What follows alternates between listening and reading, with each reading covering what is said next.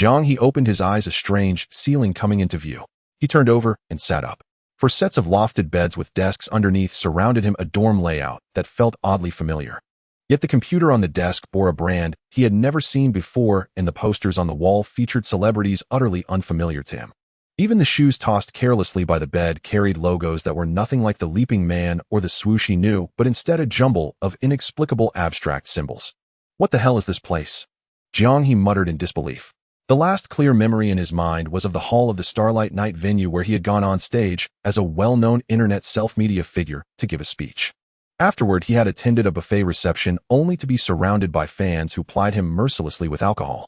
As his assistant half-carried him back to the hotel, he vaguely heard fans behind them urging him to update, one of them even threatening, "If you don't update, I'll come for you with a knife." And then, so I actually transmigrated. The more Jiang He thought about it, the more terrified he became. Could it be they really did knife me? Those bastards. These fans were really something. When they said they would knife him, they might have actually sent him to another world with a single slash. Ding. Congratulations to the host for binding the game producer system. Oh well. To put it mildly, that knife had even cut out a system for him. Congratulations to the host for obtaining a novice gift pack, 10 free chances to draw game products. Proceed with the draw. They really brought gacha mobile games to my doorstep. Jiang He chuckled. This mechanic was all too familiar. Draw. Why wouldn't I? 10 free pulls. No reason to waste them. Besides, if he managed to draw a monetized game whose core gameplay revolved around card-based gacha like this, it would be a gold mine. Money would pour in like a tidal wave. Once it received his command, the system immediately began the lottery. On the virtual interface in his field of vision, a succession of light orbs of different colors flashed past. Congratulations to the host, you have obtained. Before the system had even finished speaking, Jiang He's brows had already knit together. Why is it this thing? 3 hours later, Jiang He had transmigrated in the afternoon, and now night had fallen, darkness pressing in from all sides. Yo, Jianga. Haha, here I brought you some late-night snacks. His roommates bustled into the room laughing and joking, a large plastic bag in hand bulging with food. Thanks, just leave it there. Jiang He nodded to them, then casually clicked the confirm upload button and closed the official game platform's client. Although he had already been out of university for many years and become an old man, in his early 30s, slipping back into campus life was effortless for him. Not only had he managed not to reveal that he was a transmigrator occupying the original owner's body, he had also found ways to piece together the state of the society he now lived in. This was a parallel world that closely resembled the Blue Star he came from. Its history and culture were for the most part in line with that of Blue Star. To be precise, the trajectories of the two worlds were almost identical, only beginning to diverge at a point roughly 400 years in the past. At the end of the Ming era, an insurgent leader named Zhou Qing appeared as if from nowhere. He struck down rebel warlords with his fists, trampled arrogant gentry underfoot, and at Leilong he beat the invading Dorgan so badly the man fled in utter disgrace. Even Abatai and Wu Sengge were hauled up and executed alive, their bodies hanging from the walls of Shanghai Pass. When Jiang He read this part in the records, he could not help but curse inwardly. This was a transmigrator from history, 100%, and most likely the kind blessed with a system. Otherwise, even on a cold weapon battlefield, no modern man could possibly pick up a redcoat cannon and swing it around like a club the way Zhou Qing supposedly had. Yet it seemed the system this transmigrated brother carried did not include any function to extend his lifespan. He lived a little over 100 years and still died of natural causes. By the time of his death, or rather his passing from the throne, he had already forged a Chinese federal empire that encompassed all the territories of modern China, controlled the lands north and south of the Great Ridges, and held sway over numerous vassal states, including Gali, Wagyu, Ryukyu, Ananjinla, Yuanxiao, Hawaii, Daiwa, the Aleutians, and many more. It was a constitutional monarchy with the Social Workers' Party as the ruling party and the Zhou imperial family serving as the symbolic foundation of Huaxia's legitimate control over its vassal states, existing essentially as auspicious mascots. This Chinese federal empire was known simply as Hualien, the unquestioned hegemon of this Blue Star. As for the United States and the Soviet Union of the original timeline, here they were just minor countries trembling like jackals before a lion. Even California had become Hualien's Jianzhou province, and the Yankees, still stuck in an era of North-South division, did not even dare to grunt in protest at this forward base planted right on their doorstep. Such an unimaginably vast nation, one that could almost treat the Pacific Ocean as an inland lake, was incomparably advanced in science, culture, military might, and economy. Jiang He even felt a certain relief that the system he had awakened was one for game production.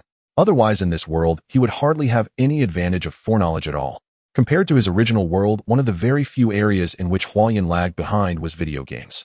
As a superpower with a history spanning centuries, Hualien had no real weaknesses in development. In culture, it was in no way inferior to Blue Star, and in many respects surpassed it. Poetry, music, painting, literature, film, and television, all these fields flourished. In Jiang He's estimation, within Blue Star's own art scene, only a small handful of truly classic household name works could be mentioned in the same breath. Plagiarizing classics would not be easy here. As for video games, they were a historical legacy issue for Hualien. Computers had been invented as early as 70 years ago, and personal computers and the internet had appeared successively 30 to 40 years back. But at that time, Hualien was heavily invested in manned lunar missions, its technology advancing at a breakneck pace. The leadership prioritized education and culture, and society as a whole emphasized curbing frivolous entertainment. As a result, the video game industry had long developed at a sluggish crawl. Personal computer software developers, being representatives of advanced computing power, were expected from above to serve production. Even when they did develop games, they were to favor educational content that stimulated learning. This had been the case for 3 decades. Only 2 years ago, after the previous federal emperor passed away, did voices begin to call attention to this overcorrection. Only then did video games focused on entertainment slowly begin to spring up like bamboo shoots after the rain. Coinciding with the advent of virtual reality technology, the gaming industry suddenly entered a period of rapid expansion. In the end, large-scale multiplayer online virtual reality games with their superb online experience swept nearly all other genres into the trash heap. Only a few relics of the old era survived on the strength of their user loyalty. It had to be said, the development path of video games in this world was indeed grotesquely skewed. On the one hand, the leading MMORPGs on the market had each spawned specialized esports tournaments and streaming platforms of their own. They were so flush with cash that they could even build dedicated offline theme parks, just like Disney. On the other hand, single-player games still revolved around light, refreshing, almost child-oriented puzzle titles. A virgin land, Jiang He murmured, flipping through the homepage of the official game platform. One icon after another, big and small, were mostly in bright, cheerful colors, clearly signaling light-hearted and pleasant themes. In contrast, the game he had just submitted for release now appeared all the more out of place. Am I being a bit too ruthless here? Jiang He posed as though deep in contemplation. On the page he had just opened, the following stood out prominently: escape genre action-adventure theme, first-person survival horror, developer Millennium Arts, electronic status, pending review. From the system's free 10-pool, Jiang He only drew 2 complete games. Aside from Outlast, the other was the smaller scale, Getting Over It. The rest were all fragments. Warcraft 3, Stardew Valley, Banished, Call of Duty 19, even Genshin Impact. Nothing but shards. A full 8 fragments with not a single duplicate among them. Different games required different numbers of pieces to form a complete version. Among these 8, Stardew Valley needed the fewest. Just 2 shards would suffice. Others demanded as many as 10 pieces. Jiang He was almost driven to death by this damned thing from sheer anger. Copying the idea of mixing weapon and character banners and lumping fragments together with full versions, those he could fume about yet barely tolerate. But the moment he imagined there might later be terrifying mechanics like hard pity and inescapable ceilings waiting down the line, he could not help feeling his scalp go numb. He could only pin his hopes on the system retaining a shred of humanity, not striding irreversibly down the path of becoming a complete dog. Fortunately, he had not come away empty-handed from this newbie tentpole. Even if Outlast could not be called an SSR, it at least counted as an SR. It was, after all, an old title released back in 2013. Yet Jiang He still vividly remembered the first time he launched it back, when he had not started doing self-media and was still just a college kid, the chill that crawled up his spine. This horror game story was set in a remote mountain region of Colorado with unspeakable horrors hidden beneath Mount Massive Asylum. The Murkoff Corporation's so-called charitable research division had reopened this long-abandoned home for psychiatric patients and had been running it in utter secrecy ever since. Players assumed the role of independent journalist Miles Upshur, who, following a tip from an anonymous source, drove to Mount Massive Asylum to uncover the truth behind what was happening there. However, when he arrived, he was not greeted by nurses and doctors, but by patients whose physical capabilities far exceeded those of ordinary people and whose minds had twisted into utter monstrosity. As a first-person psychological horror game, Outlast's protagonist was entirely passive. Against every enemy encountered, he lacked any means of resistance. There was no combat, only flight and concealment. With extremely limited resources, the player had to chart routes and flee for their life from the relentless hunts of hostile figures like the Doctor and the Fat Man. At the same time, they had to solve puzzles and collect clues scattered throughout the asylum to piece together the truth behind the events. As a pure American-style horror experience, Outlast was remarkably successful, the sense of mystery during investigation and the suffocating pressure during chases were both delivered in full measure. Of course, the game also had its shortcomings, numerous trivial repetitive segments in the campaign and a handful of bugs. And as an older title, its textures and model detail inevitably lagged somewhat behind current standards. Put plainly, the graphics just did not quite hold up anymore. Another issue was that it was a PC and console game not natively compatible with virtual reality headsets. Naturally, all these flaws had been remedied by the system's extraordinary powers. What Jiang He now possessed was already a plus version. After the system's expansion, this plus edition of Outlast, along with the Whistleblower DLC he had already obtained but not yet integrated, had grown to nearly 10 gigabytes in size. As a result, it took him over an hour to upload it to the official game platform. The game development company he had registered, Millennium Arts Electronics, was still a completely blank newcomer account with no name recognition whatsoever. He had no way to get in touch with famous publishers in Hualien, so he could only entrust distribution to the official platform. Still, with such a gem of a game, paving the way breaking into the market would not be difficult. Horror games were the kind of thing many were too scared to even touch, yet those who liked them could never get enough. There's nothing else like this type of 3D game in Hualien yet. It should garner quite a few positive reviews. What worried Jiang He was not whether it would become popular or be profitable, but whether such darkness, gore, and suffocating suspense, utterly unprecedented in the current market, might prove a bit too much for players. After all, this was a first-person horror game that also supported virtual reality. With those two buffs stacked together, it would be unimaginably terrifying. Even Jiang He could scarcely imagine it himself. If someone were actually scared into serious trouble, it would be hard to deal with. The next day, Jiang He rose for his morning run as he had in his previous life, and ate breakfast on the way back. By the time he returned to the dorm and turned on his computer, the official platform had already sent him a notice his game had passed review and gone live. Due to its bloody and violent content, it had been rated R16. Since Millennium Arts Electronics was a startup with no additional investors, the official platform released only a digital PC version compatible with VR headsets. No physical cartridges, let alone deluxe or collector's editions. According to Jiang He's pricing, the standard digital edition of Outlast was set at 68 long yuan. With support from the Hualien Entertainment Industry Management Association's Spark project, the official platform would grant extra subsidies to university startups like his. On top of the usual 50-50 revenue split, the platform would cede an extra 20%, granting Millennium Arts Electronics a total of 70% of the income as the developer. What caught his attention was that, judging from last night's review and trial session, the platform's testers seemed to hold Outlast in quite high regard. In a second message, the platform's manager informed him that Outlast would receive recommendation slots throughout the day in both the independent games and new releases sections. Moreover, they might retain or even add more recommendation spots in the future. That's some real prestige. This might go beyond mere positive reviews. It may have already caught the higher-ups' eyes. This delighted Jiang He. Both the independent games zone and the new releases zone were on the homepage. Granted, you had to scroll down on PC to see them, but they were still part of the front page. For a novice producer with no backing or connections, to have his very first game land a homepage recommendation, what did that mean? It was more outrageous than a brand new creator's debut video instantly hitting the site-wide top 50. It meant immense exposure. It also meant his game could skip a grueling ramp-up phase and appear directly in players' field of view. At that moment, the system's main quest, universally acclaimed, activated within 1 week. He had to accumulate 1 points of negative emotion through video games. The reward would be 1 tentpole of game products. Just as he confirmed the game had gone live, the system chose that very moment to jump out and assert its presence. What on earth is this negative emotion value? Everything else was straightforward enough, the quest flow clear at a glance, but this requirement left him uneasy. It has to be negative. Had it come to this? Jiang, the time traveler, was apparently not allowed to sincerely bring joy to players. Then again, that other companies' products seemed to trade even more heavily in negativity.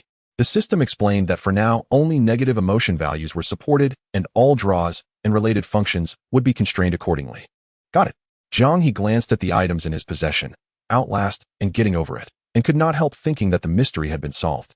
It was not that he refused to act like a decent human being, it was that this damned system itself refused to be human. It was not long before the first victim appeared. Wang Zhou. In a dormitory at Changhua University of Electronic Science and Technology, a delicate-featured young man was putting on his VR headset. On the computer screen before him was the main menu of Outlast. The cool-toned image, the gloomy lighting. Through a blurred field of view, one could make out an old-fashioned cage-style elevator door. In what seemed to be a hospital corridor, needles and medicine bottles lay strewn across the floor. A wheelchair sat crookedly in the middle of the hall. From the very first screen, the visual experience was utterly unlike any other single-player title currently on the market, like a cold iron nail hammered straight into Wang Zhou's mind. A devotee of horror with an insatiable and morbid curiosity, he had never been this excited in his life. Hualyan's single-player games were either overly lighthearted or excessively serious. For a game like Outlast to immediately present such an unprecedented style, bloody, grotesque, dark, and suffocating, was a first for him. There was no main menu BGM in his headphones. He heard only a monotonous white noise like wind or like a dying breath on the verge of extinction. Reflected and refracted by the empty interior spaces, walls, and floors of the building, it became warped and eerie. "Yes, this is exactly what I wanted," he exclaimed as he adjusted his headphones. To achieve the best experience, he even closed the dorm door and drew the curtains. He had no idea how bitterly he would regret that seemingly unnecessary act in just a little while. With a trembling heart and trembling hands, Suyu donned the haptic gloves and excitedly clicked to start the game. For the first playthrough, let's play it safe. He pondered briefly and selected the normal difficulty. On one hand, he genuinely wished to reduce the challenge for a better initial experience. On the other hand, even before the game began, the mere sight of the main menu's visuals and background music had already started his adrenaline pumping, making him tense. Jumping straight into a high difficulty would likely be overwhelming. After confirming the difficulty, a line of subtitles slowly scrolled out. Outlast contains intense violence, gore, sexual violence, and extremely coarse language. You are Miles, an investigative journalist embarking on the most perilous, hellish journey on Earth, who will uncover the dark secrets at the core of Mount Massive Asylum. Survive as long as possible and document everything you witness. Tip: you are not a warrior. To navigate this terrifying asylum and expose the truth, your only options are to flee, hide, or die. Enjoy. This is intriguing. So you blinked. Just this subtitle-like prologue alone carried a substantial amount of information. Blood, violence, darkness, and even sexual violence. This series of explicit terms immediately began to elevate his threshold of psychological expectation. What kind of asylum could possibly warrant such a string of adjectives? He continued playing. After an extremely brief loading screen, the scene faded in. Millennium Art Electronics presents. The subtitle vanished. The camera shifted to a first-person perspective from inside a car. Dazzling high beams illuminated the darkness, the wheels rolling over a bumpy gravel road flanked by overgrown weeds. Clearly, this was a nighttime drive on a mountain path. Rounding a right turn, a long abandoned gate, and a guard booth came into view. A sign flashed briefly in the left periphery: Mount Massive Asylum. Is the cutscene over? So you shook his head and realized he could now move the camera. He picked up the item highlighted in blue on the passenger seat and carefully read the text. This was a letter from an informant mentioning that Murkoff Corporation's psychiatric research group was conducting unknown treatment trials within the asylum. Their results were remarkable, but the cost was that patients were suffering. Upon reading this, he immediately conjured scenes of human experimentation, violation of medical ethics, bloody dissecting tables, and other visually striking images. Damn, they went all out. No wonder it's rated. So you muttered, grabbing the battery and a handheld DV with night vision, then opened the door and stepped out of the car. The autumn wind rustled, leaves whispered, the old iron gate was covered in rust, and the entire courtyard stood deserted. Looking up, he saw the full panorama of the asylum. Ancient brick and stone structures glowed with eerie lights. Two symmetrical pointed towers stood exactly on the twilight line of dusk, one side bathed in the remnants of a blood-red sunset, the other under storm clouds, with lightning casting a half-lit, half-dark, ambiguous atmosphere. Gazing at this ominous scene, he couldn't help but get goosebumps. Meanwhile, in Hoodoo, independent game reviewer Joe and was also looking at the exact same scene as Suyu. A closed, abandoned asylum. The setting is Western, the story taking place in some remote backwater of America. Rare and very novel. Joe shifted to a more comfortable position in his gaming pod. As a former colleague of Jiang He had been keeping an eye on the game platform's homepage and was the first to notice Outlast featured on the recommendation list. Admittedly, the developer's bold choice of a Western setting was indeed eye-catching. For Huan, Westerners were often seen as backward, ignorant, barbaric, and superstitious. Their bizarre beliefs and eccentric cultures certainly stimulated a sense of morbid curiosity. Setting the game's stage in such a remote, deep mountain, closed asylum instantly delivered a palpable sense of mystery and oppression. And the texture detail of the models is quite refined. The polygon count is high too. The development team's technical prowess is commendable. Joe wandered around, focusing on examining the courtyard's vegetation, water surfaces, building shadows, and some narrow corners where model bugs might exist. The system optimization was impressive. For a 3D game under 10 gigabytes to achieve such quality at this scale already had Joe singing its praises. He tabbed out of the game, dictated his experience, and the gaming pod saved it as a document. Then he continued playing.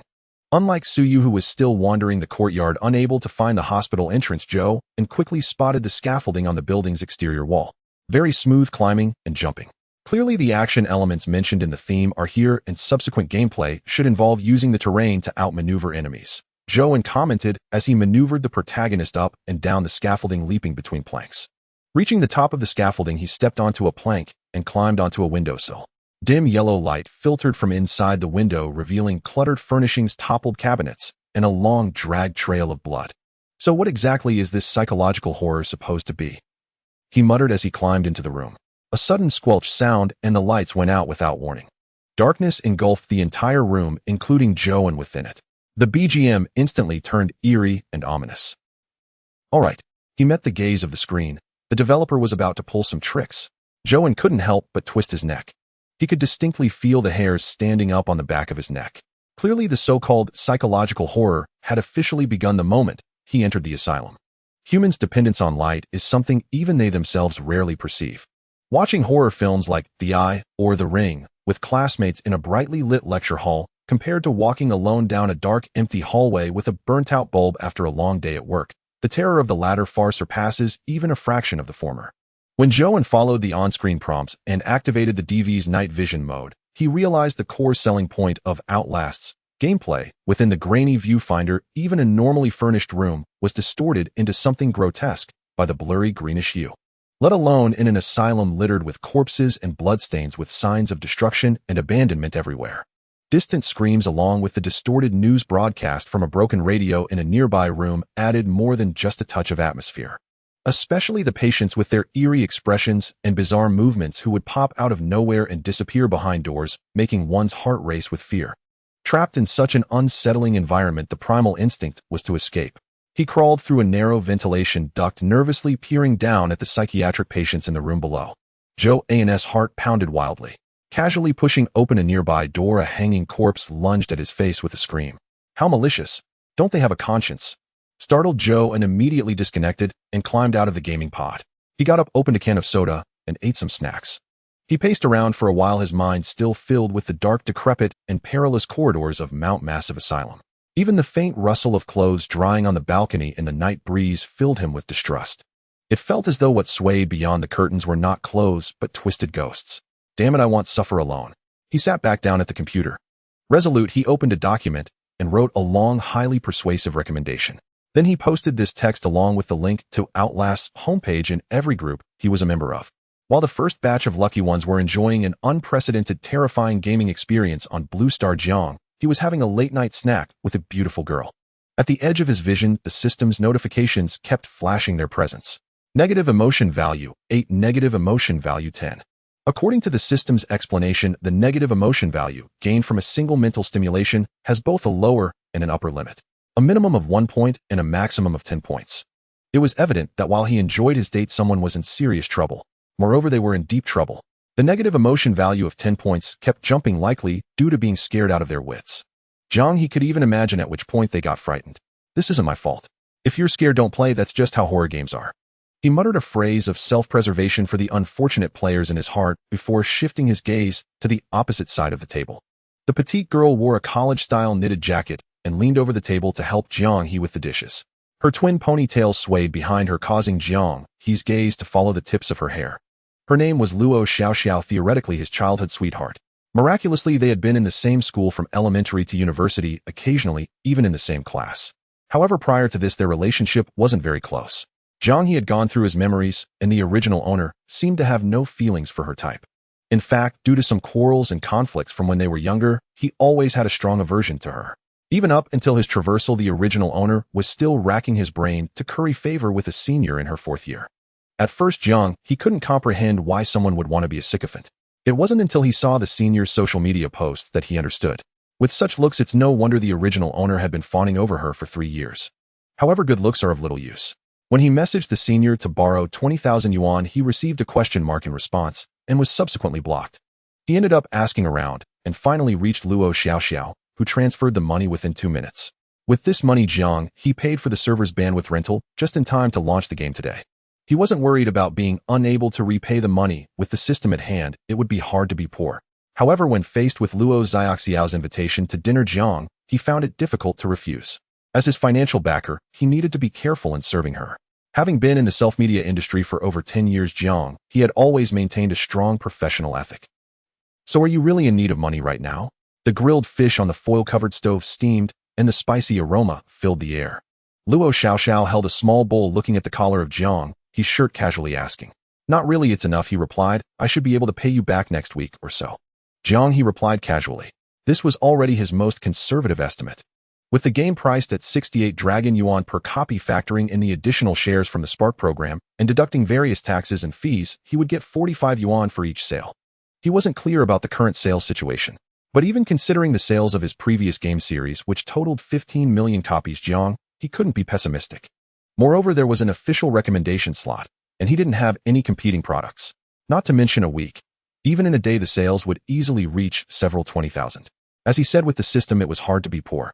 It's important to note that for video game developers, development costs are a significant part of their expenditures. Modeling, texturing, voice acting, programming, these are just the 4 basic projects. The licensing fees for the 3D engine shouldn't be overlooked, and the optimizations needed to adapt the game also cost money. If they needed to independently develop an engine, the development costs for the engine might exceed that of the game itself. Not to mention, if they pursued perfection, high-level rendering for graphics, additional optimizations for models, creating 3D effects, hiring professionals for voice recording and motion capture. Even if everything was ready for the game, it wouldn't be finished. If self-released, there would still be the marketing costs, which could rival the development costs. If not self-released and collaborating with professional distributors, they would have to share a portion of the profits. Why do game developers still lose money when video games are just infinitely copyable programs? The losses stem from the aforementioned projects. But for Jiang He, didn't have to worry about any of these projects. The system provided a complete game body along with corresponding optimizations and corrections. The marketing was the responsibility of the distributor, which was something the official platform needed to handle. Production costs were virtually zero and marketing costs were approximately zero. As for Jiang He himself, he just needed to sit back and count the money. Of course, he couldn't just do nothing. Jiang He took a sip of North Ice Ocean, gazing at the ceiling in contemplation. Although he was a developer who didn't need to develop, he still had to maintain the company's facade. He needed to find a team of professional customer service personnel to communicate with players. For example, engaging on social media or organizing some fan creation contests and giveaways. Of course, he also needed to find a couple of professional programmers responsible for fixing bugs and updates. Although the system claimed it was a perfect version, one could never be too careful. Even if there were no bugs, the official website would still need maintenance. If he planned to develop his own platform in the future and act as a part-time distributor, he would need even more manpower. These were all plans for future development. For now, as a creator who had only made one game, there was no need to set up a large company. An independent game studio consisting of 1 or 2 people would be sufficient. As for where to find these 1 or 2 people, as Jiang He thought of this, he put down the soda bottle and looked at Luo Xiaoxiao with affection, who was eating like a little hamster. Isn't there a suitable candidate right here? What's wrong? Luo Xiaoxiao noticed his gaze and felt a chill down her back. Even the food in her mouth lost its flavor. Speaking of which, she had felt something was off today. The usual Jiang He wouldn't ask her for money, nor would he come out for a late-night snack with her during such a suggestive time. If it weren't for their special relationship, this would be tantamount to a date. Looking around them, all the couples out at this late hour were entwined. Could it be that he finally had an epiphany and decided not to be a sycophant anymore?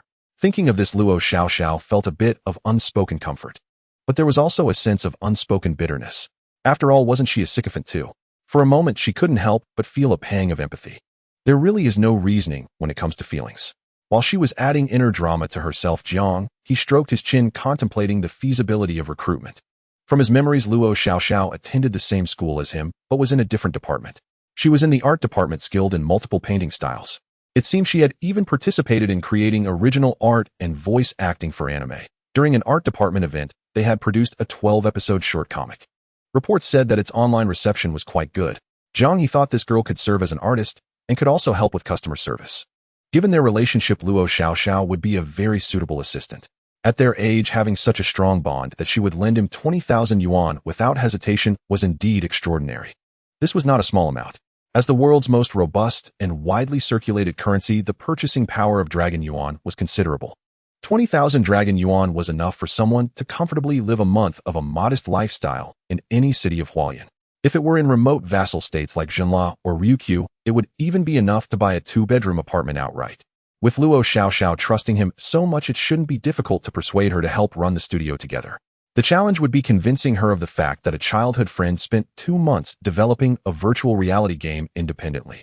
Even with Jiang He's imagination, he felt that no matter how he thought about it, it still seemed a bit too absurd. Sated and content, the two strolled along the lakeside promenade of Binhai University. You mean to say you developed a virtual reality game entirely on your own over these past 3 months? And it passed official platform review, earning a prime featured placement on the homepage. Upon hearing Jiang He's account, Luo Xiaoxiao's expression froze, as if she'd just glimpsed a ghost. How could she not see a ghost? They were both well-versed in the craft. As an ACG enthusiast who didn't merely watch anime, but actively played games, she instantly grasped the staggering weight behind those few words. It was like someone casually claiming they'd written 3 million characters in a single month. That wasn't mere dedication. It was as if their liver housed a nuclear reactor. Truthfully, the scale is quite modest, under 10 gigabytes. And the gameplay loop is brief, no more than 5 or 6 hours. Jiang He spoke with unruffled composure. Most modeling assets and textures came from the official game platform's asset library. And for programming, I used their engine and referenced numerous existing APIs. I merely patched and refined the project under guidance from seasoned professionals. He had long prepared this explanation. Though Luo Xiaoxiao played games, her expertise remained that of an avid fan, not an industry insider. Her grasp of such technical domains was inevitably fragmented and superficial. That's still extraordinary. It even earned a homepage feature. Awe still lingered vividly across Luo Xiaoxiao's face. Indeed, even if the development effort proved less arduous than she'd imagined, it remained undeniably impressive. What truly distinguished writing 3 million characters from 2 million? In either case, it defied the limits of carbon-based biology. So that's why you asked me for money. Now Luo Xiaoxiao's expression softened into easy relief. Frankly, when she first received his message, her very first thought had been, is Jiang He buying a gift for He Wanqing? Her imagination wasn't unwarranted. After all, Jiang He's family faced no illness or hardship, nor was he given to reckless spending. Yet she'd transferred the funds without hesitation. Even if there was a 99% chance the money would go toward a gift for his rumored love interest. What if that remaining 1% held real significance? One could only imagine the turbulent emotions churning within her at that moment. And yet, who could have foreseen that this quiet, unassuming man would quietly forge something so formidable? There are many professional studios listed on today's contracting platforms offering outsourcing and consultation. I engaged several for mentorship. Because I requested additional refinements mid-process, a small shortfall remained in the final payment, so I borrowed from you. Jiang He spoke with serene detachment. Lying was exhausting, but he had at last seamlessly closed that gap of doubt. How wonderful! Though she couldn't fully grasp the intricacies involved, watching his quiet confidence somehow lifted her spirits, effortlessly, inexplicably. She edged subtly closer. Jiang He glanced at her, then said nothing. Oh, right. Since your game is launched, I ought to give it proper support. Flustered by his glance, Luo Xiaoxiao instinctively seized upon a new topic. Under 10 gigabytes isn't large at all. I'll download and try it tonight. You're welcome to play, but I'd advise waiting until tomorrow. Jiang He escorted her to the foot of her dormitory building, glancing upward at the moon veiled beneath thick clouds, then turning toward the dark, silent grove behind the dorm, where only the intermittent chirping of insects and birds broke the hush. This girl truly knows how to raise the stakes for herself, he mused inwardly. I sincerely recommend postponing play until morning. Tonight simply isn't ideal. Binhai University Women's Dormitory. Guan, may I borrow your VR headset? Fresh from the shower, Luo Xiaoxiao, her head wrapped in a towel, approached her desk. Though Jiang He had kindly cautioned her against playing tonight. To Luo Xiaoxiao, whose thoughts swirled with romantic reverie, his words likely masked only a lover's protective reluctance to see her stay up late. Who wouldn't yearn for recognition from those closest to them? As a renowned concept artist on Lanbai Station, Luo Xiaoxiao understood this longing intimately. She resolved to clear the entire game tonight, even if it meant pulling an all-nighter. After all, finishing it would grant her the perfect pretext and conversation to invite him out again tomorrow. Yet she rarely played VR MMORPGs and owned no headset, nor did she wish to settle for the shallow immersion of a PC port. So she decided to test the waters using her roommate's professional gear. What's up? From the upper bunk, where Guan Lin lay sprawled on cushions watching drama with a facial mask and legs crossed, she peered down. Luo Xiaoxiao recounted the story with evident pride, extolling Jiang He profusely, and with effortless subtlety conveyed the deeper message. He Wanqing was yesterday's news, and she Luo Xiao was poised to ascend as the undisputed sovereign. That sounds rather far-fetched. Guanlin's first reaction was disbelief. As an outsider, and not a love-struck devotee, she possessed no inclination to accept every word her suitor uttered as gospel. Moreover, she'd never warmed to Jiang He. At its core, her aversion stemmed from sorrow and frustration over her dearest friend's misfortune, a sentiment that inevitably spilled over onto him. Anyone remotely familiar with consumer electronics knew the monumental difficulty of developing a VR game. For Jiang He, the electronics department's notorious people-pleaser, to suddenly rise to prominence defied all logic. Her skepticism ran deep. Wait, what You mean escape the game trending everywhere lately? That's your Jiang He's work?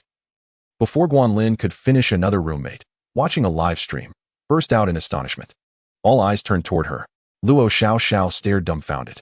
Wasn't it just released today? How had it already become trending everywhere? Could a single homepage feature really wield such power? White Stocking Girl? JPG. Truly, countless streamers on BB Hanlili are covering it. Even senior sister Zijin has streamed it non-stop for hours. The roommate slid her chair aside, the girls gathered close. On-screen glowed senior sister Zijin's livestream, a video creator with 2.5 years of experience and over 2 million followers. Her talents spanned singing, dancing, rapping, and gaming. While her primary work was producing videos, she frequently live-streamed gameplay or casual commentary. With exceptional beauty, remarkable artistry, warm charisma, and refined poise, she commanded legions of male fans and an equally devoted cohort of female admirers. Among them thrived a peculiar subspecies, chanting fervently, "Zijinbo is handsome. Mommy loves you." Their motives inscrutable, their intentions suspect. Luo Xiao's roommate belonged to this very cohort. She'd planned to host a QA stream tonight, answering comments from her suggestion box. But then someone sent a super chat recommending this game, and dozens rushed to endorse it. So here we are. The roommate grinned as she spoke. On screen stretched the gloomy, Grimes-licked corridor of Giant God's Psychiatric Hospital, a place steeped in dread. The protagonist advanced at a snail's pace, moving agonizingly slow, pausing every few steps to glance back, trembling at the faintest rustle or whisper. In the bottom right corner, a stunningly beautiful girl sat rigid inside her VR pod, back pressed flat against the seat, arms thrust stiffly forward, head tilted sharply away. Half her face, visible beneath the visor, was ashen-stricken. Clearly she'd already suffered the game's brutal psychological toll. Just joined. Is the streamer defusing bombs? Who was that person in the bottom right wearing the agony mask? Where's senior sister Zijin? Suggestion: switch to PC, project the screen onto the moon, and watch through a telescope. That'll boost your sense of security. The chat exploded, waves of gleeful mockery flooding the screen. Human joys and sorrows remained profoundly alien to one another. I'm not afraid. How dare you call this fear? Senior sister Zijin, flushed, crimson veins pulsing at her temples. Then came a flurry of baffling declarations. Pure showmanship, all performance, that's all there is to it. None convincing. Before she could continue her defense, heavy footsteps thundered forth. The protagonist, squeezing between two cabinets, was seized by a massive hand. A hulking, grotesque patient hoisted him aloft and hurled him violently through a window. Senior sister Zijin had already rocketed from her pod in a single explosive motion.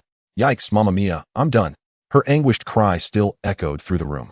Chat erupted like a volcanic eruption, festive, chaotic, jubilant, as if celebrating Lunar New Year. The roommate burst into laughter, her facial mask askew. Still want to play, eh?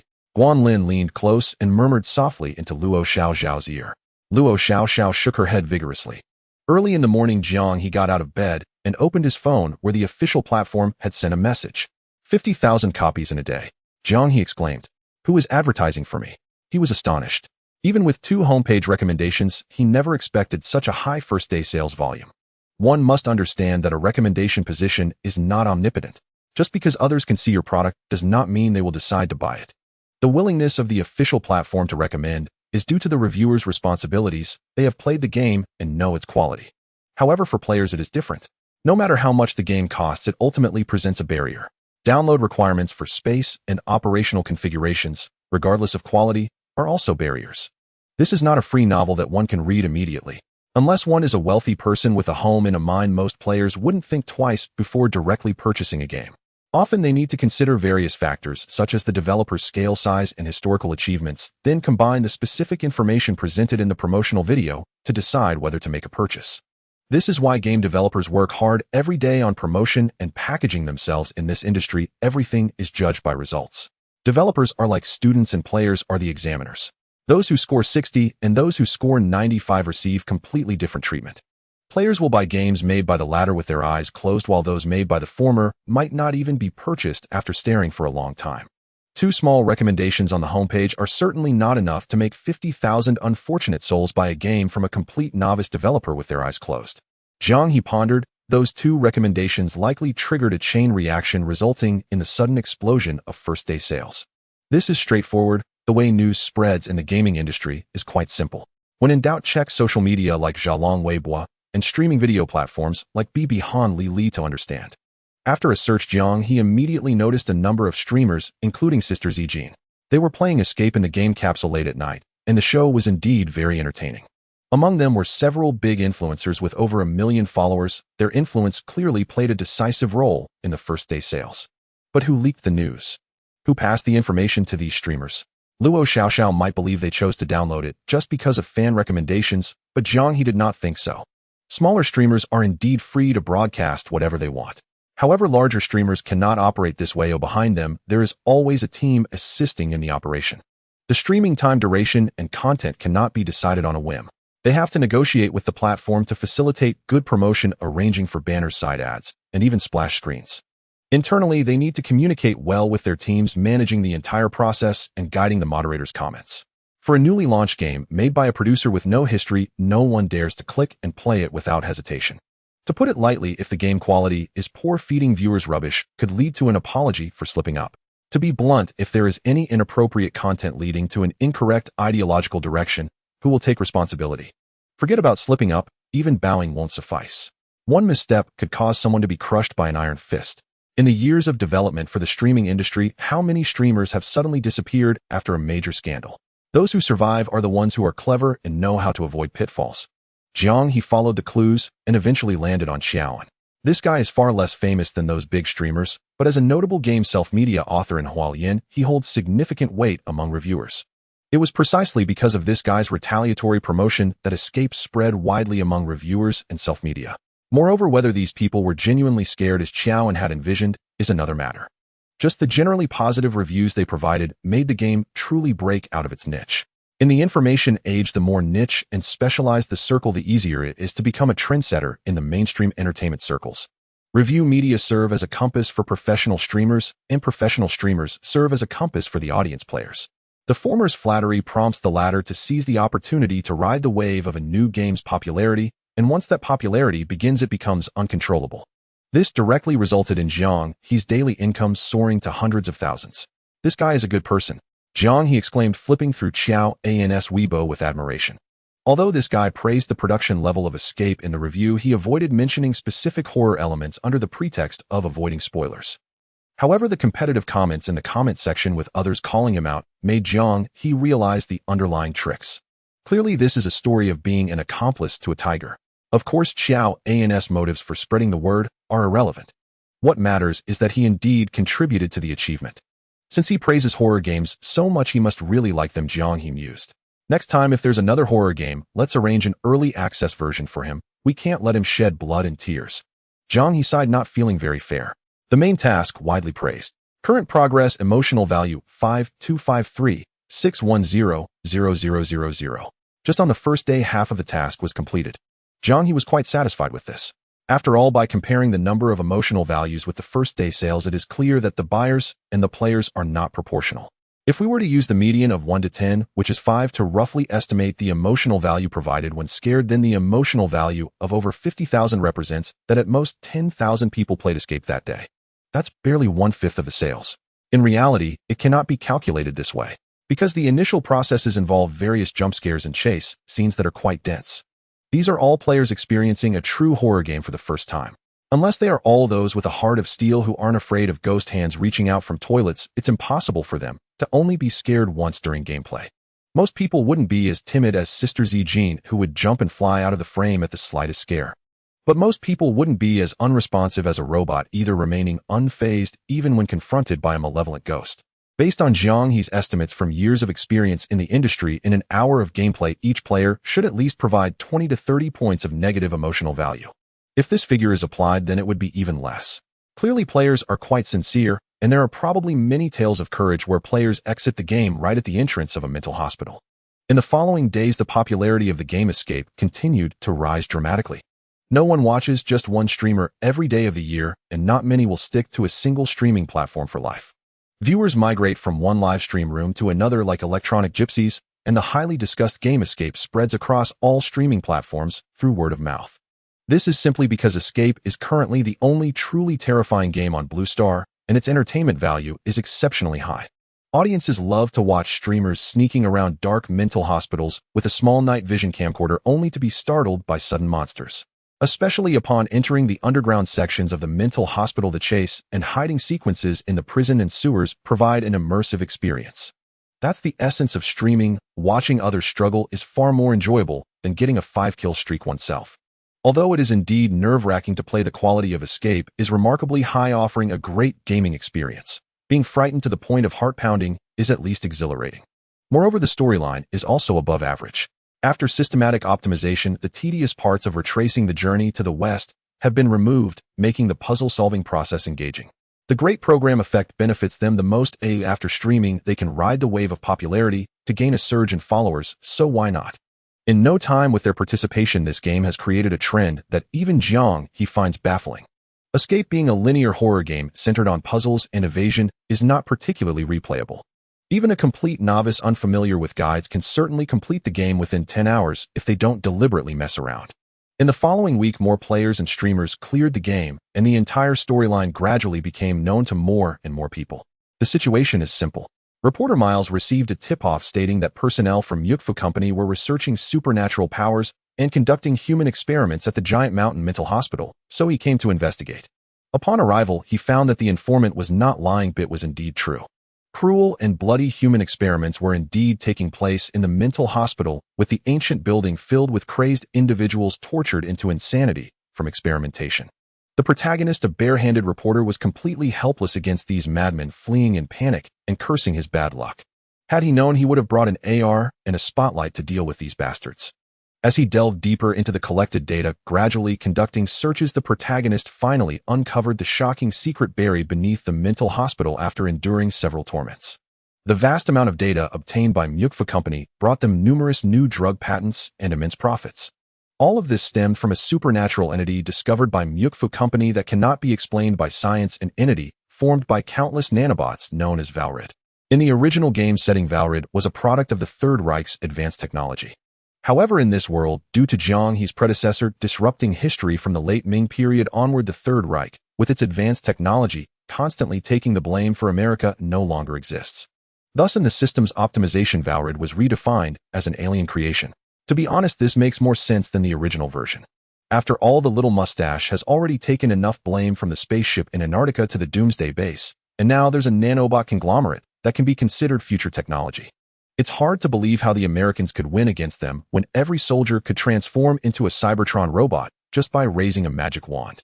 In summary, the differences caused by the divergent timelines were seamlessly resolved by the system. However, aside from the altered origin of Valrid, the subsequent plot developments remain largely the same. The nanobot conglomerate Valrid, resembling a ghost, along with the mysterious device body transformation device created to study Valrid, are the origins of all the calamities. The research team of Jiang Company conducted experiments here using the body transformation device to merge Valrid with humans, causing normal humans to become nanoized. The mental patients encountered by the protagonist on the way to the underground research facility, or rather the mini-bosses, are actually the failed products of the experiment. These individuals are actually just pitiful souls. The mentally ill are a group intentionally or unintentionally overlooked by society, and after being captured and subjected to human experiments at the Giant Mountain Mental Hospital, they found themselves with nowhere to escape. After prolonged experimentation, some have truly turned into madmen, finding pleasure in torturing others, such as the Fat Guy Scissors, Dr. Naked twin brothers, and the knife trio that the protagonist encounters. Some appear normal, yet upon discovering the truth of the mental hospital, they slowly descend into madness, like Father Martin, who fervently worships Valrid and views it as a miracle, even self-immolating in martyrdom. Throughout the journey, the protagonist encounters various mutated beings, or rather victims, and ultimately meets the only successful subject of this years-long dark experiment, Billy. His physical body has lost the ability to survive independently, confined within a life-sustaining device, relying on external nutrients for survival. However, his consciousness has fused with Valrid, becoming its host, controlling this terrifying nanobot ghost. Like other test subjects, Billy harbors a deep hatred for all members of the research team except for Professor Winnick. The chaos within the Giant Mountain Mental Hospital erupted from his loss of control as the rampaging Billy commanded Valrid to eliminate all members of the research team in the underground laboratory. The collapse of the research team triggered a chain reaction as the test subjects imprisoned in the underground prison followed suit, creating even greater carnage. This is why when the protagonist arrived, there were almost no living souls left in the mental hospital aside from the patients. In the game's conclusion, the protagonist, following the guidance of the only survivor from the underground research facility, Professor Winnick, kills Billy by shutting down the life-sustaining device. With its host lost, Valrid no longer poses a threat. However, on the protagonist's escape route from the underground research facility, he is suddenly shot by Professor Winnick, who has turned against him, commanding special forces to open fire. The main narrative of Escape comes to a close here. The plot is rather simple, even somewhat cliched, lacking grand themes about humanity, morality, or the dichotomy of war and peace. However, its narrative style is unique, characterized by twists and turns, multiple reversals, and fragmented information scattered across various locations. It allows players to experience the most straightforward pleasure of piecing together the truth, akin to the thrill found in puzzle games. It is no wonder that gaming media in the previous era described this game as having a mediocre story but top-notch narration. Unveiling the truth behind Escape. Get closer to the Dark Research Institute's past and present. What horrors can unfettered capital unleash in the multinational corporations of reality and gaming? As the narrative of Escape gradually unfolds, various self-media outlets begin to take notice. A barrage of loosely related press releases starts to flood in, momentarily extending the game's influence to new audiences. Even as a niche genre, this impact is but a fleeting moment. Nevertheless, many who previously did not engage with single-player games, or even video games in general, have begun to hear of Escape and the term Millennium Art. However, for players who have truly experienced this game, new questions arose after the conclusion. For instance, where did the informant who revealed information to the protagonist go? He acknowledged in the letter that he was indeed in a psychiatric hospital, yet players encountered no sign of this individual, neither above ground nor below. Did he successfully escape, or did he perish in some unknown place? The second question, and the most critical one, is how the crucial test subject, the host of Valrid, Billy Hope, was released. This individual is Patient Zero, with terrifying destructive power and a deep-seated hatred for the researchers and staff of the Institute. It would be nonsensical for the research team to tie him up and sink him in a vault in the Pacific. How could he possibly seize the opportunity to escape and wreak havoc? His rampage was the primary catalyst for the chaos in the psychiatric hospital, and everything in the narrative is inexorably linked to Billy's loss of control, as well as the sole survivor of the underground laboratory, the true perpetrator. Professor Winnick, who began researching the extraterrestrial nanobot conglomerate as early as the last century. What did his final words to the protagonist mean? And who supported his dark research alongside the Mookview Corporation? Additionally, why could the protagonist's fingerprints unlock the electronic lock of the underground research facility? Had he already registered his biological characteristics here? And so on. I can assert that this is a game that is not yet complete, for the story it tells is not whole. The DLC for Escape, or rather a sequel, is surely already in development, he said. When the time comes, all the missing pieces will be found within. Renowned game reviewer Jiang He stated in his second lengthy review. After days of watching streams and videos, he also forced himself to complete Escape. As a prominent figure, many of his longtime fans are friends with him on various platforms. When others had completed the ending and unlocked all achievements, they checked Xiao's profile and thought, why hasn't this guy even unlocked the second achievement? Over the past few days, fans have not held back their criticism. Whenever he appeared in the comments section, someone would reply with something like, Xiao EG is back again. To avoid the label of being a coward in the city, Xiao and gritted his teeth and pressed on. In truth, it wasn't that terrifying. After all, that's how horror games work. Knowing the plot in advance equals foreseeing all the jump scares. When playing it oneself, it becomes a matter of, I should be cooperating with your performance, yet I choose to ignore it. If one could still be frightened by it, they are likely not suited for this genre. It's not just about being scared. Many streamers are even studying speedrunning techniques now. Upon completing the game, Xiao An's confidence surged, transforming from a tale of cowardice to one of courage as he continued to offer his insights on Weibo. To be fair, regardless of whether he is a coward or not, this guy guessed correctly. Jiang He also saw his Weibo post and thought that such an obvious detail could not escape the scrutiny of his professional peers. When the system assigned this game, it included the Informant DLC. However, he had withheld its release to maximize the topic's relevance. Now that discussions in the community are heating up, it is indeed the best time to launch the DLC.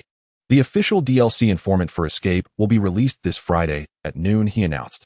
Additionally, to celebrate the first week sales surpassing 3,000 copies, the DLC will be offered at a 40% discount for the first month after its release. He pulled out his phone and edited the promotional message on the official Weibo account. Jiang He was somewhat amazed. He hadn't anticipated that circumstances would turn out so favorable. The official platform's recommendations, endorsements from GameSelf Media like Xiao, and as well as the indirect promotion from various streamers, including Sister Zijin, along with the organic spread among the player community. A series of coincidences led to first-week sales that were hard for him to believe. One could say it was a fortuitous alignment of circumstances. It's worth noting that he earns a profit of 45 yuan for each copy of Escape sold. This is pure profit. Calculating it, he earned over 13.5 million yuan in that week. Indeed, he had some expenses. For example, the 2,000 yuan deposit and the ongoing monthly bandwidth costs for the virtual reality servers. Not to mention the expenses incurred in hiring people to build the official website and manage social media accounts. But compared to this staggering profit, those costs are trivial.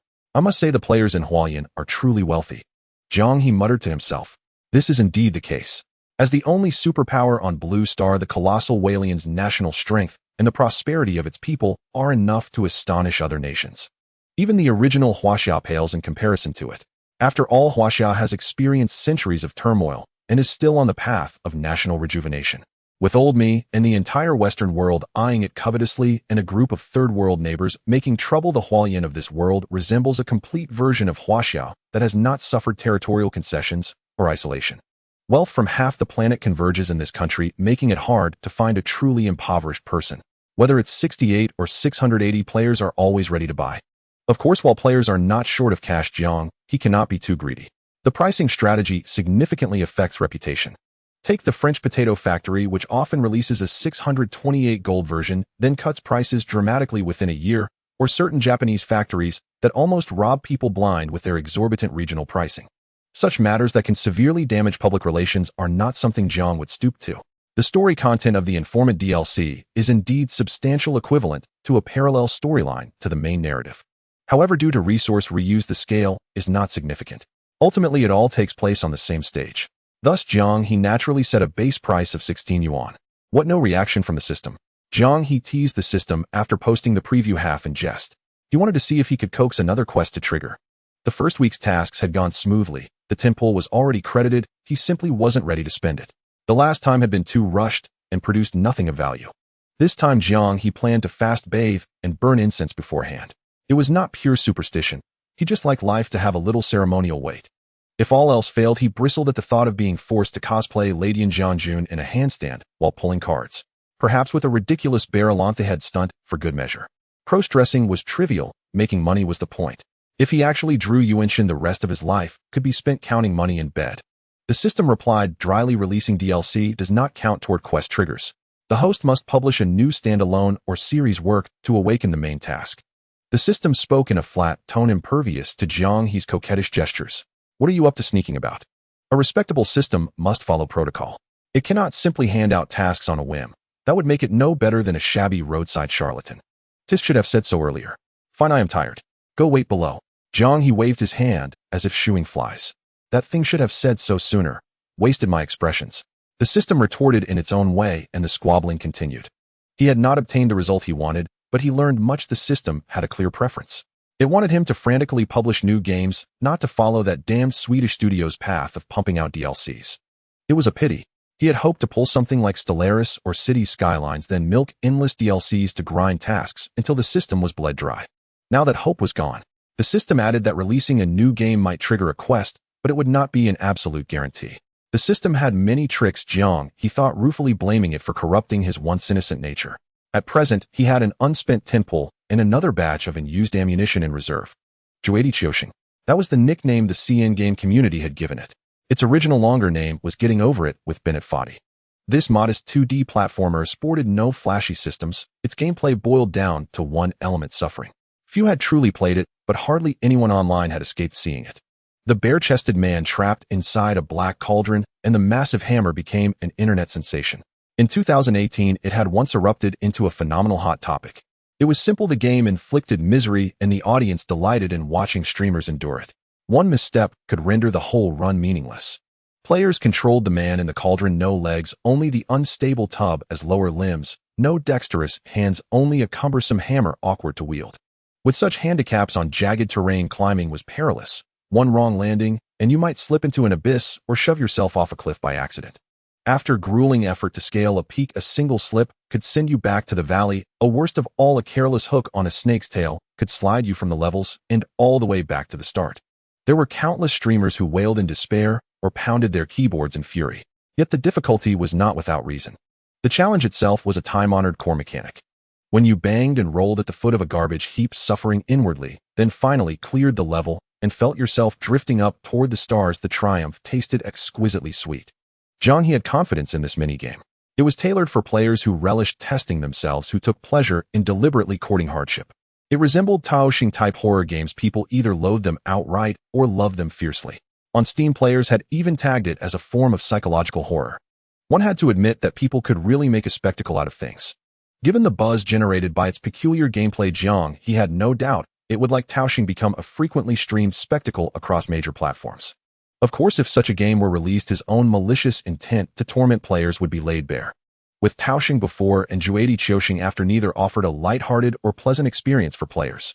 But it's the system's fault that beastly thing has wild ambitions. I'm only going along out of necessity, Jiang He declared with mock magnanimity. Indeed, it was not entirely his doing. Who but fate would saddle him with a system obsessed with negative emotion metrics? He had never intended to torment players. Blame the damned system for every wrong. The system fell silent, and he bristled. Oh, you exalted one. Had he known that the host was such a scoundrel, he might have been better off rotting at the factory. Jiang itself was not a large-scale title. Still, Jiang He delayed the release a little, pushing preparations and the license application toward the end of the month. After all, a small studio of fewer than 10 people releasing 2 games and a DLC in a single month would seem implausible the most. It risked leaving the impression that Jiang He churned out titles at an obscene pace. That would be bad. Being nagged for updates every few days also dredged up unpleasant memories for Jiang He. He had been thrust into this parallel world by fans who stabbed him with incessant demands for updates. That was far worse than releasing work bit by bit and running out of ammunition. Jiang He had more important matters to attend to, such as setting up real operations. The influence of Taoxing was fermenting day by day. This American-flavored dark or horror style as a novel theme was gradually gaining industry recognition. Human curiosity ensured a healthy audience for thrills. As the only studio proficient in this niche, Jiang He quickly amassed a core of devoted followers with its debut. Thus, the studio's stature needed swift bolstering. Recruiting Luo Xiaoxiao into the fold was easy, as she stuck to them obediently with little urging. She looked as if she were a gift. But with personnel in place, they required a proper office. Operating out of a dormitory was out of the question. That would be too humiliating. Besides, their dorm still housed 4 bachelors, which depressed the dating market at Binhai University. It was preferable that the studio be close to campus. Although he was a junior and not yet a graduate, he still had matters to attend to on campus occasionally. Fortunately, the company's multi-million balance gave Jiang He ample confidence. A rent would not be an issue. Scouting locations, contacting landlords, completing paperwork, buying office supplies. The miscellany was not difficult, but it consumed time. At last, in the first week of July, Jiang He secured a modest starting base for the studio. Jiang He, destined to grow into a leviathan, at last freed itself from the embarrassment of being a shell company and took its first ravenous strides forward. July 15th. Exactly 1 month since the official release of Outlast, Joe was lounging on the sofa, idly scrolling through Weibo. Throughout this month, every time he opened or closed his eyes, all he saw were messages from Millennium Art. Not just the explosive first-month sales of 1 million copies. An obscure new studio with its debut work raking in 60 million in revenue had indeed turned heads across the industry. But the gaming industry in China was far more robust than in his original world, and large-scale online games were cash-guzzling behemoths. Those giants with monthly revenues in the billions weren't about to fret over such a modest sum. For insiders like Joe, they were more intrigued by the deeper implications behind those sales figures. As a groundbreaking horror game, Outlast pioneered psychological terror on Blue Star, bringing this emerging genre into the public eye. Even the major studios specializing in large-scale virtual reality online games had taken notice of this rising star. To be honest, if they tried to make something like it without copying, they simply couldn't. The technical prowess of giants like Fading Huaxin and Denton was certainly sufficient, but horror games hinge on plot arrangement, narrative style, and atmosphere construction.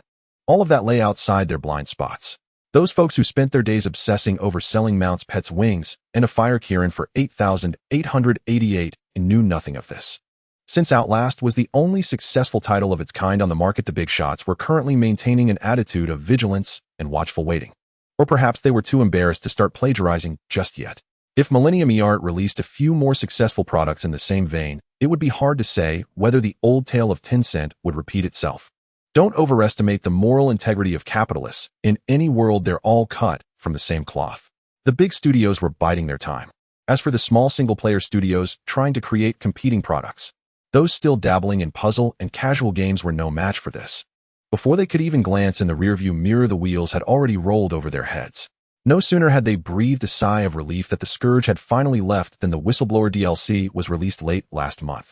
The wheels rolled over their bald spots a second time. If the tires had been fitted with anti-skid chains, it might have left them with a string of tonsure scars. The DLC was affordably priced and came with a discount resulting in a player completion rate of nearly 90%. Joe had also played the DLC. In comparison, his assessment was neither particularly high nor low, as he had guessed the storyline of Whistleblower was a supplement to the main game. The DLC's gameplay unfolded from the perspective of Park, the software engineer who tipped off the main protagonist, journalist Miles, inside the asylum. Through his storyline, players finally learned the specific details of what happened in the underground laboratory on the day Mount Massive Asylum fell. Of course, it also featured plenty of chase sequences, and even some exceedingly horrifying content. Well, that was also why Joe was reluctant to give it a higher rating. The part where Park was captured by the mini-boss the Groom and nearly had his manhood cut off, that genuinely made him tremble in fear. And he was playing in a gaming pod. The simulated electrical signals from the virtual reality system transmitted directly to his nerves. Even with protective attenuation reducing the pain by 95%, Joe still scrambled to log out of the pod in a panic. Mainly to quickly confirm the damage report. He feared he might have to bid farewell to his little Joe. The thought of losing his manhood was utterly terrifying for any male, and it gave Joe nightmares for several nights. In his dreams, a faceless, mentally disturbed homosexual chased him relentlessly, singing a song, while incessantly snapping a giant pair of scissors, snipping at mushrooms. Joe wasn't the only one deeply impressed by that scene. Almost every player who reached that point, especially those using headsets or gaming pods, found it hard to forget. Many felt a chill in their nether regions, and not a few cursed loudly. This was precisely why Jiang He was in such a hurry to move out of the dorm and settle into the studio. If he didn't leave soon, once his dog-like roommates discovered, he was the one who made the game head risk being caught and subjected to a running the gauntlet punishment. As for other studios, they were plunged into lamentation after the release of the Whistleblower DLC, Psychological Fear and Physiological Fear, a two-pronged assault. Millennium eArt had truly mastered the horror game genre. Any studio aspiring to develop horror games found it difficult to muster enough confidence in the face of such a formidable predecessor and competitor. Throughout early July, rival companies nervously monitored Millennium eArt's official Weibo account. The account had been active for a while, hosting 1 or 2 QA interactions with updates every few days. Fans followed for the interactive QA sessions. Rival companies followed, dreading that a single lapse in attention might result in an unexpected announcement of a new game. If another title of comparable quality to Outlast were released, it would be enough to cement Millennium eArt's dominance in the horror game genre. They could forget about snatching food from the tiger's mouth. But what they didn't expect was that a heart-stopping new game announcement did come. Yet on closer inspection, it wasn't what they had imagined. A ding-dong sound. Joe, who had been scrutinizing a high-definition close-up of a certain beautiful cosplayer with a critical eye, was startled. He thought his wife had walked in. Picking up his phone, he saw that it was a new post from his specially followed Millennium eArt official Weibo account. The content was simple announcement: new game, Getting Over It with Bennett Foddy, will be officially released this month. There wasn't even a promotional video attached, just a single image. Yellowstone blocks formed the ground with a solitary little tree. The distant mountains were merely blurred patches of color. All the imagery had a distinctly cartoonish style, far from realistic. There was nothing iconic in the entire picture except for a black. Beneath the tree, a water vat. That must be a water vat, right? Or maybe a soup pot. Joe was doubtful, unsure what to make of it. His family had moved to the city long ago, so he had no experience with rural life. But he figured it was a water vat. So the question was, what was the vat for? And who in the world was this Bennett Foddy mentioned in the title? It sounds like a cooperative puzzle game, but I can't for the life of me find where this Bennett guy is. Maybe he lives in the vat, and some guy named Sima will come to deal with him. Come to think of it, the picture has a certain zen quality, but it doesn't really look like something Millennium eArt would make. High EQ, the picture has a lot of zen. Low EQ, the picture looks like crap. I don't get it. Why would the pioneer of horror games come to snatch food from the kids' puzzle game makers? Are they hoping to lose more money than them? It seemed there were plenty of diehard fans lurking in the comments as over a dozen had popped up in less than a minute. And the number was skyrocketing, quickly building up to hundreds of comments. Players were chattering away, babbling on. Most were utterly baffled by this cryptic image teaser. It was impossible not to be baffled. This was utterly perplexing. Jiang He rose to fame with Escape and had firmly donned the crown of the horror genre. Even a titan like Fading offered no dissent. Including professional reviewers such as Xiao and whether players, streamers, or video creators, everyone assumed their next work would almost certainly remain within the horror fold. Even if not psychological horror, it would likely be a closely related type. From a tactful perspective, persisting with the established style helps elevate product quality. From a crasser viewpoint, in a domain you dominate, it makes sense to squeeze every bit of easy profit. The players had no objections. What was wrong with milking the cash cow? Even if the next title only reached half the caliber of Escape, most would accept it. After all, game development is content production, and a more familiar subject is naturally easier to execute. Do not the top studios do the same? Compared with the old giants content to live off PK matches and national war titles, Jiang He venturing into a new theme could even be called bold and enterprising. Players were tolerant of them. Yet unexpectedly, the company released a peculiar trailer. Although information was sparse, it was enough to unsettle people. Look at that title, look at those images. It was practically as if they had stamped a 2D puzzle game label across their forehead. What was the meaning of this? The bemused players felt they had encountered an even stranger kind of fool. Had the company boss been blessed with a son and the higher-ups issued a deathless order to make a child-oriented game to amuse some future heir? Or had they simply overindulged and now wanted something bland like a cucumber to change the palate? Or was it a helpless act born of a rushed schedule? If the schedule is too tight, we can wait. If funds are short, just tell us. When President Jiang gives the word, even if we had to bind someone named Xiao to hawk ointment, we'd crowdfund the production budget for Escape 2 for you. Why use a sledgehammer to crack a nut? One earnest commenter wrote. Xiao. He was casually at home scrolling Weibo, hadn't even typed 2 words when a baseless accusation suddenly landed on his head. Thanks for the invite, don't cue me. What does this have to do with me? I spend my days awkwardly hyping Jiang He. They ought to be paying me advertising fees. When he spoke, the regulars in the comments erupted with laughter. Wow, he's actually here. Xiao Eg is back. Xiao An's face lengthened. These diehard fans will be taught a lesson sooner or later. When will Jiang release another horror game? So anxious. Why isn't old Xiao saying anything? Perhaps he breathed a sigh of relief on seeing the new game is not horror. 1 sigh, 10 breaths, maybe 9. Indeed, for old Xiao's reputation as Sakaward, this moment is crucial. Xiao flushed. What do you mean I was scared? I cleared Escape with all DLCs and base game achievements, okay? Don't keep trying to besmirch someone's integrity out of thin air. The moment he spoke, everyone, regardless of whether they liked Xiao, broke into laughter. Watching others clear it a few times, and then doing the run yourself, do those all achievements really carry any weight? I think some people all lack self-awareness, who I won't say who. Old Xiao, that's enough. Everyone knows what level you're at. Ridiculous. Xiao has been around 10 years and reviewed countless games. Do you really need to tell me my worth? Xiao pounded the keyboard, ready to burst into an indignant challenge. He meant to knock everyone flat, but the next line made people lose their composure.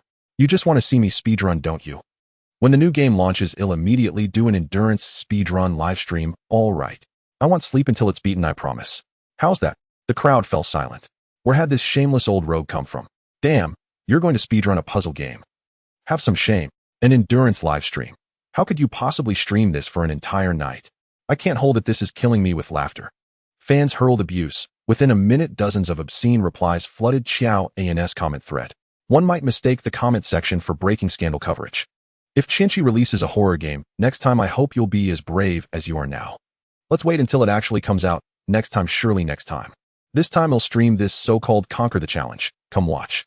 You all love arguing with me, right? First come, first served for the chance to bicker with the streamer live. Xiao laughed and laughed.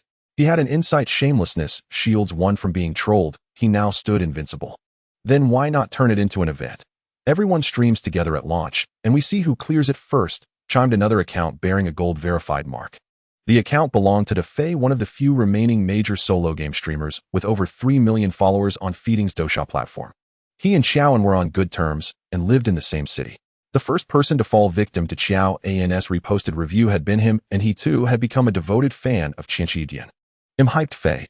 Fei bro is here. By the way, props to Fei's escape guide this round. Very detailed, let me game the system and relish the victory. Excellent support, Fei. That Xiao fellow looks itchy. About time someone gave him a razz. As the saying goes, events rarely bend to individual will. When only Xiaoan was talking about a speedrun livestream, at first the circle hardly paid attention. Once Defei added his name, the matter began to change character. It was like one person on the street looking up at the sky. Maybe he had a nosebleed. But when a second person also looked up beside him, soon a third, a fourth, even 100 would be staring at the sky, and before long someone might raise a camera. Ask any random person, and you would not be able to learn why the crowd had gathered. Today was the same. From some inexplicable pretext, the speedrun livestream for Conquer the Challenge seemed to become a new fad. Senior sister Jiang, who was chatting and singing with fans, felt the same bewilderment when she received a red SC from the moderator. The Solo Zone's first speedrun for Conquer the Challenge with Bennett Foddy, live event, and the first public rebuke of Xiao. Having read that lengthy title, she almost couldn't hold back and scratched her head. What in the world is this mix? She knew the game. She followed Qianqi Yidian's official microblog and had seen the post. She had simply not bothered to study that Weibo comment section closely. She had a rough idea who Xiao referred to, probably Xiaoan, right? Because he had been the first to rave about Escape and had left many people in a bind. His reputation in several large creator and streamer groups had soured. Whenever he appeared, someone would flip him the bird. But to combine those two elements, she was at a loss. Even with 2 master's degrees, senior sister Jiang could not fathom what these coarse old men were scheming this time. It's just a small event, simultaneous streams on the release night of Conquer the Challenge to see who clears it first. The room admin and moderator sent another red SC. Fast clears get rewards, slow ones get punishments. I don't fully understand their intent, but why don't we join? Oh, then let's join. The fans, ignorant yet fond of spectacle, clamored enthusiastically. Senior sister Jiang thought a puzzle game probably wouldn't be very difficult and agreed without hesitation. She resumed smiling and singing. Well, when Getting Over It released, she would likely no longer be smiling. Not only her, every streamer who took part in that damned event would one by one lose their smiles. For now, however, everyone remained in the dark about the game's true difficulty. Digital gypsies immediately sprang into action, spreading the news across the BB Hanlili platform. In no time, not only Weibo and Dosha, but BB Hanlili solo game streamers also joined in. The result was an immense surge of attention for a small, unreleased mini-game that otherwise had no right to such renown. From the trailer's Weibo comments all the way to senior sister Jiang's livestream, Jiang He, who had consumed the freshest scoop firsthand, was behind the screen, cackling like a goose. I've seen people invite trouble before, but never so many flocking together to do the same, he said. With so many signing up to be tormented, shouldn't I pay them some compensation for their psychological suffering? What a spectacular show of chaos. Jiang He exclaimed the next morning while having breakfast after his morning run. He noticed that major video streaming platforms had even put up homepage banners to promote the event. It left him utterly baffled. Clearly, this event had escalated from a silly stunt shared between 2 elementary school boys to something akin to an official tournament. It was likely being organized on the scale of an RTA speedrun competition, and there might even be live commentary and broadcasting prepared by the platforms. Without the approval of the guilds and capital behind these streamers, they couldn't have easily mobilized such extensive promotional resources on their own. Jiang He never expected things to turn out this way. In a word, a total win. All the publicity and buzz they were generating now directly or indirectly promoted his game. No matter how the competition turned out, or whether the organizers suffered losses, Millennium Arts would surely reap huge profits. Based on his professional experience, this wave of attention could easily catapult a streamer to millions of followers. Even if only 40 to 50% of that attention fell on his game company, it would be enough to fill his coffers. In fact, the game hadn't even been released yet, and he had already garnered plenty of interest. Under the comments section for Getting Over It, a chaotic argument raged among players. The crowd was mixed. Only a small fraction were loyal fans of Millennium Arts, while most were pure bystanders who had heard the news from other channels. Not just casual commenters, but truly neutral observers. With so many people from different backgrounds, a classic round of mutual mudslinging immediately ensued. Bystanders criticized the rough graphics only to be silenced by fans citing the visuals of Outlast. They questioned the developer's skill, but fans countered with the media's 9.5 out of 10 rating for Outlast. Frustrated, the bystanders cursed the developer for being foolish, abandoning horror games to make a puzzle. This one wasn't refuted. The fans turned around and joined the cursing, angrily accusing the developer of having water in their brain. They had been waiting for Outlast 2 until they were parched, only to be forced into playing some puzzle game. What a treacherous scoundrel. Jiang He. Well, he never cared about such baseless opinions. They could yap all they wanted now. Once Getting Over It officially launched, they would learn their lesson. In Shanghai, Jiang He was winning big, but one person was losing badly. That was, of course, the unfortunate teacher Xiaoan. Damn it, how did the single-player game community end up like this? Teacher Xiao scrolled through Weibo, his face alternating between pale and red, waking up to find himself at the center of a storm. What kind of experience was that? It all started with that ridiculous title Fei had come up with. Initially, it was just a joke, a typical backstabbing session between good brothers. Indeed, when only their fan circles were involved, everything was still manageable. But once the news spread to places they had never even touched, things began to get strange. Admittedly, when the guilds and platforms stepped in, they didn't include that funny title. Their focus was solely on promoting the RTA speedrun based on getting over it. They called it a gathering of the single-player game community. But the news had already spread the night before. Many people like Jiang He had devoured the whole drama, and some had even compiled summaries overnight. A quick inquiry and the digital gypsies scurrying around would forward those summaries to pure bystanders. Who is this Xiaoan? Most bystanders' first reaction was that question. Hosting an RTA speedrun competition and specifically calling this person out. Could he be an incredible speedrunning expert? Like Talk 5 from the Feeding Fish group. At that point, Xiao An's fans holding a grudge stepped in to say hello. Yes. It's precisely because he's so good at speedrunning that everyone organized this competition to find someone who can beat him. Xiao and meow meow meow. When did I become the undefeated champion? He was dumbfounded when he found a bunch of pure bystanders in his Weibo comments. Wait, you all found your way to Weibo, and after reading my post you should know what I actually do right. Xiao An's fans added, this guy is a professional game reviewer by trade. Speedrunning is his side gig known only to a few. But he's genuinely amazing at it. If you don't believe me, ask other top streamers, they'll confirm it. Upon hearing the news, major streamers lined up to chime in the single-player game community's pillar Fei. You won S1, that's right. The top-ranked veteran of the Path of Immortality, Old Meng. Exactly, I can vouch for that. The beauty icon of Billy Senior Sister Zijin, yes indeed. The 5-time official champion of Fantasy Wars, SKY. Teacher Xiao is no ordinary person. Now even the clueless bystanders and some less informed small streamers believed it. Xiaoan was completely baffled. Wait, what trick were these scoundrels pulling now? When did I ever offend them? No. Xiaoan shuddered. He thought of his heartfelt, meticulously crafted review that had turned the sinister Mount Massive Asylum into a joyous family paradise. He also recalled the brutal experience the day after posting that review when the group had verbally flogged him and he dared not show his face. Damn, he really had offended them. Now even with 100 mouths, he couldn't clear his name. His fans had put him on the fire, and the friends he had just pranked weren't coming to save him. They were all adding fuel to the flames. More and more pure bystanders were waiting for the game's release to enjoy speedrun expert teacher Xiao's stellar performance. Xiaoan could only lament it's all Fei's fault. If it weren't for that grudge-holding bastard deliberately stirring trouble, none of these chain reactions would have happened. Next time they met, he'd make him eat hot pot and ice cream all day until he had diarrhea all the way home. But what's done was done, and there was no room to back down. People had their pride, and as a professional reviewer, he had no reason to chicken out at this critical moment. Even if he couldn't beat the others, at least he couldn't lose too badly. Otherwise, his credibility would be gone. Who would trust the reviews of someone who couldn't even play a puzzle game well? You all forced me to do this. Time to hit the books. He'll crush these idiots. Xiaoan, after painful reflection, left a middle finger emoji under each of his mischievous friends' comments. Then he closed Weibo, opened his game library, picked out a batch of classic single-player games, and began intensive training. He also simultaneously opened a selection of high-quality commentary videos. Frame-by-frame analysis of pro team demos. Far away in Bianhai, sitting in the VIP seat once again to watch a grand spectacle, Jiang He laughed so hard, he snorted like a pig. These idiots were just too hilarious. Why did they always put on such a show whenever they got together? Time passes unnoticed in the mountains, and the same holds true within the game pod.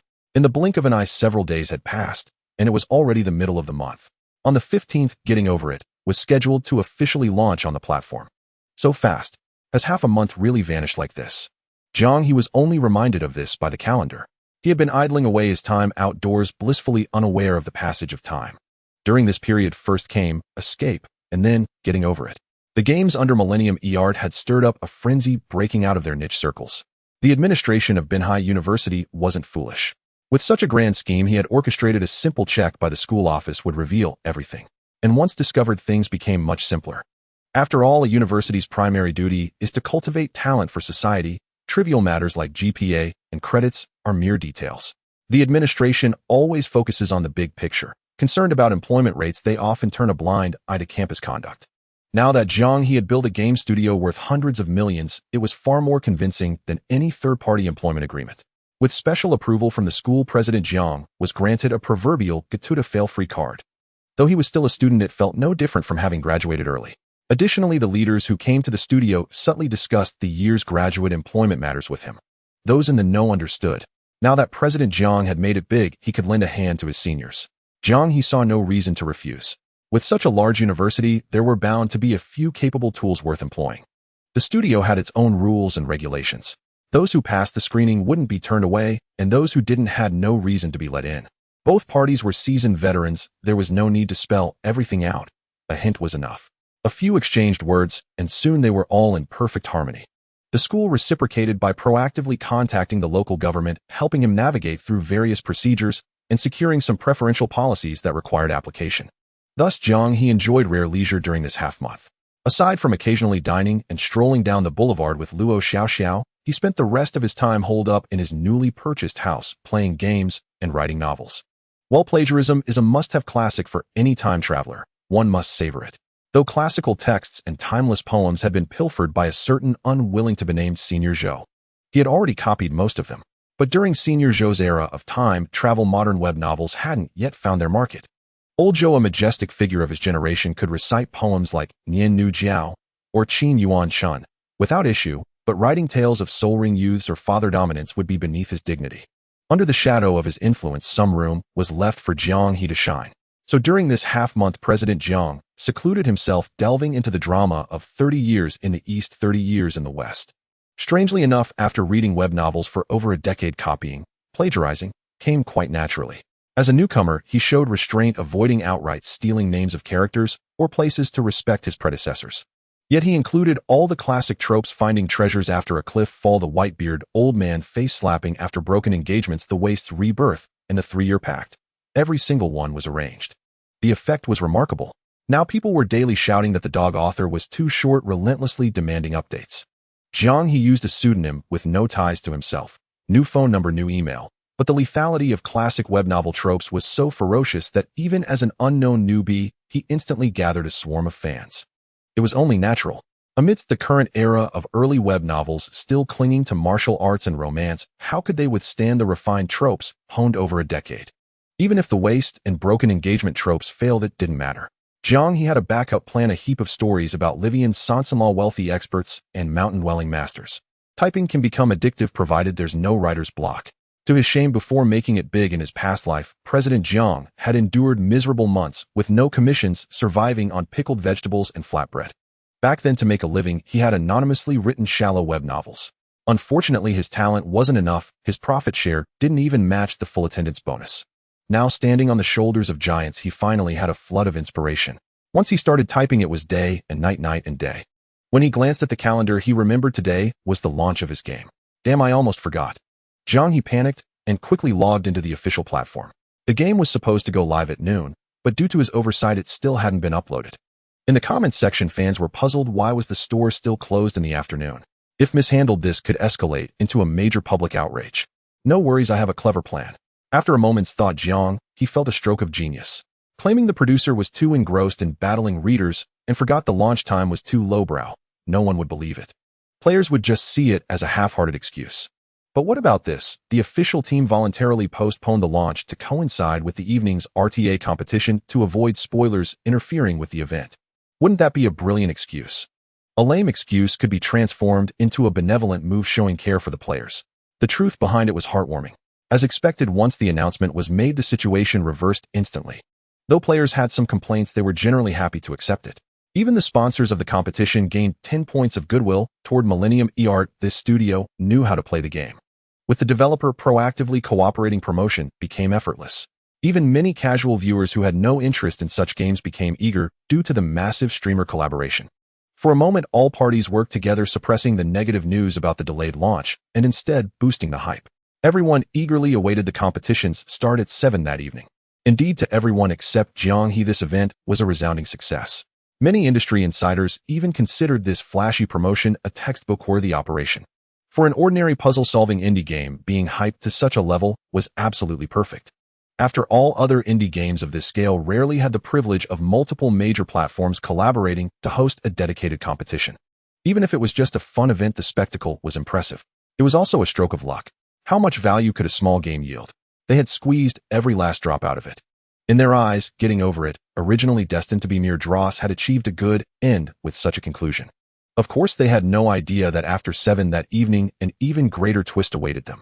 At 7 in the evening, Jiang He did not let anyone down.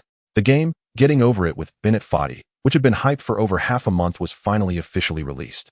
The system's mission refreshed on time, as well main quest obtain 100 points of negative emotional value through electronic games within 1 week. Quest reward game product 10 draw x1. Well, it was the same old formula. Players who had been waiting eagerly refreshed the store page only to find new content had appeared. The purchase button turned green, unlocking the game. The price was 18 yuan, a typical low price for indie games. Moreover, it was available on 3 platforms: PC, console, and virtual reality. A single purchase unlocked all versions, which was incredibly generous. However, players soon noticed a new PV and a brief description at the top of the main interface. I developed this game for a specific type of person. To hurt them. What the hell, that makes no sense. Eager players flooded in only to realize something was amiss. Wasn't this supposed to be a puzzle game? What kind of puzzle game could hurt someone? After reading this cryptic description, everyone sensed something was wrong. Their mouses hovering over the purchase button hesitated. It was like a mouse that had already stepped on a trap, the corn kernel in its mouth no longer appealing. They scratched their heads and clicked on the PV. The video showed the familiar scene from the past half month. The camera slowly pulled back, focusing on the dark, unknown object that resembled either a vat or a cauldron. Beside the black cauldron lay a long, large hammer. Then a naked man emerged from within. The players were left with a face full of question marks. What the hell was that? It turned out the guesses under the previous teaser post were right. Someone was really squatting in there. The video continued. The naked man grabbed the hammer, using it as a hand, and the cauldron as legs, hopping forward with difficulty. He traversed mountains and valleys, the environment constantly shifting, from a garbage mountain of rubble to an abandoned construction site, from floating islands piled with crates to a snowy mountain with an ancient church. The system-optimized version boasted high quality in every aspect. Even with this painterly art style, players could clearly perceive the game's sophistication through the cauldron's collision physics and the hammer's impact feedback. At the same time, Xiao, and who was also watching the PV, found cold sweat seeping out uncontrollably. He had already started his live stream, purchased and downloaded the game immediately, and was waiting in a large voice channel on ZZ with other competing streamers for the match to begin. But after watching the video, he realized something was wrong. Damn it, this was nothing like what he had imagined. Puzzle solving. This had nothing to do with it. Not a single streamer, player, or media outlet had guessed correctly. The PV was simple but intuitive. A single video encapsulated the core gameplay. Climbing. The terrain was varied, but the goal was clear: to ascend. Similarly, the only challenge was falling. It was an incredibly simple game. No flashy level designs, no upgrade system, not even a save feature. Indeed, the system's version had even optimized away checkpoints and progress saves.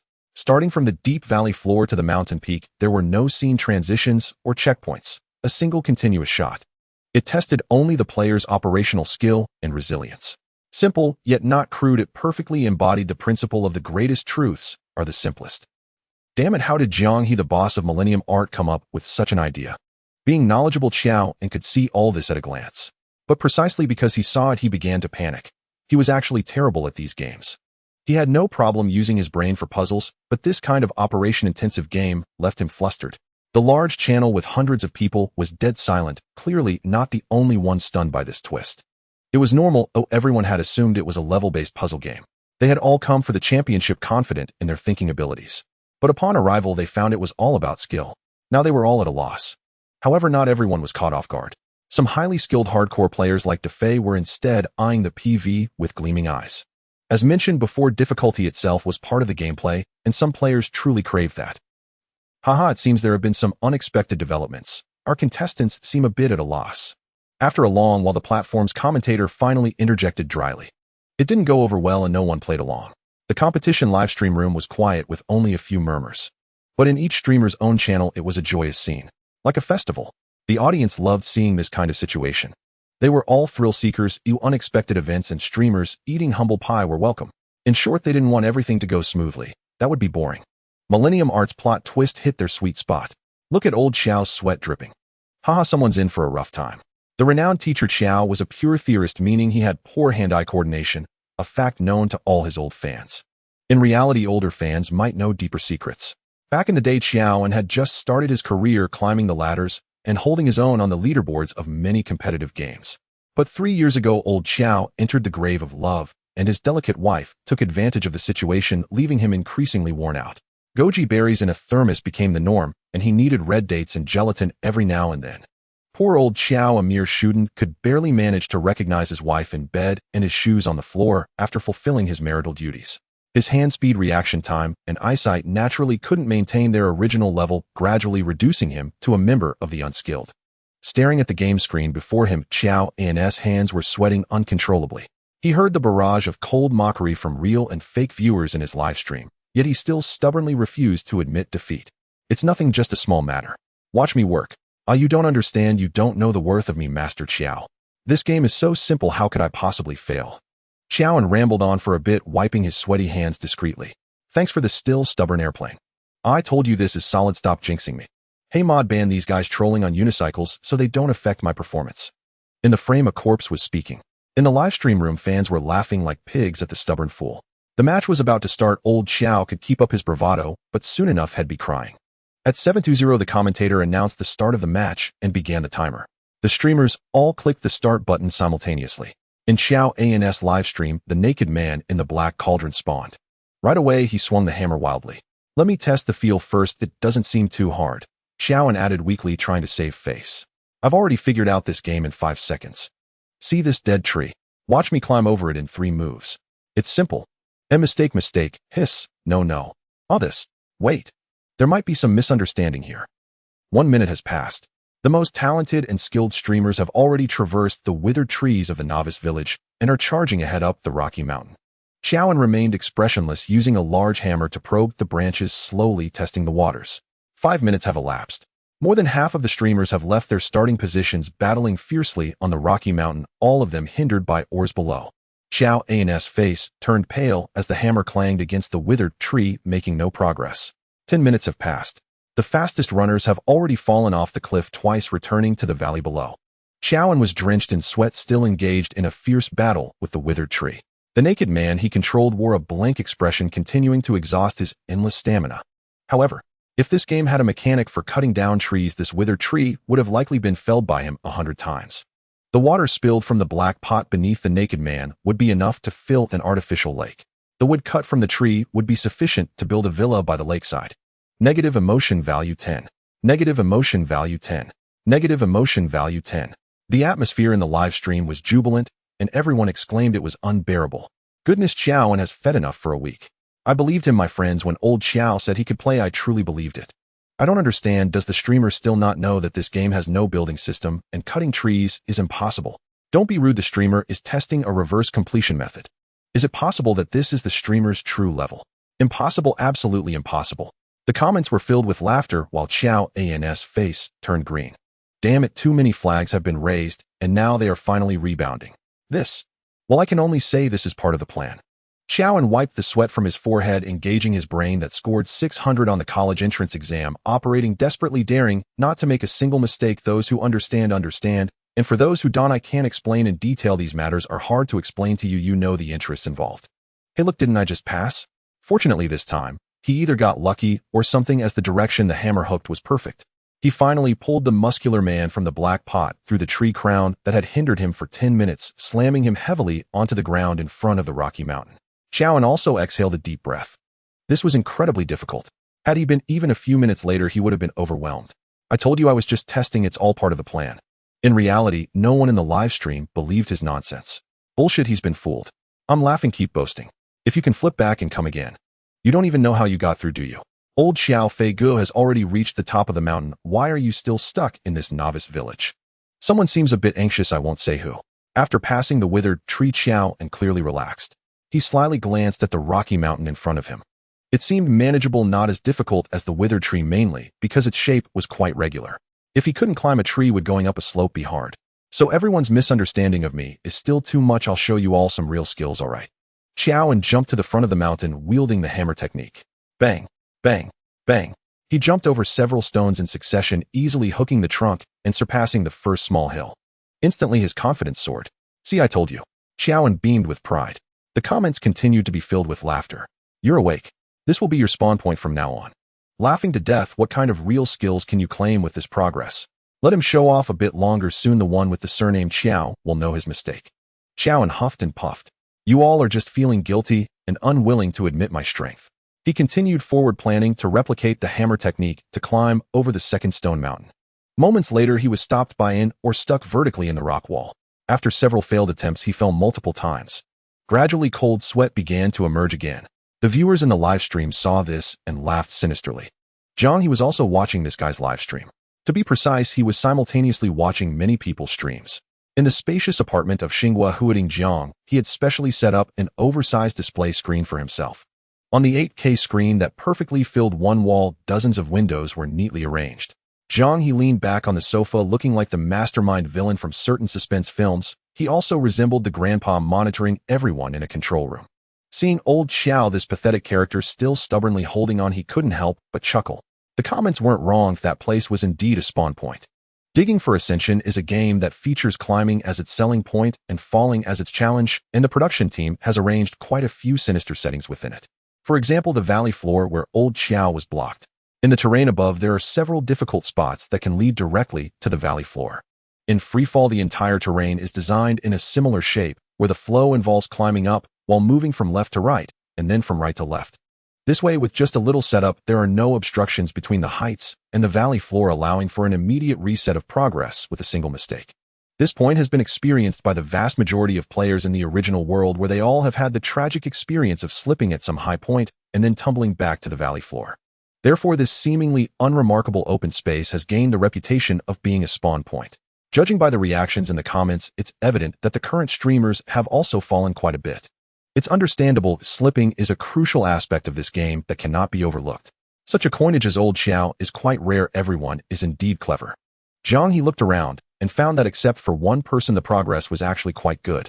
In under 20 minutes, the fastest had already started to enter the hook light hole. This is actually the top of the rocky mountain, a narrow vertical mine shaft with only a few mine lamps to stand on.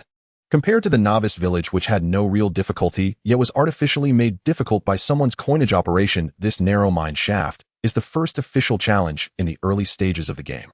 However, Jiang He did not believe they would be stuck for too long, because the mine shaft is actually a point of knowledge. In the previous processes, the gameplay involved using a large hammer to hook the point of force and then fling oneself forward.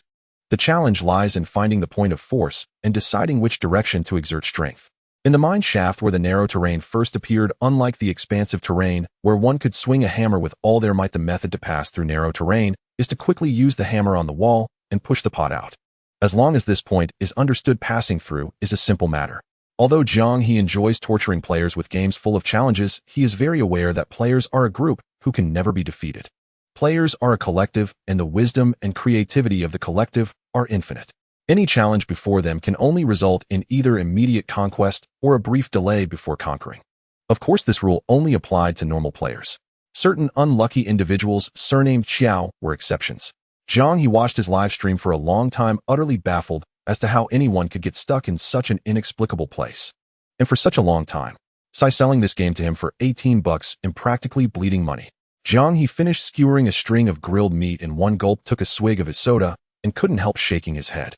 Based on this pace, calculating Xiao An's average skill level, it would probably take him hundreds of hours to clear the game. $18 for over 100 hours of enjoyment. Where else could you find such a bargain? Jiang He could only console himself that fools like old Xiao were rare. At most, there might be one or two more in the entire Huaxia Federation. Selling to them was practically charity. He glanced at other streamers' rooms. As he had said, players' wisdom was boundless. Soon someone had broken through the mine shaft, officially leaving the first terrain gravel mountain. This was nothing special. With dozens, even hundreds of streamers, there were bound to be a bunch with sharp minds and exceptional skills. Once the principle was clear, it was just a matter of ensuring no operational errors to conquer the challenge. But this game had countless hellish levels. The mine shaft was merely a freebie. Past one level, another blocked the vanguard. Through the mine shaft atop gravel mountain stood an unfinished building. On its roof, a shipping container connected to the opposite side via a horizontally placed ladder.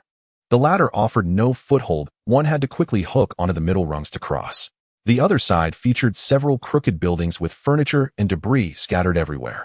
Here, players needed to quickly hook onto the debris and chain jumps to reach a barely stable blue slide. But whether on the ladder, the blue slide, or the red slope at the debris pile's base, everything was treacherously slippery. There was also the love tunnel leading straight to the valley floor. One careless move, and you'd be treated to a return trip to the valley floor. 10, 10, 8, 10. Jiang He watched for a while, seeing nothing but pots clattering down one after another. The required negative emotion values were also skyrocketing. This showed the insidious nature of the love tunnel. One slip and all progress was lost. Who could endure that? Soon the expected scenes began to unfold. Jiang He turned his gaze to senior sister Zijin's livestream room. Since the competition rules stipulated players compete on PC, there was no need to use the gamepad today. Thus, as the beauty representative of the platform and the goddess of countless otaku's hearts, the senior sister had thoughtfully dressed up elaborately before starting the stream. She even changed into a very suggestive Hanfuruchuan. Jiang He stared intently, analyzing her every move frame by frame. These moves are really big. No, these moves are really white. Jiang He struggled for a long time before barely managing to look away. As expected of the senior sister, she truly knew how to gather people's hearts. To be fair, Hanfu should look ethereal, but the senior sister's assets were so formidable with peaks and valleys her chest wrap simply couldn't contain them. Even Jiang He, who in his past life had dallied with countless beauties, almost fell for her charms. In comparison, Luo Xiaoxiao was undoubtedly less impressive. His childhood sweetheart was perfect in every way, devoted, unwavering, but her petite figure seemed underdeveloped. Her twin ponytails had the potential to be an excellent steering wheel, yet her headlights weren't bright enough. Truly, one takes on the color of one's company.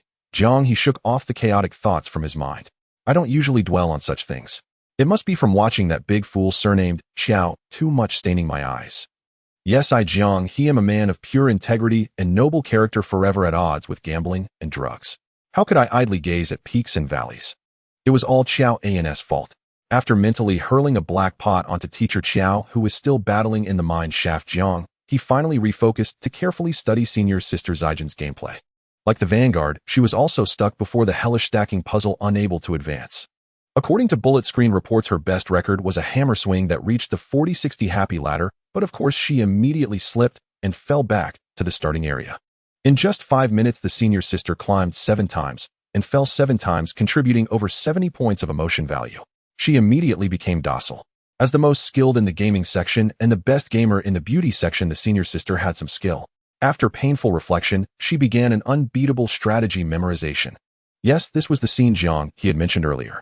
Memorization is an integral part of side-scrolling games and all adventure games, one that must be endured.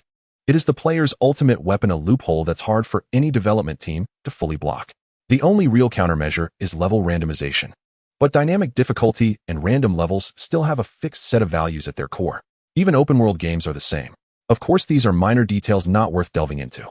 In short, memorization is an undeniable trump card for fixed progression adventure games, like Getting Over It, which test player skill. A simple comparison. It was now 8 in the evening. 40 minutes had passed, and even the fastest players had just broken through the hellish stacking puzzle dawdling near Box Island. Yet in the original world, the speedrun record for this game had been compressed to 30 seconds. New players would take ages just to get past a slide, while masters who had memorized the map could speedrun in half a minute without the pod even touching the ground. Senior sister Zijin wasn't a natural talent for this type of game, nor had she spent dozens of hours memorizing the layout like speedrun experts. But even with her average skill level, after falling over 30 times on this small mountain path, her brain naturally started to adapt. In essence, this game tests rote memorization and muscle memory. Jiang He watched her gameplay, realizing the upper limit of difficulty in Getting Over It. On the screen, the stunningly beautiful young woman manipulated the naked man in the pot, skillfully hooking onto handholds and leaping through the air. She had just fallen from the slide all the way back to the true starting point before the dead tree.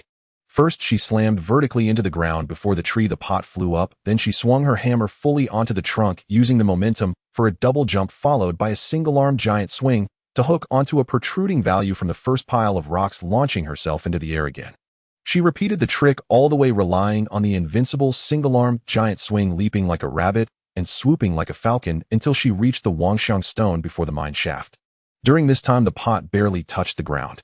Though her movements were still rough and clearly lacked fluency, the skeleton of a speedrun was already taking shape. Holy crap, amazing. The ceiling of gaming in the beauty section, no lie. The senior sister is truly impressive, unlike that Xiao guy who's bad at the game, yet addicted. After that display of skill, the livestream room was filled with praise. Netizens generally had more patience and a lower threshold for approval when it came to beautiful girls compared to rough men. At its core, it wasn't just because the senior sister was pretty and had a sweet voice. Her good temperament was also a very important factor. Someone like old Xiao, who argued with viewers every day, inevitably got what he asked for. Even if he pulled off amazing moves, the viewers probably wouldn't praise him they'd just mock him with sarcastic remarks. Forget it, that's unlikely. Jiang He looked at old Xiao still struggling with the hook lamp cave. 10, 10, 10. Shaking his head, old Xiao can't pull it off. He's just plain bad. By the time Jiang He woke up the next morning, the chaotic RTA competition had already come to an end.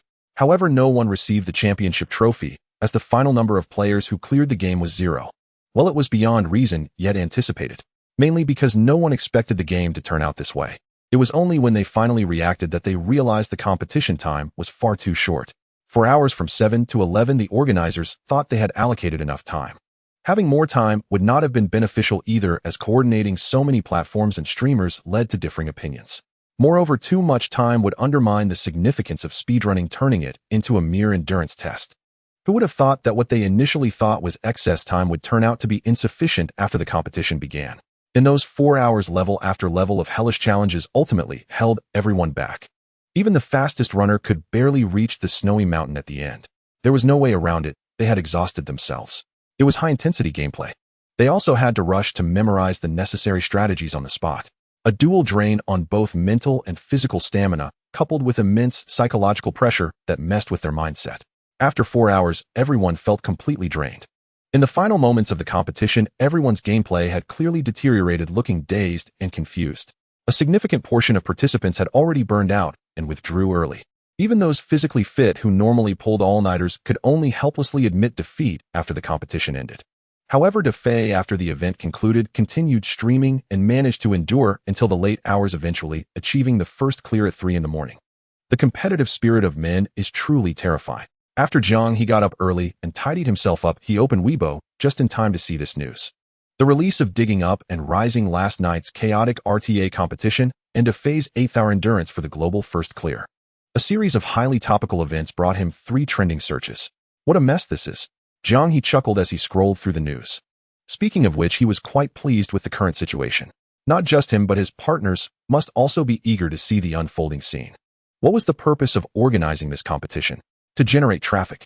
And where does the traffic come from? Naturally, it comes from topicality. But in the current landscape of the Blue Star's internet and social media, what bizarre things haven't been seen? The threshold for capturing audience interest has become quite high. From this perspective, a well-publicized competition that ended up being unremarkable clearly does not compare to one that, despite grand promotions, failed spectacularly. Especially since this competition had dozens of well-known streamers among the participants, such a failure held even greater value. Just like the old saying goes, a dog biting a person is not news. A person biting a dog is news.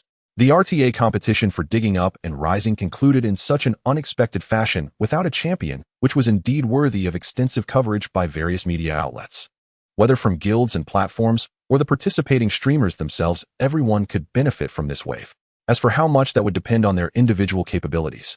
From this standpoint, Defei enduring for 8 hours to forcefully clear the game is quite understandable.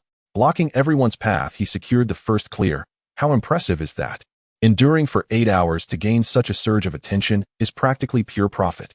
Aside from the capital side, which tends to only win more, this kid should be considered the biggest winner of the chaotic night. Jiang He is considered the capital side. Ultimately, all of this can be traced back to the game he developed. If it had truly been a children's puzzle game, this competition would hardly have attracted any viewers. If the difficulty of Digging Up and Rising had not been set appropriately, it too would have been unremarkable and unworthy of attention. Everyone is aware of this, even without any private connections. As a key player in creating the cake, besides reaping substantial funds and attention for his game and game company Jiang, he also garnered praise and support from a group of teammates. They would not publicize these benefits, but certainly no one would overlook Jiang He's contributions in this process. It would only quietly be recorded. Connections, in essence, are channels. Though they may seem intangible, they often play a decisive role. Accumulating a wealth of good connections and leaving the possibility for future collaborations with those who have a positive impression is always beneficial. Situations like his are generally referred to as winning both face and substance. In contrast, the only person who truly lost comprehensively might be old Joe. He was the worst player, and everyone realized he was indeed terrible. While others endured for 4 hours and could touch the edge of the snowy mountain, officially entering the late game. He endured for 4 hours and couldn't even make it past the slide, attempting to smash his keyboard several times, but thankfully he held back. Of course, being bad at the game is also a form of topicality. Old Joe's fans are fierce and few words are said, and they have already arranged a highlights reel of his failed attempts. Jiang He checked on by Han Li and saw that it had garnered 500,000 views by morning. Conservatively estimating, it would surpass 3 million by the weekend. Clearly this guy is about to go viral. Mainly because no one has seen someone play this poorly, making it all the more novel. He originally was not a professional streamer, but a reviewer with fewer than 100,000 fans, yet now inexplicably finds himself among the ranks of senior streamers like Jiang and Fei. Of course, such attention is probably the last thing Joe wants to see. After all, as mentioned earlier, he is a reviewer and doesn't need to rely on buzz for a living. What he desires is credibility. One can only say it was a case of unfortunate timing. It's okay, old Joe, they just don't understand you or your worth. Jiang He consoled him in a small group with the producers, prominent streamers, and media. Brother understands you, and there will be horror games and such torturous experiences ahead. For self-challenging games, they'll be the first to contact you and make sure to arrange the leaked version for you. He wasn't joking, he genuinely had that thought. Finding a player as bad as old Joe is incredibly rare. Moreover, he is a perfect match for these torturous games that no one else can handle. After all, the more timid a person is, the more negative emotional value they generate from horror games. The worse someone is at playing, the more negative emotional value they extract from torturous games. The emotional value he contributed last night could almost rival the combined total of everyone else. A true treasure of a boy. Where can one find such a good experience extractor? On the other side of the screen, Joe, still recovering from last night's mental blow, appeared listless and dispirited. Seeing this rascal being so downcast, he struggled to express himself, hesitating and then hesitating again. After a long while, he finally typed out a sentence. I really do thank you. Jiang He looked at him, slapped his thigh. See, he still has to thank me. Congratulations to the host for completing the main task, widely praised on time. Speaking of which, this competition has truly benefited Jiang He immensely. As a result, this time, there were two clowns stirring up trouble. Moreover, there happened to be a group of people with more money than they knew what to do with who came to help him with free promotion. In just a day and a half, they managed to resolve 100,000 negative emotion points. It must be mentioned that old Xiao alone contributed over 5,000 emotion points by sacrificing his own gaming experience and hairline. Back then, during the time of escape, he was a broke rookie producer relying mostly on the favor of the official platform and a group of curious players.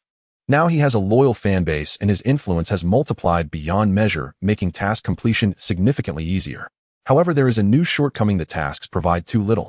You dog, how do you explain this? Jiang He grimaced as he confronted the system. Honestly, did you pocket some kickbacks? Upon reflection, it was quite possible.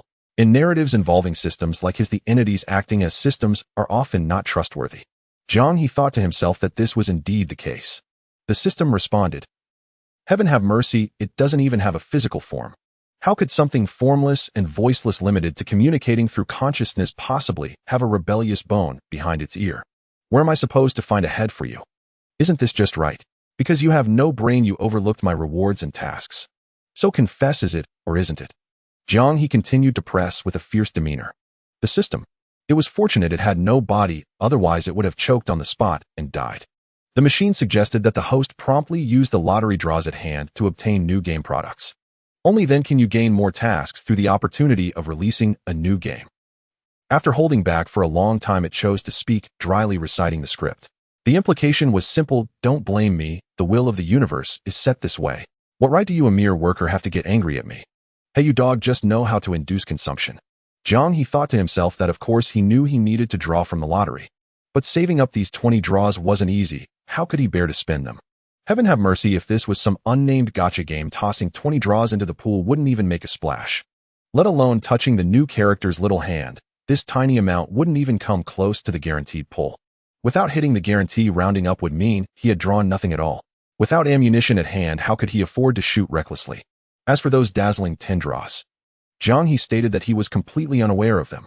All he knew was with one strike the bear paw can crush the seal's skull. JPG. Let's not be hasty. Let me ask you, can we split this 10 draws into single draws? Jiang He pondered for a moment and came up with a plan. It should be possible, right?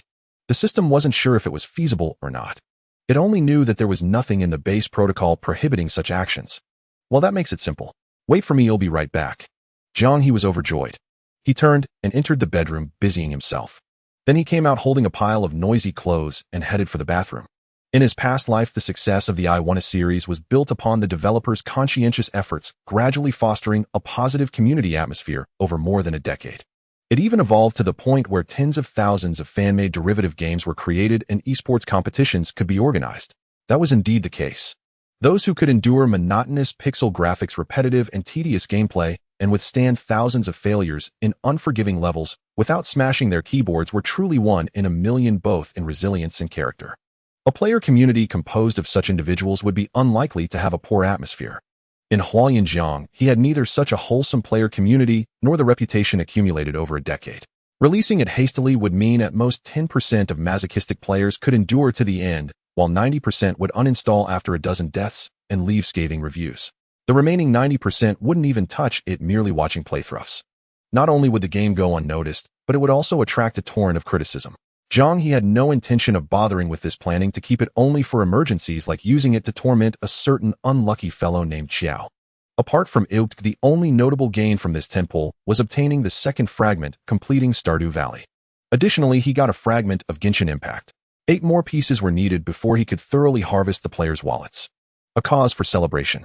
As for the other fragments, they were unremarkable. The repetition rate was low, with none previously obtained. Either they were small-scale indie games requiring few pieces but offering little appeal, or high-quality, high-investment games with potential profit but demanding an overwhelming number of fragments. This is too tough. Jiang He was filled with regret. Now he was nothing but regret, profound regret. It was that feeling of knowing he should skip this banner, but impulsively pulling only to end up with nothing. In short, this round was a waste. Forget these tricks, let's control the variables. Jiang He sighed, instructing the system. Just do the remaining tentpole directly. The system knew he was feeling down and dared not respond, dutifully executing the command. Drawing. Colorful orbs flashed in succession. Congratulations, host, for obtaining Stellaris Fragment 1, God of War Fragment 1, Civilization 6 Fragment 1 is 7 Days to Die Fragment 1, Don't Starve Fragment 2, Fatal Frame Fragment 1, Battlefield 1 Fragment 1, Phasmophobia, Complete Game, A Darkest Dungeon, Complete Game. This. Jiang He was stunned. After meticulously arranging various offerings and splitting pulls into singles, he only got 1 guaranteed game. A random tentpole gave him 2 complete games and a pile of high-quality fragments. He couldn't even tell what he was trying to achieve. Jiang He sorted through the gains from these 20 pulls. The miscellaneous fragments were stowed in the inventory, not worth a second glance. The focus was on the complete games, I Want to Be the Guy, A Stardew Valley, Darkest Dungeon, and Phasmophobia. The value of the second tentpole was clearly higher than the first. Not to mention the abundance of AAA and quality fragments, the 2 complete games were remarkably valuable. Let's start with Phasmophobia. It's a horror game, and a rare multiplayer online horror game at that. The premise is simple. Players take on the role of a team of paranormal investigators tasked with venturing to various haunted locations across America to uncover the supernatural forces residing there. As investigators rather than exorcists, players have no means to directly confront ghosts. At best, they can use items like crucifixes or sage to momentarily delay a ghost's hunt. Based on this one-sided situation, the gameplay is straightforward. The team enters the haunted house, searches for evidence of ghostly activity, such as handprints on windows, bones on the floor, or dirty water in sinks, and uses professional equipment like EMF readers, night vision cameras, and DOTS projectors to observe the ghost's reactions. Based on the collected information, they identify the type of ghost and then make a successful exit. It sounds simple, but it's not. The key is that ghosts don't cooperate with the players. The higher the difficulty, the quicker the ghost initiates a hunt to eliminate the team. In other words, players must search for evidence while the ghost is inactive. Hiding during the hunt becomes the most tense and thrilling part. Of course, one could choose not to hide as long as they can outrun their teammates. Jiang He often played this way, but it cost him friends. After betraying them a few times, they stopped enjoying the game, and personal grudges would seep in. In summary, as an indie game developed by an obscure small studio, this game appeared rough, but offered endless fun in its mechanics. As for the other game, Darkest Dungeon, it's a roguelike, turn-based RPG. Its premise is equally simple. Players take on the role of a descendant of a fallen noble managing the ancestral estate, assembling teams to explore dungeons and uncovering the true cause of the family's decline. Unlike typical dungeon crawlers, Darkest Dungeon introduces a sanity system tied to light. Characters are bolstered in bright environments, but stressed in darkness. Characters' positive or negative traits, along with certain Lovecraftian monsters and events, exacerbate stress buildup. These 2 games, one 3D or the other 2D, are not major productions in their respective genres. Like previous products, the system optimized them, upgrading the original crude models and cheap effects to Walian's industry standard. Most importantly, the system transformed both games into virtual reality experiences. You little system, your conscience is truly rotten. Jiang He criticized verbally, but rejoiced inwardly. As a multiplayer horror game, Phasmophobia excelled in gameplay, held back only by its poor visual quality. Moreover, it's a team game. It's well known that multiplayer cuts horror value in half, so bold players wouldn't be scared at all. The same goes for Darkest Dungeon. As a 2D side-scrolling turn-based game, it's inherently not terrifying. Its gameplay focuses on strategy, wasting its excellent psychological horror setting. Now with the switch to virtual reality and optimized visuals, all flaws vanish. When a PC game becomes a VR experience, the horror factor multiplies by at least 10, and its impact transforms from a cannonball to an atomic bomb. Imagine exploring an abandoned haunted house firsthand, pushing open a half-closed door only to be ambushed by a hideous, vengeful spirit beginning its hunt. Or fully armed, delving into a dungeon in pitch-black darkness, relying on limited light to fight grotesque monsters that drive your sanity to the brink. Even with teammates, it's terrifying, or rather more terrifying with them, because people scaring people can be deadly. I recall several guys in the group have been secretly mocking me for not doing serious work. Jiang He rubbed his phone with a sinister smirk, thinking of the players who 2 months after Outlast's release had forgotten their initial fear and felt brave again. He couldn't help but let out a sinister chuckle. The expressive capability of virtual reality far surpasses that of traditional displays. It belongs to an entirely different realm, one beyond the reach of ordinary description. It lives up to its name, reality, true immersive reality. In plain terms, it places you within the scene itself. By contrast, conventional cinematic or interactive media, be it film or video games, remain fundamentally artificial and detached.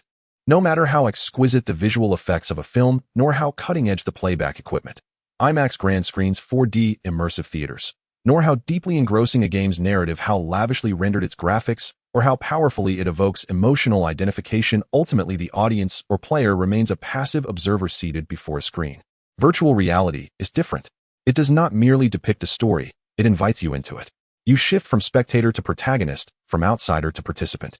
That single leap alone is enough to deter 90% of self-proclaimed horror enthusiasts.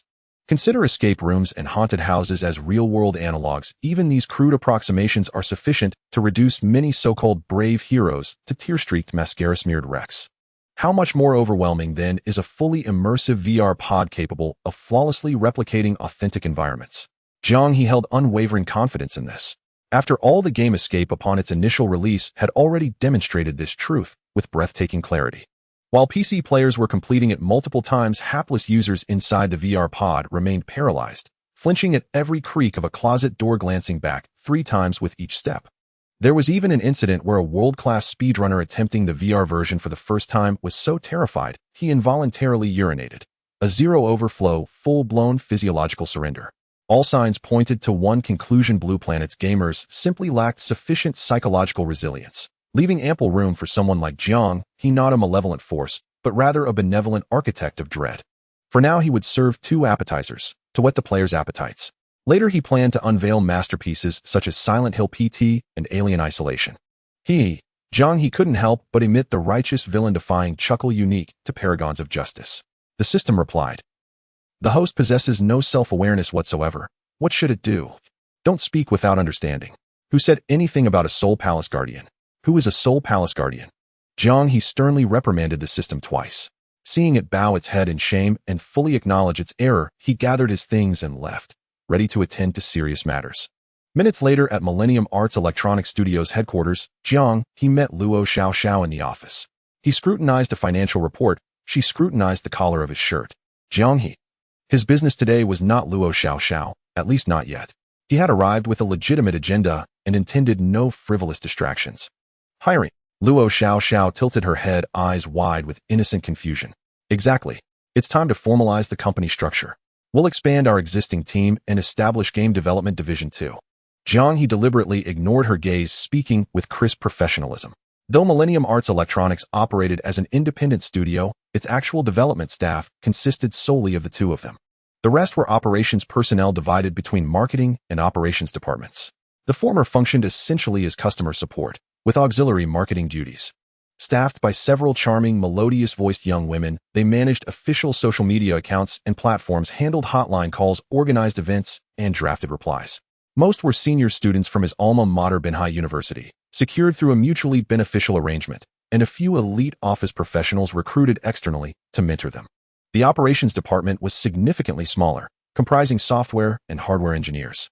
Like marketing, it followed a mentor-apprentice model, seasoned hires guiding fresh graduates. Its sole distinguishing feature: far more bald heads. With only 5 members total, the department currently had little to do. Both studio titles were single-player, and their systems were so highly optimized that engineers rarely found opportunities to intervene dramatically. They effectively served as office watercooler guardians, occasionally updating online campaigns or maintaining the official website, and occasionally assisting marketing staff by repairing computers or applying phone screen protectors. The entire studio employed fewer than 20 people, even with an unusually large operations team. For a game developer generating over 100 million yuan annually, such staffing was astonishingly lean. Yet whether it was lean or lavish mattered little to Jiang He. He possessed a system. His concern lay elsewhere. Externally, such minimal staffing seemed implausible, especially given the sheer volume of products he controlled. If releases came too frequently, even fools would suspect something amiss. This was no longer the 1980s or 90s, when a lone developer could single-handedly craft a full game. AAA titles demanded staggering investment, both human and material. Every major publisher maintained rosters of hundreds, even thousands of specialists. Thus, expansion was essential, not only to flesh out development division's framework, but also to avoid appearing as a solitary commander-in-chief. Operations too warranted generous reinforcement. After all, the studio's long-term vision included evolving into a platform, making vibrant player communities indispensable. Since his titles incurred zero development cost and yielded astronomical profits, scaling the team posed no financial burden. He'd previously hesitated, not due to lack of ambition, but limited capital and uncertainty about how to meaningfully deploy additional personnel. 2 recent system draws had sparked inspiration. Newly hired developers could recreate compact indie games, drawing directly from his memory, guided by his precise recollection. This approach would simultaneously train talent, cultivate cohesion, and lend organizational credibility, effectively concealing the system's existence. With proven global successes as blueprints, even commercial failures would yield measurable returns. Bankruptcy was unthinkable. Meanwhile, flagship titles acquired from the system would officially be attributed to Game Development Division 1, a fictional overseas branch under his leadership. Once the current team matured sufficiently, expansion beyond gaming into broader software and entertainment domains would become feasible. There was no need to remain confined within the boundaries of digital games. Even offline ventures merited consideration. For now, however, the immediate priority remained assembling a genuine game development division. Additionally, both marketing and operations departments required further expansion, bolstering operational capacity to lay groundwork for future platform and community initiatives. That's about it. Contact Binhai University and leverage their recruitment channels to source high-caliber talent, especially for operations. For personnel management protocols, consult Wu Manager in marketing. They have relevant experience, Jiang He added casually. He did not expect Luo Xiao to grasp these intricacies, nor did he intend to groom her as executive secretary. She simply wasn't suited for such a role. A childhood friend obsessed solely with romance and studying nothing related to management, she was in essence a certified couch potato. Yet for tasks demanding absolute trust and discretion, only insiders would suffice. Also, regarding Game Development Division 2, Jiang He stroked his chin, suddenly struck by an idea both ingenious and delightfully sinister. Yes, he needed elite developers, but not in great numbers. Ideally, they would be discreet, disciplined, and unflappable.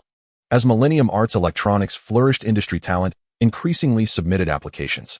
How then could he identify those rare, trustworthy individuals among the crowd? Integrate I1A into the technical assessment phase. Only candidates who cleared advance. Also task operations with integrating a robust anti-cheat solution to prevent exploitation. A slow, knowing smile spread across Jiang He's face. Throughout the latter part of July, he spent his time writing and slacking off. The best aspect of a technologically advanced society is the high degree of automation in every facet. This includes the company's operations. Recruitment, onboarding, supervision, and management can all be accomplished through an information system. Huayan has a comprehensive technology in related fields, and Jiang He is not the only boss who prefers to step away from the keyboard and enjoy life. Simply copying and pasting works just fine. Under an automated and flattened management structure, Jiang He usually could slack off at home, only needing to occasionally show up at the office to reassure the staff. The release dates for Phasmophobia and Darkest Dungeon have been set for the end of August. The promotional work has been handed over to the marketing department, who are currently coordinating with the official platform. The first teasers are expected to be released today. Jiang He takes a very laid-back approach to promotions, neither buying ad space for ground promotions nor spending money on paid reviews. Essentially, it is a hands-off approach with several social media accounts posting information, after which he just waits for players to engage on their own. The marketing department, influenced by the big boss strategy, also adopts a relaxed attitude. This has frustrated the die-hard fans of games under Millennium Arts. As always, whether it's horror games or suffering games, those who dislike the genre truly detest it, while those who love it are deeply passionate. The polarized experience has resulted in particularly high user engagement for Millennium Arts. While other players stay away from Outlast, these fans are constantly begging for updates on Outlast 2 beneath the official social media posts. However, the official social media account remains as indifferent as a monk who has practiced meditation for decades with excellent patience. Jiang, being someone who neglects his responsibilities and spends time writing under a pseudonym, is hardly concerned about business matters appearing like a dragon that is seldom seen. In various live streams for Outlast or Getting Over It, one can always see someone suddenly expressing their impatience, which is quite a spectacle. Old Xiao's live stream is no different. I'm anxious, very anxious. You're anxious, I'm anxious too, but what can be done? What can be done about being anxious? They are good at keeping their news under wraps. We can only sit and wait. In the live stream, viewers keep expressing their impatience while Old Xiao joins in the conversation sporadically. Throughout the latter part of July, the unfortunate Xiao endured endless torment. Ever since the Getting Over It RTA competition ended, the label of first-hand trash player has been firmly placed upon him. The funniest part isn't that it's what he boasted that night. He claimed he would finish the game in one night, but once the game started, he was left dumbfounded, unable to get past the slide after streaming all night, and had to shamefully end the stream. The next day, he wanted to post a microblog pretending nothing had happened, but nearly drowned in the flood of fan criticism. Old Xiao's fans are all fiercely passionate. They can't tolerate such dishonesty. A wave of team-building activities almost pushed him back onto the trending search list. Considering the possibility of being called out or having fans show up at his door with knives, he decided to change his tune. Old Xiao decisively altered his stance, declaring that he would definitely live stream, finishing the game, streaming Getting Over It daily until he succeeded. As for finishing it in one night, well, let's just pretend that never happened. After all, I really am a noob. Seeing him reluctantly accept the label of first-hand trash player, the viewers finally left satisfied. After that, he casually took on the role of a streamer, and in this muddled fashion, he streamed for half a month before finally succeeding. He also inadvertently made it onto the trending search list for the slowest completion of Getting Over It. Due to a series of hypertension-inducing performances over that half-month, Xiao gained a large number of fans who tuned in daily to watch his coin operations. This can indeed be considered a talent, as it is difficult for others to achieve such a humorous effect even when trying hard. Moreover, although Old Xiao often appears in a comedic role, he is indeed a professional with over a decade of experience in the industry. He is well-versed in the history of Hualien video game development and the industry's various ridiculous ins and outs. Coupled with his ability to chat, he unexpectedly became a leading streamer with 1 million followers. After completing the first chapter of Getting Over It, he streamed many other games and conducted several reviews. With no new games to play at the moment, he could only practice speedrunning Getting Over It while chatting. Actually, this should be considered good news. Millennium Arts is currently hiring, which clearly indicates they are planning something big. The longer they remain silent, the more it proves they are brewing something, a large production that cannot take shape in a short time. The production cycle for large games tends to be quite long, often taking several years. Old Xiao casually remarked, considering that Millennium Arts is a new company without a vast library of materials, they cannot significantly reduce the production time by reusing assets. So I said we have to wait. Old Xiao hopped around on Box Island with his pod, while the viewers engaged in a heated debate. The Uncle Party and the Wait-and-See Party were at odds with each other, with all sorts of unrealistic speculations flying around. Of course, it's not impossible for them to have a new release in the next few months. But even if they do release something in the short term, it will likely be a smaller game since production capacity is limited, and even if a new game is released soon, it won't be a horror game. With Outlast setting a high bar, it is difficult to provide players with a satisfactory gaming experience in a product of this caliber without much effort. Old Xiao continued to ramble on, with viewers agreeing with his points, as he indeed provided a very digestible analysis. As a mere bystander, I must say it's indeed true. Until one of Xiao An's fans posted an orange SC. Is Old Xiao still bragging? Coincidentally, Millennium is actually releasing a new game, he said. What's even more coincidental is that you didn't guess any of it correctly. Isn't it surprising? This. In the midst of his bragging, Xiao froze. Everyone was stunned for a moment. Xiao initially thought this person was talking nonsense, but upon checking the microblog, he was shocked to find it was actually true. The official microblog's message was simple, just 2 images. One of the images prominently featured a gloomy mansion. A European-style 2-story house with dirty windows revealing ominous yellow light, paired with appealing white picket fence, a leafless tree in the yard, and a dark sky, filled with ominous clouds, instantly creates a ghostly atmosphere. At the bottom of the image is the title Phasmophobia. The other background shows a foggy, overcast sky, with bizarrely shaped trees forming a dense forest that barely lets sunlight through, leading to a similarly eerie mine. The mine entrance is adorned with ancient stone carvings that have a fantastical style, with massive bricks covered in moss and strange scratches on the cave walls suggesting the presence of some mysterious non-human species. In the lower left corner of the image, there is a small campsite by the roadside also featuring a titled Darkest Dungeon. Both of these main art pieces exude a distinctly horrifying style, almost blatantly revealing the genre. Without a doubt, these are two horror games. Within 2 minutes of the release, the comments section exploded with hundreds of replies. Jiang He's unconventional approach has caused chaos in the industry. 2 games in 2 months, even a SAO and a production team couldn't give birth that fast. From top-tier companies to independent studios, all of Jiang He's peers were left dumbfounded. It is clear that many of them are indeed tackling horror themes. Or one could say they are currently plagiarizing. The gaming industry operates like this. It's as if peers are racing on a track, trying to outdo one another. Developers prioritize profits when creating games. There's no reason not to utilize a well-received design from another company. In recent months, as Millennium Entertainment's influence has grown, many have disassembled and thoroughly studied Outlast and getting over it. Some core elements, such as the chase sequences in Outlast or the straightforward climbing and falling and getting over it, are certainly worth analyzing. The consensus among peers is simple: make some modifications, polish it up, and dress it up so much that it becomes unrecognizable before releasing it. That wouldn't be considered plagiarism. That would be borrowing ideas. However, Millennium Entertainment is playing by its own rules, frantically hiring staff, as if preparing for a major move. Then they revealed that 2 games are set to launch at the end of August. This left everyone bewildered. It's unheard of for someone to give birth to twins in just 2 months. That would be counted as a miscarriage. Yet the reality is right in front of them, leaving no room for disbelief. Everyone understands the industry. Announcing in early August with a launch set for the end of the month clearly indicates that they were just building hype, meaning the games are already finished. Moreover, judging by the main artwork, not only is the completion high, but it is also evident that they are exploring new themes instead of merely replicating Outlast 1 or Outlast 2. 0. This has caused headaches for those planning to profit quickly by hastily copying a new project amidst Millennium Entertainment's big reveal. The local gang is truly impolite and lacking in sportsmanship. Why did you announce the game was finished if you were just going to hire a bunch of people? Is this some kind of strategic misdirection? This little comrade is truly cunning. It's not just them who are worried. Many self-media analysts who were previously forcefully analyzing are now at a loss for words. Except for one person. It's definitely reserves, they said.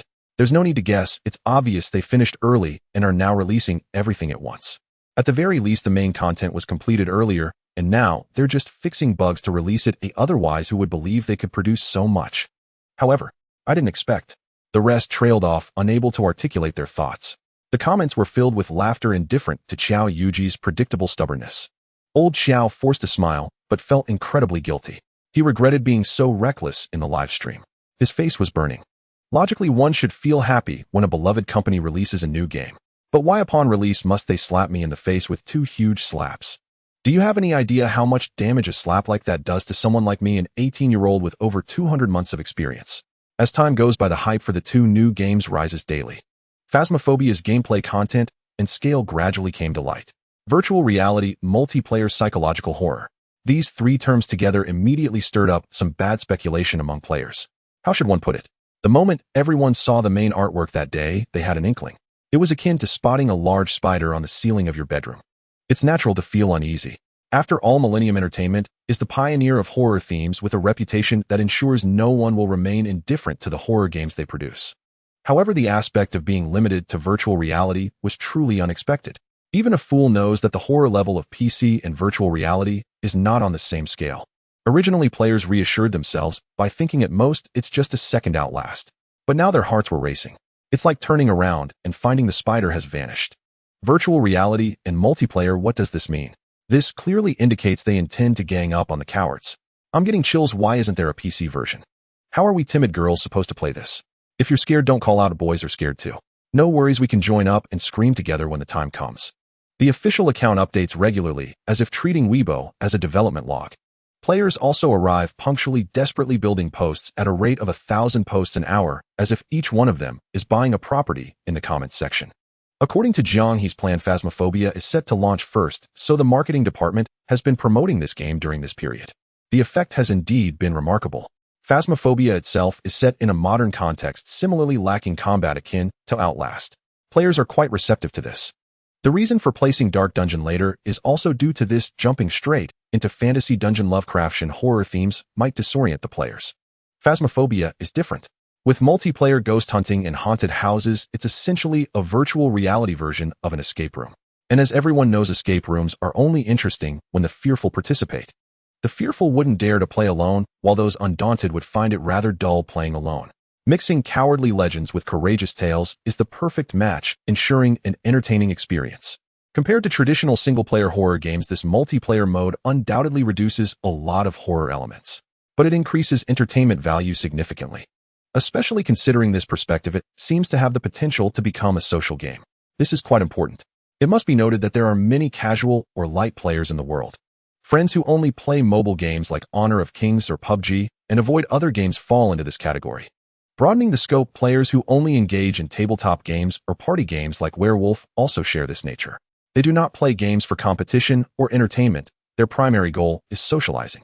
Those who need tutorials just to download Steam and think of the platform merely as a launcher for PUBG are classic examples of light players. For them, the gameplay of a game is not important. What matters more is its social aspect or whether it provides enough talking points. This is a large group, even larger than ordinary players.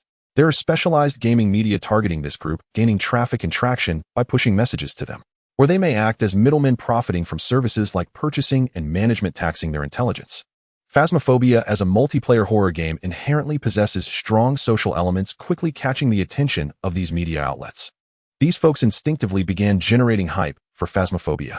They even bought several trending topics. In no time, Jiang He found himself baffled. What the hell? I clearly didn't spend a dime on publicity this time. Where on earth did this free publicity come from? It's truly strange. To date, he has released 3 games, and each time he has never engaged in any proactive promotion beyond official announcements. Yet somehow there are always people arriving to generate hype. There are still good people in this world. Deeply impressed by the kindness of the people, Jiang He couldn't help but exclaim. At the end of August, with the launch of Phasmophobia imminent, a small group of content creators and streamers gathered in a chat group. Someone began to stir up mischief again. What? Another competition? Chowan stared at the screen in disbelief. No way, I refuse to participate. You all can do whatever you want. I'm not joining in. Once bitten by a snake, one is afraid of the ropes for 10 years. As DeFei began to stir up excitement in the group, Chow was the first to withdraw. Laughable, he was far too scared to participate. The last time he entered such an event, he earned himself the title of the one who ranked first, but was the worst, and he still couldn't shake it off. Whoever wants to go can go. He certainly didn't want to be fooled by DeFei a second time. Besides, let's be honest, this isn't a linear game with a plot or main storyline. What kind of competition can you hold? Even if you manage to organize something, it won't attract much attention. Others might not even join or watch. I advise you to be more sensible and not to think about making big news. Old Xiao continued typing. He was quite loyal, even helping others analyze the situation, unaware that in another discussion group others were plotting how to drag him into the mess. What if old Xiao doesn't bite? Simple plan B. A few conspirators whispered together, confirming their strategy. Soon DeFei spoke up in the larger group. If others want to participate, well, organize our own event. I have a plan to attract attention. Everyone has a gaming pod, right? DeFei teased them first with a question. Of course. The price of a virtual reality gaming pod usually ranges from 50 to 100,000, a bit expensive, but the functionality and experience far exceed that of a helmet. Other players might make do with a helmet, but as game streamers or content creators, they definitely needed to use gaming pods. Come on, spit it out. Stop teasing us with vague hints, Chowan urged. Exactly. The other conspirators feigned ignorance. It's actually quite simple, DeFei chuckled slyly, seeing the bait taken. The gaming pods are equipped with biometric sensors, though they are activated in the background. Tonight, we'll team up for some games, activating the heart rate and decibel monitoring software on screen for viewers to supervise, and it won't be like any other event. We'll see who gets scared the most. The one with the fastest heartbeat and the loudest scream will face a punishment. How about that? As soon as he finished speaking, someone exclaimed, "That's easy. I have no objections." Laughable, do you think I would be scared? The conspirators began to cheer, sensing the signal. Oh no. Old Xiao instinctively felt something was off, but he couldn't quite articulate it. Ever since he and his friends played pranks on each other, he found it hard to read the atmosphere in the group. Isn't it impossible? Didn't they say this game only supports 4 players? Due to his unease, he was cautious and didn't immediately attack with words. Instead, he took a roundabout approach, finding an excuse of non-combat guilt. It's not that I don't want to join, but there simply isn't room for so many people. Why don't you all play then? On the other side of the screen, DeFei wore a sinister smile. He was quickly preparing to spring his trap. There's no way, there are only 4 spots. You could easily fit 6, 8, or even 12 people, he typed at lightning speed. There's no way it can accommodate that many. If you're scared, just say it. Seeing his argument shattered on the spot, old Xiao couldn't help but scratch his head. First of all, I'm not scared, and secondly, where did you get that information? You're just blowing hot air. The official video only shows 4 players, right? What are you talking about? This is inside information, it's real. Laughable, where's your proof? Ironclad proof, I'm not just talking nonsense. I asked Jiang Zong, and he said it himself. Xiao froze on the spot. It's not that I don't believe you, but Jiang Zong is always lurking. How could you get anything from him? De Fei interrupted his excuses directly. Laughable, just because they don't respond to you doesn't mean you're of any importance. Some people seem to lack self-awareness. Xiao, damn, this kid really got one over on him. Why was it that when I sought information they wouldn't reply at all? Speaking of which, didn't we agree that for the next horror game he would arrange a sneak peek for me? How could he back out? In the time leading up to the launch of Phasmophobia, Xiao had frequently sought Jiang He for information. It's normal for media to seek sneak peeks, after all. Who isn't an uncle fan these days? Unfortunately, this kid always messaged Jiang He while he was busy typing, and the latter simply didn't have time to respond. Old Xiao scrolled through his message records. It was filled with ha-ha and question marks, which reminded him of his painful experiences from his youth. If there was just one more classic line, I went to take a shower, it would be even more nostalgic. He thought Jiang Zong was strictly professional, treating everyone coldly. Who would have thought that De Fei could actually obtain the sneak peek information? Damn it, anyone else would be fine, why did it have to be him? He wasn't even a professional gaming media outlet. The more old Xiao thought about it, the angrier he became. Looking at this kid's messages, he felt a heaviness in his head and a tinge of jealousy. Clearly, I was the one who got here first. Jiang Zong said it himself. There are small, medium, and large maps, each with different levels corresponding to 4, 6 to 8, and 10 to 12 players. They expect around 20 maps. Considering the various scene styles, the material reused won't be too high. This is definitely a big production. If our group doesn't organize an event, it would be a waste. De Fei remained oblivious to what he was thinking and continued to be cheeky in the group, reveling in his role as an uncle fan. I'm not saying, but old Xiao, can you keep this in? Enough. You can tone it down a bit.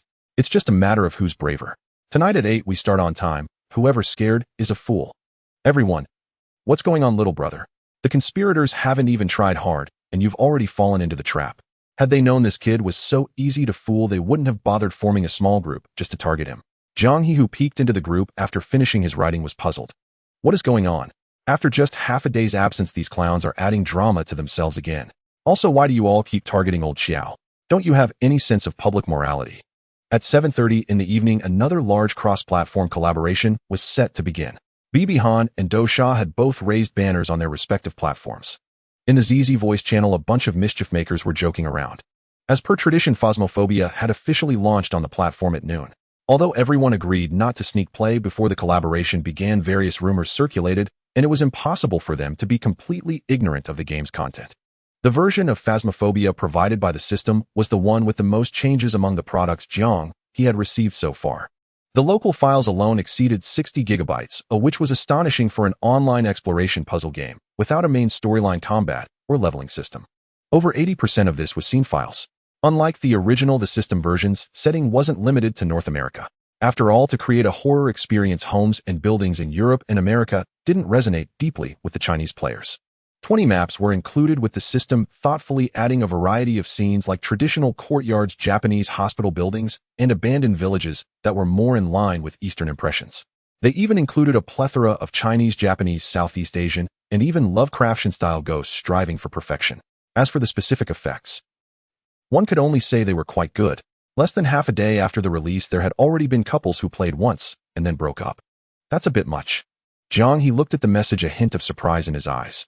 Forgive me for my lack of romantic experience, but aren't these horror-themed escape rooms supposed to be a place for couples to cuddle and for guys to cop a feel? In my past life, I recall hearing stories of couples getting intimate in the middle of an escape room. How is it that here a single playthrough ends in a breakup? Is this game more effective than Overcooked at ending relationships? Apparently, when the ghost started its hunt, the guy abandoned the girl and ran, even locking the door behind him. Luo Xiaoxiao said, her expression somewhat peculiar, clearly having read more of the article. The girl was so scared she couldn't figure out how to exit the game pod in time. She was stuck in a corner behind the door with the ghost looming over her for several minutes. When she finally got out, she slapped the guy right across the face. Jiang He. Alright, I take back what I said. In this case, the breakup was well-deserved. And come to think of it, it does make sense. In his past life, he had seen plenty of prank shows where people dressed up as ghosts to scare others. Anyone who abandoned their partner and ran usually ended up with a breakup or at least a resounding slap. As he was lost in thought, Luo Xiaoxiao looked at him, opened her mouth as if to say something. If it were me, I would never abandon you. Jiang He glanced at her. He could tell with his little finger what this lovesick fool was thinking. Sure enough, Luo Xiaoxiao's face lit up with joy. Because if it were me, I'd never go to such a place in the first place, so there'd be no chance for such a cliché drama to unfold. Jiang He added slowly. Luo Xiaoxiao. Why? You used to love visiting haunted houses, didn't you? His childhood friend was dumbfounded. This script is all wrong. And you're making a horror game yourself. Isn't it a bit hypocritical not to play your own games? How novel. Why would a game creator need to play their own game? Does a surgeon have to remove their own appendix for fun? Jiang He chuckled. Besides, you know that was the past. My tastes have changed now. Watching others play games is far more entertaining than playing them myself. Especially these horror games. What do you think I made them for? It's to watch others get scared out of their wits. While Jiang He and his childhood friend chatted on the sofa, old Xiao and his group were gearing up for their session. Folks, it's 8 o'clock. Time to stream. Let's go. With so many of us, there's no way we'll get scared. Which map should we pick? None of them look easy. After a bit of noisy debate, everyone finally gathered in the lobby. The system-optimized version of Phasmophobia supported character customization, a staple feature of virtual reality platforms. As everyone knows, when it comes to character customization, players either aim for something from a 3D adult game or something that would drain your sanity points. The lobby was packed with a crowd of bizarre, eldritch-looking freaks. Green skin, red skin, blue skin, purple skin, even RGB skin tones were child's play. If they could customize more than just faces, skin tones, and body types, there would surely be a bunch of oddities like A Fei, who could only move by rolling. Laughing my ass off, you can't even tell which side is the ghost. To be fair, if they introduced a sanity mechanic for the ghosts, would probably drive a few of them insane tonight. Why can they customize there? You know, I just went in and couldn't do that. Do you even hear yourself? If that's not it, then what's that bulging mass wrapped around their waist? While the viewers were bickering, old Xiao and his group were voting on a map. In the center of the lobby, a holographic projection created a virtual Earth. Red dots marked various locations on the virtual Earth, which could be clicked for detailed images. Since there were 12 of them, only large maps were available, and more than half of the red dots were grayed out. 7 of these were in the Huaxia Federation, and 4 were overseas. Among the 7 Huaxia Federation maps, 3 were located in mainland China, 2 in the vassal state of Japan, and 2 in Southeast Asia. Where should we go? I'm fine with anything. How about Japan? Their horror movies are supposed to be top-notch. The atmosphere should be intense. Someone suggested with malicious intent. Xiaoan felt a chill run down his spine. These bastards really had no good intentions, picking the scariest place just to torment him, right? I think North America looks nice. How about we go there? Haha, old Xiao is already chickening out. What's so great about North American maps? That high school and asylum look boring, probably just recycled assets from some escape game. Exactly, why go there? American horror is weak. If you want real scares, you need Japanese horror. The group chattered on. This was how it went with multiplayer sessions. When it came to free voting, everyone either said anything or claimed they couldn't think of what to pick. But the moment old Xiao showed hesitation, they all did the opposite. Pick the scariest one to torture him mercilessly. In just a few seconds, as if they had conspired, everyone cast their votes for the Japanese map, the one old Xiao least wanted to visit. Xiaolan. Got it. These bastards are all dogs. There goes our brotherhood. The stream viewers were having a field day. This plot is so classic. The moment someone chickens out, everyone else gets brave just to mess with them, driving the story forward. Old Xiao, so you're playing the role of the timid girl who dies first, huh? True. Timid female characters either get sacrificed at the start or die halfway through. The ones who survive to the end are always the calm or decisive types. Xiaoan was covered in black lines. What kind of talk was this? Couldn't they say something more auspicious? But he had no time to deal with the viewers' comments. The map was chosen and darkness enveloped them. When their vision returned, they found themselves in a new place. An oversized vehicle compartment filled with various instruments. 2 computers displayed camera feeds from the building. A screen mounted on the wall showed building floor plans that could be switched with each person's sanity level visible in the corner. On a shelf at the back of the vehicle lay the equipment they had purchased in the lobby. From technological gadgets like high-powered flashlights, UV flashlights, head-mounted cameras, and handheld DV recorders, to mystical gear like crucifixes, sage, and EMF readers, everything was available. This looks pretty authentic, someone commented. Gives off an old-school 80s movie vibe, doesn't it? I remember watching an old film like that where they used aluminum foil helmets to ward off ghosts and chocolate to fight them. Xiaoan said. Yeah, you're right. That movie also had. Holy crap, we're screwed this round. As they were reminiscing about their childhood, someone suddenly yelled, startling everyone. What the hell? Which bastard made such a racket? Was someone caught by a ghost as soon as they entered? No way, we're not playing on expert difficulty. Everyone turned to look. They saw DeFei standing by the shelf with a sour expression. Forgot to buy equipment. 12 people, and we only have 4 flashlights. The rest of us will have to work in the dark. DeFei spread his hands. So how are we going to play this round? The live stream room erupted with laughter. Haha, I knew this kind of thing would happen. It's a classic bit. No one in the lobby prepared any gear, they were all just chatting. Isn't it normal for this to happen? The trolls all gloated with schadenfreude. They loved seeing people fail. If there was no failure, there was no fun. Don't restart though. Restarting ruins it. Just play through in the dark. The game had been out for half a day and many of them had already played it, gaining a solid understanding of the mechanics. They knew that in Phasmophobia the preparation phase in the lobby was actually quite important. This was because it involved purchasing equipment.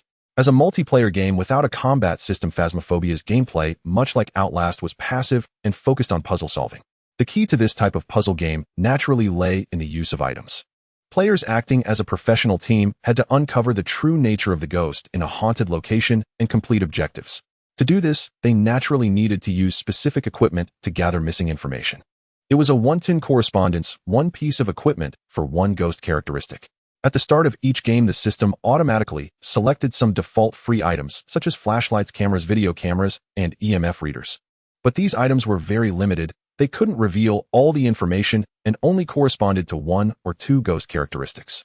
However, there were dozens of ghost types in the game and over a dozen ghost characteristics. Relying on default equipment wouldn't make it easy for them to investigate. And it wasn't just a matter of limited capability, the quantity was also limited. Enough gear for 4 people was definitely not enough for 12. And that was exactly their situation now. Old Xiao and the others hadn't gotten out of the car yet. They were all just staring blankly at the shelves. For flashlights, 3 cameras, 3 thermometers, 2 each of EMF readers, dots, projectors, handheld DVs, head-mounted cameras, spirit boxes, and ghostwriting books. The rest were some cheap glow sticks, candles, lighters, and other odds and ends. There were also several cans of salt. The most important thing, a crucifix, only had 1, and there was only 1 smudge stick. As for other things like motion sensors, infrared sensors, none of them had been bought. Everyone stared at each other in dismay. What do we do now? I have no idea. I spent all my money when I came in, $30 on candles. Hilarious, I didn't even notice the shop. Ooh, I didn't spend a cent. They were numb. Without gear, how could they fight? 12 people each with 3 equipment slots and 5 inventory slots. It wasn't enough to go around. Considering that some of these items could only be used under specific circumstances, it meant that some people would inevitably have to go in empty-handed. So at this point, the only option was distribution according to work. Whoever gets the gear does the work. Everyone else acts as mobilize, DeFei suggested, rubbing his forehead. Try to move in small groups, not too clustered, but not too far apart, so people without flashlights can see the way. Isn't this a modern setting? Shouldn't there be lights in the building? Xiaoan asked nervously. There might be, but do you know when the ghost will pull the main breaker? Old Meng said in a sinister tone. Xiaoan couldn't help but hug his arms. Damn, this local ghost had no manners. It could even pull the breaker. I watched the tutorial. Normally a building has 1 main breaker. After it's pulled, you have to run and manually reset it. Old Meng continued. It'll be pitch black along the way. What if some unidentified thing suddenly jumps out at you? Whoa, stop it, stop it. To be honest, this missed gear is really critical. Now we're sure to get wiped out. Hilarious, I'm just going to lie down right now. Dying is no big deal. Everyone was chattering away. Xiaoan vigorously rubbed the goosebumps on the back of his hands. To be blunt, he was scared. Walking around a haunted place like this without a flashlight was a death sentence for him. But there were only 4 flashlights, and if you took one, you had to lead the way. It was hard to say if it was more comfortable to hide in the back of the group in the dark and wait to die, or more comfortable to charge ahead with a flashlight and seek death. It's okay, you'll be the vanguard. While he was still hesitating, Senior Zichin was the first to step forward, grabbing a high-powered flashlight and a camera. Just hide behind me. Senior will protect you. She thumped her chest, and her dancing pectorals jiggled wildly. Everyone was speechless. It was a dancing chest, not a dancing chest. The senior had created a muscular purple-skinned brute looking like a youthful Thanos with the height maxed out at nearly 2 meters. Hearing her voice come from such a character was incredibly jarring. With someone taking the lead, the others quickly followed, each choosing their gear. Without giving Xiaoan much time to hesitate, everything was divided up. In the end, he only got a candle and had to stick with the purple brute. After dividing the gear, everyone opened the door and got out of the van. A city shrouded in darkness appeared before them. Their trailer was parked by the roadside, the entire street blocked by barricades. The street was deserted, littered with trash, with plastic bags and paper scraps dancing in the wind. An old faded flyer happened to drift past their eyes. On the discolored paper, the eyes of a smiling, beautiful girl appeared blurred and chaotic as if the ink had run. The nearby building was clearly evacuated.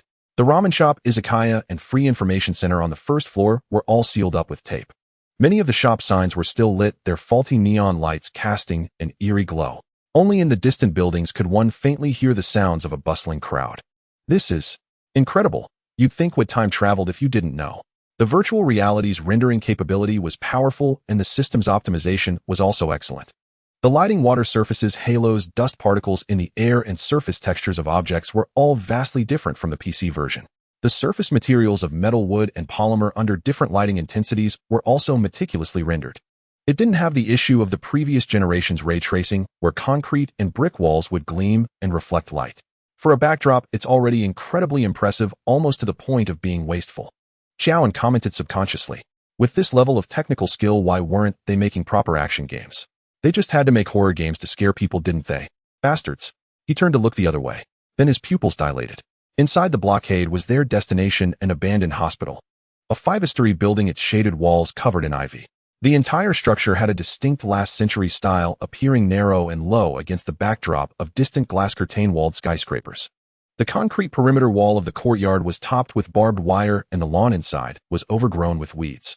The group bypassed the haphazardly piled barricades at the entrance and stepped over the collapsed iron gate. Most of the large glass windows in the main building were shattered, and the walls were covered in sickening dark green mold. The porch in front of the building was also filthy and grimy. A rusted flatbed gurney lay next to a dusty, abandoned ambulance. The artistic lettering that should have been on the porch's sign had rusted to the point of being nearly illegible. Below the porch, the sliding glass doors were now just twisted frames. Amidst the filthy shards of glass on the ground, the door frames, twisted into a spiral for some reason, were open on both sides, as if welcoming them. Damn it, I knew it.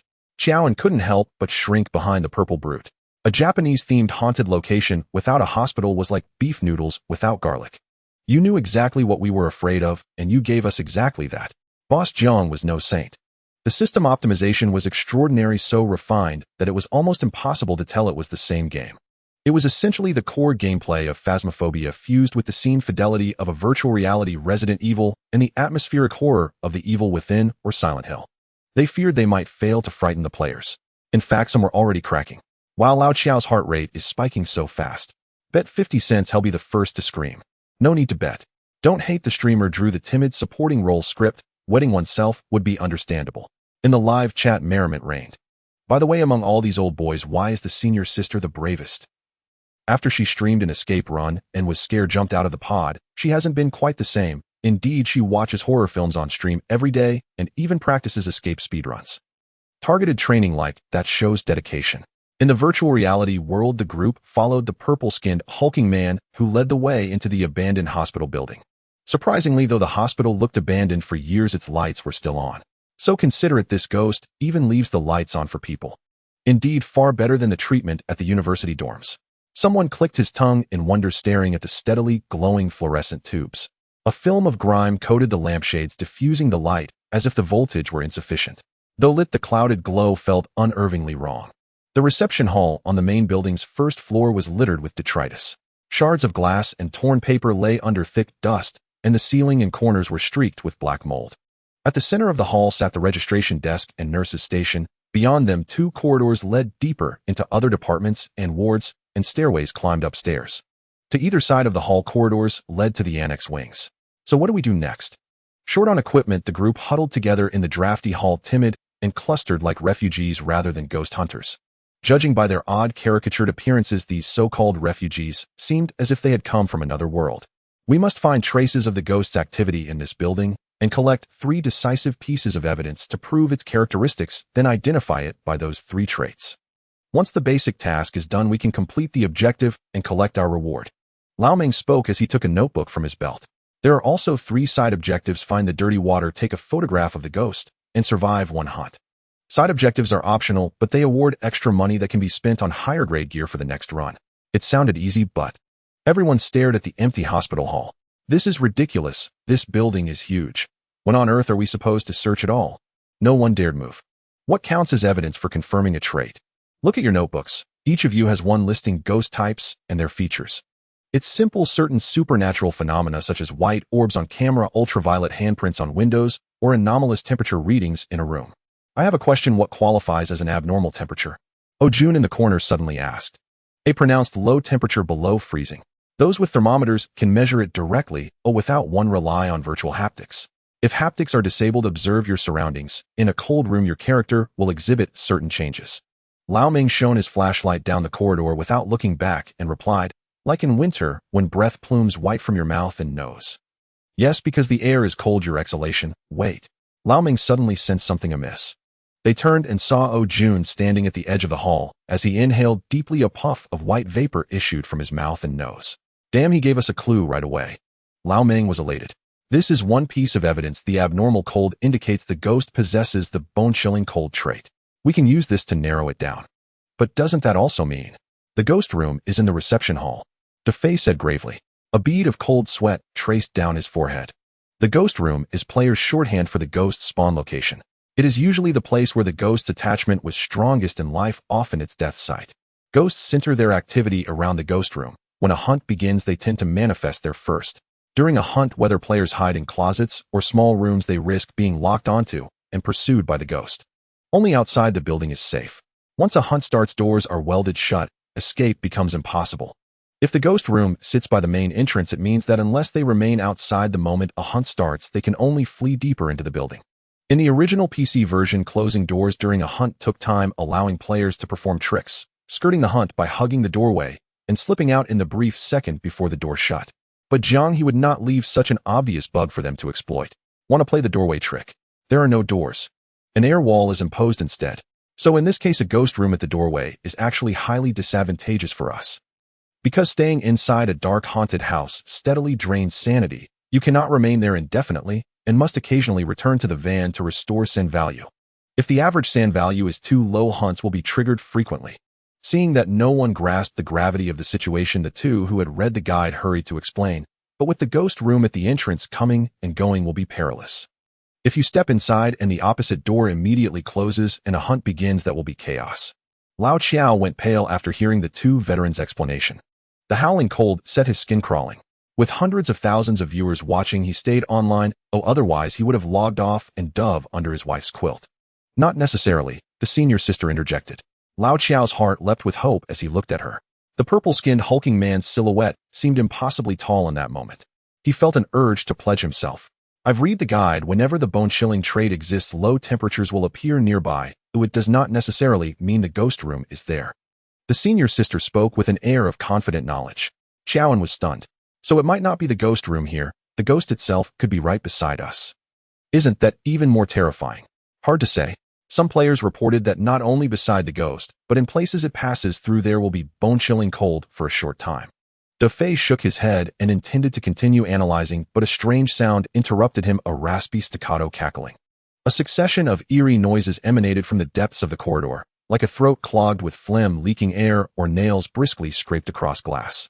I think we shouldn't mess with this. Oh Jun, nearest the sound, turned pale as he looked at the others. It's like it's right here. From the corridor's depths, a shadow defied physics, gliding out of the lampless gloom with its feet not touching the floor. Dim, murky light began to flicker, revealing a nurse's dress soaked in filth and blood. Beside it were a pair of leg-like ankles, grotesquely broken toes pointed rigidly toward the floor, and filthy nurse shoes. Bring it on. Oh my, hurry and take a picture. Where's my camera? The wind is strong. Quiet down, let's make a move. The moment the ghost appeared, the group was thrown into chaos. Some shouted to complete the task, showcasing their bravery. Some turned and ran in the opposite direction, highlighting their cowardice. Others jumped behind their teammates, trembling with fear. The 12 individuals resembled a flock of ducks, squawking and causing a ruckus. The ghost in the nurse's outfit floated gracefully, spinning in place. Then, without warning, it lunged forward, as if teleporting from the end of the hallway to right in front of them. Simultaneously, the lights in the entire building went out. A thick darkness enveloped everyone. Gaia, mfa. It's going to eat us. It's right in front of my face. Throw the cross. It stepped on my foot. This female ghost stepped on my foot. The scene was utterly chaotic, best described as a wild uproar. The few unfortunate souls closest to the corridor's exit were startled by the ghost and sprayed with cold air, wailing in distress. The bolder ones raised their cameras, trying to snap photos, those with flashlights, kept moving, causing the beams to shake wildly and obscuring visibility. Amidst it all, there was Joe, whose voice was the loudest in the group. "This is hilarious. What kind of people are these? Joe is so impressive, easily taking the volume prize. The Pavarotti of who is just a fake. I'm done. Why are you all shouting so loudly? The ghost hasn't made a sound." I can only say that in games like this, teammates really just add to the difficulty, especially with someone like Joe, who's both timid and overly enthusiastic. The joys and sorrows of people do not resonate with each other. In this virtual world, everyone wailed and screamed, entangled in fear and panic, surrounded by darkness and ghosts. In the streaming rooms of various broadcasters, the audience was laughing so hard they could barely contain themselves before entering. Everyone boasted about their courage, claiming to be the bravest on the internet. But now, looking at the heart rate monitor in the stream, none were below 100. Especially a certain coward from whose high pitch soared over 80 decibels.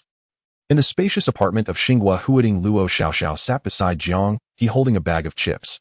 "I think I understand why you love playing horror games so much," she said, watching the chaotic live stream on the big screen. "Right? Games are meant to be played with a scream." Of course it wasn't him who was going to scream.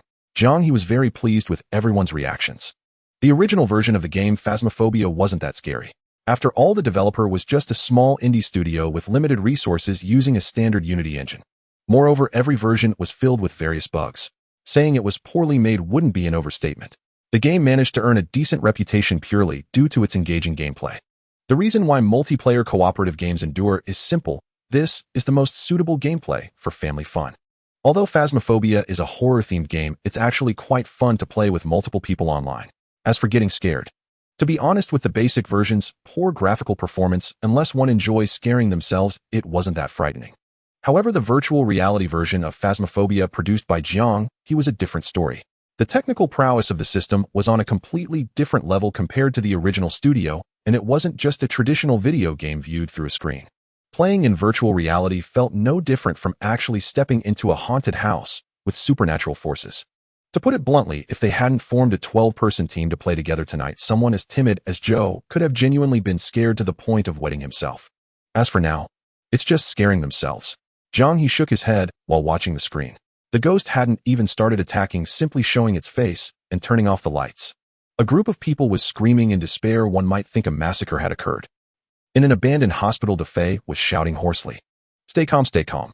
It's not hunting time now. The ghost won't attack players, it's just here to scare us. Whoa, don't run deeper. Everyone stay put and don't move. Those with flashlights, point your beams at the ceiling like me, and we'll be able to see each other." The two were nearly hoarse from shouting, just managing to overpower Joe's screams. After the chaos, the hall was left in disarray. The hospital was pitch black, with only a sliver of moonlight filtering through the broken windows and walls. It was hazy like frosted glass. The corridors were shrouded in impenetrable darkness, resembling a gaping abyss, while the group huddled in front of the nurse's station, 4 beams of light pointing toward the ceiling, the scattered light providing just enough visibility in the hall. It illuminated faces that looked completely disheveled. "Damn it, so it was you who stepped on me. Ooh, I thought the female ghost would trample me."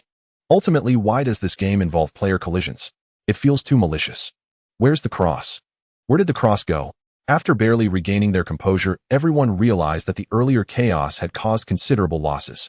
In virtual reality games, there are very realistic physics effects and volume collisions which are inherent to the virtual reality platform and unrelated to the system. However, this feature also inadvertently creates opportunities for players to collide and potentially attack each other. Several had just bumped their heads into teammates. After finally regrouping, everyone hurried to pick up the gear they had lost earlier. Wait, is there a smell of something burnt? Joe, almost suffocated by a teammate's muscular backside, covered his forehead and took a moment to recover. But he noticed an odd smell. Speaking of which, this can't be the smell of farts, right? What did someone eat to produce such a smoky odor? Indeed, I smell it too. It's true. You guys, don't tell me someone lit the holy wood. Old Ming walked over with a UV flashlight, looking at the half-burnt smoking wood on the ground. His face darkened. "It was me," said the female streamer known as Dumpling, raising her hand. "I was closest to it with Oaken earlier and accidentally ignited it when I hit it. I thought you said this was used for exorcism, so I tried it out, and I didn't expect it to actually disperse it. Fortunately, I reacted quickly, or else this could have ended badly." Seeing everyone's gaze turn to her, Dumpling struck a pose, feeling a bit proud. Old Ming hesitated for a moment, feeling a sense of dread. "Theoretically, you did disperse it, that's true. But let me clarify, there is a protection time in this game, which is the countdown on the electronic clock when we get off the vehicle. The ghost won't enter hunting mode until the countdown ends. So, it wasn't actually trying to kill anyone, it was just scaring us before the lights went out. The good news is that our holy wood wasn't wasted, we successfully dispersed a ghost. The bad news is old Meng swallowed hard. There are less than 20 seconds left on the countdown, and the ghost can initiate the real hunting moment at any time, and we've used up the only piece of holy wood. Jiang He let out an unkind laugh. Ha, what a pack of simpletons. Watching the others wear faces as if the world had ended, he could not suppress his mirth. That is precisely why people enjoy watching rookies play horror games. This is exactly the reaction we wanted. So, what do we do now? They stared at one another for a moment, all of them suddenly at a loss. It is not that it will begin killing the instant the timer ends, only that it certainly will not start before time is up. Two veterans who had read the walkthrough explained feeling uneasy after using the only item capable of dispelling a ghost and temporarily halting its hunt. Nor could they say Tuanzi had been wrong, as she had been trying her best to make the item work. Their only fault was failing to make that point clear earlier, and the ghost's manner of greeting had been far too sudden. The entity only begins killing once our average sand value falls to a certain threshold. The lower it goes, the easier it is to trigger. Until then, I advise we stick to the plan, move in groups, and search for evidence. Also, there is an extra objective now: activate the circuit breaker. DeFei spoke rapidly. The circuit breaker was crucial because it controlled lighting. The brighter the environment, the more slowly sand value drains. 4 flashlights, 4 teams, she said. I remember the floor plan in the van marked the breaker in the basement. They'll lead a team. Someone with a camera should come with me. Senior sister was the first to step forward. She hauled the wilting Lao Xiao to his feet and joined Oh Jun, who had the camera. Though still shaken, they knew time would not wait. They quickly assigned positions and split up into 3-person teams. The other 3 teams proceeded down corridors toward the left and right annexes in the rear of the main building. The 3 of them parted from DeFei's group halfway and took the stairs down to the basement. The hospital basement. There won't be a morgue, will there? Xiaoan trailed behind senior sister, voice listless, gripping his candle tightly. He looked like an older, clumsy version of the little match girl, shrinking and timid, the very picture of pitiable fragility. In contrast, senior sister at the forefront seemed unusually bold. I don't know how it is here in Wugwa, but in our country hospitals often built morgues on the B1 level, she said casually. Lao Xiao visibly tensed. Though that was the old way, and nowadays hospitals rarely have morgues. Funeral homes operate 24 hours and collect bodies, so even if a hospital builds a morgue, no one uses it. Hearing that, Lao Xiao breathed a little easier. But that's back home. This is Wugwa, and this clearly looks like an old hospital. They probably do have a morgue here. Lao Xiao tensed up again. Could you just finish your thought? He snapped at senior sister, glaring. One might think I'm merely sitting here, needlessly worrying. Senior sister made a light sound of amusement. There was no need to worry about a proper morgue, however. When the 3 stepped out of the stairwell, a wave of an indescribable, overwhelmingly foul stench assaulted them. It was as if tons of dead rats and rancid kitchen slops had been thrown into a cesspool left to rot and ferment for years until all moisture evaporated, the rank residue that remained. Good heavens, it's like we've walked straight into the netherworld. The 3 clapped hands over their noses and hurried into the settings to switch off the virtual scent feature. Only then did they feel they might survive. The corridor was piled with one dark, jar-like object after another. In a corner lay a row of haphazardly arranged flat beds. On the beds were dark green body bags. The contents inside were horribly shrunken. I do not want to know what any of this is. Xiaoan, already starting to shake, was not the only one unsettled. The 2 braver teammates also could not help taking a wide berth. That is the drawback of virtual reality. Hats off to reality. In the physical world, there are players who can play a possession scenario while eating a plate of braised intestines, but in virtual reality, anyone who leaves the scent on and can still eat afterwards is a true man. The B1 level's layout was peculiar, a loop-shaped corridor. After the 3 skirted the heaps of body bags and jars, they encountered nothing further of note. Since the notes made no mention of corpses, they left those things untouched. It was all unrelated to the evidence and looked like mere set dressing. Soon after, they found the breaker room beside the morgue and the specimen room. Ugh, they brought this here just to gross players out, Xiaoan said, and with senior sister's flashlight, he yanked the breaker down. They watched the red light flip to green and the ceiling regain that milky dim glow. Only then did they breathe a sigh of relief. Besides restoring the hospital's power, they found an unexpected item. What is this strange thing? In the breaker room, amid a clutter of shelving, Xiao discovered a wooden plank that had clearly been hidden behind a rack. The plank was large, roughly 40 centimeters across at its widest, made of redwood and coated in sizing showing obvious age.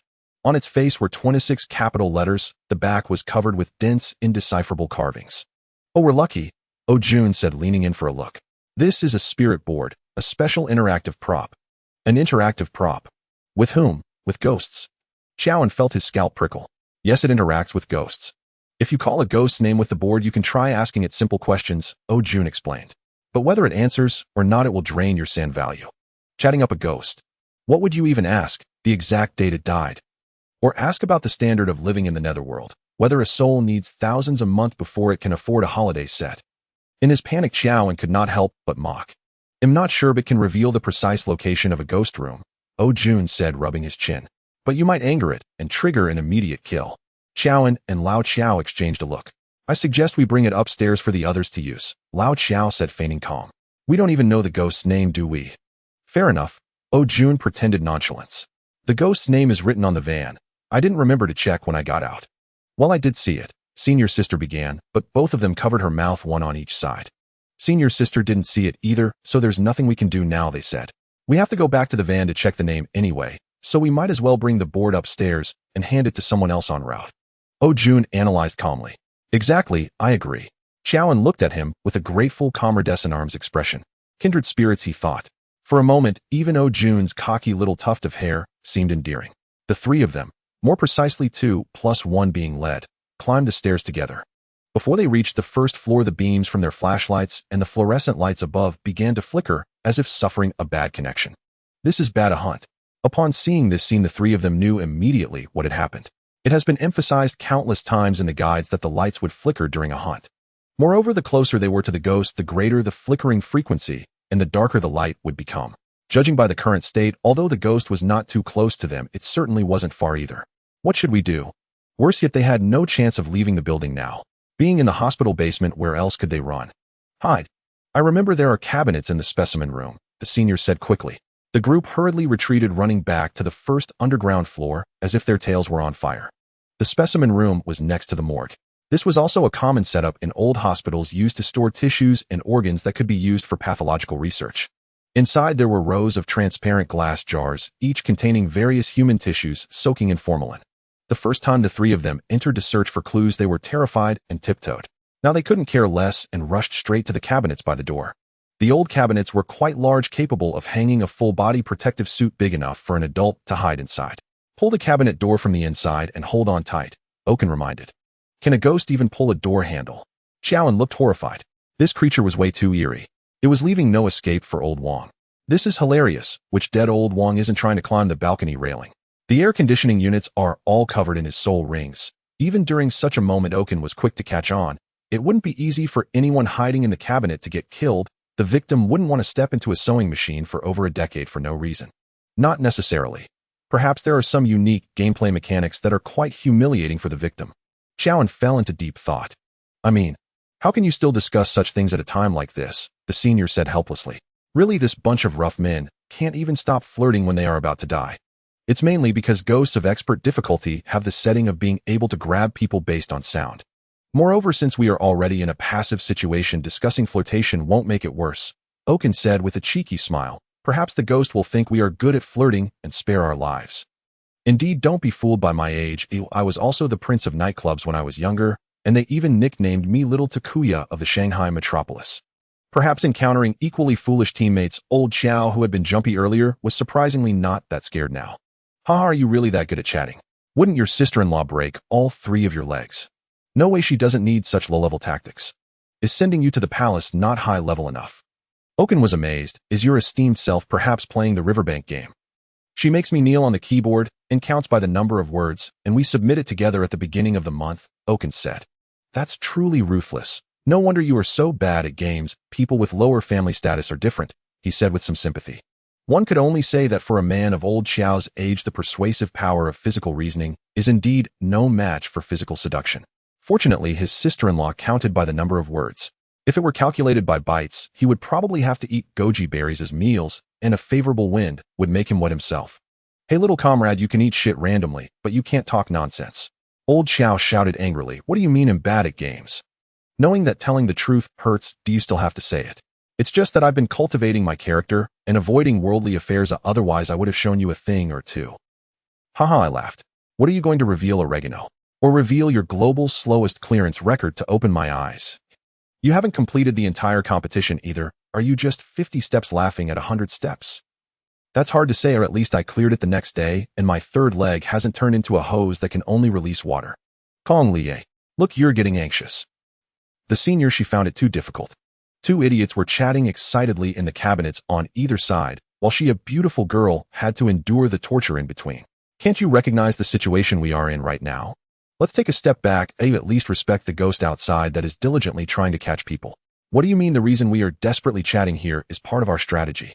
Exactly. Look, the ghost hasn't come to catch us yet, because it has been driven away by the greasy middle-aged uncle smell from old Xiao.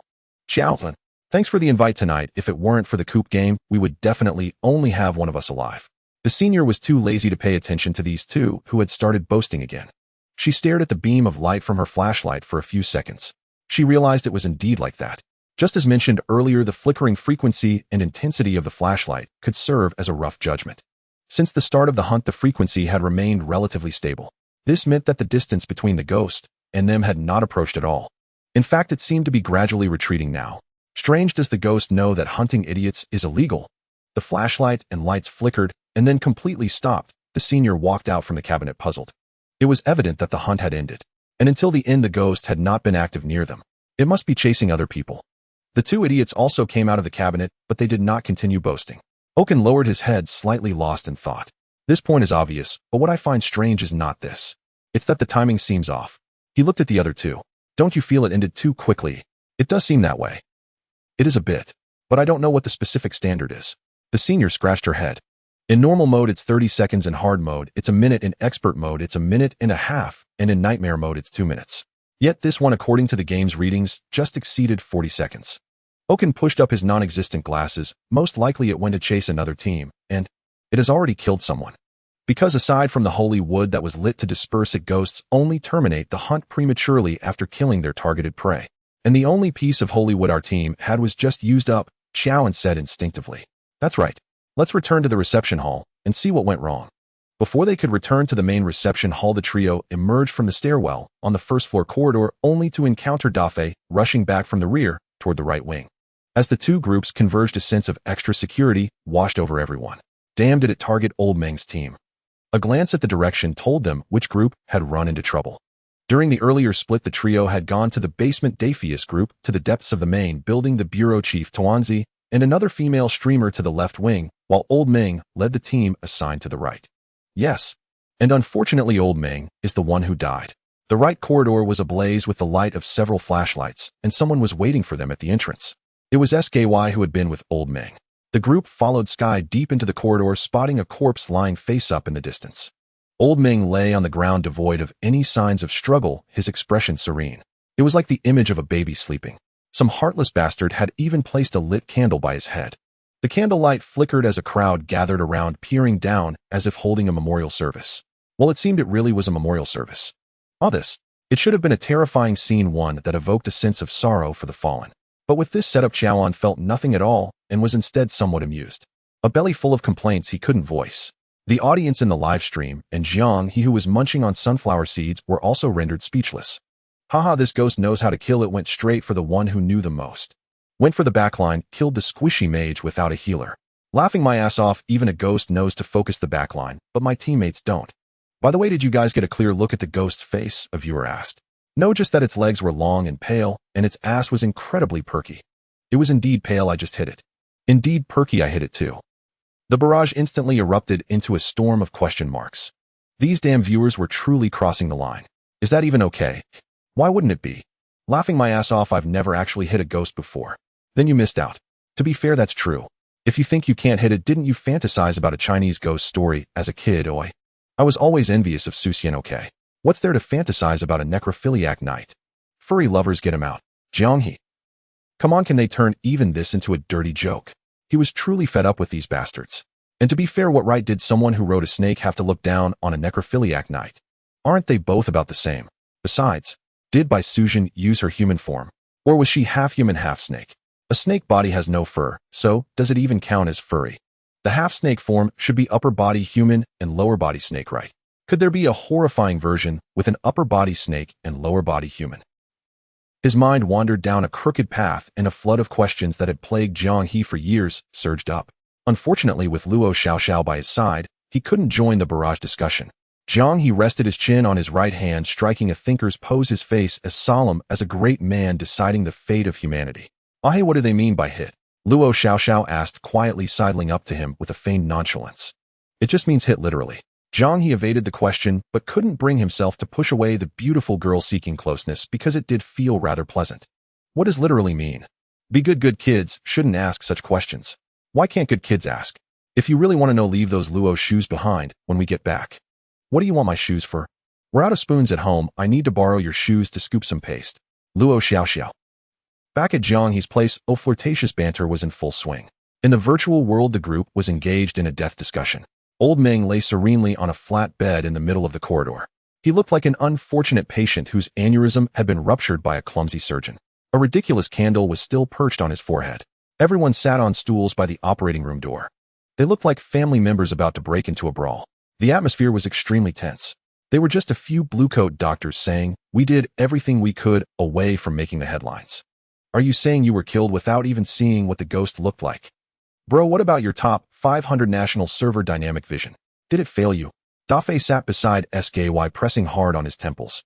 "To be precise, I didn't see it clearly, not that I didn't see it at all.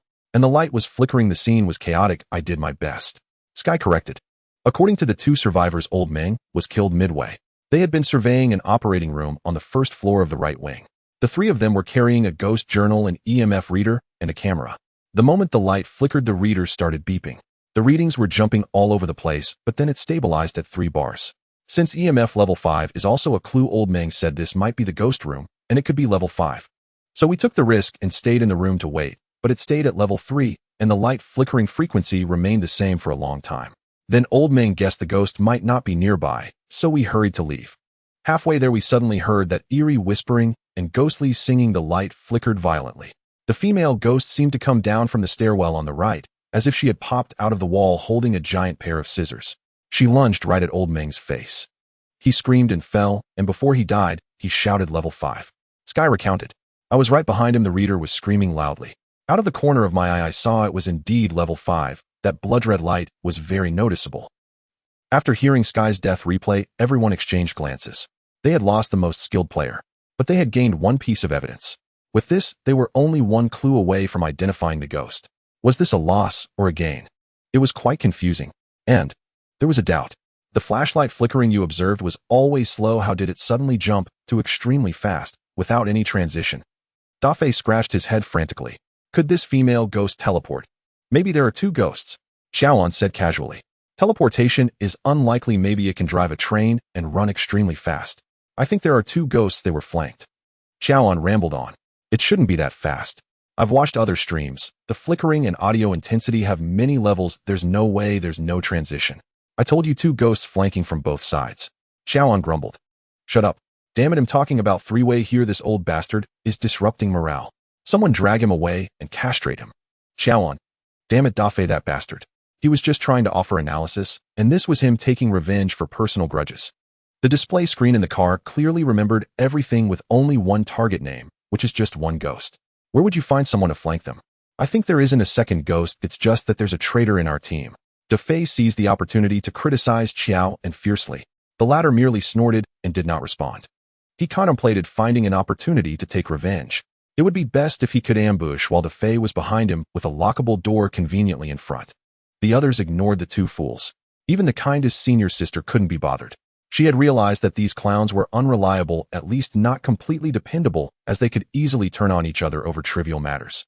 It had no significance other than proving that fools and idiots can produce a chemical reaction.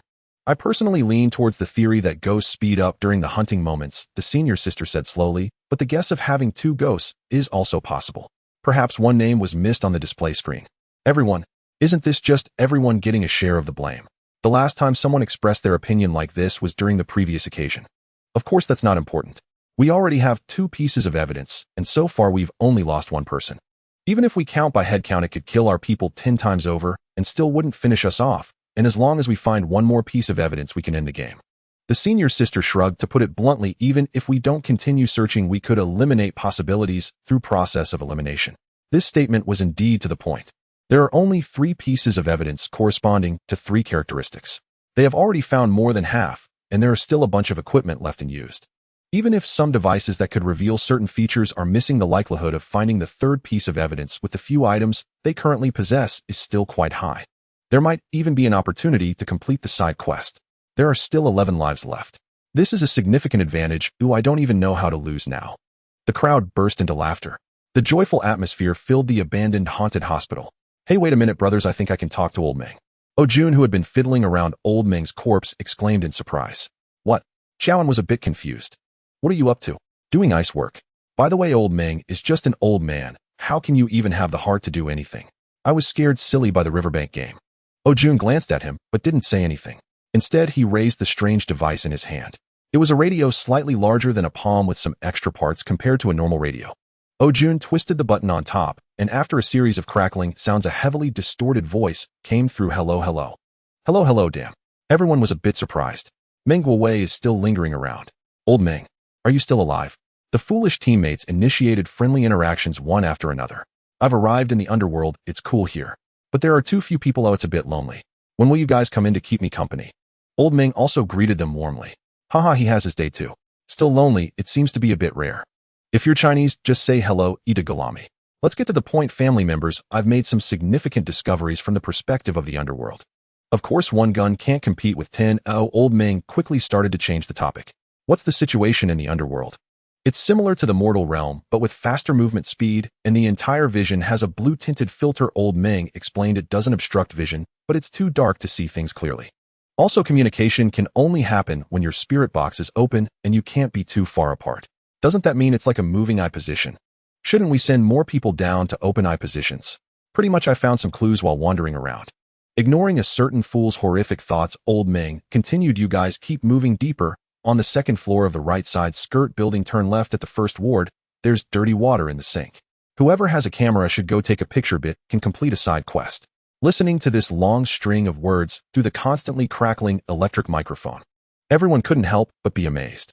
Having been shot dead by a female ghost, he still insisted on helping his brothers decipher clues from the underworld. What kind of spirit is this? Everyone was on the verge of tears.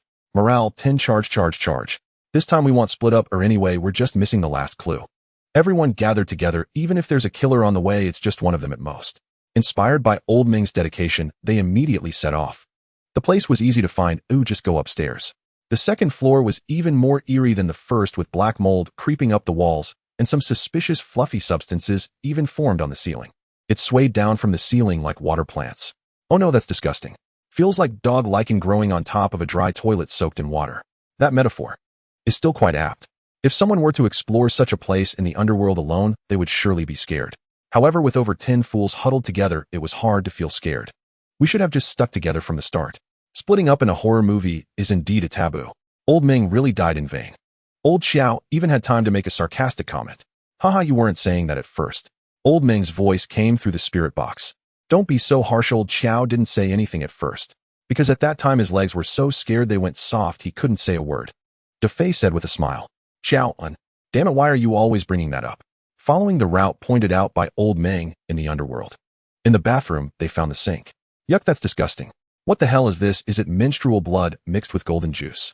An old-fashioned white porcelain sink was filled to the brim with something unknown. It can only be said that De Fei's metaphor was indeed quite fitting. In the original game, it wasn't this disgusting. It was just an ordinary pool of filthy water. It was obvious the system had added some extra details. Alright, the photo has been taken. You guys should hurry and leave. By the way, whoever has the spirit box should remember to call the soul. This thing is mainly used for communicating with ghosts. Chatting with underworld teammates can only be considered an additional function. How does that work? You call its name, and if it responds to you, that means it has the characteristic of responding to the spirit box. It can't be that convenient, right? That would be equivalent to directly solving the puzzle. Oh, Jun chuckled and twisted the knob. By the way, what was its name again? Haitian Rifami. Ooh, I saw it when we got off the sky. Old Ming casually remarked. Oh, the name of the lady is quite unique. Oh, Jun cleared his throat. Haitian Rifami, are you there? Haitian Rifami, would you like to have a sweet romantic date with this handsome guy? He called out a couple of times, seeing the teammates next to him looking at him like he was a fool. Oh, Jun awkwardly smiled. She might be shy. Your method isn't working either. She's ignoring me. However, there was no response from Old Ming, and the spirit box replaced by extremely loud static. Then the noise suddenly turned into dead silence. A cold voice seemed to whisper in his ear, liar.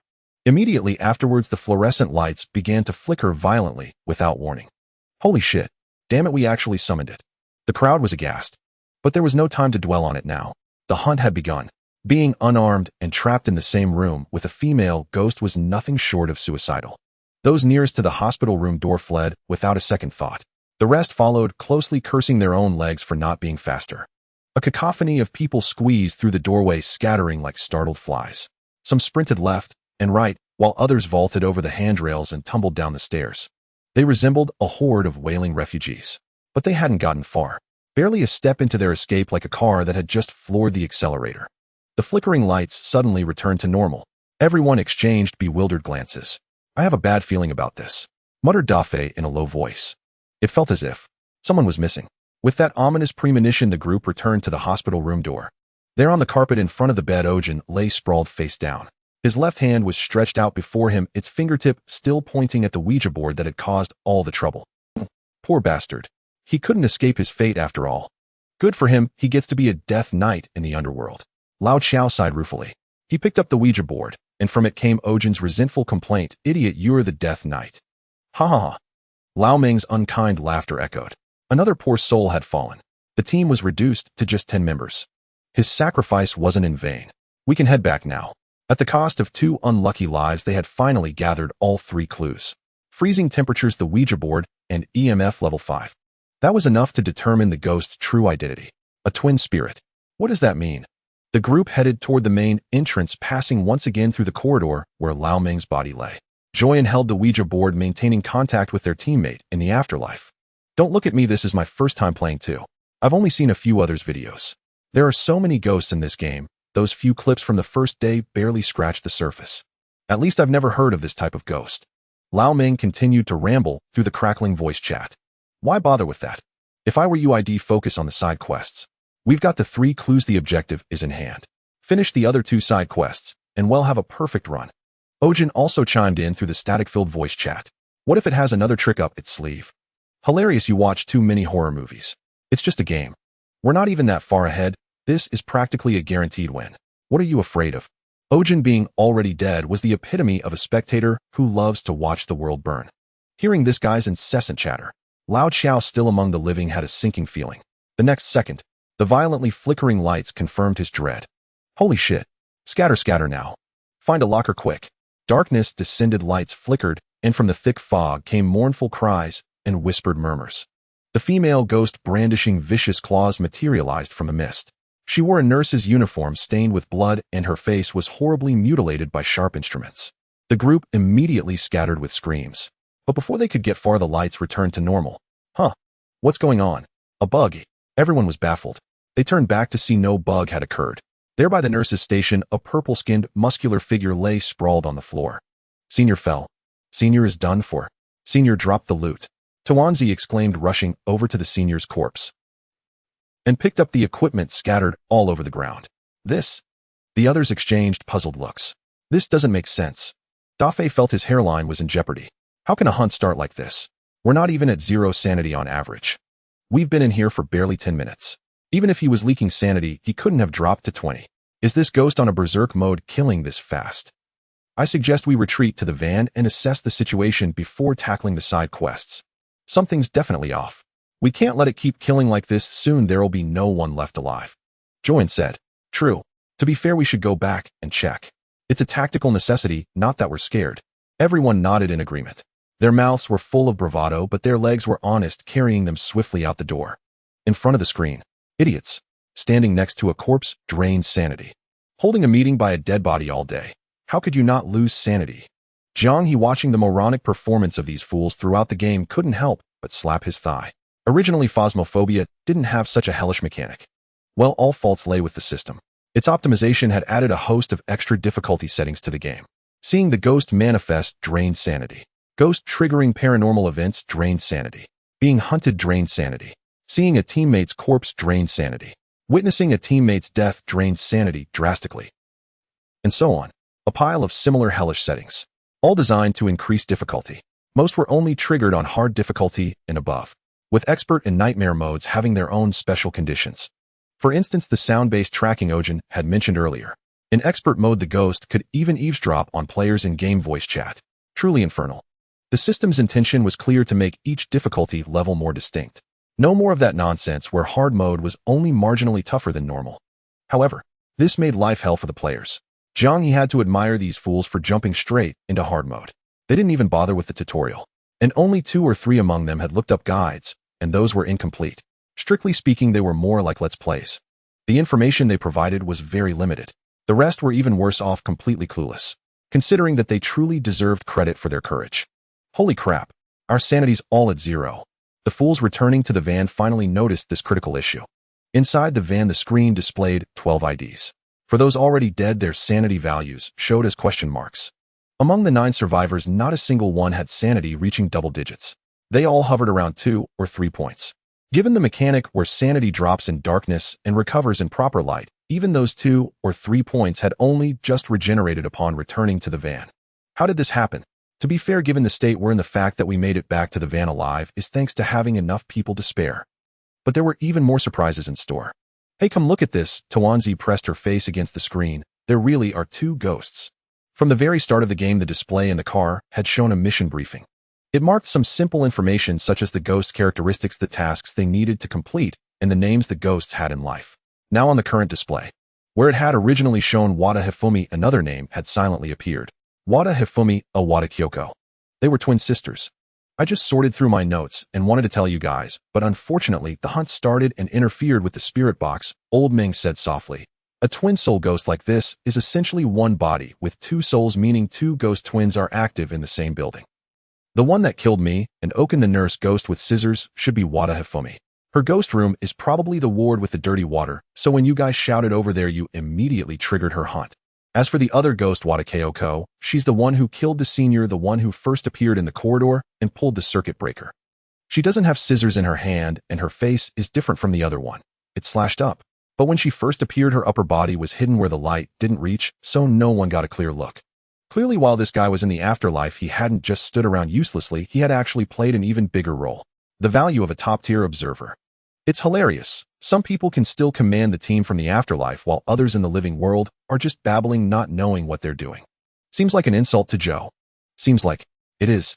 In Old Ming's live stream, his fans were brimming with smugness. Speaking of which, this setting is quite detailed. When I saw so many types of ghosts, I thought it was going to be one of those formulaic reskin routines. You think it's like a massive online game from a big company where a boss just gets a color swap and some new effects, and it's considered a rework. White Weakling, Red Elite, Orange Lord, Golden Legendary Lord. Scepter Moon Demon, go go go. Stop it, the Divine Path people are getting PTSD. Fa. I don't want to run any more dungeons. The Funseekers couldn't help but shiver as they chatted, why bring up online games while watching a single-player game? Foot soldiers can't stand hearing that. More than that, I'm curious. There's obviously a story here. Twin sisters, both nurses, both dead and turned into ghosts. The point is the response Oken shouted out just now. Didn't you hear it? She said liar. I didn't catch what she said, I just remember her voice was really nice. True, it sounded so cold and distant. I wish she'd used that cold voice to insult me while stepping on me, and then lick her. Shut up, you idiot. Don't voice your lewd fantasies. Creeps like you only drive up the price of rice in this world. You should be ashamed. A frivolous viewer's comment instantly derailed the serious story discussion. Well, they weren't that serious to begin with. Funseekers are never serious. Instantly, the barrage turned yellow. They'll start. It's a great opportunity for Yuri. Me too, puff the blowfish. One has a face full of sharp object wounds, the other carries scissors. Where's the great opportunity for Yuri? This is clearly a Yandere type, and in the literal sense. Doesn't that make it even better? What's good about it? Aren't you afraid of getting your dick cut off? Well, that's not necessarily a bad thing. Shocked by viewer fetishes. JPG. The goofballs in the live stream were in full swing. A car speeding at 180 miles per hour on a road practically leading straight to the underworld. Later on, the barrage was so full of asterisks that the moderators had to urgently ban a few of the most unruly rascals. In the virtual reality world, the remaining goofballs were tense. The group gathered around the trailer, glancing at the abandoned hospital in the distance, its faint lights making it look like a giant beast ready to devour. Then they glanced at the trailer carriage glowing with soft, reassuring light. Their faces were all stern. An onlooker might think they were mourning the few unlucky souls who had just died. Everyone, we face a serious issue. We must choose between honor and duty. Zhou said with deep gravity, his tone laced with 3 parts pain. He looked like a captain from the age of sail, deciding to go down with his sinking ship. The others also wore resolute expressions like sailors and officers about to be buried with their vessel. Enough already. You just want to bail without admitting it. No need to act like some tragic hero. The trio in the afterlife were speechless when it came to setting the mood. You living jokers really took the cake. Sarcastically called out like that, everyone broke character. They exchanged glances. Well, that was exactly what they meant. The main quest was done, and they could hop in the car and leave immediately. But there was still a side quest left. Especially since the remaining side quest was the most core and challenging one. Escape the hunt. Having just lost 3 teammates to the twins inside, the meaning of this mission suddenly shifted. Would they choose to be cowards, retreat, and save their skins? Or would they charge and challenge a no-damage escape from the hunt and prove their worth as professional streamers? Honestly, if it weren't for all the viewers watching, they would have bailed long ago. But, given the current situation with the enemy taking down 3 of their own, retreating would make it seem like they were actually scared. Dafei smacked his lips about to speak. Comrades, enough blood has been shed. We can't afford any more senseless sacrifices. Seeing that this bunch actually wanted to go in and tackle the side quest, Zhou sensed trouble. He quickly reached out to cover Dafei's mouth, trying to salvage the mood. Indeed, now we not only need to complete the mission, but also minimize losses. We can't let our teammates' sacrifices be in vain. Sky also said with a grave expression. Such high EQ remarks sounded much better than the unpleasant comments from the Afterlife duo. Actually, we wouldn't mind losing a few more team. Click. The trio in the Afterlife tried to speak again, but the spirit box was directly turned off. With question marks floating over their heads, they watched as the group filed into the car, one after another, quickly closing the door and starting the engine. Not just the 3 of them. The millions of viewers across 12 live streams were also stunned. They were actually bailing. What a bunch of cowards. This cannot be called a retreat, it's a strategic victory maneuver. How can that be considered fleeing? In the live stream, Old Xiao earnestly explained to the viewers, our objective has been largely accomplished, and to avoid any unnecessary losses, it is indeed wise to leave early. A little lychee, you all judge, is this cowardice? Old Xiao's words were heartfelt while the audience scoffed dismissively. Laughable, he speaks as if it's true. I don't know what cowardice means, or I only know that the cowards are desperately trying to explain why they are not cowards. If you don't understand, just ask the host. Just played a whole match. Did it contribute anything to the team's puzzle solving and advancement? Don't be rude. The host is responsible for screaming. The atmosphere group is also very tired, alright. In Old Xiao's live stream, the usual debate between the host and the viewers unfolded. Meanwhile, the situation in other streamers' rooms was much better. After all, everyone was playing a virtual reality game. There was neither a god's perspective nor much extra information. Players could only see what their eyes could see. Being in the midst of it all, tension, panic, and confusion were inevitable occurrences for these players. Besides Old Xiao, who was keen on engaging with viewers and seeking arguments, the audience in other streamers' rooms tended to comfort the host instead. Especially on the channels of the 3 ladies, some even took the opportunity to send gifts. They were promptly shot down by the moderators. As for Old Meng's channel, everyone expressed their regrets. If the ghost hadn't immediately taken out the best player, but instead had removed certain team black holes, perhaps the losses wouldn't have been so severe. Xiao, let's continue playing, shall we? It's not even 9 o'clock yet. To avoid being labeled by these annoying viewers after escaping and digging for a way up, Xiao decided to go all out. Next match, let's play on expert mode.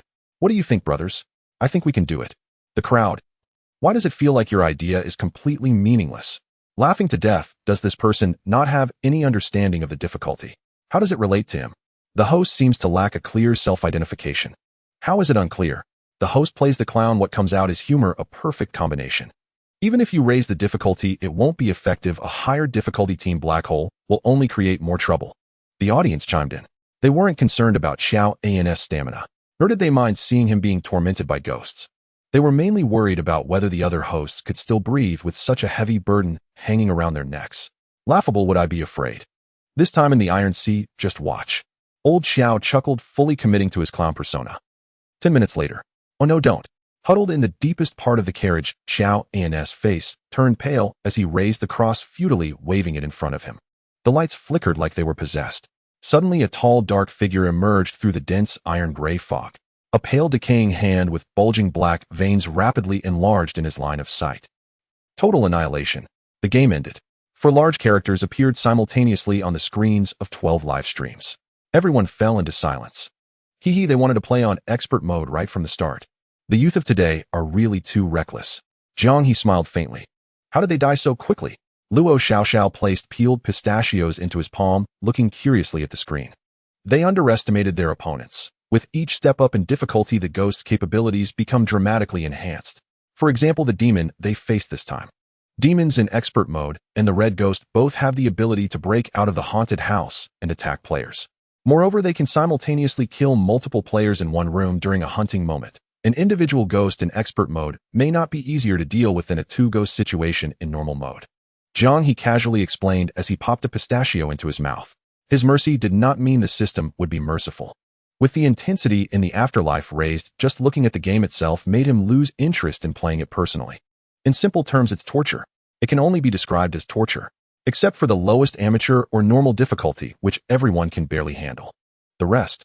Crazy sand drops in difficult mode, quick triggers for hunts, ghosts actively opening cabinets, expert modes, sound-directed positioning, multiple kills, and specific ghosts being able to forcefully board vehicles. Even nightmare modes, high-speed movements during hunts, passing through walls and doors, blocking cabinets, and hiding points, and concealing certain features. The curse system has almost transformed a perfectly good casual horror game into something unrecognizable. It's filled with all kinds of hellish settings. With these hellish settings, the silly streamers experienced a perfect total annihilation. They changed to a school map, but it was still similar to a hospital with long corridors and multiple rooms along with a very spacious hall. At the start, they split into 3 paths, and during the first hunt, the demon wiped out one whole path in one go.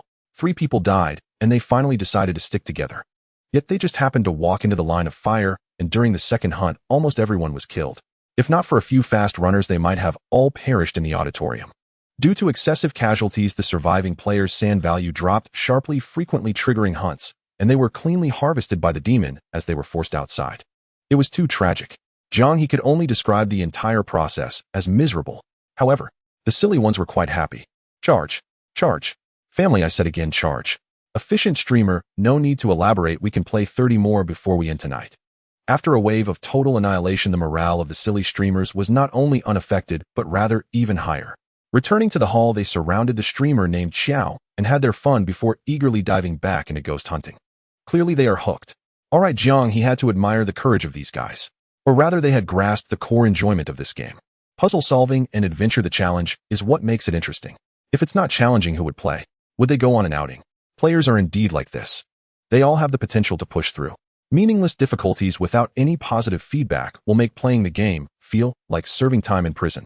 Yet experiences like these, which provide substantial positive feedback after a successful challenge, including a sense of achievement and various mental pleasures from high difficulty games, will instead attract them like moths to a flame. Thanks to the likes of Fading and other major gaming companies' obsession with pay-to-win games, their inaction left Jiang He with this piece of pure land, and a bunch of players who had never been beaten and could actively seek out fights. The next day, Jiang He slowly opened his eyes. The blanket on the right side was somewhat disheveled, and a faint fragrance lingered in the air. It was evident that Luo Xiaoxiao had gotten up earlier. The multiplayer gameplay of Fear of Ghosts turned out to be much better than he had imagined, with the silliness continuing until midnight. Qingmei was quite resilient, managing to stay up until midnight. Then she naturally requested to stay the night. What could Jiang He say? The beautiful girl with intent snuggled up to him for some closeness. If he said anything further, it might be seen as impolite. It would be too oblivious to the atmosphere to drive her home at midnight. Of course, nothing happened. Sharing the same bed was a fact, but it was merely a matter of innocent cohabitation. Jiang He didn't plan to rush things, he preferred to let the rhythm follow its natural course. Luo Xiaoxiao had a wonderful personality. At least from Jiang He's perspective, having been subjected to the trials of the little fairies of Blue Star for several years, he could find no flaws in her. Since they were aiming for a long-term relationship, it was natural not to bombard her with fiery advances like a scumbag. After all, he was also quite wistful about their current situation. In his past life, he never received such favorable treatment as starting with Qingmei. In his past life, he was merely an average person with a slightly plump figure, a high hairline, and mild nearsightedness. He truly did not understand how his ex-girlfriend could have singled him out from the crowd. Jiang He was just an ordinary young man with hardly any commendable qualities. Except for being close to 1 billion people. He enjoyed the heartfelt breakfast that Qingmei had prepared for him early in the morning. Jiang the CEO rode his beloved electric scooter to the company. On the way, he kicked the lazy dog system and received a 10-time draw as a reward. Having completed the task in one night, he could roughly guess how the situation was unfolding. How are the first day sales of Fear of Ghosts? Oh, I almost forgot, it's not even been 24 hours yet. After expanding the studio into a development company, Jiang He rented an entire floor on the 16th floor for office space. Passing through the development department with no real tasks and a bunch of people slacking off, assistant Lin was already waiting at his office door. The latter had only just joined the company due to the expansion, but she was already an experienced professional. Previously, she had worked in Jianzhou province as the assistant to the regional manager of Huahing Petroleum. Known as a top-notch professional, she returned home due to her mother's chronic illness and was not very concerned about salary or work conditions, the only requirement being that the job was close to home. Though she had no foundation in game development, she was well-versed in company management in the internet era with hardly anything she didn't understand. Jiang He was fortunate to recruit such a talented individual. Although he had to pay at least 30,000 Dragon Yuan in monthly salary, he was quite satisfied to have a fully automated company manager. Taking the report from Assistant Lin's hands, he could see that the first-day sales of Fear of Ghosts were indeed quite promising. As of 10 o'clock this morning, including the official platform of Hualien and other third-party vendors, the total sales across all platforms have exceeded 210,000 copies. Under foreseeable circumstances, the first-day total sales are expected to surpass 400,000 copies. According to the financial reports of several virtual reality game developers like Fading Games, Xinghua Electric, and Huanyu Digital over the past 3 years, boss, this is an extremely impressive number. Of course, after all, this is another new theme. Jiang He nodded slightly. Speaking of which, he had become addicted to being a trailblazer. Considering the modifications made after Fear of Ghosts passed through the system and its current level of completion, such high first-day sales were not exaggerated at all. After all, Fear of Ghosts continued the tradition of Millennium Electronic Arts, adopting a very affordable low price. At a buyout price of 98 yuan across all platforms for a large-scale virtual reality game that supports multiplayer and has rich playability, it is indeed very affordable. From the perspective of other competitors or rival platforms, this even carries the suspicion of undermining their business. Not to mention, the virtual reality version has been altered almost beyond recognition, with content increased by more than tenfold compared to the original. Even the original PC version of Fear of Ghosts in the original world, if it were moved to Hualien at this time and priced at 98 Dragon Yuan, would not be considered overly expensive. A monthly membership in Divine Path costs more than that. The purchasing power of Dragon Yuan is indeed strong, but overseas prices and local prices are not the same. For the young people in Hualien who enjoy the benefits of the entire world and are increasingly leaning towards entertainment, this amount is equivalent to the average weekly salary of the working class in Japan, truly just a small sum. A trip to a theme park with a girlfriend would cost several 98s. In a society that is unable to expand and has limited space, the prevalence of consumerism will claim the lives of ordinary young people. Luxury goods that do not belong to their class, high prices that do not belong to this tier, will burden them with debts that do not belong to their class. However, in such a global empire, all the harms of consumerism are naturally passed on to the subjects and foreign peoples. The competition between nations operates this way. Technological and military advantages are established for this purpose, to harvest the essence of other countries while shifting the losses of one's own country onto others. Just like in the original world with the U.S. Federal Reserve unleashing liquidity, the ones suffering first are the other countries using the dollar. What he was more worried about or surprised by was, are they unhappy even when it's cheap? What kind of logic is that? He looked at Assistant Lin, his face filled with disbelief. Players were indeed unhappy. A buyout system without in-app purchases was certainly good, but it did not mean that a complete absence of in-app purchases would always be favorable. From the survey data collected so far, over 80% of players hope for more additional content and show a strong interest in customizable outfits, accessories, and themes. And 60% of players indicated they would accept in-app purchases within a reasonable range. In other words, they would be happy to see more additional content, even if it required payment. Furthermore, they were not satisfied with the currently relatively singular gaming experience, Assistant Lin added. They are truly hard to please. Jiang He couldn't help but exclaim. What was happening in this world? Capitalists suddenly found their conscience and didn't want to engage in exploitative schemes, yet players were complaining that developers wouldn't take their money. Feeling a chill whether they made money or not, they were criticized. Could developers ever be satisfied? Of course. He actually understood quite well. This was indeed a perfectly normal situation. The player community was like this, always having insatiable demands and endless complaints. Even the most conscientious manufacturers have players who despise them. Conversely, the most unscrupulous manufacturers have users who adore them blindly. Game production ultimately remains a content output industry, and all content output industries have the problem of not being able to satisfy everyone. Logically, such matters should be ignored. It wasn't an imminent crisis requiring urgent response, just minor complaints. However, as a responsible developer, he still had to pay attention to the players' demands. I can understand wanting extra paid options. A bit of additional content is fine. But why is it always skins that people want? Jiang He frowned in bewilderment. Is this trend really so widespread now? According to market research, it truly is popular, the assistant replied. Our game is essentially single-player or single-player with co-op, not a large-scale MMO, and it's a non-combat cooperative puzzle game, the assistant explained. Compared to MMOs, we lack monetization hooks like battle passes, subscriptions, potions, and mounts, so players tend to crave cosmetics and skins. Assistant Lin said, that's easy, skins are simple. Honestly, players these days have been spoiled by fading. They even consider spending on things that aren't cost-effective. Jiang He sighed with a trace of irony. Assistant Lin fell silent, she couldn't answer that one. She could hardly agree with the boss and bluntly call the players fools. That would be too cruel. No, I must help them, he said. Thinking only of buying every day is not right. There are limits to what money can buy, he continued. We have to make the players realize that. Jiang He furrowed his brow as a plan formed. Cosmetics are a peculiar thing. Easy in some respects, difficult in others. It depends entirely on what kind of game you're dealing with. A 2D plane is the simplest to texture and some animations, and you're done. Once you involve 3D models, costs spike immediately. You must create separate models to match each appearance. If you care about fidelity, you must redo the characters' collision boxes. Special animations may demand new rigging and a fresh motion capture session. Of course, if you don't care about any of that and merely reskin it simple, frankly, it all comes down to the developer's conscience. Whether they intend to cheat the players and to what extent is up to them. But considering Jiang is a virtual reality game grounded in a realistic setting, or at least primarily so, the task becomes much easier. That means we don't have to design absurd MMORPG-style garb, dozens of gilded wings, or blazing holy fire particle effects turned to 11. We only need costumes and accessories that fit a modern backdrop. We can lean vintage or eerie, but not too far lest it shatter immersion. As one of the most praised virtual reality developers, Jiang He enjoys a very good working relationship with Jiang Company, the state-owned firm that supplies the virtual reality platform technology. A rising producer like him who has recently commanded attention and praise in the industry naturally attracts collaborators' favor. Jiang is a state-owned enterprise. Its general manager is appointed by the cabinet. It isn't in the same league as private firms. From the perspective of the national team, an upstart like Jiang striving to carve out new ground for the industry is exactly to their taste.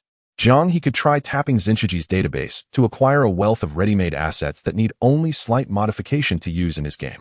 Private firms are another story. Many of them resent Jiang for consistently selling high-quality games at low prices. Some would wish Jiang He were run over by a dump truck or better yet sent off to another world. Anything to stop him growing stronger and making everyone else look bad. It's the same feeling those loafers in the company have when they see someone tirelessly striving. You stir so much trouble, don't you make the rest of us look bad, they think. You can't entirely blame them. Jiang He plays like he has a cheat. Other companies have real costs, and those costs are not small. Basic staff salaries, licensing fees for engines and assets, advertising slots, and the cost of sponsored promotion. Who doesn't have to spend money? If a product wins praise and remains competitive, there's profit to be had. But if it flops, leaving aside the starvation that follows, the debts alone can drown you. This industry is prone to vicious cycles. When a game fails, either the creators accept their misfortune and go bankrupt and exit the scene, or they pivot to churning out cash grabs built to coerce spending. National war PvP titles, endless power grinding games designed solely to extract money. That may recoup some losses, but only at the cost of integrity and reputation, and the result is ever poorer work. The worse they get, the more they have to do it. Yet for Jiang He, none of those costs exist. Every copy sold is nearly pure profit. Beyond taxes, his only inevitable expenses are rent and wages. He was like a scoundrel who rode an electric scooter in a marathon while others ran. When others panted and wished their parents had given them more legs, he happily watched the scenery from his seat. When others collapsed from exhaustion, he might well dance on their corpses. Mate, I haven't even tried my hardest. WHYD, you check out so early. A player like that would inevitably be envied by rivals. Jiang He understood this perfectly. He knew he could not make everyone like him, especially not the other competitors vying for the same single-player market. In fact, it was almost certain they would never warm to him. Who would like a rival that makes them look utterly useless? So he chose not to care. Assistant Lin had hinted that other firms disapproved of Jiang's monetization approach. Small studios focused on single-player are one thing. The troublemakers are the big companies like Fading and Huanyu. Firms built on multiplayer online titles with ample funds, users, and reputation, though they also invest heavily in single-player. These companies once enjoyed widespread acclaim, but Jiang He's meteoric rise suddenly made them appear obsolete. They were indeed displeased, but they would not sit idly by. As Qinshi grew, some form of open or covert targeting was almost inevitable. Having witnessed the inland video game industry's history in another world, Jiang He knew this all too well. Accusations of plagiarism, price wars, and media battles were the least of it. They would not hesitate to hire hackers or bribe insiders for dirty tricks. They might even enlist those in power to deliver an indiscriminate iron fist and cripple a target in one blow. For capital at their level, such maneuvers are not hard to execute. Still, Jiang He was not overly concerned, at least not yet. Aside from raw political suppression, he worried little. Problems solvable through market feedback and player reputation were nothing to him. As for the Iron Fist, he was even less worried. That kind of treatment was not one he could claim at his current stage.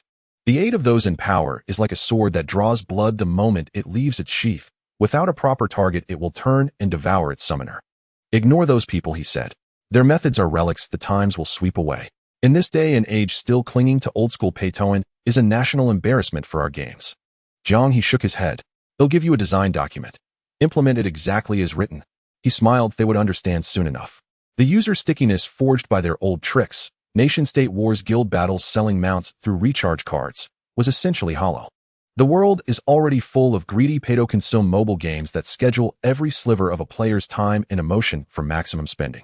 Those monetized mobile games offer gameplay that pales next to proper PC or single-player titles, yet in one regard, their ability to glue players in place. They are unmatched. Regardless of personal taste, judged purely by results, those tactics have been undeniably successful. Sometimes the free things are the most costly, he said. Even when you spend money, you may not get the outcome you desire. Players will learn this soon enough. Jiang He said this with a narrow, dark smile. It was evening again. Hey, are you all here? Is everyone ready? I can't see the list here. We're just missing the least skilled one. Everyone else has arrived. A chime sounded. Chowan just happened to join the voice channel at that moment. Oh, even the least skilled one is here. Perfect, let's go, let's book a room. It was the same familiar time and place. The streamers from Coward's Village gathered once more, kicking off their regular segment of the horror game Phasmophobia at 8 o'clock. After a week, everyone had become somewhat addicted to this game. From a pragmatic standpoint, the show's effect in Phasmophobia was remarkable, with high viewer acceptance, and it was extremely suitable for collaborations. Such frequent collaborations allowed the respective audience groups to interact and accelerated follower growth. From a player's perspective, while failing high-difficulty tasks was indeed painful, the occasional success brought a uniquely satisfying sense of achievement. Thus, after a week, playing Phasmophobia online at night had become a staple program for Coward's Village. However, today was somewhat different. Update.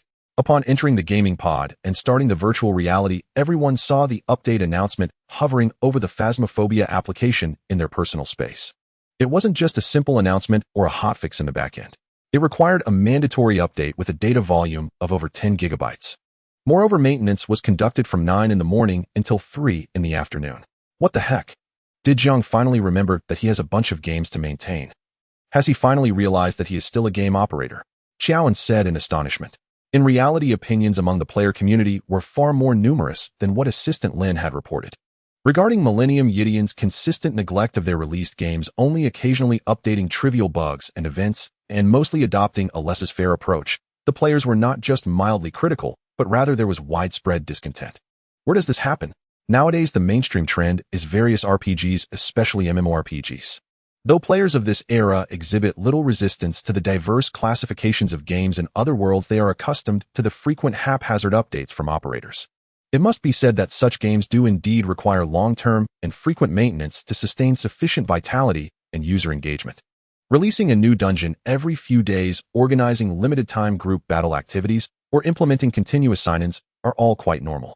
In other words, the gaming industry in Hualien is still in the most primitive stage, relying mindlessly on sheer quantity to boost monthly active users. Habits can certainly be cultivated. The mainstream player base has mostly grown accustomed to seeing their games updated every few days with minor tweaks. Even when faced with Millennium's single-player games, players still have different opinions. There is some criticism regarding Millennium's relaxed hands-off operation. Of course, this is easily manageable. If Jiang He were to inform them, they would realize they are actually just wasting time with no grind-worthy content. For most players, the amount of time invested in a game is directly linked to their sense of fulfillment. The workload within the game or the volume of content available also has a similar direct impact. The content volume depends on many aspects. Excessive repetitive content can make players feel bored. Conversely, overly high difficulty can lead to discouragement. The most crucial point is the goals that need to be achieved during the process. Currently, the players' complaints about Phasmophobia primarily stem from this. There are too few achievable goals in Phasmophobia. There is only one type of currency in the entire game, and apart from purchasing consumables within the process, it serves no other purpose. Likewise, the rewards for completing tasks only consist of two types. Besides currency, there's also experience points. However, the levels in the game are equally unhelpful. This leaves players feeling lost. Merely completing the game lacks any meaningful significance. The sense of fulfillment available in the game is entirely confined to the process of completion. After finishing, there is no long-term accumulation. There is none of the crucial sense of growth found in video games. Furthermore, not everyone has a social group like Coward's Village that is always available and has a friendly atmosphere. They have a dozen silly characters who, when gathered together, can create a unique chemistry and gain immense satisfaction through multiplayer social interactions. The silly ones enjoy their foolish fortune, but the vast majority of solo players, and those who ride twowheelers or three-wheelers, may not be so fortunate. Hence their dissatisfaction arises. Phasmophobia indeed has strong social elements, yet they may not derive social satisfaction from it. There must be some reasons apart from just completing the game that could give them something to grind for. Moreover, the difficulty in virtual reality horror games is indeed too high. The fewer the players, the harder it becomes. Without additional goals, what motivation do they have to challenge a game that is terrifying enough to scare people half to death, yet provides no benefits once completed? Are they just torturing themselves for no reason? On a planet where Souls-like games have yet to be born, there aren't many pure masochistic players. Well, I must admit this is purely Jiang He's oversight. This aspect was not a project modified by the system. The system's optimizations only targeted graphics effects and other aspects related to performance. It also had to be compatible with the virtual reality platform. The core gameplay mechanics have never been significantly altered. The original version of Phasmophobia remains as such, and it is apparent that there are no intentions to cover up any issues for the original development team. This should have been a concern for Jiang He. Unfortunately, the genius producer Jiang, in the minds of players, is actually just a lazy dog who starts lounging around after typing 6,000 words a day. In his previous life, he was too lazy to bother when he didn't have a system leading to delays that made frustrated viewers draw their swords and send him to another world. Having obtained the system, and with assistant Lin helping him free up his hands, he became even more lethargic. It must be said that it is fortunate that Luo Xiaoxiao has a caring, motherly personality, who otherwise she might not be able to tolerate such a lazy boyfriend. This so-called genius producer doesn't even play his own games. Naturally, he overlooks content flaws in games he hasn't even played. Fortunately, assistant Lin reported promptly, and making modifications is easy. The tool users in Development Team 2 have been caught up in various trivial tasks since joining, with not even one project on hand that has a bit more workload. Every day, they waste time to the point that they themselves feel confused. It is just about time to get them moving. As for the players' demands, that is even simpler. Jiang He is the best at this. Need more grind. Feeling a lack of achievement while playing. Simple. Let your brother Jiang squeeze every drop out of you.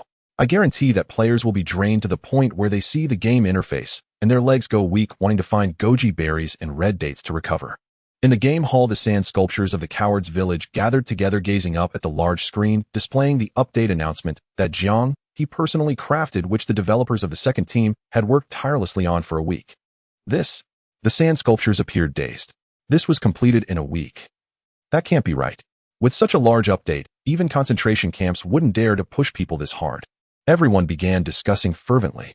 It was no wonder they reacted so strongly. The amount of new content this time was indeed overwhelming.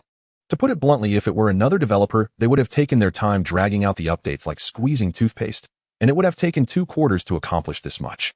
Dear Spirit Seekers, according to the instructions of an unnamed producer, Jiang, our development team has brought you a brand new version of Phobia V1.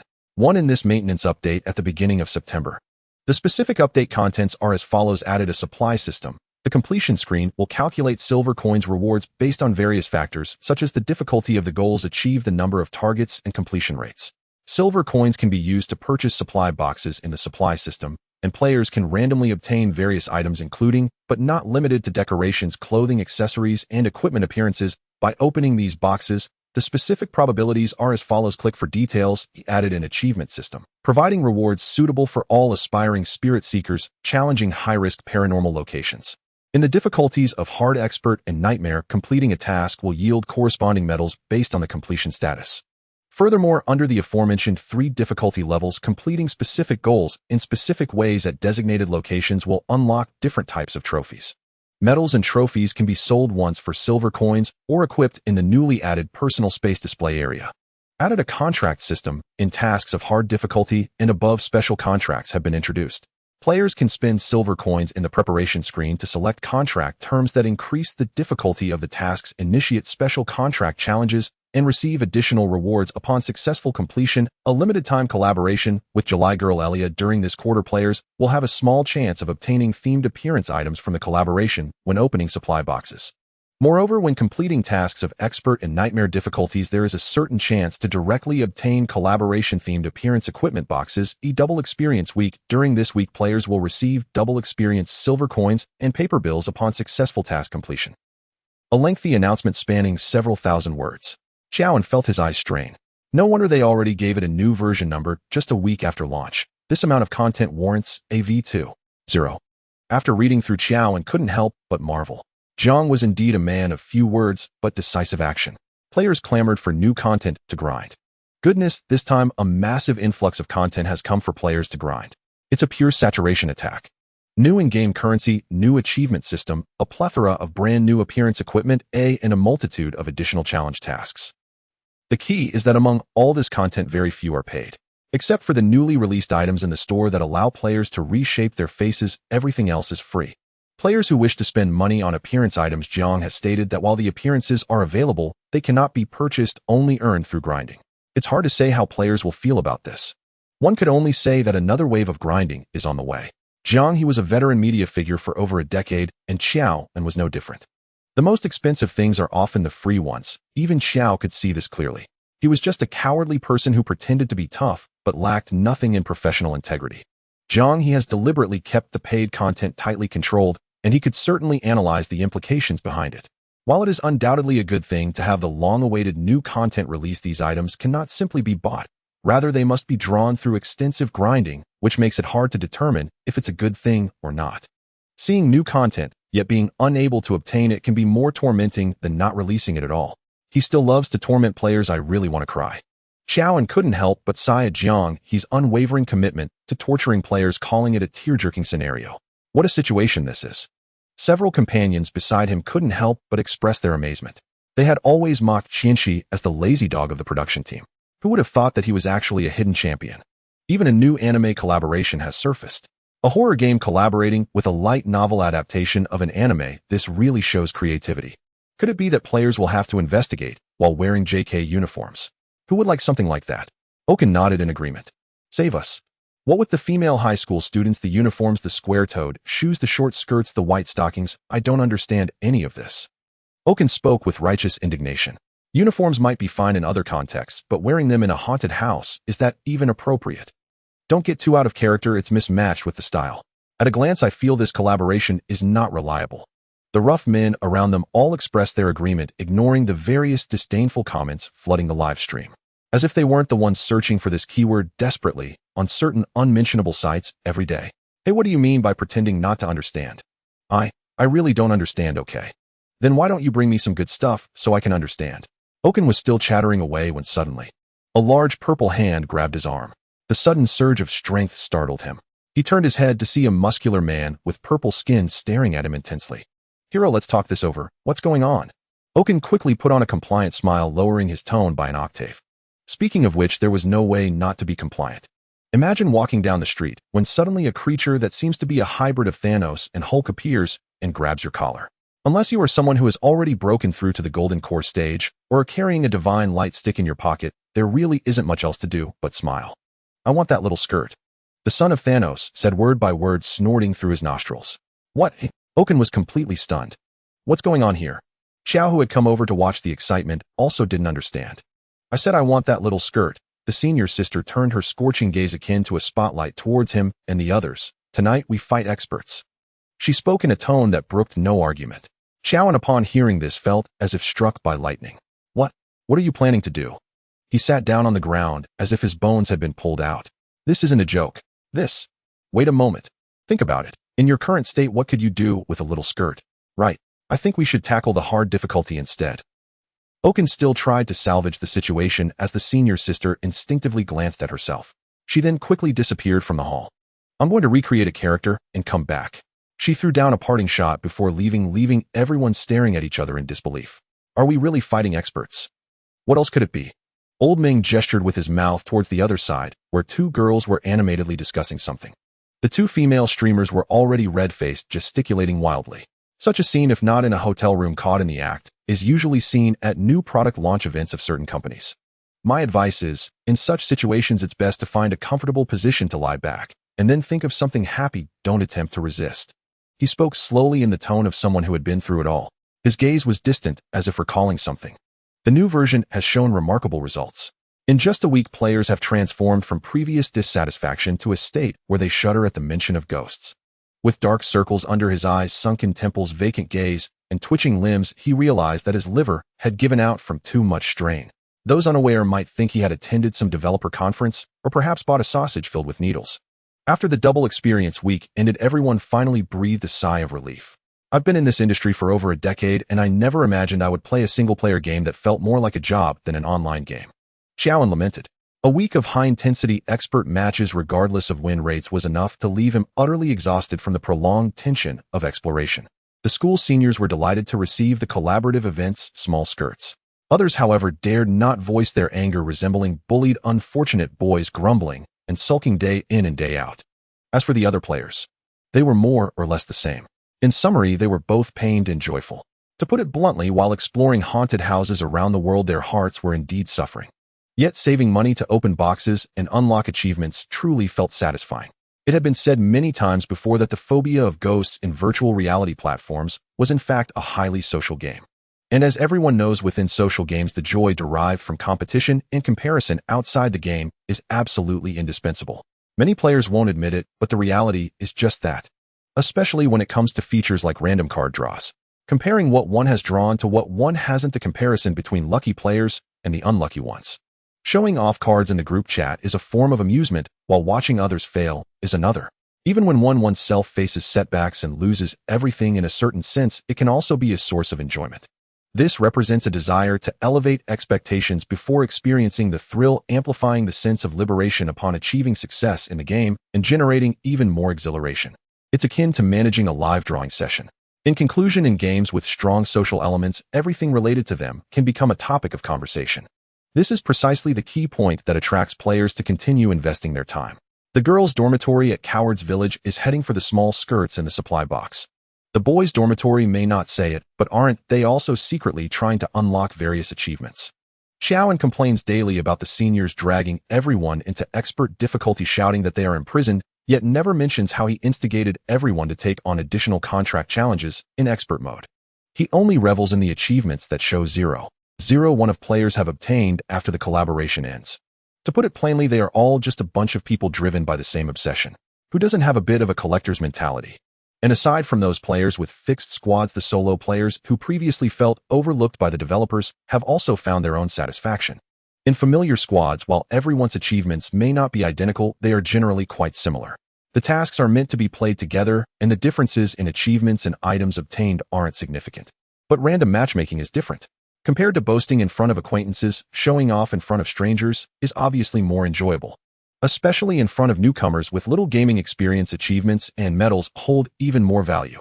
If they happen to team up with some girls who haven't played this type of game before, then it becomes even more delightful. With unspoken goals in place, enthusiasm naturally rises. They can either engage in high-difficulty contracts with veterans enjoying the sweet sense of achievement after hardship, or take low-difficulty newbies through maps fully experiencing the joy of showing off. Naturally, the more they play, the more hooked they become, and the more hooked they are, the more they play. Even if they endure the torment of a 0.5 probability imposed by some unscrupulous producers during the card drawing phase every day, it seems they are gradually becoming able to tolerate it. Players are both pained and joyful. Ancient Mesoamerican temples, decaying shrines submerged in water, remote desolate villages in Yunnan and Guizhou, haunted mansions in Louisiana, forgotten castles in Transylvania. Footsteps of ghost hunters are left in various exotic and eerie locations around the world. Players have three major desires: grinding desire, drawing desire, and the desire for. Aside from the last one, today's phobia of ghosts can satisfy the former two. Of course, for a small group with particular operating systems, the last one can barely be satisfied as well. Driven by these three desires, the dark, eerie, abandoned villages and the wretched spirits seem less terrifying. They play with great immersion and howl with joy. Aside from being a bit loud, which might scare the neighbors, and occasionally needing to change pants or wash the gaming pod, everything seems quite harmonious. Outside the player community, the industry once again fell silent due to the unique tactics of Millennium Arts. This method has truly never been seen before. Fashion and skins aren't anything new. Any game developer has probably done this right. Although they also obtained virtual reality engine support through New World Company, those long-established industry leaders certainly have stronger technical capabilities than the newly established Millennium Arts. Items would only be more exquisitely crafted. Boxes aren't uncommon, aren't they? Just bundled for sale. Who can't do that? However, why do random probabilities seem to be more popular than clearly marked prices? I just don't understand what today's players are thinking. In the operations department of Fading, a producer was scratching his head in confusion. Truly baffling. Their own products are clearly priced, and one can buy any accessory simply by spending money. The boxes clearly indicate the items that can be obtained from each box, and the prices are divided based on the quality of the produced items. Logically, this should have been considerate enough, genuinely filled with sincerity, right? But Millennium's probability is just 0.5. A mere 0.5. Ordinary, fine, rare, and legendary. 4 tiers with the highest legendary items only appearing at a rate of 0.5 in most boxes. Even those so-called unscrupulous planners who are constantly berated can only shake their heads upon seeing this. It's too disdainful of people. What's more, they can't even buy their way to boxes, they can only rely on grinding to obtain them. Yet players persist in their enthusiasm. While being tormented by such inhumane low probabilities, they still shout not to abandon the game, even getting increasingly hooked. In the end, they even turn around to scold them. Look at what you guys are doing. Why are players so eager to spend? Is this generation of players really all masochists? The producer wore a pensive expression, unable to comprehend. While they were bombarding Fading with critical review emails, they certainly didn't appear to have any masochistic tendencies. Why bother researching these trivial matters? Just replicate the advanced experiences of others. Ren Ming, as senior executive in the operations department of Fading Games, embodied the typical capitalist mindset of a business elite. In fact, before being transferred to the operations department, he was already serving as the executive vice president for East Asia at Fading Venture Capital. Due to personnel changes at the higher levels, he moved across departments to Fading Games. To put it bluntly, it was somewhat of a fallback. Ren Ming was quite attentive to his new job, as the prospects for a quick recovery seemed bleak. Fading Games boasted one of the highest return rates among the various institutions under the group. Although he did not understand how to make games, he knew that money could be made here. Core gameplay elements that can be modified should be modified, replicable strategies should be copied, and monetization points that can be duplicated should be moved over. You people have been working in the development department for so many years, do I really need to teach you these basic things? Ren Ming said. The problem lies here. Though Millennium Electronic Arts is a new company, the development team behind it is evidently very powerful, and their pricing strategies have always been very restrained, currently enjoying excellent reputation among players. As for us, in short, with our low probability random card draws, we probably can't pull it off. He struggled to find a way to tactfully describe Fading's current reputation in the industry. The producer of the operations department, Li Song, simply spread his hands. Unless we also reference their situation regarding payment points and set a very low price. But if that's the case. He did not finish his sentence, but Ren Ming completed it for him. In that case, at least we won't get past the production committee. The committee won't support an online game that has almost no monetization points. Ren Ming said with a gloomy expression. Li Song wisely chose not to comment further. He was just a small production manager in a subdepartment with a long list of superior officers above him. Whether it was the production committee or the board of directors, it was all on a level far beyond him. After working in the industry for over a decade, he knew well that to survive longer, one must pretend to be invisible when one is not supposed to be present. Agreeing with the boss' opinions does not necessarily lead to good outcomes. Opposing them is even more perilous. The best approach is to say nothing at all, allowing others to overlook your presence. At the level of these big shots, the stakes become significantly higher. To maintain the interests of the factions behind them, it is difficult for them to operate like middle or lower management, where one simply listens to whoever is right. In such circumstances, speaking or not can easily lead to mistakes. Li Song feigned nonchalance, flipping through the subordinate reports he had already reviewed several times this morning. He maintained a demeanor of obediently waiting for instructions from Ren Ming. Do we have any specific news about that other game that Millennium Electronic Arts has been promoting? Details about gameplay content and so on, Rin Ming said in a low voice. So far apart from that one promotional image, their official blog has only revealed a few simple introductions. In a dark space fraught with danger, only a wisp of weak flame accompanies. Fear and despair will be the eternal main theme. Li Song quickly recounted. It looks like yet another one of their non-combat system cliches. Rin Ming frowned. One could say that his conjecture wasn't too far off. After all, the information disclosed on the official blog was so scant that it felt as if every extra word would cost a salary deduction. Moreover, they did not mention any specific gameplay details. Based on the title and promotional image of Dark Dungeon along with this description combined with the preconceived notions from Escape and Phasmophobia, Rin Ming's mind conjured up game content similar to the previous works. Darkness represents an environment devoid of light, where the source of illumination becomes a crucial item in the gameplay akin to the night vision DV in Escape. There will undoubtedly be monsters in the dungeon, as well as intricate terrain indicating numerous hiding spots. Given the theme of fear and despair, it is likely there won't be a combat system, for it's not merely about being beaten. Indeed, it is challenging to evoke despair. Thus, the focus will surely be on evading monsters and solving puzzles within the dungeon, coupling that with the artistic style of the promotional image. This should be a fantasy-style blend of Phasmophobia and Escape, essentially revising their existing framework. The producers at Millennium Electronic Arts have a keen sense of smell and know how to seize trends, capitalizing on the high attention to transfer the success of single-player experiences to multiplayer online games, Rin Ming said with conviction. Quickly churning out several games with similar gameplay but different themes, a classic scattergun strategy. Phasmophobia centers on ghosts, leaning towards an Eastern supernatural style of psychological horror, while Dark Dungeon clearly focuses on monsters, embodying Western fantasy-style physiological horror similar to Escape. The multiplayer modes of these two games should be quite similar, and I can even predict that their monetization points will also be similar. The only difference lies in providing two distinctly styled gaming experiences, simultaneously filtering players with varying tastes. Haha, young people are ultimately young people. Oh, it's all too easy to understand. After saying this, Rin Ming couldn't help but burst into laughter. Li Song rubbed his forehead, remaining silent. The new superior was transferred from the venture capital side and had a style quite different from those of them who are accustomed to making games. Those who play finance typically fall into two categories: the operators who only take action without speaking, and the dreamers who can exaggerate in 3600 different ways to make empty promises. When they deceive clients, they can inflate things to the point where it seems that if you don't invest this year, you'll go bankrupt next year. Currently, this persona of a mini Zhuge Liang who calculates every detail is just the basics. However, though Li Song dared not comment on the new boss' habitual exaggerations, he couldn't help but admit that there was at least some truth to his words. Such speculation is quite likely to be valid. After all, considering the premise of having no combat system, there aren't many multiplayer gameplay styles that have received good reviews. Ultimately, even if he were in charge, he would subconsciously replicate their existing products. Moreover, this combination of East and West, one internal and one external, could very well be true. The fact that Millennium Electronic Arts chose to promote two games together was already a clear indication. However, they might not necessarily continue with puzzle-themed material. Li Song couldn't help but interject, unable to resist. Impossible. Even when I was in finance, I knew how hard it is to develop virtual reality games. Fortunately, the boss didn't seem to care and simply waved his hand dismissively.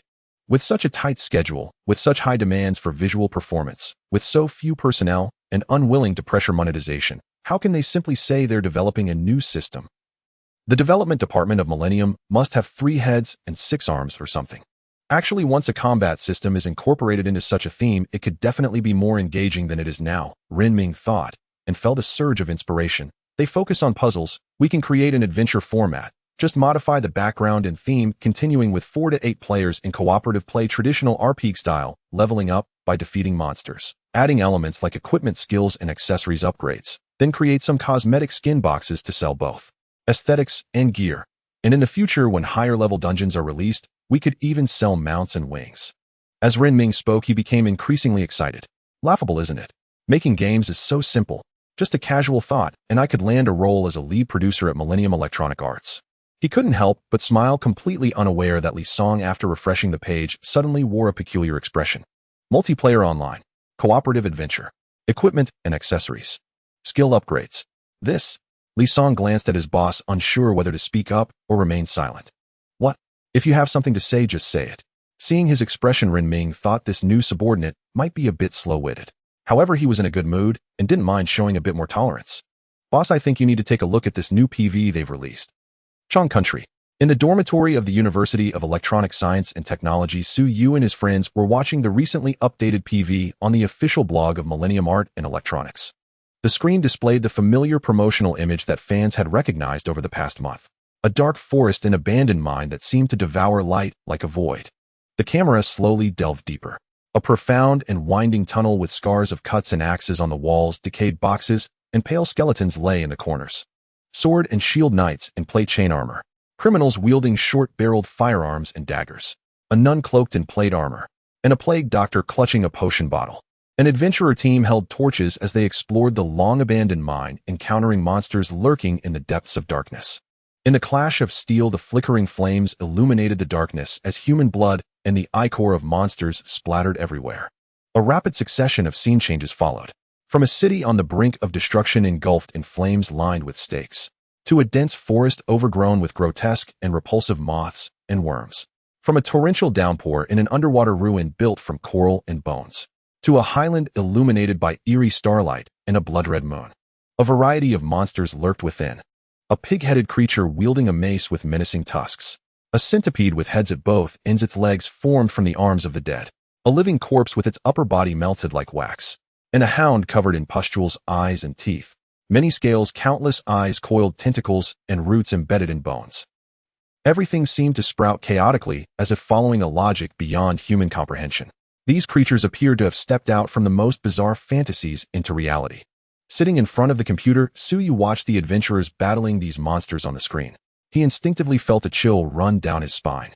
The thought that this was yet another exclusive game on a virtual reality platform, and that he would face such indescribable monsters in an environment that could simulate reality 100. An indescribable feeling coursed through him, as if electricity traveled from his tailbone to his brain. The disgust and repulsion rooted in his survival instincts stimulated his mind. Yet a peculiar curiosity also surged within him, as if he had been poked in the prostate, granting him a rush of sensory stimulation. This. Awesome. After thinking for a long time, he couldn't find the right words to say. In the end, he could only exclaim instinctively. The Crow Feast. The Crow Feast is amazing. His roommates couldn't help but exclaim as well. If one had to say the core gameplay of Dark Dungeon wasn't particularly novel, this was the most primitive and classic roguelike RPG. Of course, it wasn't referred to as roguelike here. Although this world didn't have the game rogue, it had already birthed the concepts of randomly generated levels and monsters back in the primitive pixel game era. Thus, Su Yu and his friends were not unfamiliar with this. After all, RPGs were still the mainstream game genre and various gameplay styles had been thoroughly explored. But other RPG games didn't feature such sinister monsters. Lovecraftian horror, or what could be termed as style horror, was a theme that had never appeared in this world. To be precise, due to the influence of Senior Brother Zhou from Jiang He, the entire history of America in this world had drastically changed. Although the journey to America was long and the technological level during the period of Zhou's crossing was too backward, he never managed to realize his goal of destroying the American empire in his lifetime. But in turn, they never had the chance to achieve the series of miraculous rises that had occurred in original history. Without money to purchase land from European colonizers, there was no way to cede territory for Mexico. They also couldn't engage in scalp hunting tricks with the Iran tribes backed by the Huayan. Furthermore, they could not, as in original history, run off to drain the blood of the old continent's powers during World Wars I and II, taking away half the world's gold. With these opportunities lost, America could not rise, remaining a mere impoverished new continent. Except for the directly governed Jinzhou province, most of the Midwest and North America was territory of the Iran. And after the Civil War, they also parted ways with the southern states, losing the agriculture-dominated southern states. Only New England remained as America. It was even worse than Mexico, and the three ABC countries in South America stood on par with it. Naturally, life wasn't as good as in original history, and there was no way to nurture so many idle and bored suspense horror writers. Speaking of which, their lives were already quite terrifying. However, the Scar School and the culture of despair thrived for a time. In short, the American literary scene in this world lacked Lovecraft, Ambrose Bierce, and even Edgar Allan Poe. Thus, a series of American suspense horror literature, including the Cthulhu mythos, which originated from Edgar Allan Poe, was also absent. Ironically, in the transplanted version of the system, according to Jiang He's requests, the heavy style that dominated the original work was nearly replicated without a single element missing. And Jiang He even felt it wasn't enough because the original work still had a strong old fantasy flavor. So he had the system add more. Perhaps the system, being a chaotic and formless entity itself, deeply understood this. Thus, the overall artistic style of the modified game was remarkably effective. For the people of Blue Star, Lovecraftian horror was an entirely new concept. Naturally, it would bring the inevitable shock of thought when accepting new things. Why do I feel so uneasy when I see these monsters? So uneasy. Disturbing. Suyu furrowed his brow, tightly staring at the bizarre monsters on the screen, struggling to come up with a descriptive word. Indeed, it was disturbing. Upon seeing these monsters, these creatures that seemed to combine octopus tentacles, snake scales, spider legs, wasp compound eyes, and starfish mouths, and so on and so forth, all the elements that would cause discomfort, were thrown into a blender and ground up, then scattered over a pulpy mass that wriggled. Only then could such monsters be formed. When he saw them, a dual discomfort, both physiological and psychological, sprang from the depths of his heart. A literary theme never seen before. Truly astonishing. What kind of mind does the producer have to come up with such outrageous concepts? At the same time, professional reviewers watching this PV couldn't help but exclaim. Since ancient times, Blue Star has never lacked concepts of various demons and monsters. Whether in myth or fantasy literature, efforts have been made to shape those images that can scare or intimidate people. This is true everywhere in the world. Different nations and ethnicities, their imagined monsters have distinct styles and characteristics. But the style showcased in the PV of Dark Dungeon has a distinct sense of disconnection from everything prior. In essence, it is still because the legends of gods and demons around the world are fundamentally human-centric. The images of gods and ghosts are based on humanity. Good and evil are also based on human moral standards. Even the existence of these supernatural forces always adheres to the norms of human social forms. But the Cthulhu mythos is different. Its underlying logic is one of chaos and disorder.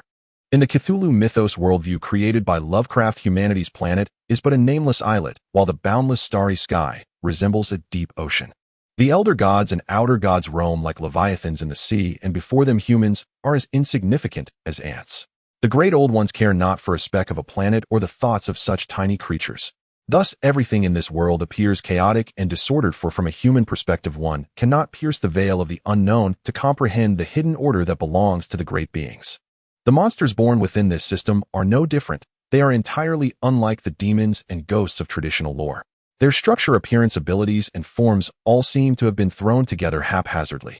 These creatures bear no resemblance to real-world organisms. The natural laws of reality simply cannot support such anti-scientific physiological structures. Nor are they like the fantastical beings from traditional literature. For even the demons and ghosts of classic tales are reimaginings of real-world creatures. At most they have multiple heads, tails, or legs. But they are not like these abominations, which are covered entirely in heads, tails, or legs. The original Cthulhu mythos stories are not particularly terrifying, as they struggle to resonate with audiences from Eastern cultural circles.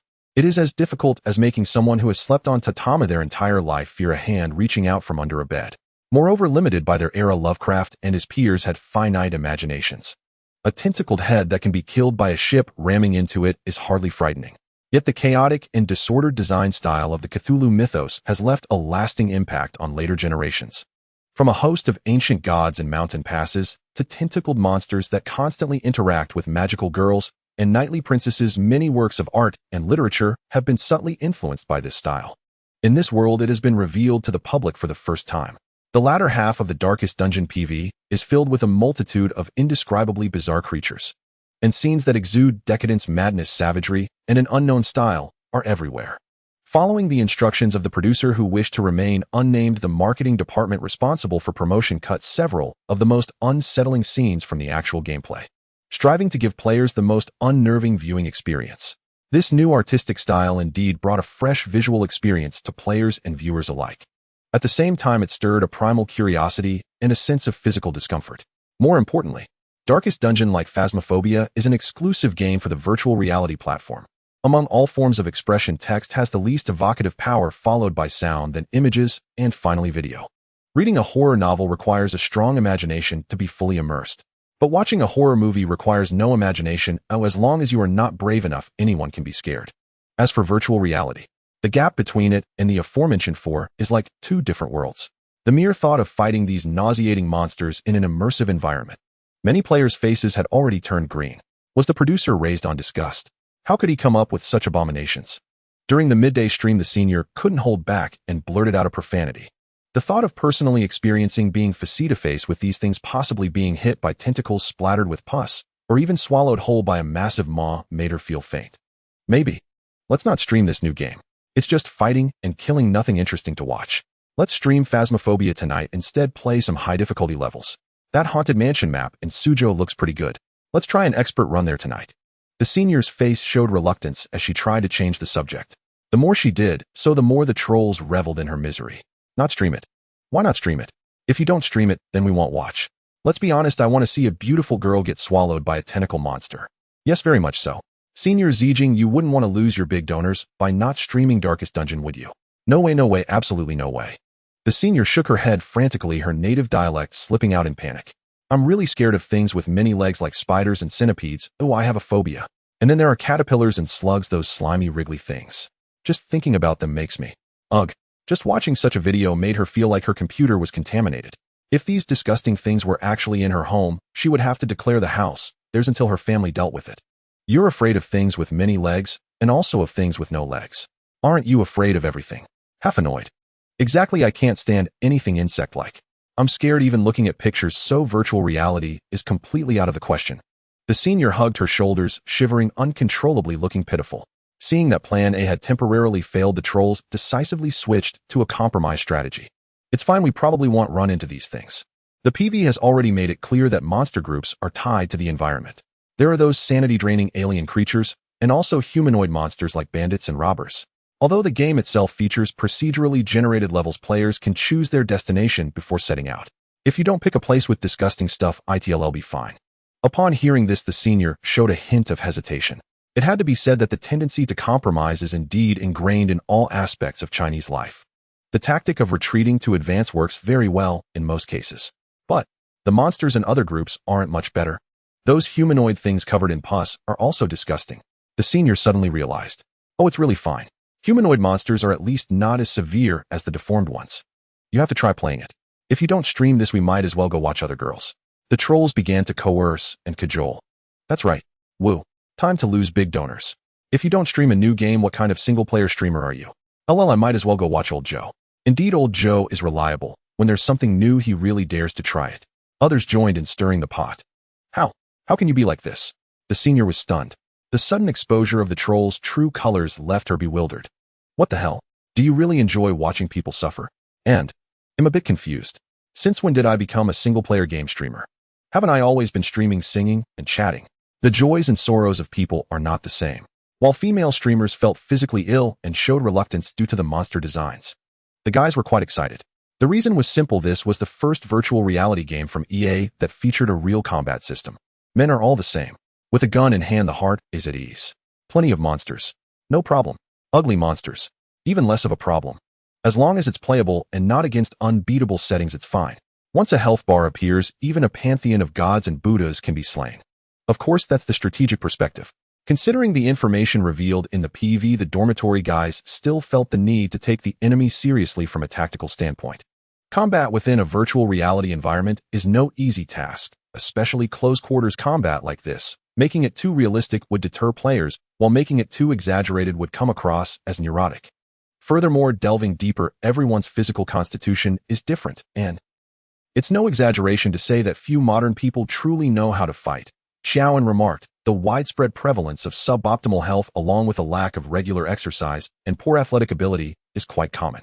And it's not just about having a good physique, it also involves a concept of technique. Even those gym-built muscleheads rarely engage in systematic combat training. This skill in itself is of little use to the average office worker. Thus, how developers enable both experienced and inexperienced players to feel a sufficient sense of immersion through combat in the game becomes a critical technical challenge. Xiaoan, caught up in his enthusiasm, even brought a whiteboard in front of the camera, scribbling and drawing on it. Professional. It's been nearly 3 years since virtual reality technology emerged, and in these 3 years many manufacturers have been vexed by this very issue. That's why most common games on the market are of the xianxia or fantasy genres, or at the very least fantasy settings. Fantasy can be utterly absurd. A flick of the hand sends out sword energy, a kick can topple mountains and overturn seas. For a genre that inherently lacks any realism, who cares if its combat system feels authentic enough? Players perceive feedback through visuals rather than actions. But Millennium EA has always emphasized realism and immersion. They probably want to adopt Feeding's half-hearted style, so I think. Blah blah. Yubi yabber. Xiaoan was thoroughly enjoying his own lecture.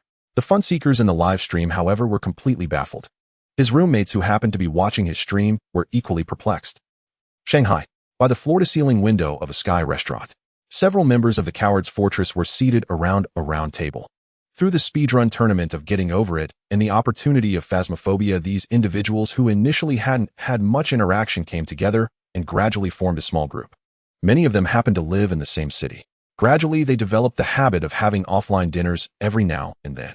Now, with their hunger and thirst sated, they chatted while checking their phones. The top recommendation on the homepage was Xiao, and who was live streaming his reaction to Millennium's new PV. What the hell is this guy talking about? DeFei whispered. He was a pure-blood single-player streamer, but he wasn't always idle. After going offline, he still had to edit videos and write scripts. He couldn't afford to be as idle as some delving into developers' thoughts and psychological activities. Naturally, he had no idea what old Xiao, who was clearly in the zone, was rambling about. The more I listen, the more I feel there's a hidden meaning in his words. Hey. He furrowed his brow. Of course there's a hidden meaning. Listen to it in context. This guy first goes on and on about physical fitness technique and other random stuff. Then he repeatedly emphasizes that no one in the industry is making realistic combat anymore. They're all going for flashy combat systems. Old Meng sneered. What's the point of all this? Isn't the implication obvious enough? Emphasizing modern people's suboptimal health and lack of exercise, what's the purpose? It's nothing more than conveniently admitting that he's middle-aged, physically declining, lacking skill, and can't keep up anymore. By dragging everyone down, he includes himself in that category. As for belittling mainstream developers, Old Meng had to admit he was right on that point. These days, virtual reality games either have no combat or feature non-realistic combat systems where characters just make a simple gesture and leave everything else to the system's autoplay. Indeed, no developer has invested in researching better motion feedback. They rely entirely on visuals and special effects, areas where virtual reality excels, to compensate for players' combat experience. Even in FPS games, the most common genre besides RPGs, in multiplayer virtual reality games, the shooting mechanics in most are abysmal. The guns feel like laser pointers, the enemies feel like cotton dummies. They rely solely on flashy effects and equally flashy aesthetics to make up for it. At its core, it's just laziness, and for that alone, other developers deserve to be called out. But the relentless praise for Millennium EA's pursuit of realism still feels too self-serving. Ultimately, why do they do it while others don't? Because it's difficult. On one hand, it's hard for developers to create, on the other, it's hard for players to pick up. Both sides face challenges. That's why few are willing to invest effort into building a realistic combat system, preferring to coast along. However, Old Xiao's reason for stating such obvious points is mainly too difficult. So few products, so people don't play often. What happens when you don't get to play often? You'll be terrible.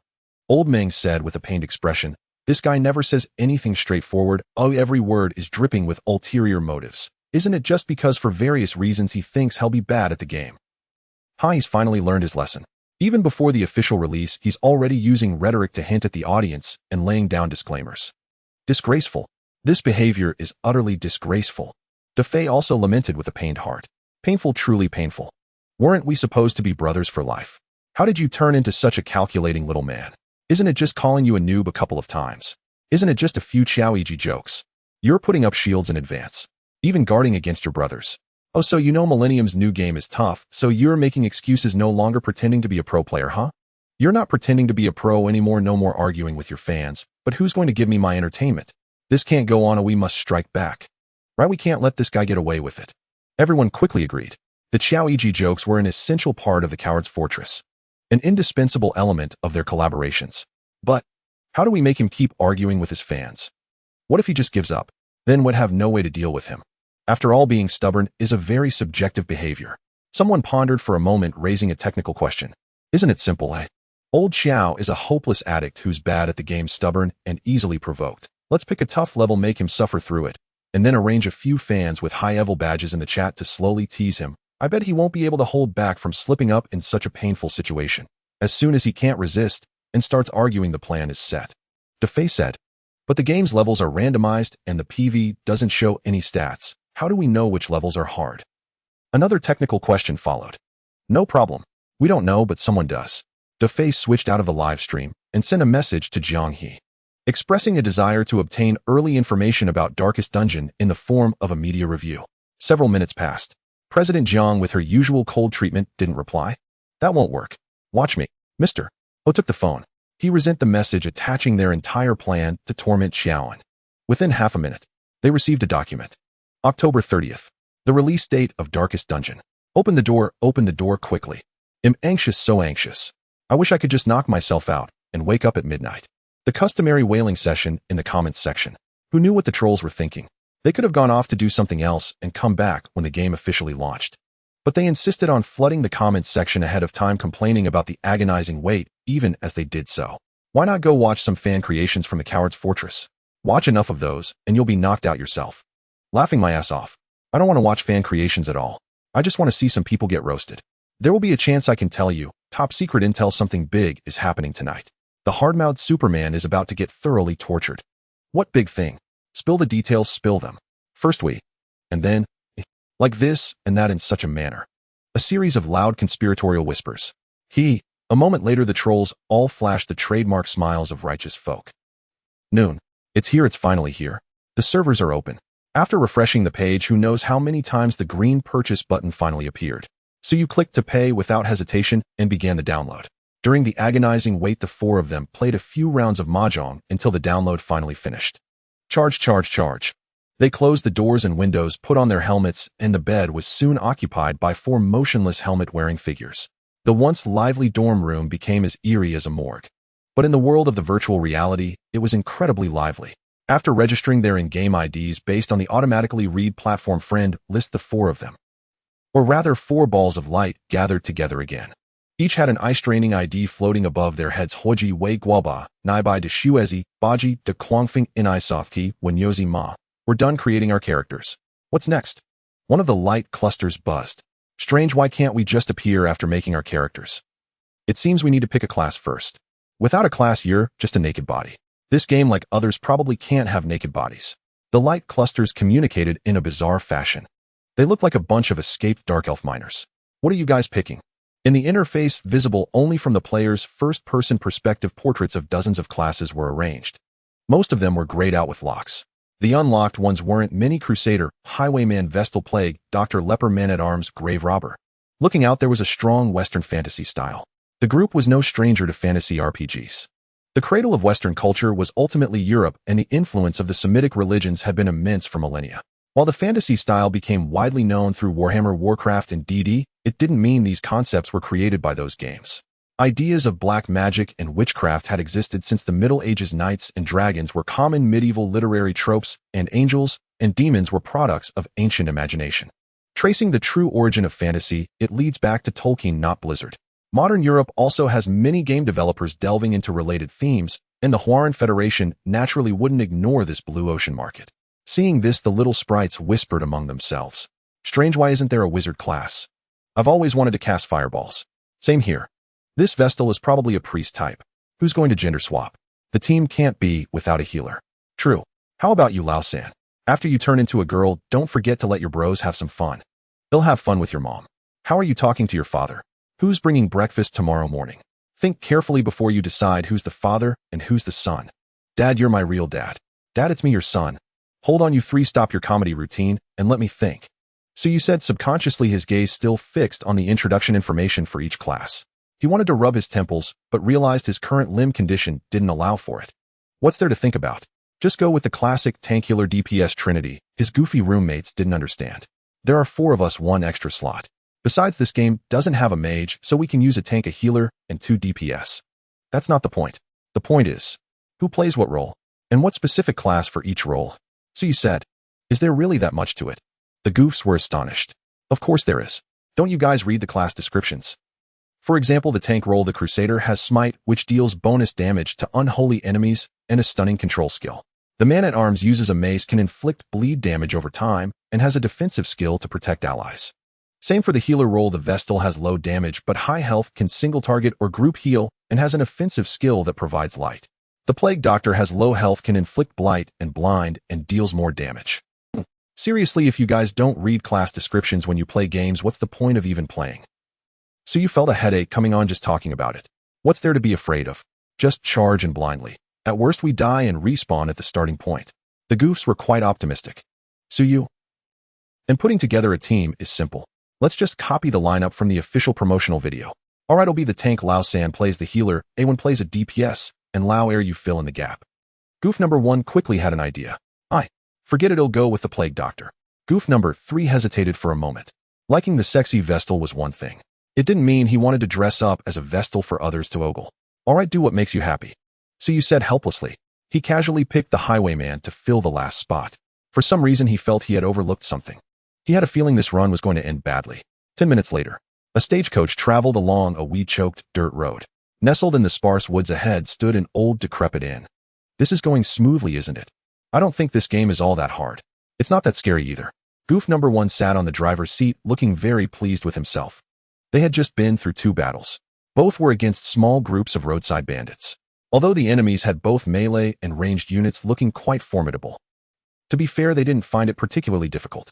It wasn't as easy as a picnic, but the 4 of them had been playing together for years and were used to teaming up in other games.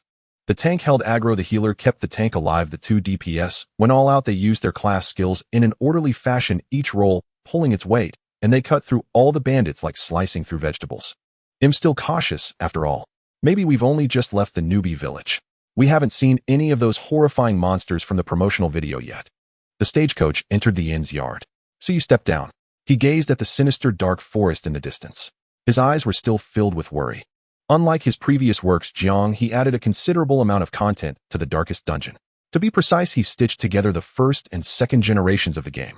He then incorporated a large volume of additional content necessitated by the transition from 2D to a virtual reality environment, which inevitably created gaps in content.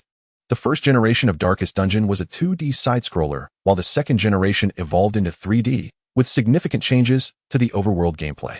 In the first generation, players had to manage a small town as their base, venturing out to explore dangerous areas, from abandoned ruins to wilderness beast lairs and beaches, ultimately reaching the Darkest Dungeon to uncover the sins of the ancestors. The town served as the central hub. Players explored various areas, tackling challenges of increasing difficulty, acquiring resources in dungeons, and upgrading the town, whose buildings improved based on the resources obtained. In this regard, the map of Darkest Dungeon 1 had a strong diorama-style design similar to Dark Souls and Nioh.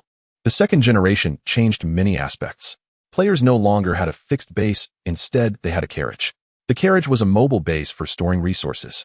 Throughout the journey, after completing each level, players could enter and consume resources, obtain supplies, or upgrade. The most notable difference from the first generation was that the second generation's progression was linear with no backtracking. Players could choose their destination at the inn, but after traveling a certain distance, they would inevitably reach the glacier for the final Brainlock boss battle. From this perspective, the second generation followed a standard linear progression more akin to card games like Slay the Spire. Jiang He did not plan to develop this game into a series as the content volume was insufficient. Both generations had many excellent but incompatible settings, making it difficult to choose under normal circumstances. Fortunately, the system provided a virtual reality port, allowing everything to be compatible in the all-powerful virtual world. This made things much easier. Go for the overworld map. Directly create an open world. An open world is not a panacea for every situation. But at least under the premise that the game's progression does not emphasize narrative, it is the optimal solution for the majority of players. Jiang He combined the first and second generations, designing multiple settlements on a large map, including the hamlet from the first generation. Players could travel on the overworld map via carriage, switching to walking only in towns or dungeons. These settlements had functional buildings that could be upgraded, as well as merchant caravans that brought new heroes and items. Centered around these settlements, inns were located at road checkpoints in the surrounding areas, providing limited supplies, such as food and fuel. The design was simple, a large map with multiple regions to be explored in order of increasing difficulty.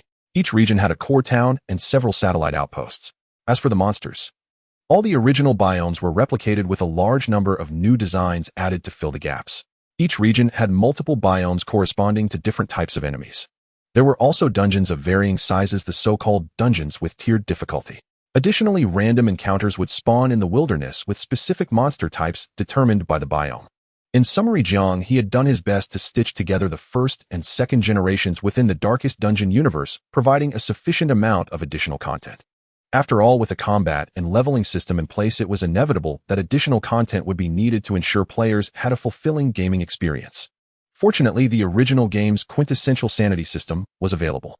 Of course, the quintessence was not the sanity itself. It was essentially a dual health bar present in many early games. The true essence lay in the virtue or affliction buffs triggered by stress, as well as the positive and negative quirks that emerged after battles. The core gameplay of Darkest Dungeon revolved around this aspect. The characters in this game were not mindless tools that blindly followed commands, unlike controllable characters in other RPGs, where a single mouse click would send them charging into battle even against a million-strong army. In this game, stress was a crucial mechanic. Stress could originate from enemies, a character's quirks or traits, or disadvantages in combat. Accumulated stress would deplete a character's sanity, much like in real life. When free from illness, disaster, or stress, people could naturally appear graceful and polite. They could also feign elegance and amiability. However, it was only under stress that a person's true nature would be revealed. The same was true for Darkest Dungeon. Characters would complain, feel fear, anger, blame their teammates, and might even break down under the pressure of life-and-death situations, losing their sanity. Conversely, they could undergo a reverse transformation, suddenly gaining enlightenment, in critical moments becoming fearless, resolute, courageous, or focused. Based on this realistic logic, the entire combat system was filled with randomness. A critical hit from a monster could shatter the hero's morale, leading to mutual accusations and insults. Conversely, a critical hit from a teammate could inspire others, reducing their stress. Certain bad habits might cause characters to harm the team during adventures, and conflicting personalities could prevent them from working together, even leading to backstabbing in battle. All of these elements constituted the essence of the series' gameplay. Jiang He did not remove this system. He mainly made changes to the map and monsters, preserving other aspects. As for the stress system, he only made some compatibility adjustments, primarily modifying it to better align with the player's first-person perspective experience. For example, as stress accumulated and sanity decreased, players would see strange things in their field of vision, hear eerie noises, and whispers in their ears. They might even have their perspective altered, seeing teammates as monsters under certain conditions. Humans were the most curious creatures in nature. Similarly, human suspicion was easily aroused. As for the rest, it was laughably unnecessary to add or subtract anything. He knew players too well. The horrific incidents of betraying teammates and phasmophobia, and the suspicious liquid stains frequently found in game pods. These had already proven how much resistance players had when startled in virtual worlds. After all, the stress system in the original game was designed for realism.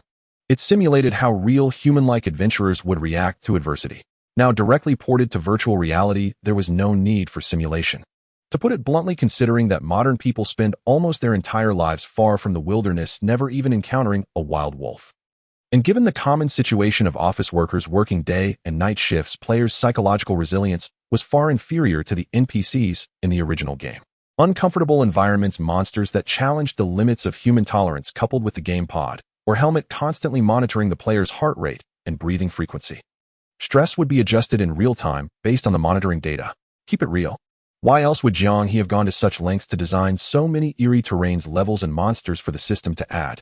It certainly wasn't for players to play house in the game. The truth unfolded exactly as Jiang He had anticipated. The first wave of players who ventured beyond the two ends near the spawn point and entered an entirely new monster ecosystem finally realized that the highwaymen in the newbie village were merely an appetizer. Damn it, these filthy pigs are endless, the dorm leader muttered in irritation. Keep your voice down, don't let the Japs hear you. So you quickly raised a hand to signal. Thanks to his class advantage, he took point to scout ahead. He had barely poked half his head around the corner when he spotted several pigmen lounging around a campfire nearby. At his gesture, even the dorm leader, who had been wearing an expression of furious enough to eat the game designer alive, along with idiot number 1, 2, and 3, all fell silent. The trio held their breath and crept over to him without a sound. At the bend, 4 heads stacked up and down, peering at the drowsy pigmen in the distance. This was supposed to be their first dungeon in the game. Yet even this initial instance had turned into a grueling ordeal. The dungeon had a storyline, albeit a simple one. Near the town stood a sluice gate, which diverted water from a mountain river to irrigate the surrounding fields. However, due to years of neglect, this critical hydraulic engineering structure had been overrun by a group of pigmen. The town had posted bounty notices at various inns. After scanning the bulletin board, the group engaged in a round of so-called rational analysis, which was really just blind guesswork. They deemed this dungeon the easiest and, adhering to the principle of playing it safe, decided to farm it for an easy win. The result? They did get farmed, but they were the ones being farmed. The locals have no sense of honor, tricking us outsiders. Why didn't they warn us that the local gang is not only rude, but also ridiculously numerous? Idiot number 1 muttered bitterly. It was truly too difficult. The sluice gate consisted of a labyrinthine network of tunnels and plank roads carved into the mountain. Damp beyond measure, decaying from age and ravaged by the pigmen, most of the wooden structures were rotted and crumbled at the slightest touch. The pigmen had absolutely no concept of hygiene, relieving themselves indiscriminately. In some places, the ground was completely buried under a half-meter thick layer of filth. Yet they had no choice but to traverse this path. Worse still, there was no way to adjust the olfactory sensitivity settings inside the dungeon, forcing them to trudge through the muck with gritted teeth. In the old, damp tunnels, pigmen waste was everywhere, along with heaps of random garbage and bizarre ornaments adorned with totemic symbols. What reached their ears were the distant grunts of the pig herds. It was a pure assault on the senses. The pigmen themselves weren't all that hard to fight, but they were disgusting. It was no joke to say that any normal person would feel nauseated at the sight of a pig-headed humanoid creature, covered in flabby flesh with layers of fat rolls on its belly, its crevices caked with grime, and even sprouting green mold and maggots standing before them. Especially since these things stank to high heaven. Reeking of foul odor with screeching calls, they were like a bouncing, leaping pile of excrement brandishing its claws right in front of them. This pile of dung had countless kin. A single shout could summon a swarm of comrades from every corner to surround them. They also came in several varieties. The common large pigmen were thick-skinned and tough. Though slow-moving and easy targets, they could withstand a beating for ages without dying. Their heavy weapons packed a punch, taking half a player's health bar with a single hit. The smaller pigmen, barely reaching a player's waist, were incredibly agile. Their daggers or short axes were either smeared with filth or coated in poison, guaranteeing bleeding and poison debuffs with every scratch. Not only could they fight up close, but they also attacked from a distance. Their ranged attack was utterly vile. They would scoop up clumps of dung from their own nether regions and hurl them. Being hit caused immense psychological damage and inflicted poison 100% of the time. It was like taking disgust to a whole new level, a real mess of epic proportions. Su Yu and the others were now skulking about like thieves, creeping stealthily to avoid these wretched creatures. The small pigmen inflicted debuffs with every strike and moved swiftly. Though frail, a single sword slash could take half their health. They were hard to hit and came in droves. They were numerous. Provoking one meant angering a whole horde. When they first entered unaware of this, they had been cocky, kicking down the door like invaders in a village. As a result, they were swarmed by a pack of small pigmen and nearly wiped out on the spot. Idiot number 1, as the tank walking in front, suffered the worst. Snowball toss. In all his years of gaming, he had never seen such a disgusting move. The old saying goes, a mop dipped in dung makes even Lu Bu tremble. The dorm leader had scoffed at it before, but now he believed it wholeheartedly. If even 3 heroes couldn't hold the line together, how could a mere mortal like him withstand it? Those cunning little pigmen were sharp. Once low on health, they would leap to a distance and hurl snowballs at their enemies. And they aimed right for the face. In the 10-minute melee, he had been smeared with nearly half a ton of pig dung all over his head and face. He was on the verge of breaking down.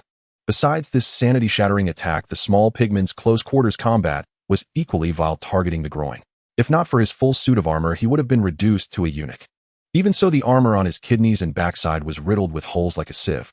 What's worse, pigmen weren't considered unholy. They were demohumans, not undead, so the Crusaders' damage bonuses against unholy beings didn't apply to them. Thus, idiot number 1 fought an especially grueling battle. The others, not wearing heavy armor, had better mobility and fared slightly less miserably. But they weren't much better off. They had learned the hard way just how grueling this game's dungeons could be. When the group entered, they strutted with an arrogant swagger, practically looking down their noses at everything. Now they were all dejected like 4 beaten dogs. Like American soldiers who had just been hit by a roadside bomb in Afghanistan. What do we do now? The 4 exchanged helpless glances. A checkpoint blocked their path ahead.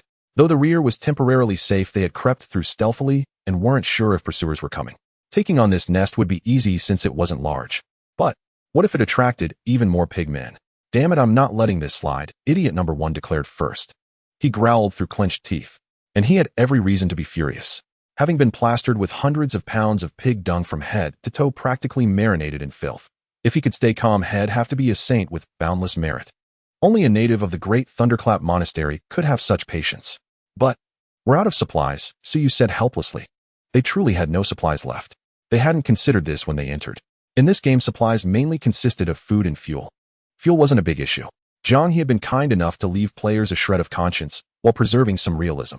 Thus, fuel could be gathered on-site as long as the dungeon environment had flammable materials. Players could collect them to make torches.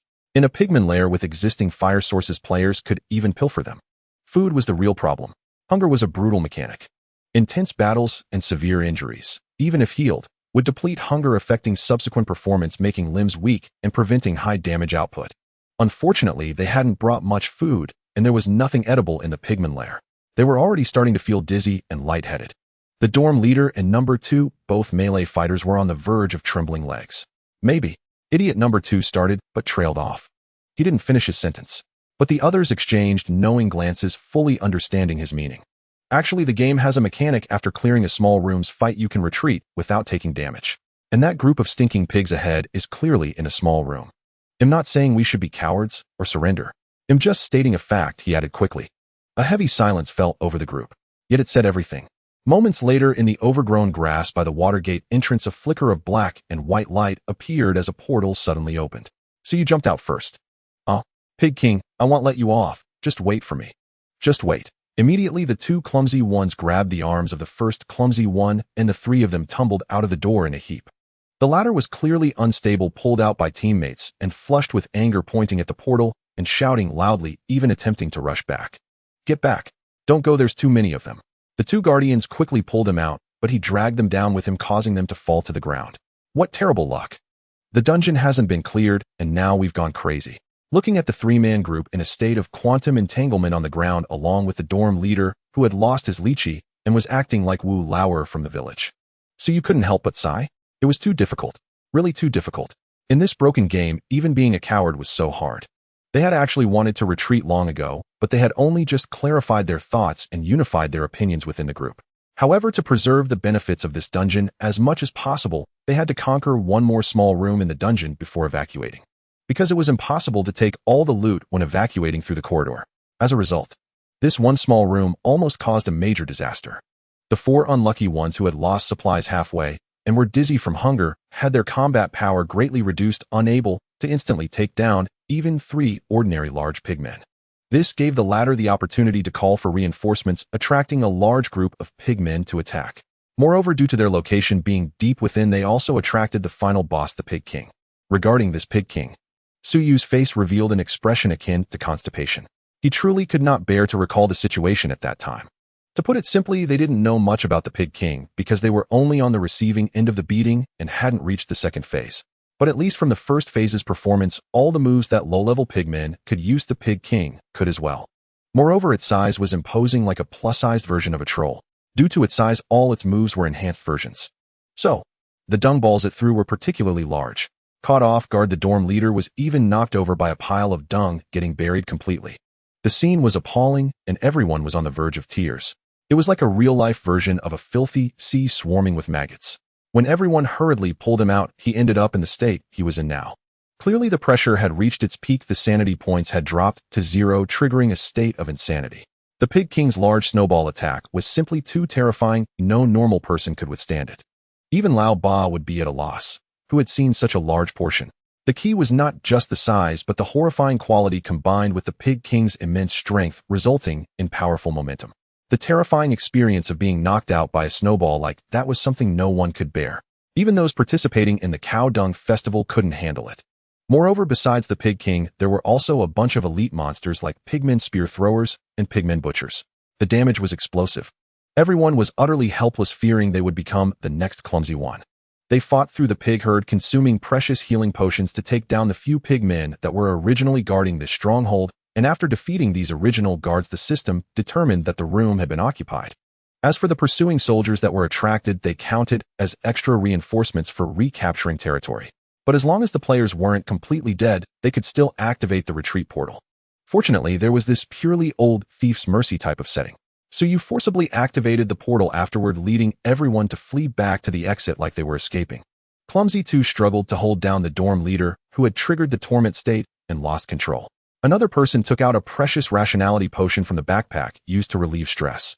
They worked together to pry open his mouth and poured the potion down. Then they laid him flat so the potion could take effect. After a while, the dorm leader finally turned over and sat up, looking apprehensive. The first-person experience of the stress system was very unique. In the virtue state, players could receive comprehensive buffs. Their vision became clearer, hearing sharper, and they could even predict the enemy's movements. In contrast, Torment was completely the opposite, with a lot of auditory and visual hallucinations interfering with perception. The neural signals sent to the virtual gaming pod would be inverted or distorted, causing the character to make all sorts of bizarre movements. The accumulation of stress was based on the gaming pod's analysis of the player's physical indicators and the reading of neural signals. Unfortunately, the dorm leader managed to endure the heavy snow all the way, but was ultimately broken by an oversized snowball. So tragic. How could there be such an unsolvable enemy in this broken game? With such a terrifying race of pigmen, who in the world could possibly stop them? The dorm leader sat on the ground, exhausted, lamenting. Let's change to another dungeon. Our current setup isn't suitable for tackling this type of monsters. If we want to come here again, at least we need to get some accessories that provide resistance to corrosion, poisoning, bleeding, and so on. And we need to bring enough supplies and think of a way to defend against these dungballs, Suyu said, shaking his head. Their professions were indeed not suitable for dealing with pigmen. Most of their skills dealt high single-target damage, which was suitable for large pigmen, but not for the numerous squishy small pigmen. To deal with these guys, a balanced combination of AoE and single-target attacks was necessary. Additionally, accessories were also a significant issue. This cursed place had too many DOT effects, making it so that even a small monster could cause bleeding or poison. Some rare elite monsters, such as pigmen shamans and pigmen drummers, were even more disgusting. They could inflict stuns, blindness, and other strong control effects. Without some targeted resistance accessories, it was simply looking for trouble. As for physiological issues, that was actually easy to handle. Jiang He wasn't a demon. He certainly left players a way to skip class. During the game, switching wasn't allowed, but they could switch back to the main menu. By turning off olfactory feedback and enabling a mosaic effect, they could reduce the Pig King's 99 sanity point attack. If that didn't work, they could change the appearance of the dung balls to chocolate balls, or to real snowballs, and then find a way to convince themselves to forget about the previous events. That would be enough. To put it bluntly, everything was virtual. It depended on how the players thought about it. Come on, of course we have to come back. I spent $98 on this game. How can I suffer this grievance? Clumsy One gritted his teeth. He wished he could skin and dismember a whole litter of piglets, finally chopping them into minced meat without a trace of fat, then heating the oil to 80, coating them in egg wash and breadcrumbs, frying them until golden brown. It was hard to vent his resentment. No matter what, he had to clear this dungeon at least once. Otherwise, he wouldn't be able to sleep well for the next few nights. If things went poorly, he might wake up at 3 in the morning still reminiscing about that oversized snowball. No way, I can't be the only one to suffer this great injustice.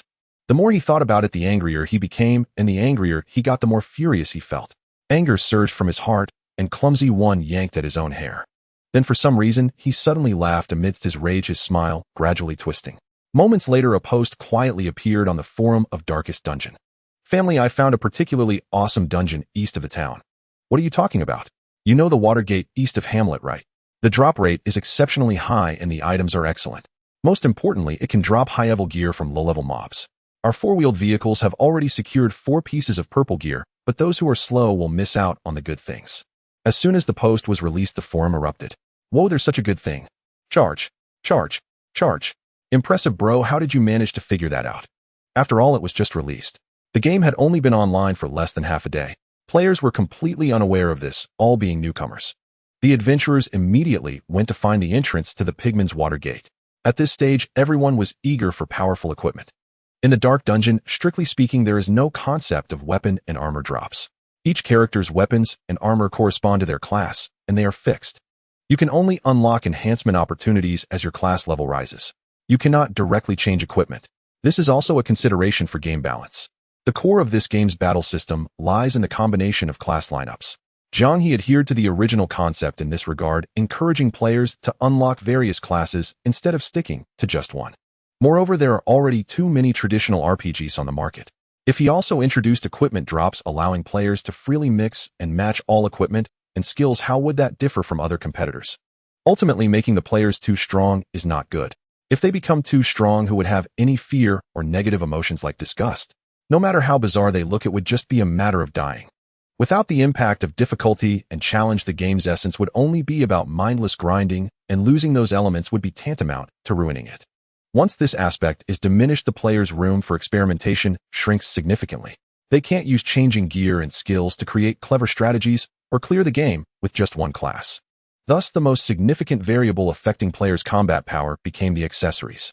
Unlike equipment and skills that level up with the class level, accessories are the only items that must be farmed for. The 4 accessory slots are crucial. Once players pass the novice village and enter the first official map, encountering those increasingly difficult enemies, they will quickly realize this. Therefore, upon hearing that purple quality accessories drop in this dungeon, everyone's eyes lit up with greed. They craved it. While challenging games are indeed more rewarding, who wants to suffer from start to finish? Cutting through enemies in a high-difficulty game is much more exhilarating, especially when the current mainstream players are still complaining about dungeons being annoyingly difficult, bosses being irritating, items being hard to farm. Those who came across this post almost simultaneously jumped into the game to start grinding. No one even bothered to verify the authenticity of the information. And so, the tragic events began to unfold. Whoa, don't go. Guys, this place is deceiving. It was indeed hellish. That demon dungeon was worse than the netherworld. Originally, the forum was lively and harmonious with people forming parties. Before long, the replies below began to twist, filled with cries of despair. Those who had ventured into the water gate had all been crushed by the pigmen's feces. Pure excrement attacks. Who can withstand that? Those who had just come across this post were left with nothing but question marks. I'm sick, it's full of disgusting little monsters that throw feces. The question mark storm continues. It's not that I don't understand every word. How did they combine to create such a fantastical situation? Seriously, literal feces. One hit, and you're poisoned, and it hits your face. This dungeon is purely designed to disgust people. Oh, everyone must avoid it. That bastard even boasted about dropping purple gear inside. I bet it drops your mother's ashes. The victims who fell into the dung pit could be said to be furious. They wish they could reach through their computer screens and drag the scummy poster out, giving him a hefty slap. As screenshots of their near-death experiences were shared one by one, the other onlookers gradually understood why they were so angry. It was tragic. Really tragic. This was a snowball fight, and they had every right to be outraged. Looking at the screenshots of players covered in muck, it was as if they had just escaped from a members-only restaurant. Everyone seemed to hear their wails in their ears. This is just too disgusting. What kind of hellish setting is this? What was the producer thinking? Did they grow up eating nonsense? Many were filled with righteous indignation. It was terrifying. Drowning in excrement, even in a nightmare, one wouldn't dare dream of such a fate. To be honest, this game isn't the first to play with excrement. It follows the lowbrow path. Indeed, many old films had similar content. Haven't you played Poop Guy? I have, but it wasn't this disgusting. To put it bluntly, it's simply that the PC version's performance is too poor, as switching to virtual reality would make it different. In a virtual world, it's easy to immerse players. What feels ordinary and lacks expressiveness on PC can become spine-chilling in VR. Let's say it bluntly, this is still mild. Imagine designing a level filled with a stench of rotten mud like a dung pit or swamp, then stuffing it with a plethora of disgusting AI monsters and hideous creatures, forcing players to explore for related quests and items. What would you do? Someone said with ominous foreboding. Everyone listening couldn't help but feel a chill run down their spine. That can't be right. Has the producer lost their humanity? How can they be so ruthless? To be fair, if it's that disgusting, I definitely won't play it. Are you sure? What if this game excels in terms of narrative, gameplay, art, and everything else, only to feature this disgusting, hellish segment? Would you be willing to give up a game that could be a landmark in gaming history just because of that? The person chuckled coldly. More and more people began to hesitate. Not many would have thought this way before, but in the past 2 years, or rather in the past 6 months, the market has been flooded with exquisite single-player games. Many have rekindled their interest in this entertainment sector. This once-ignored genre is slowly shining again. Many feel that all those MMORPGs in the past were a waste of time. After all, when it comes to narrative and immersion, MMOs indeed cannot compare to single-player games. Especially since the industry in this world hasn't gone through the brutal decades of competition. The major companies dominating the market are, if not clones of the big names, very similar. It's the same in any industry. When money is too easy to make, innovation ceases. Firms like Fading are not genuinely trying to provide a better experience for players. They're merely squeezing the last drop of value from them. Large-scale multiplayer online games that have been operating for years are basically like this. With each new version, they push grinding to the extreme, making players feel like they are clocking in for work when they log on, and like they are serving a sentence when they enter a dungeon. The rising star Millennium Electronic Arts not only revived the single-player trend, prompting many developers to follow suit, but also brought forth numerous high-quality titles. However, thinking of that infamous Jiang, known for his bad taste, and considering his words, many felt a shiver run down their spines. What if a game has an outstanding plot, art, and world building, but the difficulty is through the roof? What would they do? Laugh while getting hurt, or get hurt until they laugh? Just wait, the situation I described will eventually happen. Given their style, this is just child's play. The real challenge is yet to come. The person said cryptically. On the other side, the coward's village. A vast swamp filled with strange leafless shrubs in bizarre postures, and the gigantic skeletons of unknown creatures left to rot, their pale ribs resembling arches rising from the ground. The foul stench of decaying organic matter bubbled with thick viscous bubbles, while maggots, flies, and other, even more disgusting creatures swarmed the air. Surrounded by marshes that could consume a person without leaving a bone, only the solid ground beneath their feet resembled a lonely island in the sea. It was in this area that a faint glow of fire remained with the rest engulfed in darkness. Countless bizarre insects in the dark relentlessly surged towards this flickering light. A cacophony of rustling sounds and chattering voices echoed as countless pale skeleton-like limbs of dried corpses swayed just beyond the reach of the firelight. A foul wind reeking of decay swept through the darkness, followed by a slime-covered appendage that shot forth like lightning, striking like a nail against the steel shield. Damn it, they are everywhere. Then open fire everywhere. The frontline warriors wielding cleavers bore an immense pressure, swinging their massive swords like windmills. Despite the heavy blows severing limbs and shattering exoskeletons with filthy pus splattering all over, they barely managed to hold the line against the endless onslaught. As for the teammates playing hunters and sentinels, they had no time to aim. Just firing a shot with lead bullets would result in a burst of blood. What truly stabilized their position were the spellcasters huddled deep within the defensive line. Who? Joanne held a copper lamp resembling an Aladdin's lamp, channeling his energy to cast spells, and instead of a blue-skinned, burly figure, a mass of high-temperature smoke billowed from the lamp's spout. Sparks flew from the high-temperature smoke, quickly enveloping a large swarm of insects in front of him. The sharp shrieks and agonizing cries echoed as if boiling oil had been poured onto ice. When the smoke cleared, what remained was a pile of curled-up insect corpses, their exoskeletons still bearing the charred remnants, as if they had been seared like red-hot charcoal. I never imagined I could play a main damage dealer one day. Damn. Having just completed an area effect attack, old Joe didn't have time to strike a pose before his copper lamp lost all its luster and became covered in rust. He had to channel his magical energy, once again gathering all his strength to recharge, while they were in a 12-person dungeon. To execute some unspeakable plan, to Fei, Old Ming, and others resolutely traversed the remains of the novice's dungeon, warmed up with 2 simple exploration quests, and brought the team to one of the most cursed dungeons from Jiang He's documents. Like the fear of ghosts, this game also had high-difficulty dungeons prepared specifically for large teams. And as always, Jiang He had infused a lot of private elements in it. After all, in his view, both the first and second generation had too many maps that weren't sufficiently eerie, and those that were eerie had difficulty levels that were too high. Take, for example, the ultimate dungeon of the first generation, the Dark Dungeon, which could only be encountered at the final stage. He desperately needed something that would make players wear masks of agony early on, hence the infusion of numerous private elements. The Pigman Watergate was his way to target all normal players except for Old 8 with S&P attacks, while this Bug Swamp was a grand gift specifically designed for players with arthrophobia. The name already accurately indicated it was a swamp, and naturally the terrain of this map was extremely eerie, though that was secondary. Unlike other areas, this map did not have specific types of small monsters, such as the Pigman Warriors, Pigman Lackeys, or Pigman Spearmen. Instead, it was filled with all kinds of insects. These insects generally had low health, and the smallest ones, under 1 meter, could be killed with a basic attack from almost any class. The larger ones, roughly the size of an Alaskan, might require a finishing blow or a heavy strike. As for those 2 or 3 meters long, resembling SUVs or even trucks, those were elite monsters.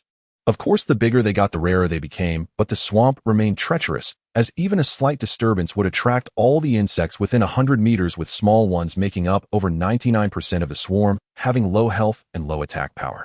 However, the supplies on the player's side were ultimately limited. Even the toughest of heroes could not withstand the bites of thousands of insects. Moreover, there was also the psychological attack caused by physiological discomfort.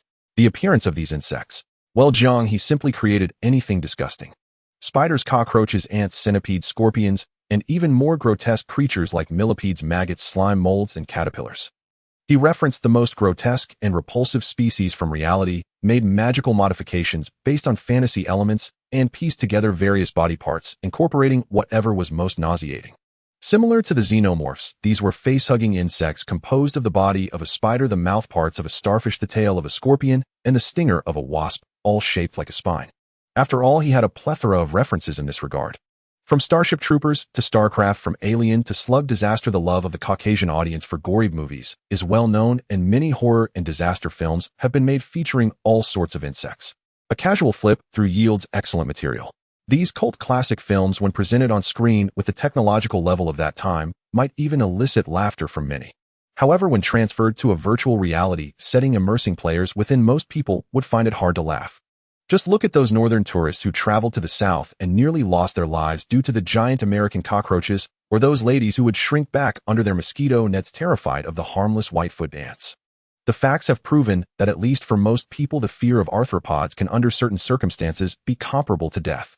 When a southern cockroach the size of a thumb flies onto someone's face, it can cause quite a few people to experience cardiac arrest.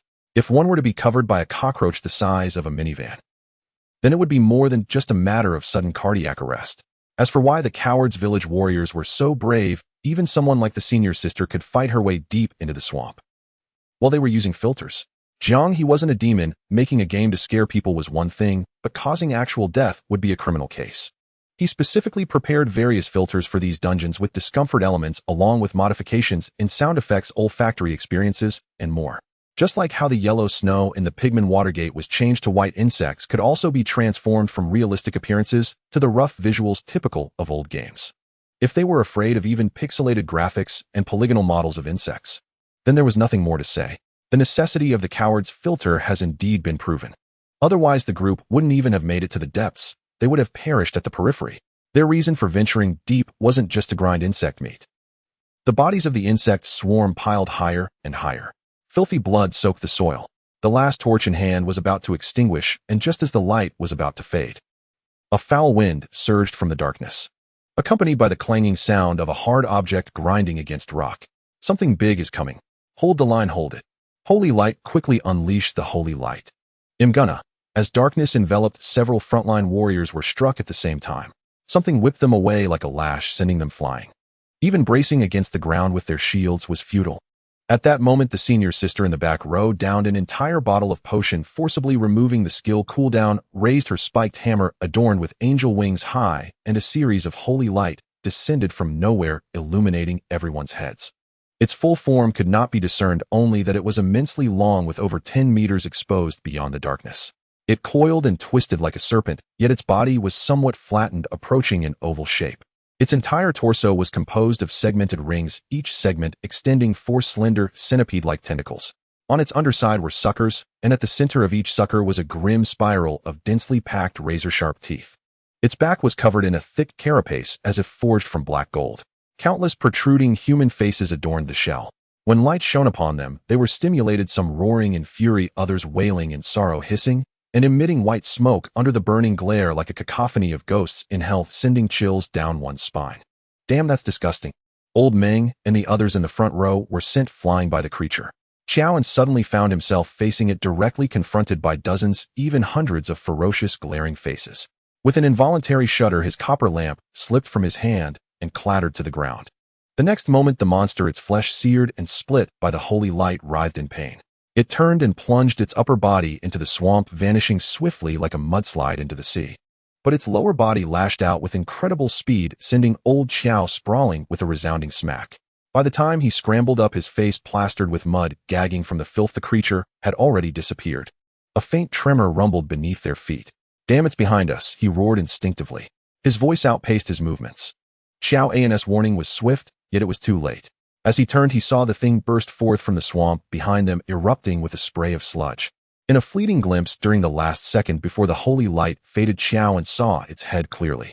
Countless thick, scaled tentacles bloomed like petals, its head resembling a giant sea anemone.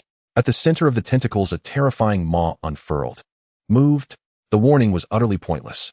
The torches had gone out, the skill's holy light had long since faded. In the pitch-black darkness, the group was still entangled by the swarm of insects. Who could dodge in time? And how could they know where to flee? All they knew was the terrifying gust of wind as it lunged. Everyone instinctively scattered in every direction, even diving into the insect swarms. Yet when Oh Jun the quickest relit a fire starter and shook it to life, they saw amidst the chaos that one figure was missing. The oversized worm was retreating into the ground, its mouth clamped around something. The thing's legs were still kicking desperately. Judging by the white undergarments beneath the robe, it was likely some unfortunate streamer from the looks category. Damn, so this kind of scene really exists. The audience in the live stream erupted in amazement. A giant bug that looks like a tentacle monster, and it even does engulfing. Fine. But it specifically targets a nun for engulfing. That's just too knowing. Good, this is exactly the kind of desperate struggle we wanted. U1S1, or indeed, desperate struggle, relentless resistance, preferably with some humiliating tears. That makes the broken expression later more interesting. If the process is skipped and she loses her sparkle immediately, where's the fun? You understand engulfing. You understand breaking. Seeing tentacles, they think of magical girls. Seeing slimes, they think of night girls in torn clothes. Seeing goblins, they think of human ranches. Seeing blondes, they think of Japanese netizens. The imagination of the fun-seekers only leaps this far in this one regard. But seriously, does she even need safety shorts here? Yeah, keeping secrets from your bros. Hearts completely cold. The audience chatted cheerfully in the live stream, sitting before their screens, sipping soda, munching chips, pointing, and commenting. They even had the leisure to critique the style of the seniors' leggings. Inside the dungeon, the situation was dire. Indeed, it was dire. In any dungeon, isn't it dire when the healer goes down? Actually, they had more than just the senior as a healer. A 12-person team can't be sustained by a single healer without exhaustion. Following standard ratios, they had brought 3 healers. But only the senior played as a nun, the other 2 were plague doctors.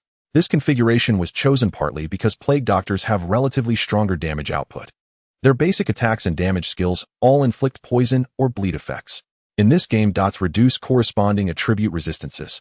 Their current strategy was built around stacking crit rate and crit damage with accessories, using skill dots to lower resistances, then unleashing massive targeted damage, essentially stacking buffs for a nuclear strike. Effect warriors are always popular. On the other hand, while plague doctors have weaker healing, they possess a divine skill that grants the entire team resistance to all attributes. This skill has a long cooldown and cannot stack, but with 2 plague doctors timing their casts to maintain uptime, the entire team can enjoy nearly unlimited duration of 15 resistance to all attribute damage except physical and chaos. In this game, resistance translates to a straightforward percentage damage reduction. A 15 reduction is significant, sometimes even saving a near-death teammate. But every strength has its weakness. Plague doctors have this divine skill, yet they are fragile and lack the nun's ability to cleanse debuffs and provide light. And this boss, it could inflict poison, yet was immune to it, clearly fearing light instead. So earlier, when the team still had plenty of torches, it hadn't attacked actively, merely lurking in the swamp, driving other insects to their deaths. Once the torches were exhausted, it emerged and immediately devoured the most threatening senior. Without a light source, it had no natural predator. With a lunge, Qiao turned to see another teammate on the periphery, engulfed and lost. Before they could seize an opportunity, it sank back into the swamp, splashing mud as if mocking them. Damn, a grab move and instant death. That's just too disgusting. Old Ming, drenched in unspeakable filth, deliberately splashed by the giant worm, turned green with rage. It was a face smack taunt. Little damage, but maximum humiliation. Damn, should have brought more nuns. No, why doesn't this game have a wolf eye flashlight? Should have grabbed one to blind this bastard. Defei, battered by the creature's tentacles, roared in fury. At this point, he forgot all about the plan to torment Qiao. Their analysis of the dungeon was flawed, coupled with Jiang He forgetting to provide crucial boss intel. They'd planned to grill old Qiao, but now they were trapped themselves. Only one torch remained, half drenched by swamp mud, its flame flickering unsteadily. Even after Ojun relit it, the light it cast was severely limited. The bizarre serpent grew bolder, circling them incessantly, striking with its slender tentacles like a cat toying with a cornered mouse, occasionally delivering a heavy slap. There's no should have known, Qiao said with a bitter smile. Kept in the dark, he was less agitated than the other conspirators. Isn't that what raiding is all about? Without leaked videos or internal data, raiding means feeling your way through the grass with your face and testing mistakes with your life. The reason guides become guides is that raiders discover every death trap through countless game overs, eventually finding a path to survival. How do we fight? No way. The giant worm toyed with them freely, occasionally picking a plump one to devour. The survivors could only struggle on. The situation was clear: this thing was immune to their Dutnuk strategy. Its armor was too thick. Its one colossal weakness was light, and now they had no way to produce a light source. Under these conditions, they had no real counter against a boss with invulnerable movement and an instant death skill that was nearly impossible to resist. Forget it, with our lineup, a conventional fight is impossible. If we want to kill it properly, well, come back with a different setup. Its weakness is obvious enough. If we're being honest, we could still try a cheap trick. We could attempt to force kill the boss, but regardless of success, at least one person will die. Qiao followed the voice. He saw Sky pulling dwarf mining explosives from his backpack, items they'd acquired in a previous dungeon. He began wrapping them around his body, coil after coil. Noticing Qiao's gaze, he gave a thumbs up. Since it's come to this, he'll just have to self-destruct. In the usual virtual reality multiplayer lobby, a group of people lay scattered about, some sitting on the floor, others sprawled out like Yamcha.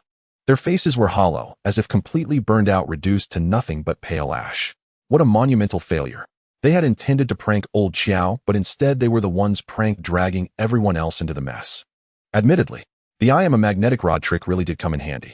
Of course, the main reason was that this boss had a particularly nasty habit common to giant creatures of its kind. That habit was swallowing food without chewing. Countless sturdy fortresses have been breached from within, and many behemoths like this one met their end in similar ways. If this giant insect had ever heard the tale of the bald man, the monkey, the pig, and the water fiend, it would never have dared to pull such a trick.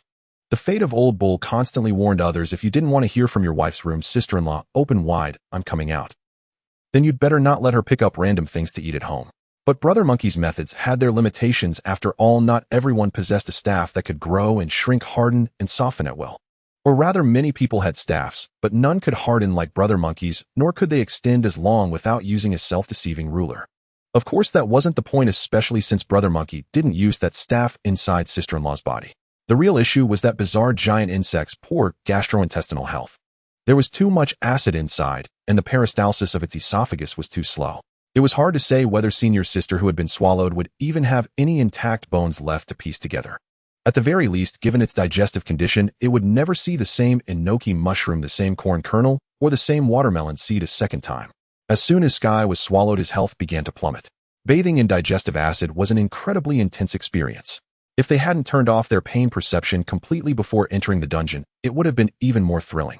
To avoid being drowned alive by its vile fluids, he had to detonate the explosive pack as quickly as possible before losing consciousness. This minor mistake prevented him from hitting the creature's vital spot. In fact, Sky had planned to pull the cord as soon as he was snatched, but being caught in its jaws also triggered a stun effect. Indeed, considering its sheer size and strength, having a human clamped in its mandibles was like getting one's head slammed in a door, a dizzying, buzzing mess. But why did the developer insist on faithfully replicating such a twisted mechanic? This hellish design directly cost him the perfect chance to fry the bug's brain. This also led to the most dreaded scenario for players using the magnetic rod. The truck bomb didn't finish the job, leaving it with a sliver of health. Smoke, no damage, the most classic trope of all. As spectators, they enjoyed watching the protagonist enter a second phase after the smoke cleared. But from the villain's perspective, it was nothing short of infuriating. And the worst part was they didn't have a second truck. The game wasn't set in a modern era. In this world, even mining explosives were exceptionally rare items.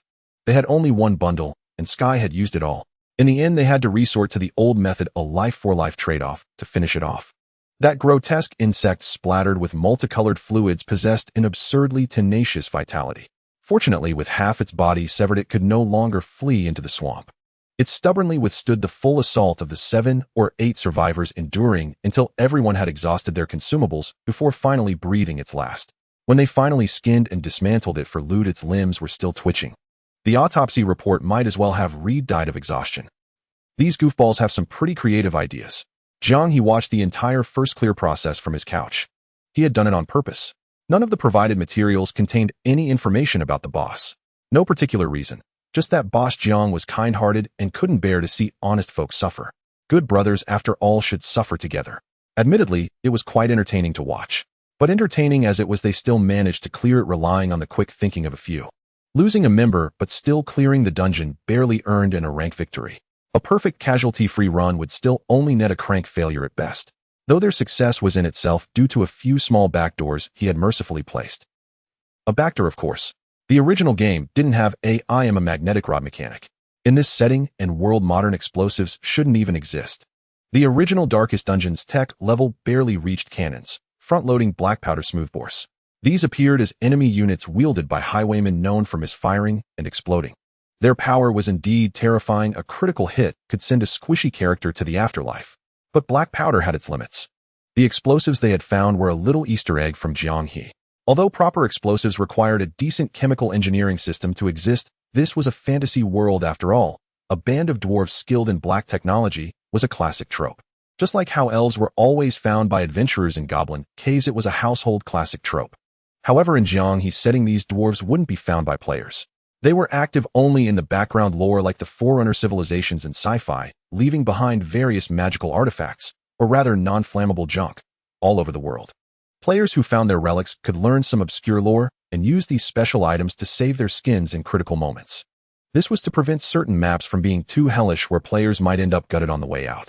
Of course, if the reception was good, turning them into NPCs for a special event or shop was also an option. The first day sales of Darkest Dungeon slightly surpassed those of Phasmophobia, reaching 430,000 copies. This was thanks to a series of modification commands Jiang He had issued during the system's porting process. He had inexplicably transformed these two completely unrelated games into strong social coup games with similar cores and complementary mechanics. Coupled with media analysis and free publicity from self-media figures like Old Xiao, most players who bought Phasmophobia were more than willing to pick up Darkest Dungeon as well. The two games had similar positioning, the same price, and targeted the same player base. The single-player with co-op model was also a new concept at the time, pioneered by Phasmophobia. Before this, the market was dominated either by MMOs cramming hundreds of players into a single server or purely single-player offline games. These games struggled to satisfy the needs of a specific type of player, the small group. Groups like Su Yu and his goofy roommates, or the Coward's Fortress crew of streamers who had stumbled together by chance. They enjoyed gaming together in a group, but didn't want to play with too many strangers. After all, when it came to multiplayer online games, the thing developers loved most was simple selling hatred. Hatred between Alliance and Horde players, hatred between whales and free-to-play players, hatred between guild members and solo players. From World of Warcraft to Blade Soul, from The Legend of Mir to JX3, it was all the same. The production team's purpose in peddling animosity is to incite conflict, whether it's through intellectual duels of combat prowess or physical confrontations marked by planted flags. A struggle must ensue. Their target audience comprises those willing to engage in such conflicts, and the entire series of monetization points is designed around this theme. Of course, video games harbor no deep-seated grudges, and every game has its casual players and life-oriented slackers. It's just that the production team's core content and monetization revolve around this aspect, while everything else is merely an insignificant afterthought. This is precisely why companies like Fading constantly face criticism. In essence, it's the developers' unsightly greed, much like those blind profiteers in the military-industrial complex, that drives them to force others into mutual conflict and comparison. Whether it's an arms race of combat power fashion or dungeon first clears, or a hot war of guild clashes and server battles, players must never be harmonious, or else they cannot profit from the chaos of war. Naturally, players have different tastes. Some relish the thrill of mindless spending and slaughter, while others are unwilling to fall into such traps, refusing to foolishly hand over money only to receive a poor gaming experience. However, these players who are not keen on fighting to the death in video games inherently have lower willingness to pay compared to those fervent warmongers. Developers with poor presentation and no bottom-line care even less about crafting a tailored gaming experience for them. Thus, the vicious cycle persists until Jiang He shatters it with advanced knowledge from a parallel world. Themes leaning toward family-friendly coup, such as single-player with multiplayer, are precisely designed for them. Exploring spirits in Phasmophobia, screaming in terror as ghosts jumpscare you, venturing through dungeons in Darkest Dungeon, grinding your teeth in frustration as monsters torment you. Yet throughout the entire process, players are cooperating and relying on each other. There are indeed a few traitors who during a hunting moment lock their teammates outside to face the ghost alone. But such isolated instances prove nothing, only demonstrating that some players belong to a harmonious group with twisted camaraderie. Overall, these two earliest coup multiplayer games on Blue Star's market still emphasize positive social interaction centered on cooperation. They are not on the same path as those MMOs that desperately peddle animosity, stimulate competition, and promote negative social interaction. Moreover, coup games exist in a simple small world without the multitude of strangers found in MMOs, making them very friendly to players who dislike trouble or even suffer from social anxiety. There's no need to socialize with strangers, nor any worry about strangers disrupting the game flow. Thus, while prompting competitors to explore this new track and once again causing headaches for Feeding's gaming division, Millennium Esports' reputation and influence in the industry have further risen. For many laid-back players after work, they simply want to have fun online with friends without needing to drive out. They neither wish to clock in for another shift in a hyper-competitive grinding game after work, nor do they want to play single-player games alone lacking topics to share with friends. In such circumstances, Phasmophobia and Darkest Dungeon become perfect choices. Of course, regarding the hellish content in these games born from certain developers' malicious tastes, they still harbor some complaints amidst their fear. So is there really no solution for that hellish pigment Watergate besides switching filters to cheat? Hilarious, there's even more hellish stuff later. There's a Warren biome later full of these pigmen, even more disgusting. You'll understand when you reach the second or third town. There are plenty of hellish levels ahead. The ruins, wilderness, and mines around Hamlet Town, and the overgrown jungle and coral reefs in the second region are all relatively easy biomes. The terrain is easy to navigate, the monsters aren't scary, and they're easier to deal with. When you get to places like the burning old city, the fetid fields, or the tangled forest, you'll know what a prison feels like. Someone said in a very wistful tone. It was obvious they had just been released from prison. There are also disgusting maps in the early areas. I watched a group of streamers playing together yesterday. The swamp west of the first town was also extremely hellish.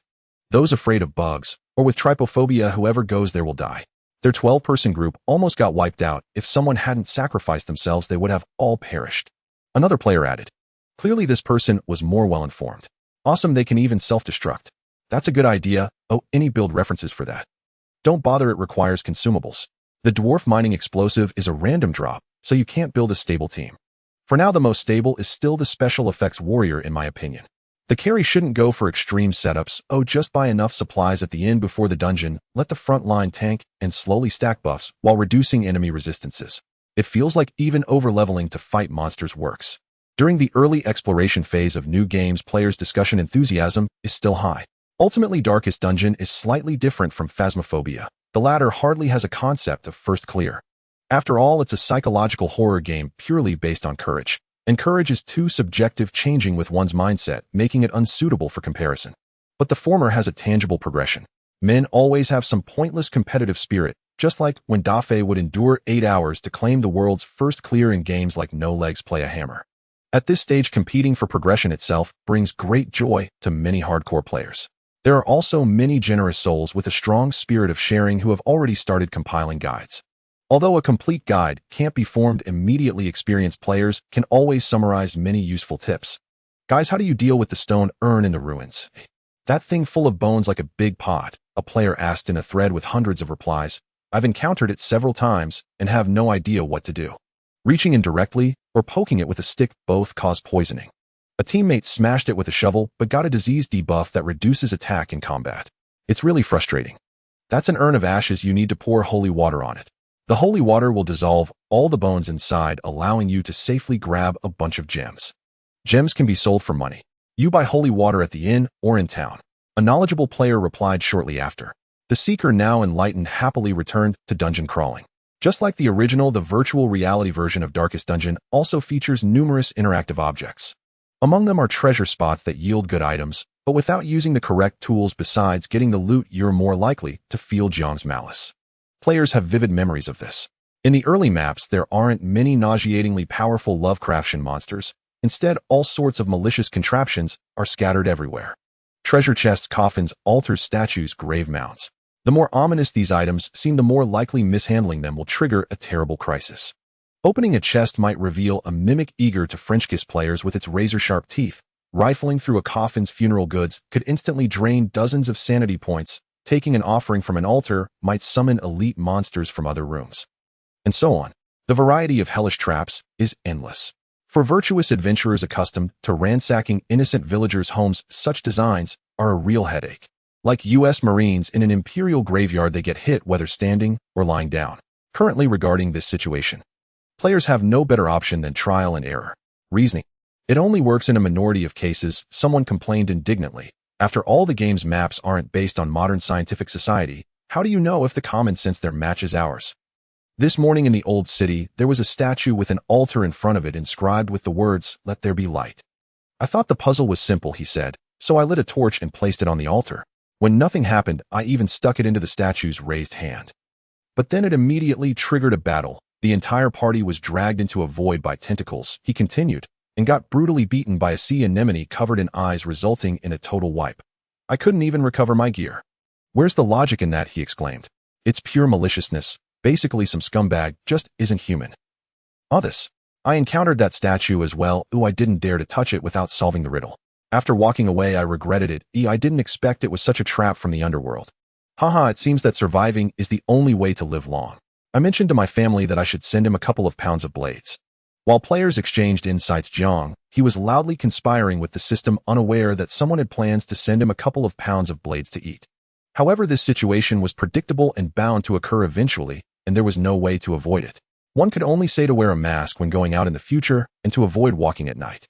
Seeing suspicious figures in the pocket bulging as if stuffed with sacks, it was best to take a detour. To be honest, shouldn't you upgrade and replace yourself recently? The company's revenue has exceeded hundreds of millions. Is it a bit lackadaisical to play this trick of emotional 10 consecutive draws? At this moment, he was teaching the system a lesson, or rather trying to pry out some good goods from this dog-like thing. This was related to his next phase of development. Millennium Art Electronics had already become a well-known developer in the industry. Although its scale was still incomparable to that of real big companies, the market size of Hualien was too vast and the situation extremely complex. Few major companies in the industry solely focused on game development. Most leading companies served dually as developers and publishers, and on that basis, they would horizontally expand into other sectors of the electronic and digital industries. Once you've developed many games, it's only natural to create a platform. If a platform has been established, is it strange to develop other software? Studying film and entertainment along the way is also quite normal. Alternatively, one could extend from games into hardware, developing their own consoles, handheld devices, headsets, and gaming pods. As long as the hardware is up to standard and the market share is high paired with exclusive games, the profits can be astronomical. And thus a colossal conglomerate emerged. Similar to Fading, they were among the first batch of internet companies 30 years ago, starting with social software, now venturing into finance and real estate. Moreover, not only do we have to consider these internet natives, but we also need to take into account the giants from other fields venturing into game development. Just like Microsoft from another world. Their main business isn't gaming, but they have so much money that they can easily become industry giants just by waving their cash to acquire studios. Thus, the industry is indeed a mix of good and bad. One cannot simply measure a game company's status by its development capabilities. Currently, Millennium Art Electronics can be considered a relatively pure developer. They do not engage in other businesses, including publishing. Their scale is slightly larger than an average independent game studio, but still limited. They do not have a series of works, and their product types are quite diverse. However, they have achieved accomplishments in many fields that compel competitors to bow their heads. For instance, in the single-player and multiplayer realms, they are like pioneers, and in horror themes, they possess an exceptionally strong first-mover advantage, which even industry giants have to acknowledge regarding their dominance in this field. While I must say it is indeed a very complex company, many analysts and media who rely on studying companies in the industry are left quite bewildered by it. Have you ever seen anyone make games like this? Hitting here and there as if in Brownian motion. All the manufacturers with similar lack of insight quickly go under. Yet this one is thriving, seemingly a local overlord. None of the three major companies dare to compete with them in the horror genre. Jiang He had no way to explain it to them. After all, to think that anyone could mess around like him and still generate hundreds of millions in revenue, first one would need to find a system. If one had to say, Millennium Art Electronics is like an extremely powerful rogue cultivator. They cannot be compared in heritage or scale with the populous Orthodox sects, but relying on strong personal strength, they have cultivated a few younger brothers occupying a mountain peak and claiming a sect. They belong to the nature of a specialist. From the perspective of a normal capitalist, this is certainly not ideal. Being a specialist for a short time is one thing, but being a specialist for a lifetime is bound to lead to elimination. The senior management within the company has also pondered over this matter. They certainly hope to continue expanding into other themes and even other fields. But they don't have the final say. Jiang He himself does not care about these matters. After all, he is a traveler with a system, and his thinking process is inherently different from that of normal people. He wouldn't bother racking his brains to think about how to make money. When money reaches a certain level, it truly becomes just a number. Although this statement is very annoying, it is indeed correct. Jiang He is inherently a rather indifferent person. Having lived two lives, he has already become quite open regarding material enjoyment. From an idealistic perspective, vast fields of land still only yield 3 meals a day, and a mansion with thousands of rooms is merely a place to rest on a bed 3 feet wide. He now earns nearly $1 billion yuan a month after tax, enough to build an aircraft carrier, and yet he still lives in an ordinary flat and rides a rather unremarkable electric scooter. From a realistic perspective, the more capital accumulates, the more potential enemies there are. The more wealth and resources one hoards, the more people will resent him. He cannot help but rack his brains to protect his current position, pondering daily how to combat the overt and covert resistance. That would be too exhausting. Making money is for enjoyment. If it causes oneself to suffer, that would be putting the cart before the horse. For this reason, he not only likes to offer employees the highest possible compensation within reasonable limits. He has now also started doing charity. He directly contacts local governments in impoverished areas of Hualien Southwest and Northwest in the name of the company, onion-owned financial assistance, funding them for building bridges and roads, often extending tens of millions at a time. Such occurrences are not uncommon. There are even dedicated institutions in Congress responsible for this business, preventing bureaucrats from misappropriating funds and inviting reputable auditing firms to disclose the whereabouts of every penny. However, it is rare to find a company like Jiang He's, which is not large, but frequently contributes financially. To be precise, he is the only one who enjoys doing this. Of course, Jiang He does charity not for the sake of building a reputation. What he truly enjoys is seeing others suffer, especially knowing that they will still play this game, even becoming addicted despite the hardship. He absolutely relishes this aspect. Driven by this not-so-easy-to-articulate wicked interest, he does not care about how the company develops, but is very concerned about whether the system can give him more goods. After all, this relates to whether he can torment the poor players more better and with greater intensity. Now that the plate has grown this large, is it still appropriate to keep doing these gradual lottery draws? Jiang He said with some threat. To be fair, players outside always sarcastically insinuated that he was unwilling to release a sequel. This is somewhat infuriating. After all, normal men are not too pleased to hear things like there's nothing left below. He thought of a solution, but unfortunately, it was not feasible. If only there were a way to specifically acquire certain games. But random drawing is the foundational logic of this system. The system murmured weakly. What a damn nuisance. What's the use of always pestering a mere employee like me about this? Never heard of anyone going to negotiate a deal with Uncle Chin at the gatehouse, have you? This host is truly a scoundrel. Why not go find the will of the cosmos? Why pick on a poor dried-up system like me? I see, Jiang He mused again. Then at least you can tweak the number of missions issued, their trigger rates, and the like, can't you? The system had nothing to say about that. Apart from being able to come online anytime to crack jokes, its initiative was limited. It had to follow the underlying protocol. Within the bounds of the underlying protocol, it could patch things up and act as a programmer. That part can be modified. But it depends on what exactly you have in mind, the system stated.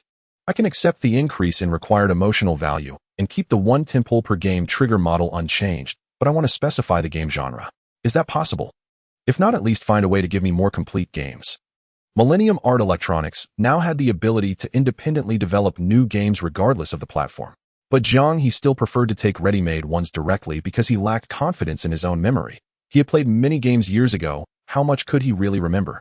At the very least, find a way to reduce the drop rate of those messy fragments. What's the use of so many of those damn things? Can't even piece them together. He waved his hand. Just thinking about it made him angry. Damn it, often needing 10 pieces to form a complete version, and a tentpole could yield not a single duplicate. How long would it take to piece one together? In that case, it's not a big problem. Relevant modifications can be made, such as increasing the required negative emotional value by 2 orders of magnitude, and allowing at least multiple complete games to appear in a single tentpole. And it can be adjusted to ensure that multiple games appearing simultaneously have similar themes or genres. Damn, only 2. Be grateful a 2 is already decent. True, any more and outsiders would get suspicious. Then what about the 2 missions I have right now? That really can't be helped. Completed missions and already distributed rewards truly cannot be altered, the system said sincerely. TCH. How annoying. Fine, let's leave it at that. Go ahead and do those 2 tentpoles for me. Jiang He ordered casually. Receiving the command, the system worked swiftly. The familiar gacha interface once again appeared before Jiang He's eyes. Multicolored orbs swirled like a galaxy of stars. After a bout of random Brownian motion, a series of orbs flew out from the galaxy and appeared before him. Congratulations, host, for obtaining Weird West Fragment 1, The Long Dark Fragment 1, 7 Days to Die Fragment 1, A Resident Evil 3 Remake Fragment 1, Dying Light Fragment 2, Genshin Impact Fragment 3, Farthest Frontier Full Game. This. Continue. Jiang He felt something was off. He wanted to scratch his head, but he pulled again anyway. Another series of orbs flew out. Congratulations, host, for obtaining the Forest Fragment 1, A Left 4 Dead Fragment 1, A Left 4 Dead 2 Fragment 1, No Man's Sky Fragment 1, Dead Space Fragment 1, Genshin Impact Fragment 4, Sekiro Shadows Die Twice Full Game. What the hell? Jiang He was full of question marks. Not just 1 or 2. This was a storm of question marks. What's going on today? Stumbled into a Paimon nest. Jiang He exclaimed in astonishment. 2 tentpoles, 2 full game copies. Sekiro went without saying. He had finally gotten his hands on a legacy from the old man. Farthest Frontier was also a decent farming game. It was even the SLG that Jiang He before his transmigration had considered the best of 2022. So although each tentpole only yielded a single guaranteed complete game, both were pure profit. Of course, that wasn't the point. The point was, 2 tentpoles gave me 7 fragments of the same game. You scoundrel, still claiming you weren't rigging it before. Jiang He wished he could yank the system out of his head and slap it left and right a dozen times. Injustice. By heaven, I really had no idea, the system wailed piteously. Heaven knew this really had nothing to do with it. It could modify the required emotional value and adjust a rough range. But the fundamental law of randomness was truly not something a mere employee like it could interfere with. Besides, isn't this a good thing? Why blame me? The system continued to grumble. Good thing? Good my ass. It would be a good thing if they were all complete. As it stands, the best I can do is hope you suffer. Jiang He said with a long face. 910. To put it bluntly, this was more torturous than having no fragments at all. Maybe the next pull will complete it. The system was more optimistic. Its words gave Jiang He some comfort. Of course, since it's random, it's not impossible that you'll never get it. But it couldn't help muttering quietly again. The scoundrel truly couldn't produce anything good from its mouth, and Jiang He's heart clenched once more. Damn it, if I really don't get it next time, you're taking full responsibility. Then he recalled that future draws seemed to have reduced fragment drops. I wonder which damn idiot made that change. They deserve to die. The system. What kind of person was this? Crazy enough to curse even himself. Dismissing the hapless system offline, Jiang He sat on the sofa lost in thought, as if entering a post-nirvana contemplation. His constant preoccupation with Genshin Impact wasn't due to an addiction to grinding abyss or artifact stats in another world. Rather, it was because Blue Star to this day had yet to see a true gacha game. After all, the emergence of gacha games wasn't primarily about the theme. It was about the change in payment models. In the current United Huaxiao, much like the early days of the smartphone era in the original world, the payment model was still mainly based on Baidu and functional in-app purchases. The experience without spending was indeed much worse, but it hadn't reached the extreme level of later gacha mobile games, where if you don't pull you can't even play the damn game. Thinking of this, Jiang He still wanted to hold a big one in his hands. Not for the money, but mainly because he loved watching people pull gacha, especially when they sank their ships or hit hard pity. Watching others sink their ships brought him more joy than getting a good pull himself. This might be a psychological condition known as Schadenfreude, but Jiang He had no intention of treating it. However, although it seemed he was just one step away, he still felt an inexplicable unease. 910. A very delicate number. The feeling Jiang He had while looking at it was somewhat akin to downloading certain unspeakable study materials from a cloud drive, with the progress bar stuck at 99, then suddenly freezing. You never knew if it would finish directly when it resumed or drop to 100 kbs and then dawdle there for an entire day. If we consider metaphysical factors. Thinking of something, Jiang He's eyes suddenly filled with struggle. Seeming to engage in intense mental activity, his eyes then lit up. He thought of a very suitable candidate. Cosplay costumes. Huh. I do have a lot of those clothes. But why are you asking? What do you need them for? Luo Xiaoxiao was momentarily taken aback. Then for some unknown reason a hint of shyness crept onto her face. Acting out of an abundance of caution. After Luo Xiaoxiao returned home, Jiang He took the initiative to bring up the topic. Ever since she had taken the initiative to stay over last time, his childhood friend had quite naturally settled in here. Although neither of them had ever mentioned anything about confessions or dating, Luo Xiaoxiao had nevertheless begun to buy furniture and clean up, assuming the role of the lady of the house. But she wasn't someone with Jiang He's advantages after all, and still had to attend school every day, given that he had such a professional at hand. And considering a certain plan he was about to set in motion, Jiang He racked his brains, deciding to consult her about some crucial matters. You want me to wear those clothes? Luo Xiaoxiao, however, didn't look at him. She stared down at the tablecloth as if it held some arcane script. The remaining half of her sentence lingered in her mouth, yet she yearned to hear it spoken by another. First of all, it's not what you think. Secondly, I just pretend I really need it. But I don't want the ones in your closet. I need different designs. Jiang He was truly at a loss with her mind. Yet this kind of thing was hard to explain in detail. Oh. Luo Xiaoxiao was completely stunned, not knowing what she had imagined. Her eyes flickered. Then she blushed and averted her gaze from his. Actually, I'm fine with anything, no problem. Her voice was very soft, with an air of super sweet and easy to get. Jiang He, you have no problem. I think you're the biggest problem in this house. But that's fine. This is exactly the effect I wanted. You said it yourself. Jiang He gazed at the Luo Xiaoxiao across from him, who was lost in some fantasy. His eyes suddenly grew deep. November arrived swiftly. Throughout the latter half of October, players had been fervently exploring the wilds of Darkest Dungeon. Action games in virtual reality often progressed at a pace an order of magnitude slower than their PC counterparts. After all, on traditional platforms, one only needed to tap keys or press a controller. The controls were simple, making mistakes rare. And even if a mistake occurred, the straightforward method made restarting easy. In virtual reality, players had to expend far more energy. The exertion required to clear a dungeon might even exceed an hour at the gym. For dungeon crawling games like Darkest Dungeon, the large maps in the later stages often left players utterly exhausted. Some streamers, in a bid for spectacle, even live-streamed themselves working out inside Darkest Dungeon, which gave Jiang He the urge to conjure a ring-fit adventure and give them a good thrashing. Regardless, as a pseudo-open-world game designed for 40 to 50 hours of gameplay, half a month was still enough time for players who hadn't given up to experience the vast majority of its content.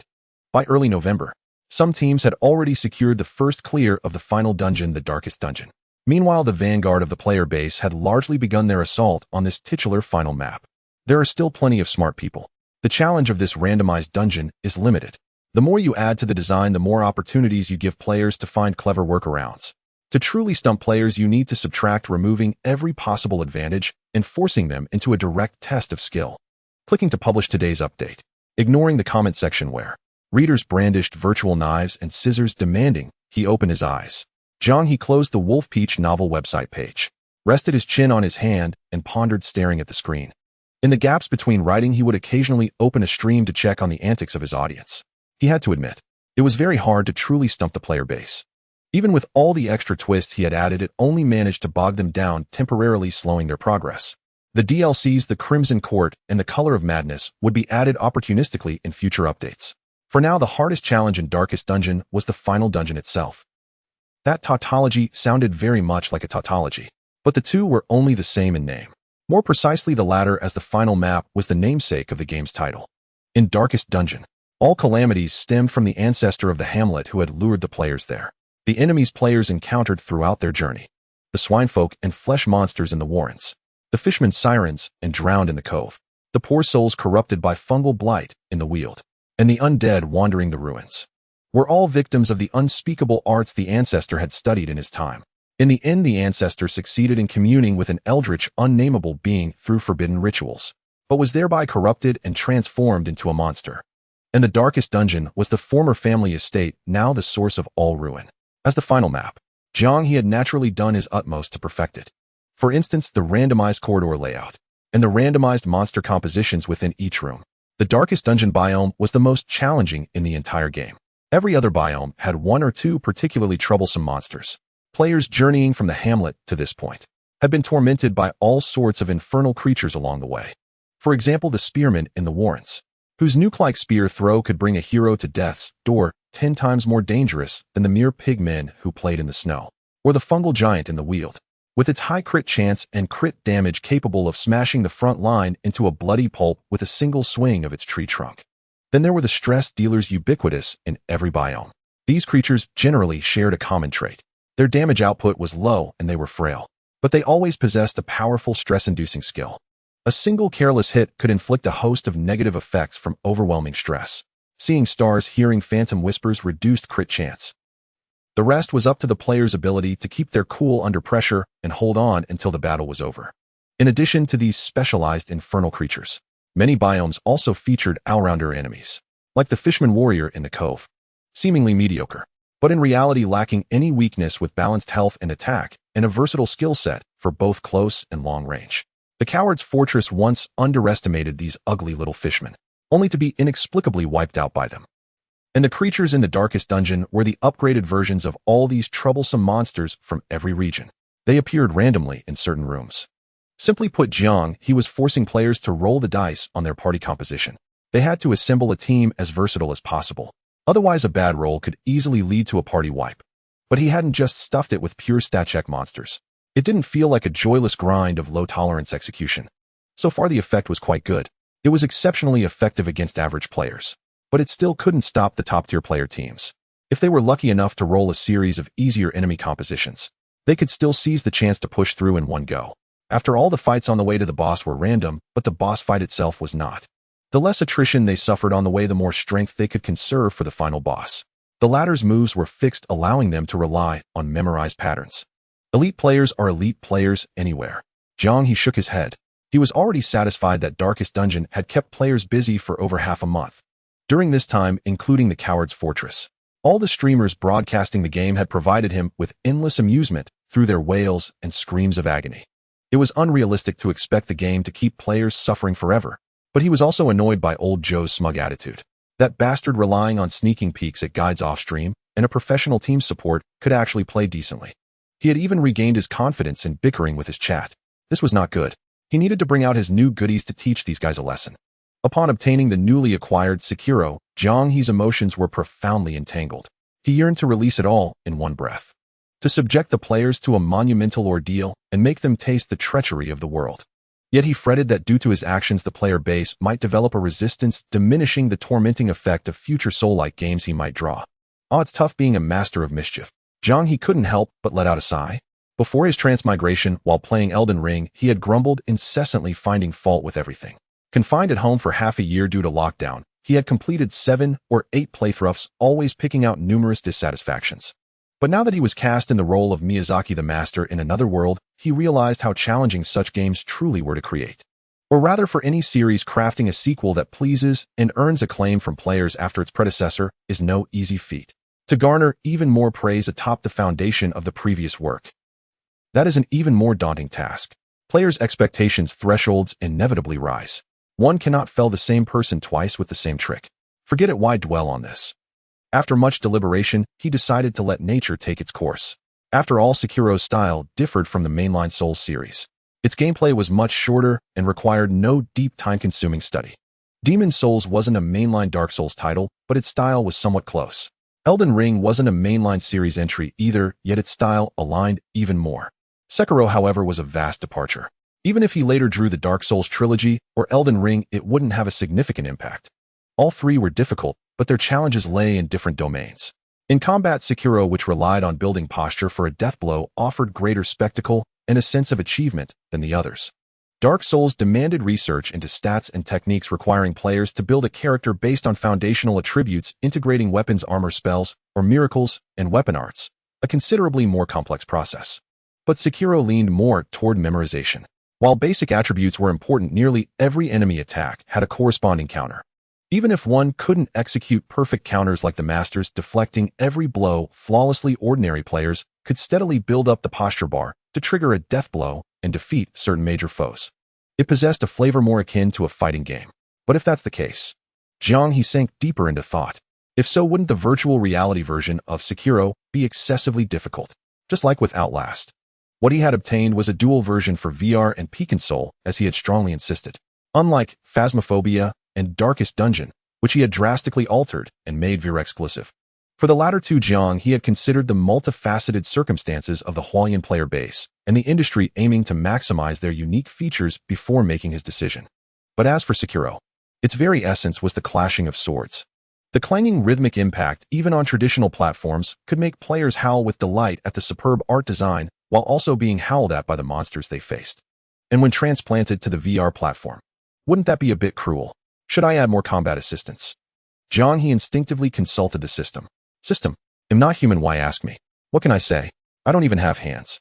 True, why am I babbling to you? Jiang He nodded. Whether they scream from torment or joy depends on individual skill. Set the release. Around the year-end. Let the market decide. One evening, on Bilibili, a certain slacker's livestream.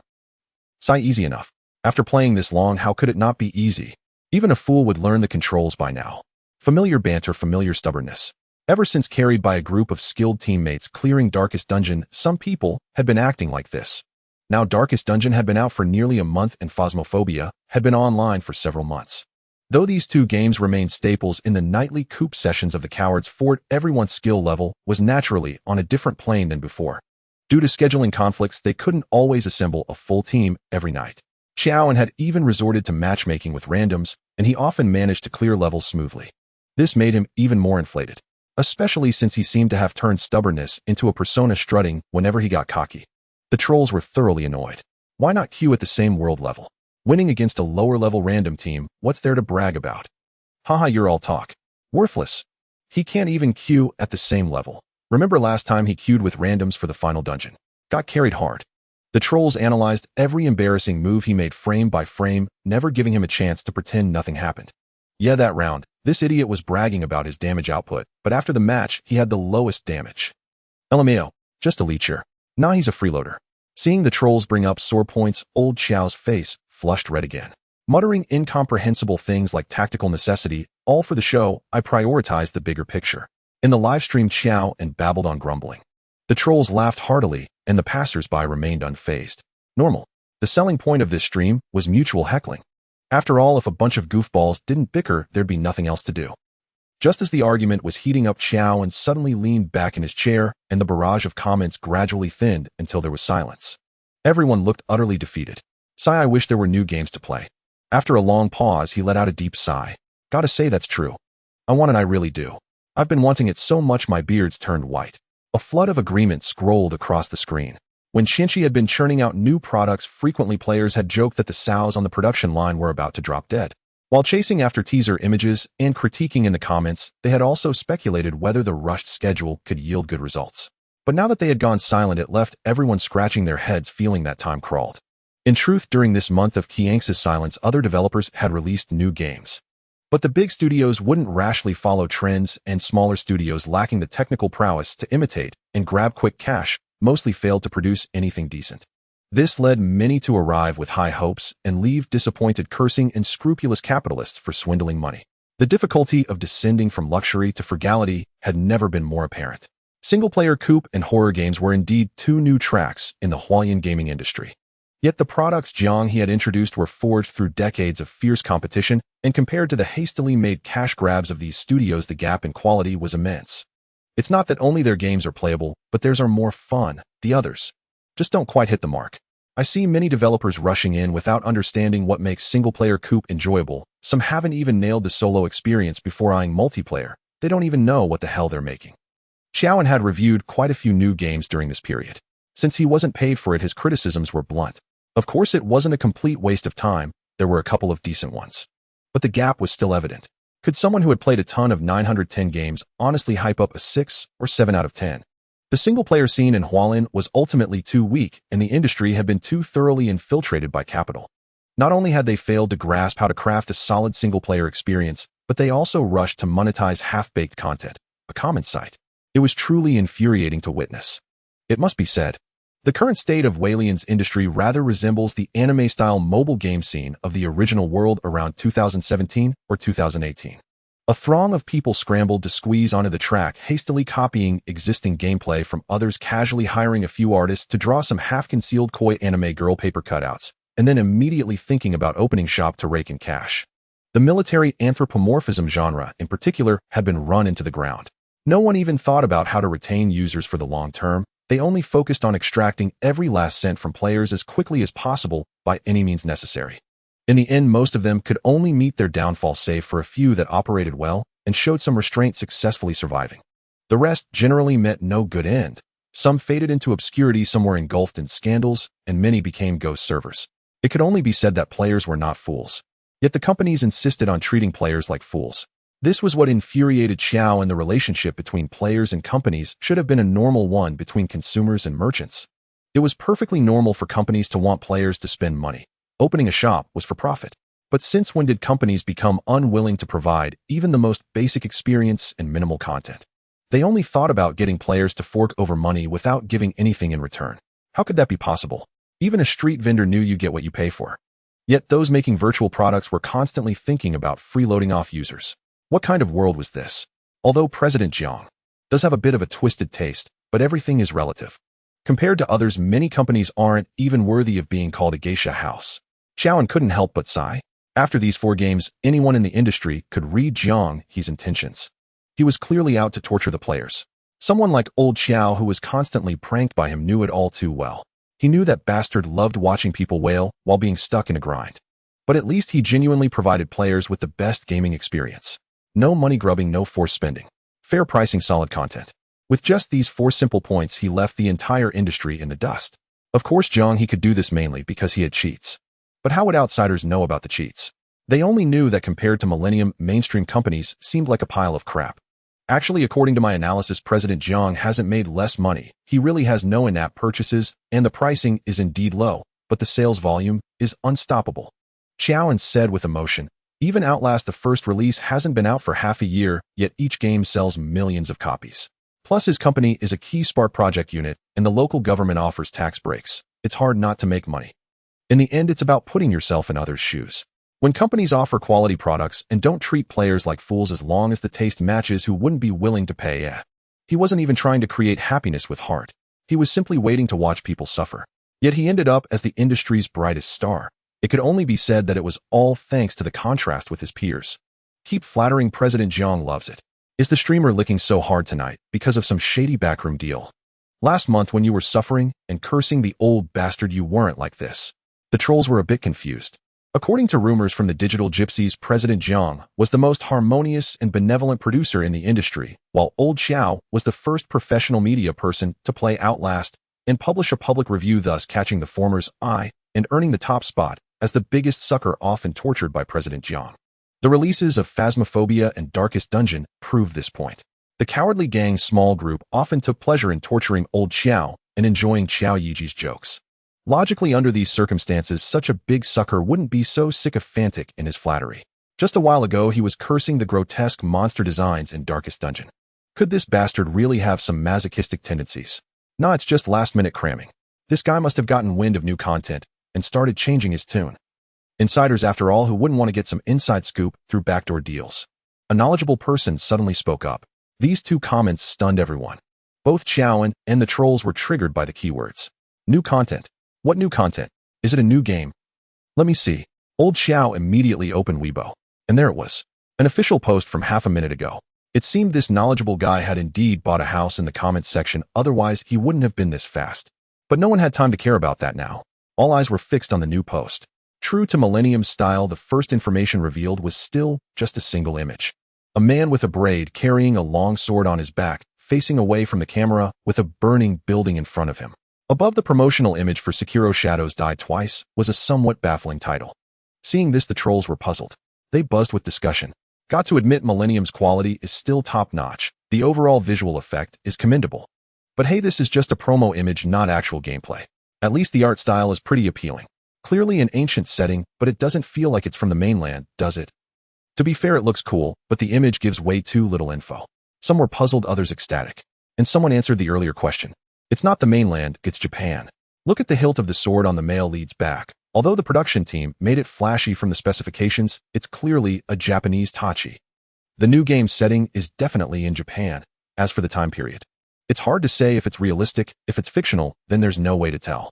But it's certain that if it's realistic, it'll most likely be the Sengoku period. Japan. The livestream room was stunned. This was touching on a blind spot. It was all thanks to senior brother Zhou. The current generation of Hualien people really knew nothing about Japan. There was no helping it. The historical trajectory of the 400 years that had the greatest impact on modern China was completely different. There was no World War II, no Zhou War. When old Zhou was still alive, he had already fully tamed Japan. First, he provoked internal strife, making their village wars 3 or 4 times more brutal, leaving fields littered with bones, and not a single rooster crowing for thousands of miles. Then he stepped in himself, bombarding Edo with black ships, and imposing a series of treaties and concessions. Whatever they did to the Beiyang and the Republic, old Zhou did to them. The U.S. only escaped because of the vast distance. There was no way Japan, right on the doorstep, could get away. After centuries, the Japanese had grown accustomed to being dogs. How could the later generations of Hualien have any special feelings for such a country? If contemporary college students even knew about the Wanli-Korean War or the early Ming Wokou raids, that was already a sign of historical achievement. Under these circumstances, they couldn't be expected to know much about a small, insignificant country. Ultimately, if it were not for the severe internal strife at the end of the Ming dynasty, the entire central court and local gentry would have rotted to the core, leading to the Manchu barbarians entering the country and colonizing, resulting in national decline and regression for a full 400 years. For a small, broken country like Japan to ride over China and take a dump on it is simply a tale from the realms of fantasy. Lao Zhou had dealt with this once, and the successive emperors and prime ministers thereafter did not spare any effort in reinforcing the leash. As a result, today's Japan has almost no presence within the Chinese circle and has no chance to engage in cultural export like in the original history, except for the second dimension and enthusiasts interested in this aspect of history. The vast majority of young people are actually almost completely ignorant of their history and culture. In this way, it seems that the new material presented by Millennium Edian has turned into an entirely new subject. The Warring States period.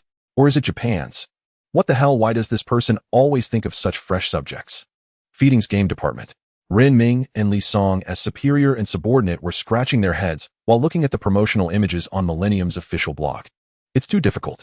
To have such a uniquely creative and seemingly crazy competitor bouncing around like a frog, their pursuit research is basically like being in prison. Having only produced 2 horror games, they suddenly ran off to do single-player and multiplayer.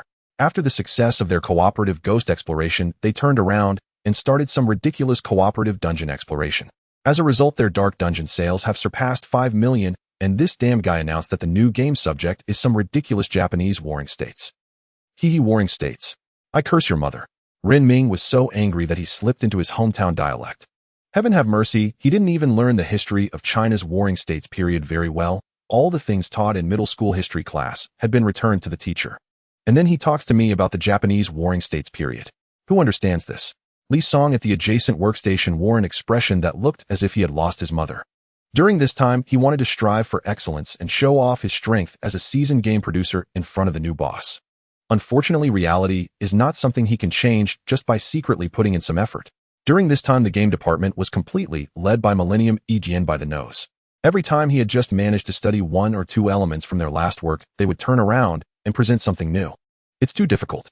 This new game topic is essentially the last straw that broke the camel's back.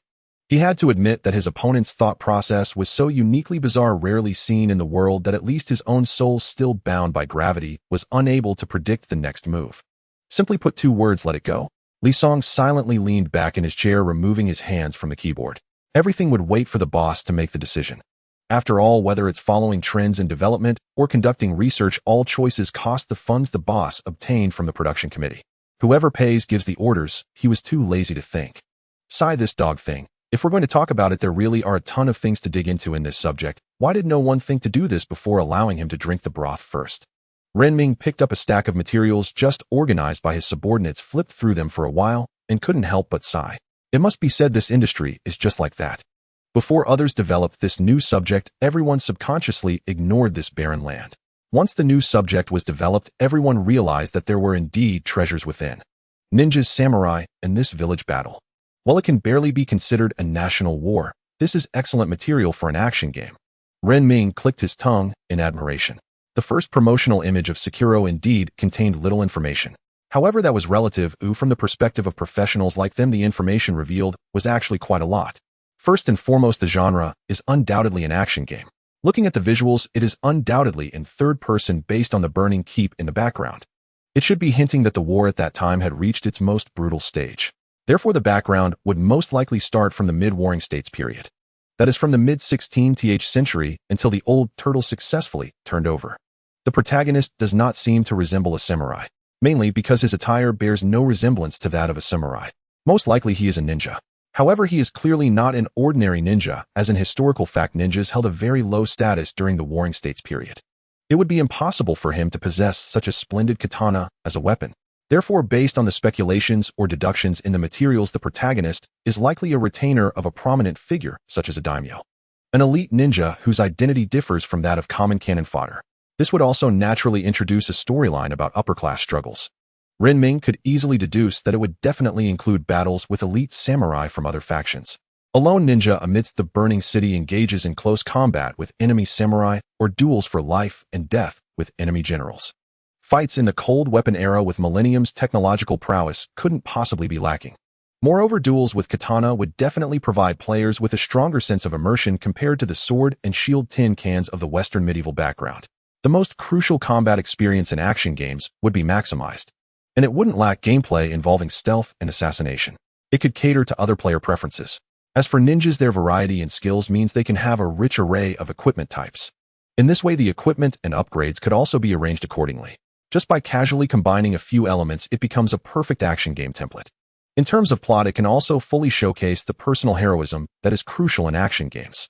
Simply put, it allows players to kill with great satisfaction while also letting players show off in style. The materials were organized in great detail. Ren Ming could easily pick out a bunch of great things, yet unfortunately, it was the game made by someone else, and the more he picked, the more sour he felt inside. This is messed up. All the good subjects have been taken by that dog, he said somewhat angrily at the situation. Li Song. There was no way to respond to that. The subject sounded indeed good. Who the dog was, it's hard to say. At least their payment policy is indeed 100 times more conscientious than ours. Not to mention the reputation and word of mouth. When do they have a scheduled release? Ren Ming asked without looking up as he continued to flip through the materials. There is no specific date, just that it is expected around the end of the year, a rather ordinary-looking employee replied. So it will be at the latest early February. This year's spring festival is on February 5th. Ren Ming glanced at the calendar. Although strictly speaking, the spring festival should be considered next year since this year's has already passed. But for people like them, they had already gotten used to celebrating the spring festival at the end of the year. It's about less than 2 months' time. Li Song casually mentioned. It was already November 11th. Clearly the time left for Millennium wouldn't be much. For a large-scale ACT, this amount of time could at most be used to fix bugs.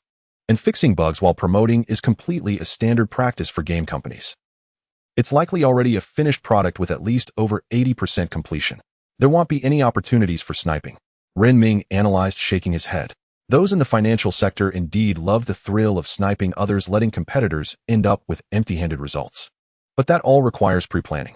Without laying the groundwork in advance, just rashly entering the market would leave you clueless about how you died. Time, regardless of the field, is a crucial resource. And another important factor is the capital needed to snipe others. Renming couldn't help but laugh at the thought. Laughable, they have no capital at all. With Feeding's single-player department being this lousy, how could he go head-to-head? Just keep following up. Let's see how they want to show off. The end of the year. The Spring Festival is approaching. For the 2 billion citizens of Hualien, this is the most significant holiday of the year. It can be said that regardless of the world, it holds an irreplaceable meaning for the Chinese. During this time in December, aside from the anticipation and the holiday spirit, the more important matter is to wrap up a whole year of hard work. At this crucial moment, the entire gaming industry is unusually quiet. No company is foolish enough to release new games in December. This period does not align with the consumer habits of the Chinese. However, many projects are scheduled to launch around the year-end and the beginning of the new month. This has become a tradition in Hualien. In the new month, there is no shortage of new movies, new dramas, new books, and an abundance of new games.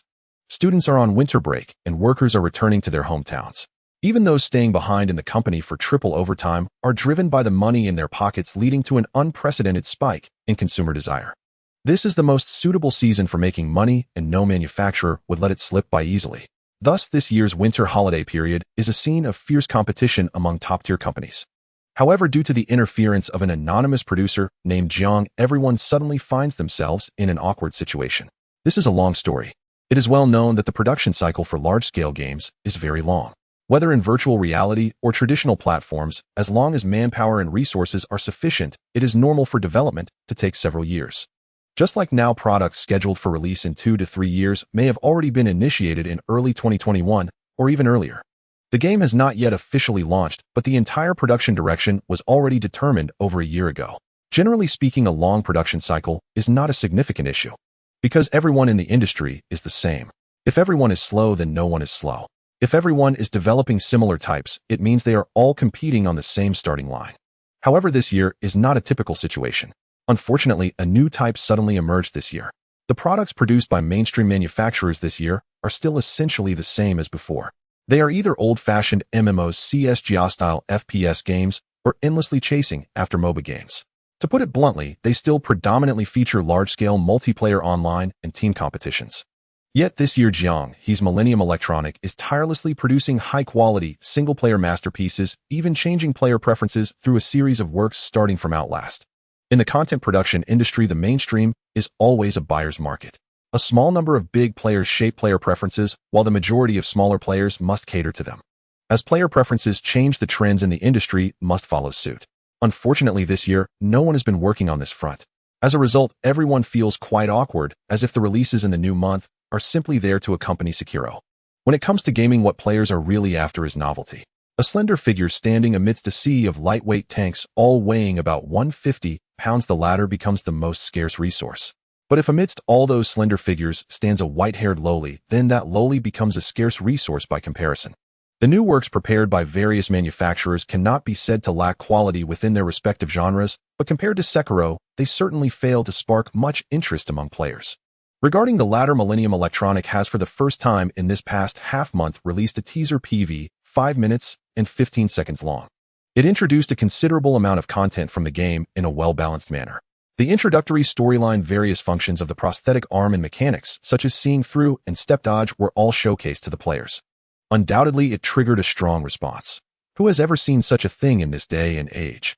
With a realistic basis, yet an epic fantasy background. It allows players to experience the unique, exotic charm of the Japanese Warring States period, while the scene and enemy designs reveal a hint of fantasy color.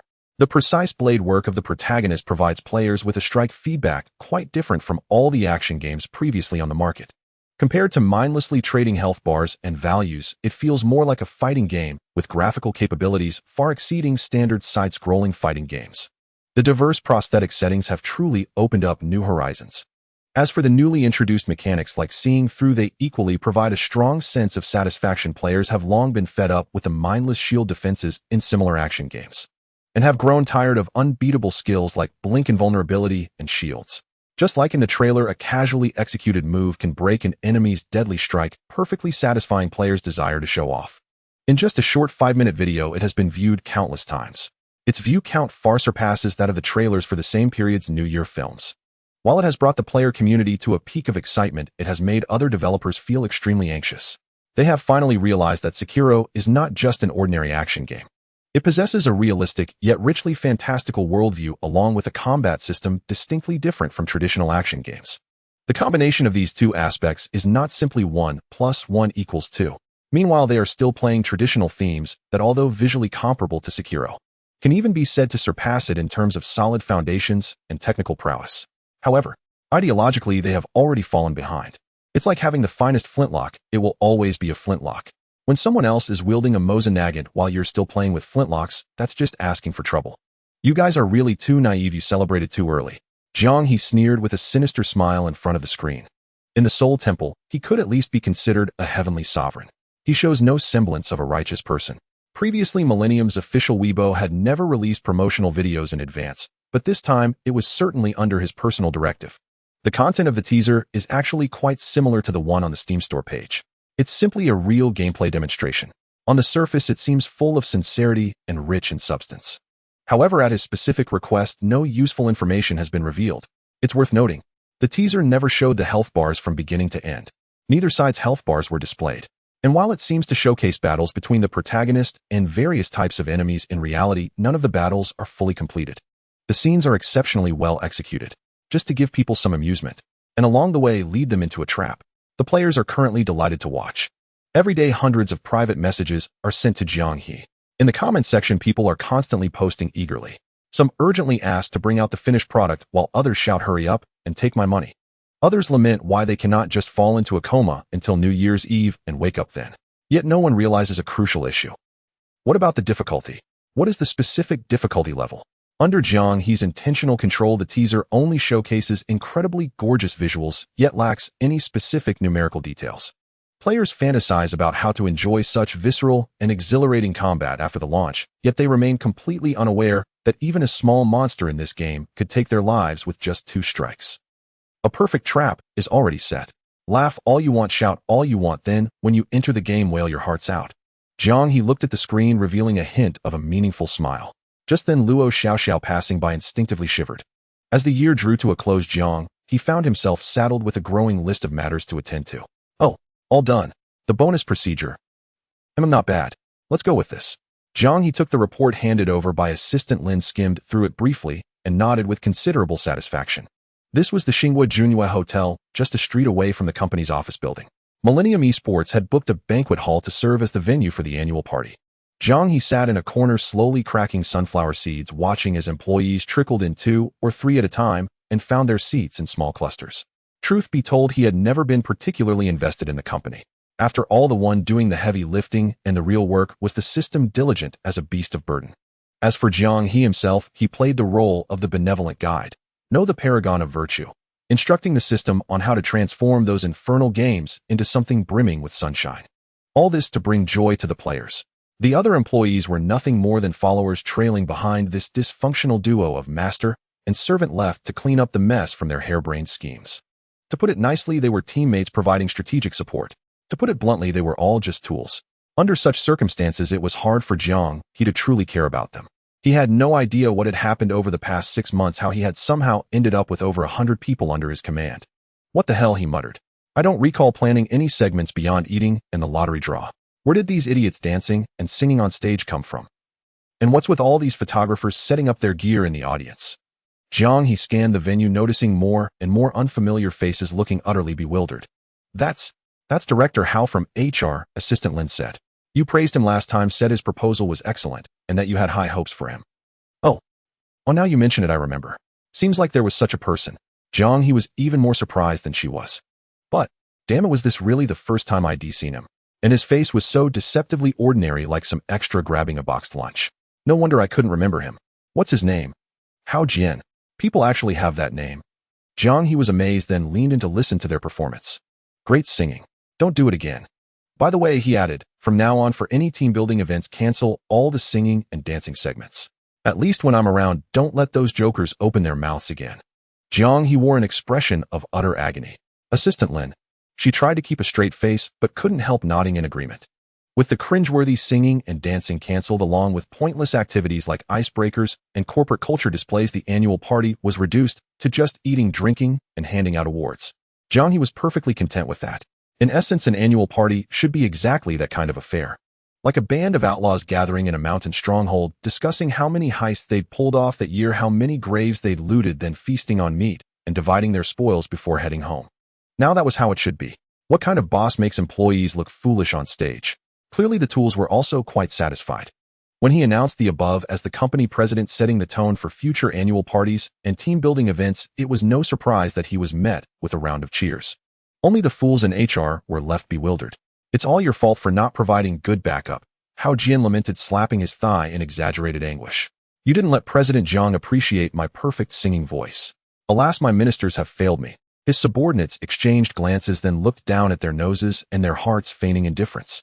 Meanwhile, they grumbled inwardly, we didn't provide good backup. The best backup we gave you was keeping your job. After feasting on meat and dividing the spoils, the year officially came to an end. As the festive atmosphere thickened in the air, Binhai University also began its winter break. Jiang He and Luo Xiaoxiao prepared to head home for the new year. They were childhood sweethearts, so their hometowns were naturally the same. More precisely, Luo Xiaoxiao's home was right across from Jiang He's. The specific location was Haifu County under the jurisdiction of Binhai City, about 70 kilometers from the city center. That distance was rather awkward, too far for an electric scooter, especially with all their luggage. But it was also too short to bother with the high-speed rail with all the hassle of getting in and out of stations. So after much deliberation, the wealthy President Jiang decided to buy a car. So, Luo Xiaoxiao stood by their parking spot, utterly dumbfounded. You browsed the web for ages and you bought a pickup truck. You kids wouldn't understand what kind of vehicle is truly practical. Jiang He laughed heartily. He had indeed bought a pickup truck.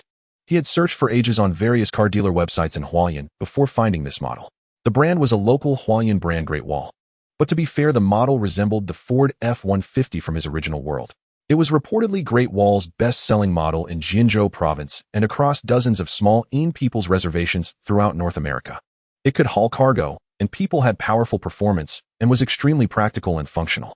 Except for its large engine displacement, which made it unsuitable for daily commuting, it was perfect in every way. Have you thought about how much gas it'll guzzle driving this to and from work? We've got the money to maintain it, he replied.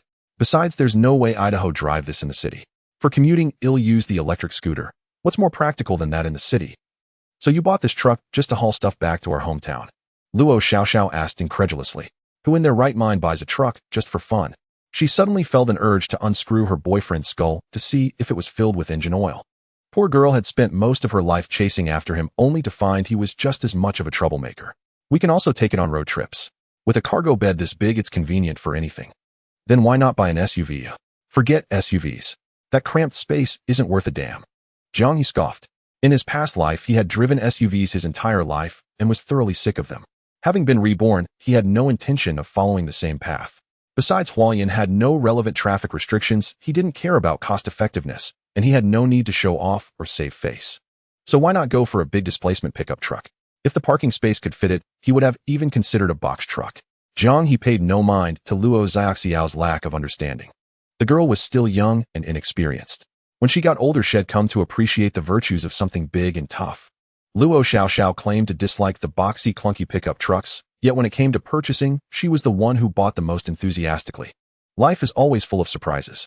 In his past life, when Jiang He was young, he was constantly looked down upon due to his modest family background. Those who had ambiguous relationships with him were mostly hypocritical white lotuses pretending to be pure while in truth they were gold diggers. When they rejected his confessions, they always tried to conceal their mercenary nature, either saying we're not a good match or you are not my ideal type.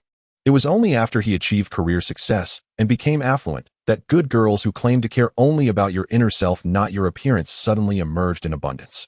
Even though his physique had deteriorated and his face had grown haggard compared to his youth, people would still selectively turn a blind eye. One must admit, this world truly evokes sighs of lament. I thought this life would be the same, but who would have imagined I'd get a second chance through transmigration? After transmigrating the will of the universe, even arranged a wife for him, and this childhood sweetheart was nothing like those flashy, pretentious women from before. She was also someone who never worried about money. His affluence didn't seem unusual to Luo Xiaoxiao at all. It was truly remarkable. In fact, if not for his cheat ability, Luo Xiaoxiao would have been far wealthier than him. His childhood sweetheart was not only an academic prodigy, but also excelled in her hobbies. She was skilled in illustration, proficient in both mouse and tablet drawing, and even taught herself voice acting, winning awards. Her part-time work as a voice actress and illustrator alone kept her pockets full, making her a little rich girl. According to the original owner's memories, she had also learned piano, yangqin gymnastics, and vocal music since childhood. Apart from being petite and always looking like a middle school student who had stolen her older sister's uniform, she was the quintessential campus goddess. The heavens truly favor some people. Jiang He mused as he sucked on a lollipop, watching Luo Xiaoxiao busily loading things into the truck bed. If it weren't for his transmigration and the cheat ability he brought along, the story between the original owner and her would have been the classic tale of a poor boy and a swan. Like two intersecting lines after the intersection of youth, they would only drift further apart. The original owner's grades were mediocre and his extracurriculars were equally unremarkable, not entirely useless, but merely average. Jiang He had always thought it was because the original owner was too lazy, but based on some memories, it seemed far from that simple. Since childhood, Luo Xiaoxiao had been held up as the ideal child and constantly compared to him. Coupled with the inexplicable resentment or hostility that young boys' groups often felt toward outstanding girls of the same age, and the teasing from peers about their childhood friendship, it created tension. As someone perpetually overshadowed by her brilliance, the original owner gradually grew resentful over time. Not only did he harbor deep hostility toward Luo Xiaoxiao, but his mindset also became dejected, seeking only to escape reality. "Thank goodness it wasn't me, or else I'd be in a sorry state," Jiang He remarked with detached indifference. He couldn't easily judge the original owner's desire to escape reality, since he hadn't been the one constantly belittled and diminished, serving as a foil for over a decade.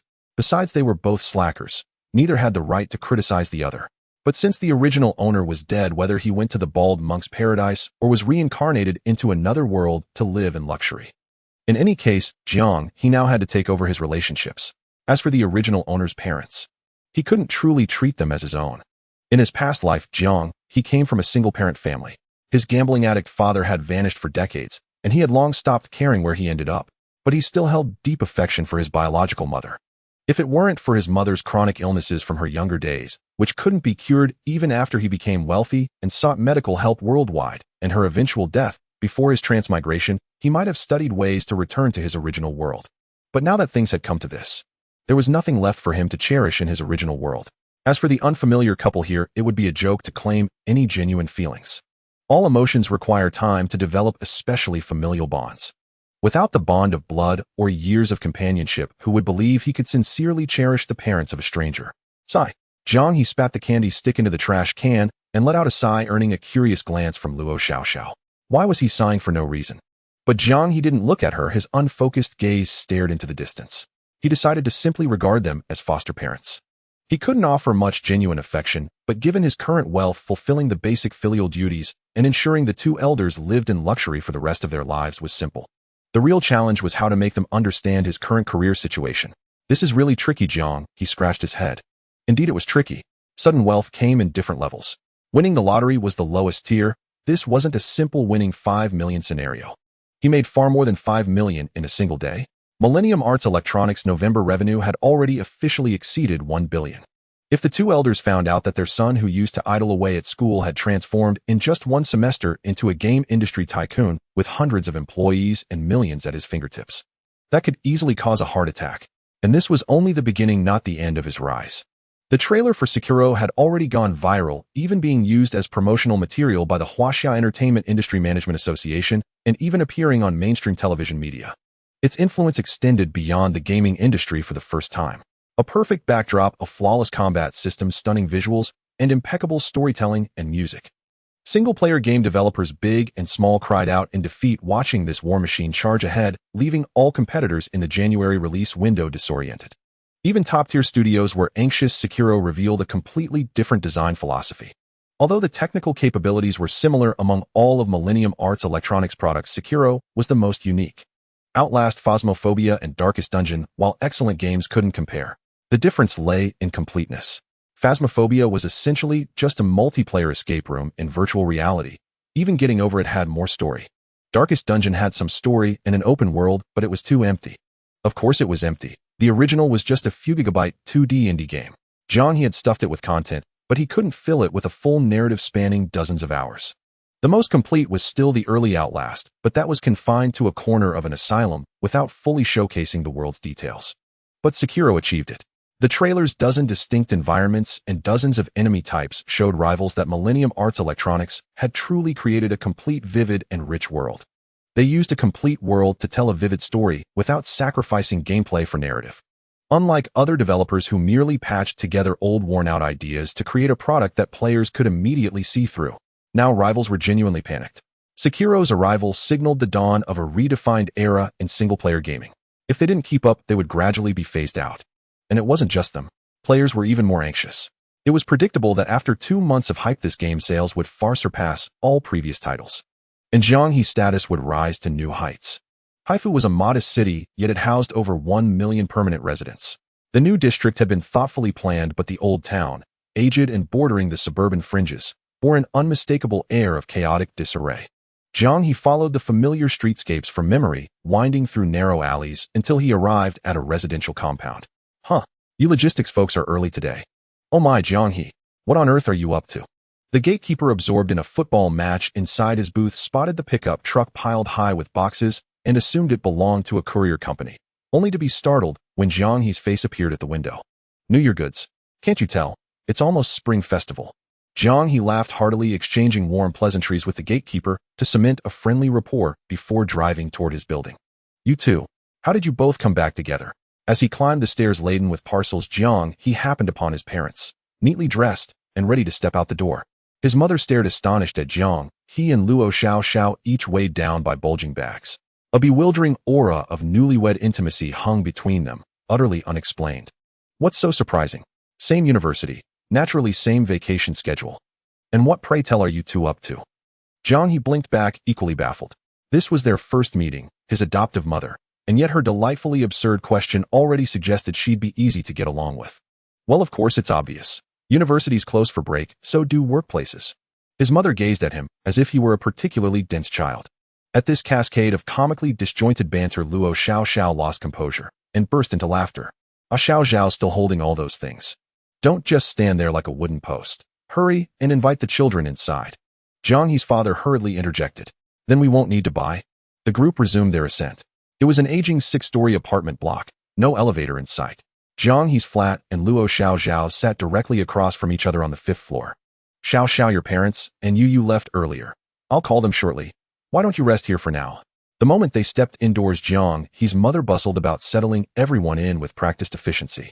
She also scolded Jiang He, lightly, for causing such commotion. Honestly, that boy, buying all these things without a word. Had he told us, we'd have met you at the station. Luo Xiao needed no such guidance. She likely knew Jiang He's home better than her own. She owned her own slippers, toothbrush, even bedding and pillows, and immediately located her cup, settling onto the sofa to sip hot water with quiet familiarity. With a teasing smile, she glanced at Jiang He.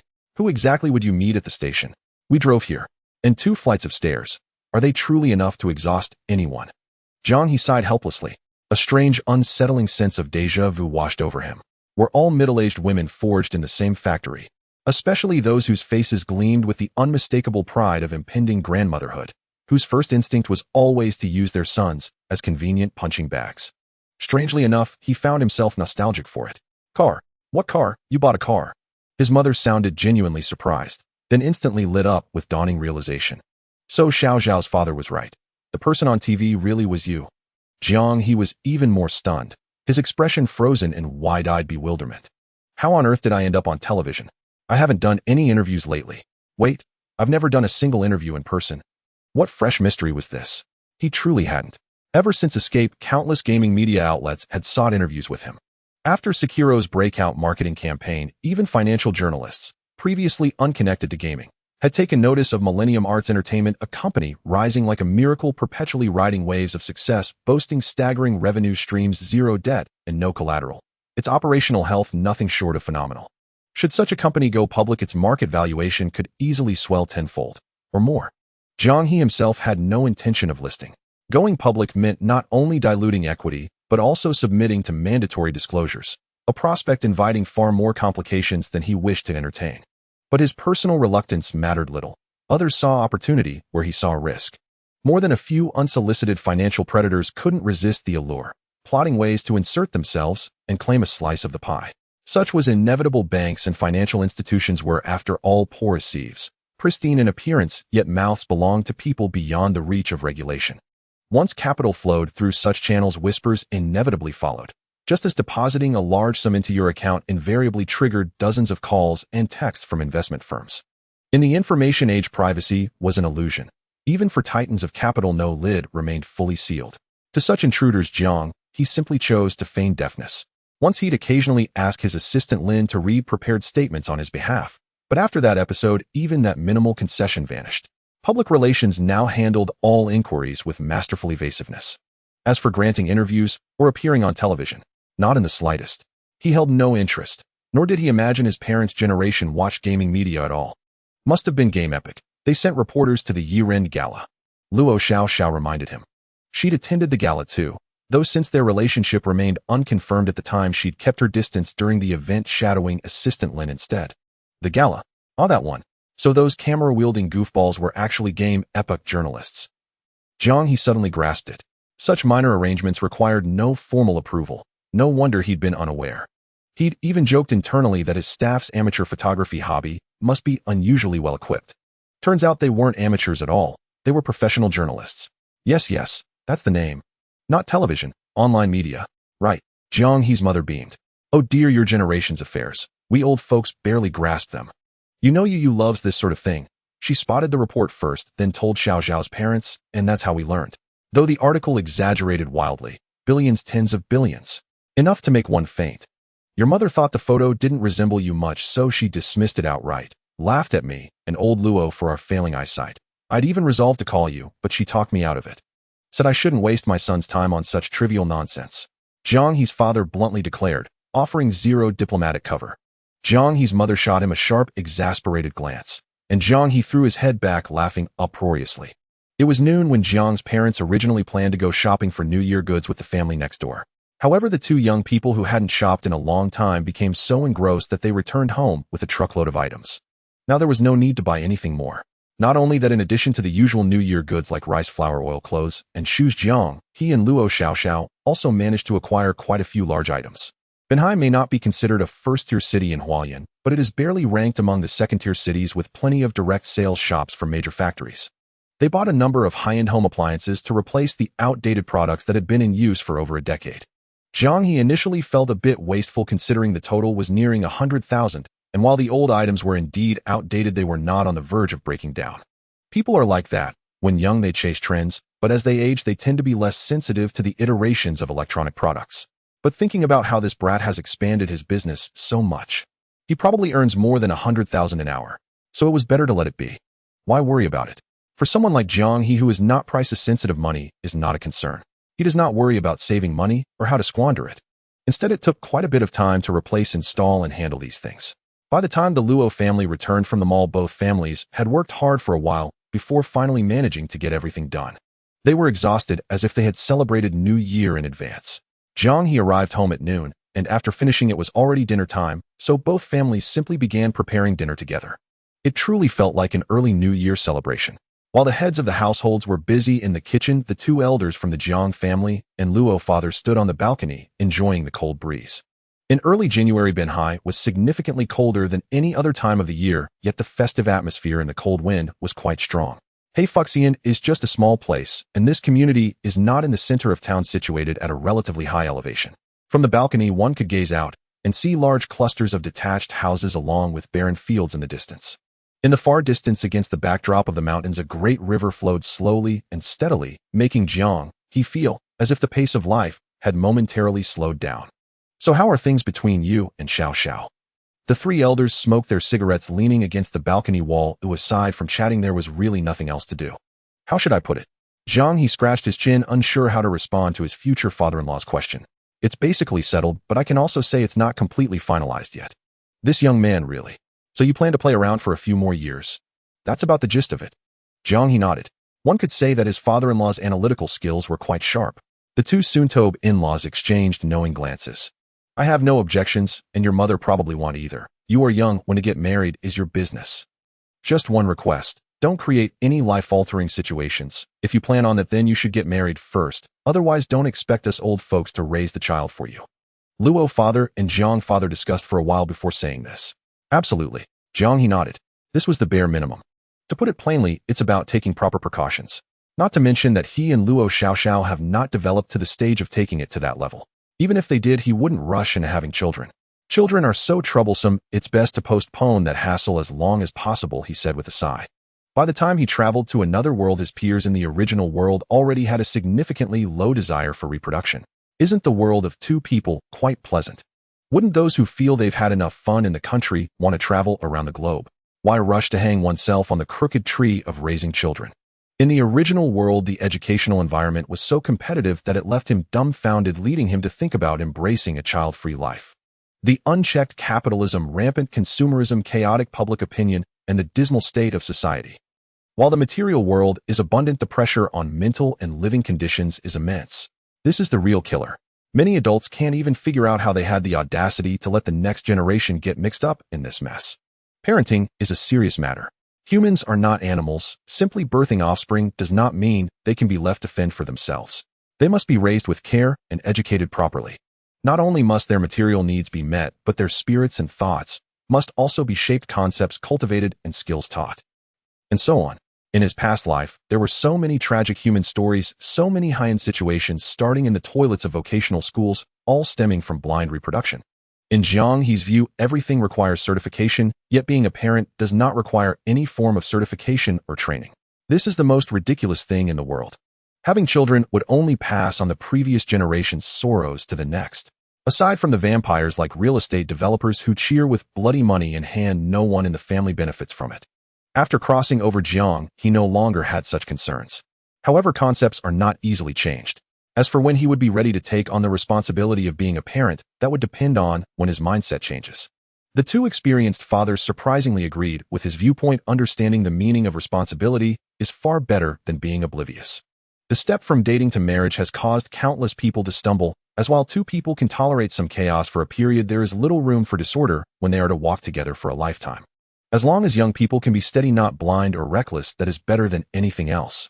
After all, they probably won't have to worry about material issues in their lifetime, leaving only emotional and mental matters to focus on. Luo father patted Jiang He's shoulder, said nothing more, and returned to the living room. Does this count as a pass?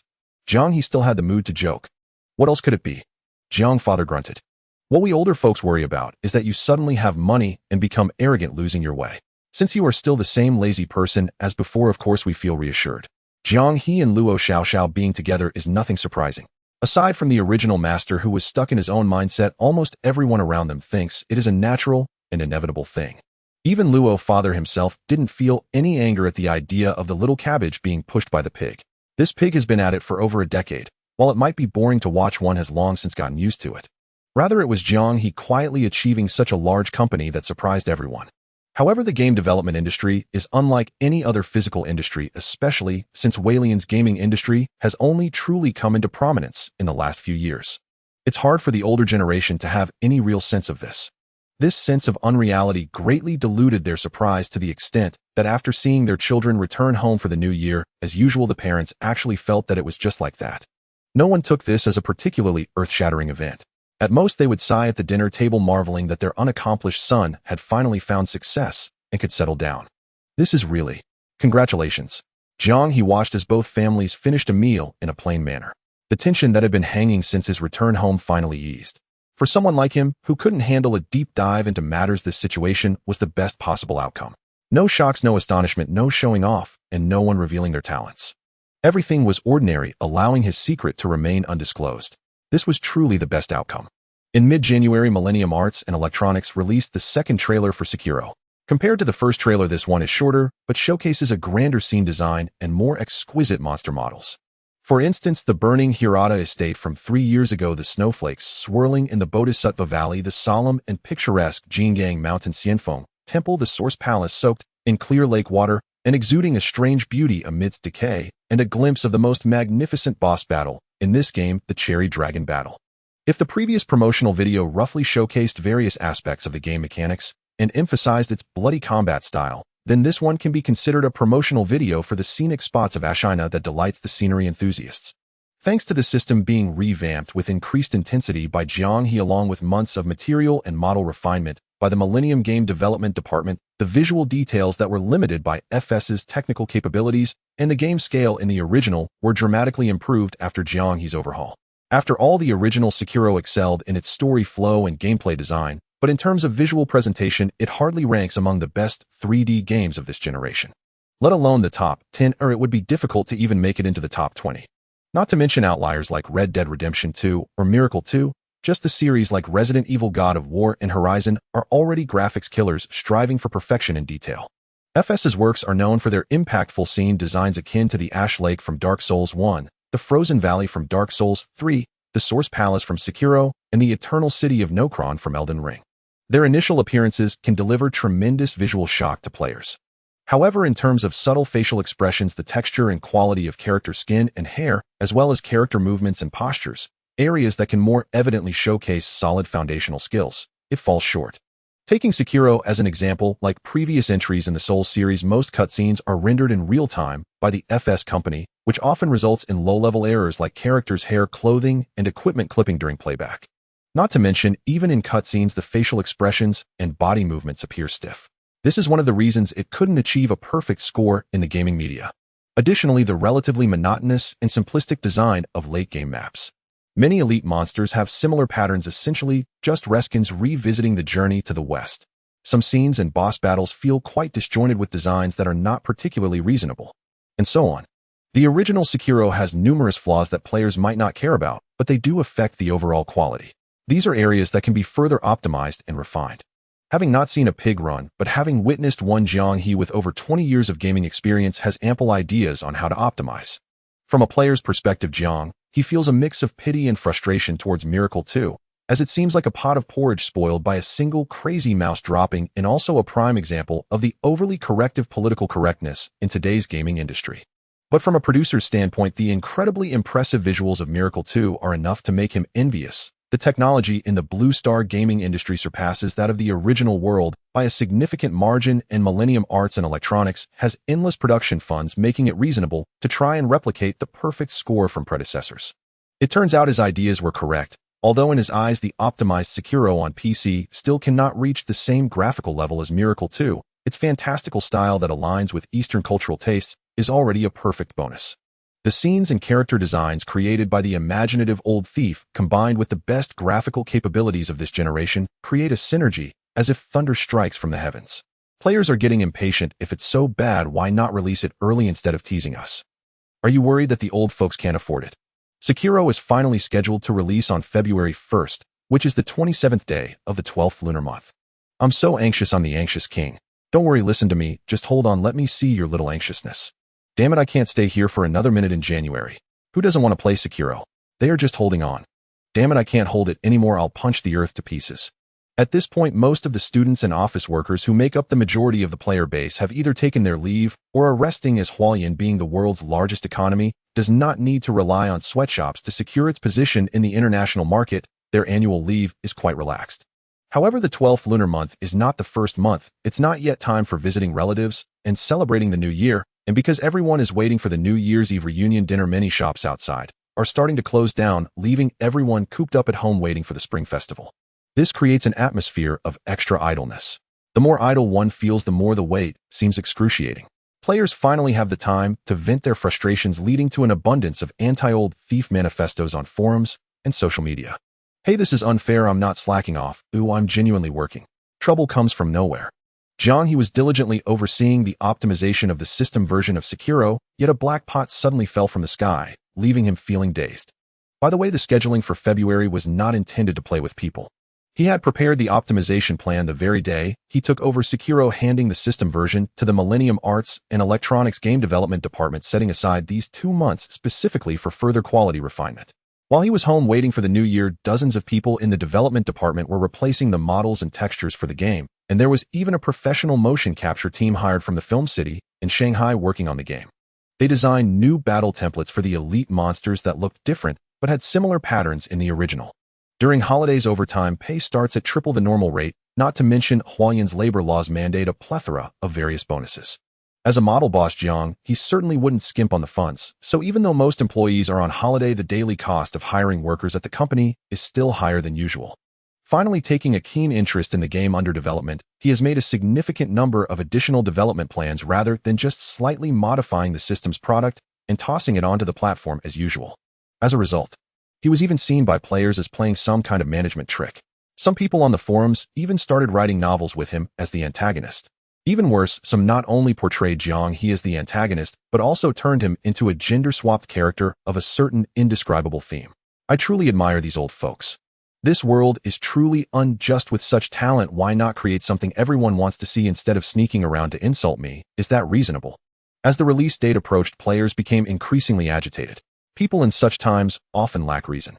Jiang He could only curse under his breath at this group of trolls. There was nothing he could do. He even dared not post on social media, as doing so would invite a barrage of criticism. This situation. Fortunately, tomorrow is February 1st, and he finally won't have to huddle at home and endure the scolding. Once it officially launches, considering the strength of this Sekiro Enhanced Edition, you all will perish, each of you. You can forget about living. Jiang He looked at the uproar of fans in the comments section, his expression grim. At long last, February 1st arrived, amid fervent anticipation, at least among the devoted fans of Jiang. Not only did die-hard fans weep with joy, but Jiang He, the man now affectionately dubbed the Old Mastermind, also breathed a quiet sigh of relief. He even felt a quiet gratitude that he had reserved only 2 months for final polishing and global promotion rather than stretching it to 6, as some rival studios had done. Had they truly delayed until March, no one could fathom the psychological toll. Perhaps not literal gunman psychosis, though. A phenomenon so rare and extreme, even a studio CEO like him remained blissfully unexposed. Yet a physically frustrated fan wielding a real knife. Not entirely impossible. In that case, he truly would vanish, twice over.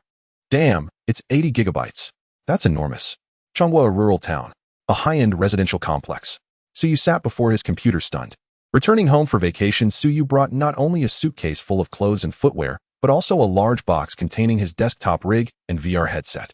He devoted half a day each semester, both at departure and return, solely to ensure flawless gaming experiences, whether at home or in his dormitory. Were it not for university policy and the sheer impossibility of fitting such gear into a cramped dorm room, this hardcore gaming connoisseur might well have installed a full-fledged VR pod right beside his bunk. Of course, while his dorm lacked a VR pod, his home actually possessed one. Yet, why is the virtual reality version launching a full month later? Staring at the sluggish progress bar, lurching forward like a famished, lethargic hound, he stroked his chin, lost in thought. The VR edition of Sekiro Shadows Die Twice would debut 1 month after its PC and console counterparts, forcing him to endure inferior performance on PC and agonizingly slow download speeds. Jiang has always synchronized both platforms before. Why this exception? Is there something beneath the surface? No euphemisms here. He sensed the unmistakable scent of conspiracy. See, conspiracy. Idiot, no? One nearly burst into laughter. Come on, it's not a horror game. What possible conspiracy could there be? Though their hometowns lay at opposite ends of the country, the absurdly cheerful denizens of Dormitory 308 had already convened online, eager to tackle the game together as soon as it launched. As for Second Brother's inexplicable anxiety, honestly, the dorm leader paid it no mind. Everyone knew he was a horror game aficionado. Horror enthusiasts tend toward deduction, and excessive deduction often breeds delusional overinterpretation. It was perfectly natural. It's just an action game. Slash and dash, nothing more. Who doesn't know how to parry? We'll carve our way through. Unstoppable. Tonight's the night we beat it. The dorm leader pounded his chest confidently, utterly unaware that every inch of him bristled with ill-fated omens. Elsewhere. Coward's Fort. My apologies. Something came up at home. I'm a few minutes late. Chowan, arriving fashionably late, slipped into his chair, donned his headset, and hurriedly completed payment and download. 80 gigabytes. That's substantial. Clearly, the environments are meticulously crafted. Such a massive file size suggests scenery alone accounts for most of it. Unlike Suyu, who hadn't yet entered the workforce and watched every cent, Chowan, an established professional, enjoyed blazing fast dedicated broadband. The progress bar surged forward at visible speed. Even as the download progressed, he cheerfully offered commentary. For action games, visuals reign supreme. When combat is the core appeal, artistry must convey visceral impact and exhilarating feedback. When narrative drives the experience, visuals must elevate storytelling itself. Honestly, judging by the first two trailers, neither aspect falls short. Today promises rich, immersive play. Chowan continued, still smiling, though now that smile was all he could muster. After all, he knew full well he was a hopeless klutz. Moreover, it had been ages since he had played a keyboard Danmo's action title on PC. As for Jiang He's temperament, having been personally designated the suffering specialist by Jiang He himself, Xiao, and understood it better than anyone. He was likely the sole streamer who, upon watching the trailers, hadn't been dazzled by dazzling combat choreography or exquisite environments, but instinctively sensed hidden trials lurking within. Could this game truly offer nothing but mindless slaughter and unrelenting euphoria? Others might believe it, but Xiao, whose PTSD stemmed from past torment, certainly did not. Every developer in the world might attempt such a thing, except the benevolent, ever-smiling, great benefactor Jiang He. So, you think you understand it then? Indeed. When it comes to suffering, Xiao is the undisputed authority. Others lack the prerequisite condition. Being born a klutz is in its own way heaven's blessing. Streamers, let me teach you: buy 2 gene of goji berries, 2 donkey penises, several soft-shell turtles, plus dongshin donkey hide gelatin and angelica root, and stew them all together. Drink a bowl each morning and evening. That'll cure your brand of klutziness. 111-12-31. Want your urine smell like goji berries? Enough. If you actually cured him, would supply my amusement. In the livestream chat, mirthful viewers chattered away.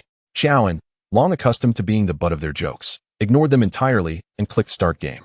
Alright, let's step inside and see what unfolds. Let's hope I'm simply overthinking things. A brief moment of blackness. A minimalist main menu appeared, accompanied by haunting resonant music. Sekiro's score was composed throughout by Yuka Kitamura, the de facto musical architect of From Software, and her decades-long collaboration with the studio had yielded soundscapes as legendary as the studio's famed creative vision. Nearly all music in this title employed traditional East Asian wind and string instruments, most notably the shakuhachi and strings in the main menu. The opening shakuhachi note echoed like a lone wolf's howl. Deep, languid strings followed, majestic yet laced with poignant sorrow, immediately captivating Chowan. The music is extraordinary. Before he could utter another word, his screen flared brilliantly. The opening cinematic, enhanced by Jiang He using Walian's latest rendering technology, unfurled before him like an epic scroll. Damn. From the brutal skirmish between nameless foot soldiers, where lives spilled like chaff, to the fierce duel between the young sword Saint Ishin and General Tamura, and finally to the protagonist's entrance, Xiao, and watched eyes wide and silent. This is genuinely extraordinary. ID assumed it would be a fresh genre, but visually and narratively bound by conventional frameworks. Never imagined they'd delve so deeply. Only during a mid-sequence fade to black did he find breath enough to comment, his voice trembling with excitement. Don't underestimate these mere 2 minutes. Hasn't it fully established the era's atmosphere, the character's landscape's architecture and aesthetic sensibility? To distill complexity into elegant simplicity, that is true mastery. Chowan murmured in awe, effusive praise flowing freely. His entire persona revolved around expert analysis, designed precisely to distract viewers from the klutzy gameplay surely awaiting them. He opened his mouth to say more, then fell silent as the narrator resumed the exposition. The plot in this segment is quite simple. 20 years after the War of the Treacherous Nation, in the opening animation, yet another wave of chaos is about to begin. As the protagonist, known as Wolf, he is no longer the little brat who used to scavenge corpses on the battlefield, yet he is still severely injured, disarmed, and left to die in a dry water dungeon. The NPC alchemist Yongjin arrives with a letter to awaken him, marking the beginning of the tutorial phase, with Wolf's awakening in the water dungeon. Not bad, sister, he remarked. The looks are quite high, Chowan exclaimed, quickly glancing at the door. After not seeing his wife, he let out a sigh of relief. Looks like I can control him now, he continued. Our protagonist seems pretty handsome, he noted. This face shape, this appearance has about 70 to 80% of my youthful charm. But the aura feels a bit melancholic, though that can be a plus. Chowan guided the protagonist, running and jumping in the dungeon to familiarize himself with the controls, babbling on. But this outfit. Honestly, it's a bit too ugly, he remarked. But I'm not a history major, and I've never studied the history of the Wokaku. Perhaps back in their time this was the fashion, right? Didn't they say Wokaku has always been quite poor? This entire segment serves a tutorial purpose, effectively guiding players on how to move, sneak, and traverse walls. Chowan had little to say, instead continually praising the game's scenery. Look at this environment, he exclaimed. Look at this landscape. Tisk. This is what it means to genuinely create a game, not to just slap on a shabby, distant backdrop to fool you.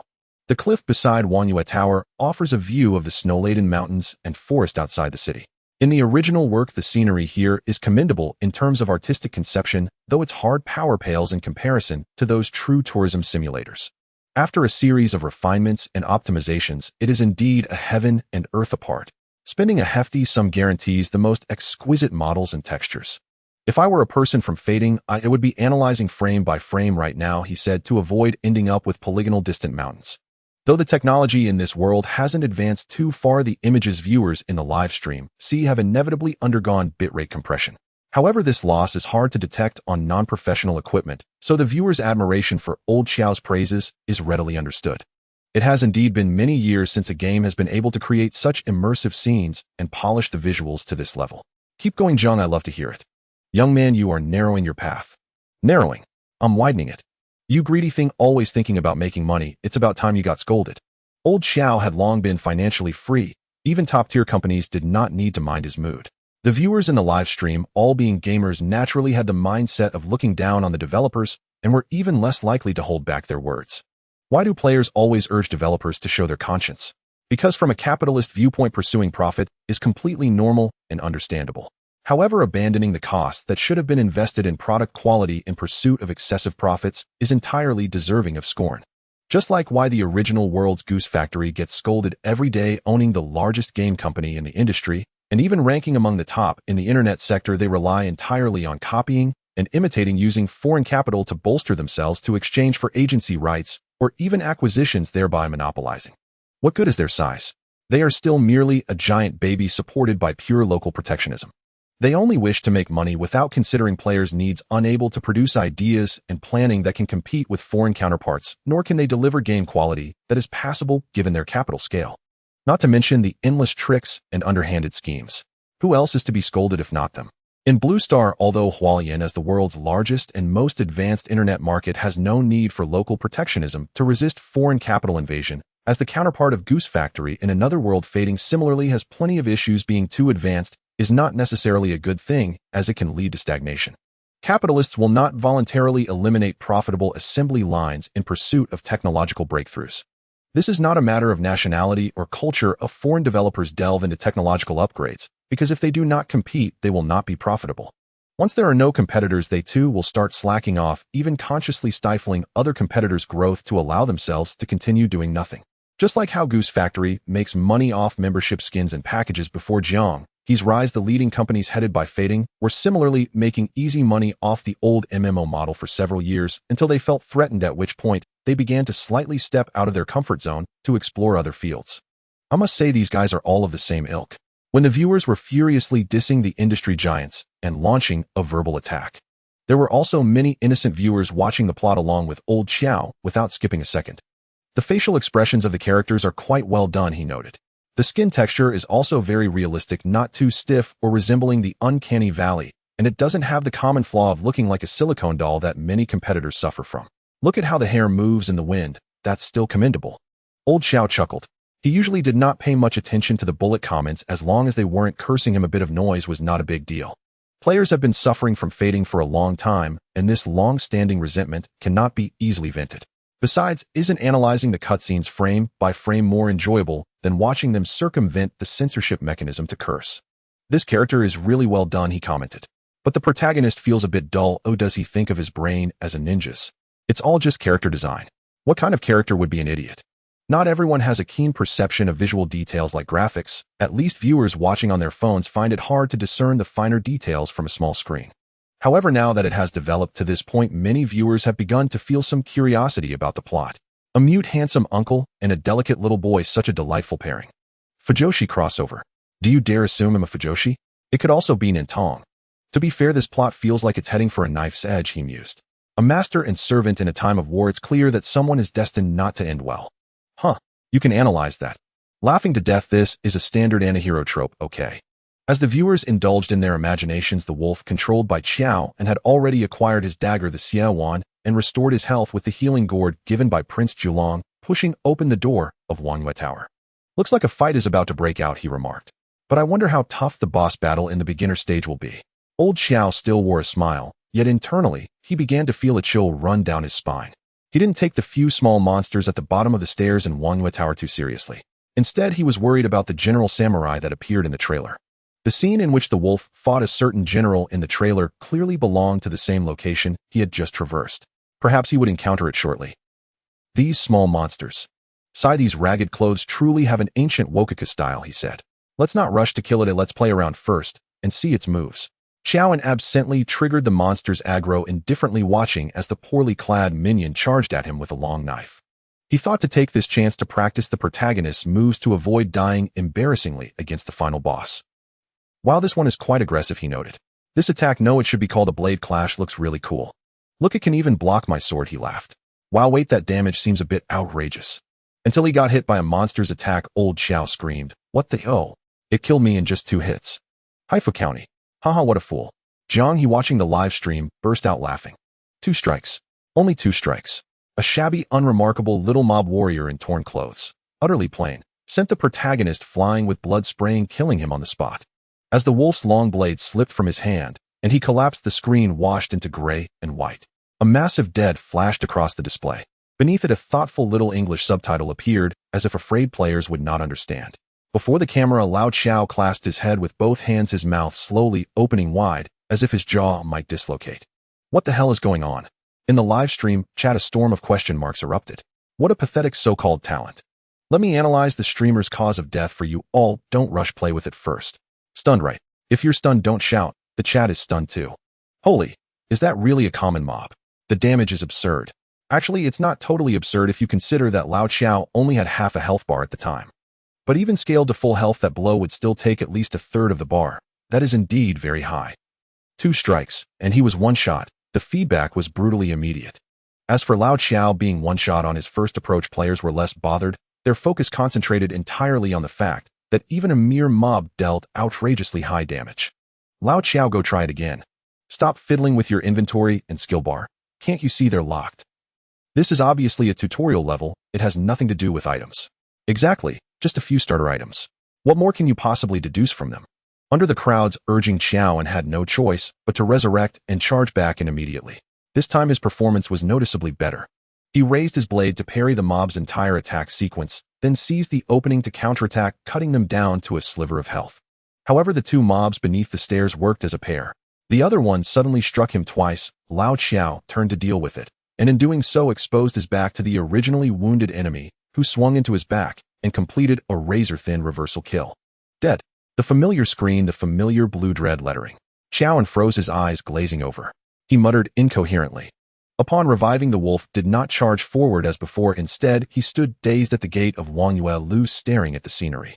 Below the long stairway, the 2 mobs patrolled back and forth at ease. To be frank, this wave is no one's fault but yours. You're just too lousy. Indeed, in middle school fights you learn to run when the other side has numbers. The streamer just stood there like an idiot. I'm waiting for teammates. What are you waiting for? Waiting to die, came the blunt reply. Wait, don't be so quick to blame Lao Xiao's clumsiness. This is only a tutorial stage. Doesn't the difficulty feel off? Being one-shot twice by explosive massive damage already proved a great deal. Many viewers snapped out of joking mode and began a sober analytical discussion. What else is there to say? It only proves Lao Xiao didn't grasp the key. There must be things he didn't do right, otherwise he wouldn't be dying over and over, someone said. Even to be sadistic, no developer would deliberately make a game just to spite players. That would be rubbing it in their faces. From his knowledge of some benevolent-seeming developers, Lao Xiao did not wholeheartedly agree with that latter sentiment, but he accepted the first part. Well, I think this viewer is right. There is indeed a mechanic I accidentally missed before. But I understand it now. It's this posture bar down below. Lao Xiao pondered for a moment, regained his composure, and gestured at the screen. Clearly this is a dual bar setup similar to Darkest Dungeon's health sanity, but unlike the passive, relatively independent health sanity, the posture bar in Sekiro is much closer to a defensive gauge. Not a damage reduction defense, but a value representing the maximum damage an enemy can parry within a short time. You all saw it. When I hit him and he parried, the posture bar beneath his health rose. When he hit me and I parried, my posture bar rose too. I filled his posture bar and he froze, staggered a bit. That must be the unbalance and execution the pop-up mentioned. With the incomplete data, he had Lao Xiao could still manage a tentative analysis. But this isn't the same as the shield block concept in traditional MMOs, he said. Neither side can always parry. There are openings in an attack sequence. It's not like raising a big shield and turtling forever. So the designers likely want us to use the posture bar to block enemy strikes and seize chances to counterattack. He thought about it considering that Jiang He had probably tweaked parameters inside the game, but would not have mindlessly stacked difficulty to force players to curse him. He finally concluded, judging from how those mobs could send someone away in 3 or 4 strikes. The Damagito health ratio. This game truly leans toward a fighting game ethos rather than a traditional RPG. It discourages stat stacking and encourages a defend and counter playstyle. That's why my initial strategy of trading health failed so miserably. My health was low and their attack was high, I couldn't afford trades. In the chat, no one mocked him this time. Everyone was intrigued by the novel mechanic and mostly fell into thoughtful consideration. A few viewers had just completed the download and were prepared to try it themselves. Lao Xiao's analysis, though somewhat speculative, did not seem without merit on the surface. So, is that really the case? What will guessing get you? Let's just keep going, alright. Play a few more fights, and you'll believe me. Lao Xiao said no more and controlled the wolf down the stairs. This time he paid attention to aggro range, kiting the first mob a little farther before engaging, and then pulling the second after finishing the first. He easily killed the opening 2-man duo that each cost 2 lives. Even the onward push went smoothly. See, what did I tell you? Using the parry then exploit the opening to counter idea, he had just worked out. He cleared 2 or 3 groups in succession, took only a single hit, and swelled with pride. He boasted triumphantly to the viewers. Just as he had suspected, Jiang He had indeed spiced the settings inside. On top of the original standard difficulty, some values had been nudged upward, mainly aimed at regular mobs. It effectively allowed first-run players to feel the strength of third-run mobs. In any case, the mobs could down someone in 2 strikes. Whether one hit left you at half health or at a sliver made no essential data difference, yet the latter was far more terrifying. It was better for messing with players' mentality, and Lao Xiao had been caught out like that on his first try. There was another benefit: inflated numbers yield a more stimulating visual effect, pushing players into an adrenaline-fueled state, the so-called you don't know how to play unless you're nearly bleeding out.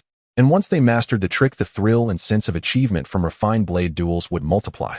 Our approach was right after all. Lao Xiao, flushed with triumph, began to float on the high.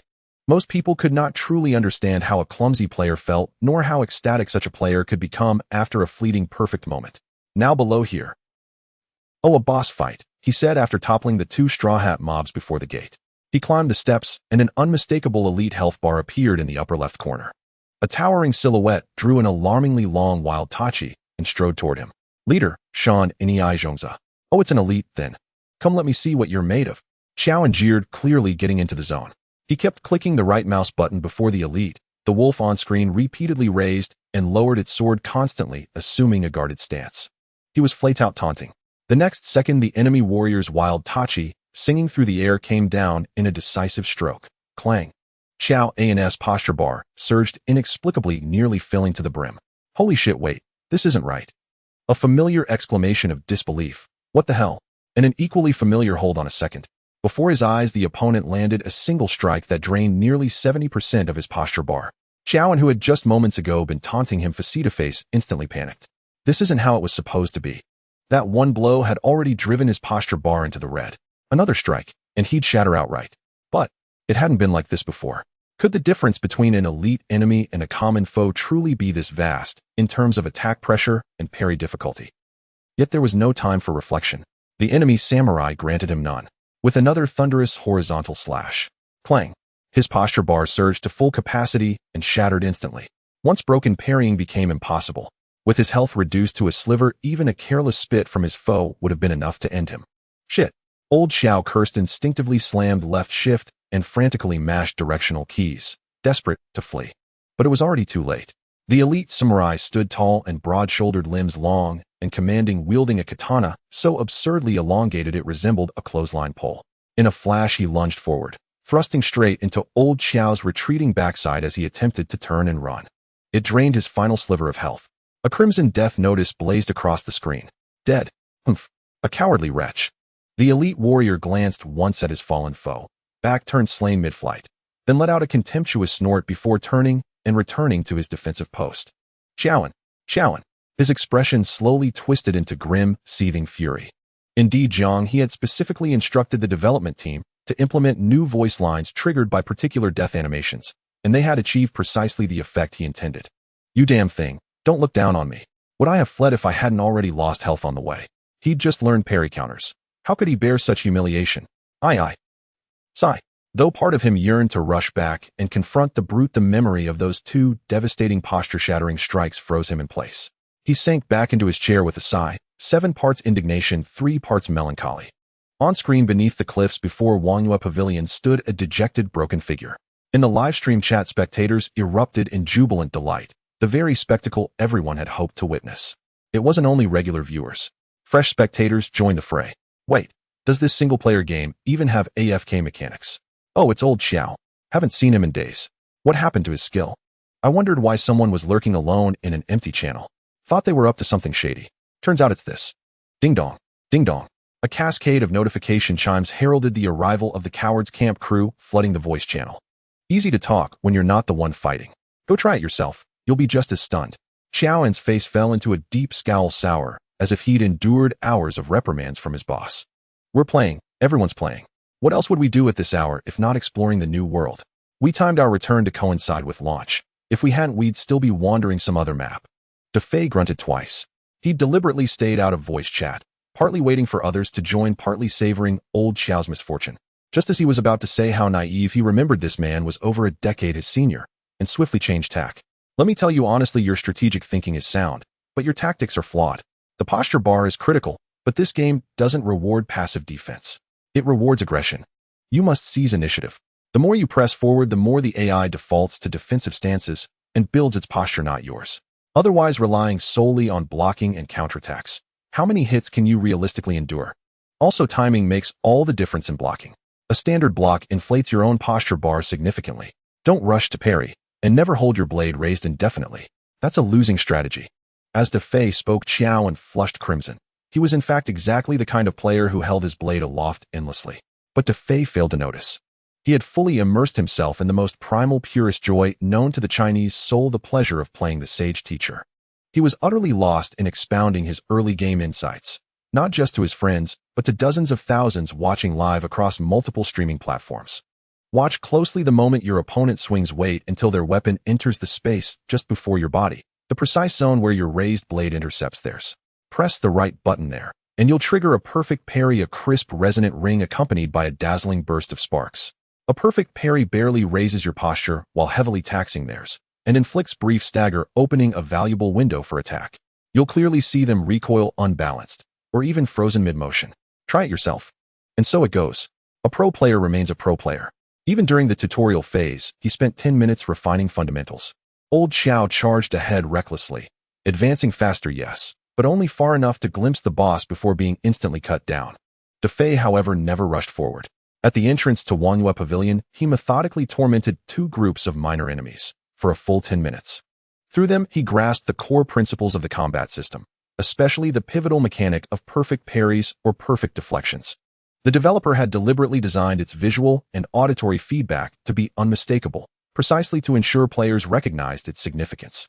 Mastering this technique transforms the entire experience, night and day. Sekiro's sword clashing demands extraordinary precision.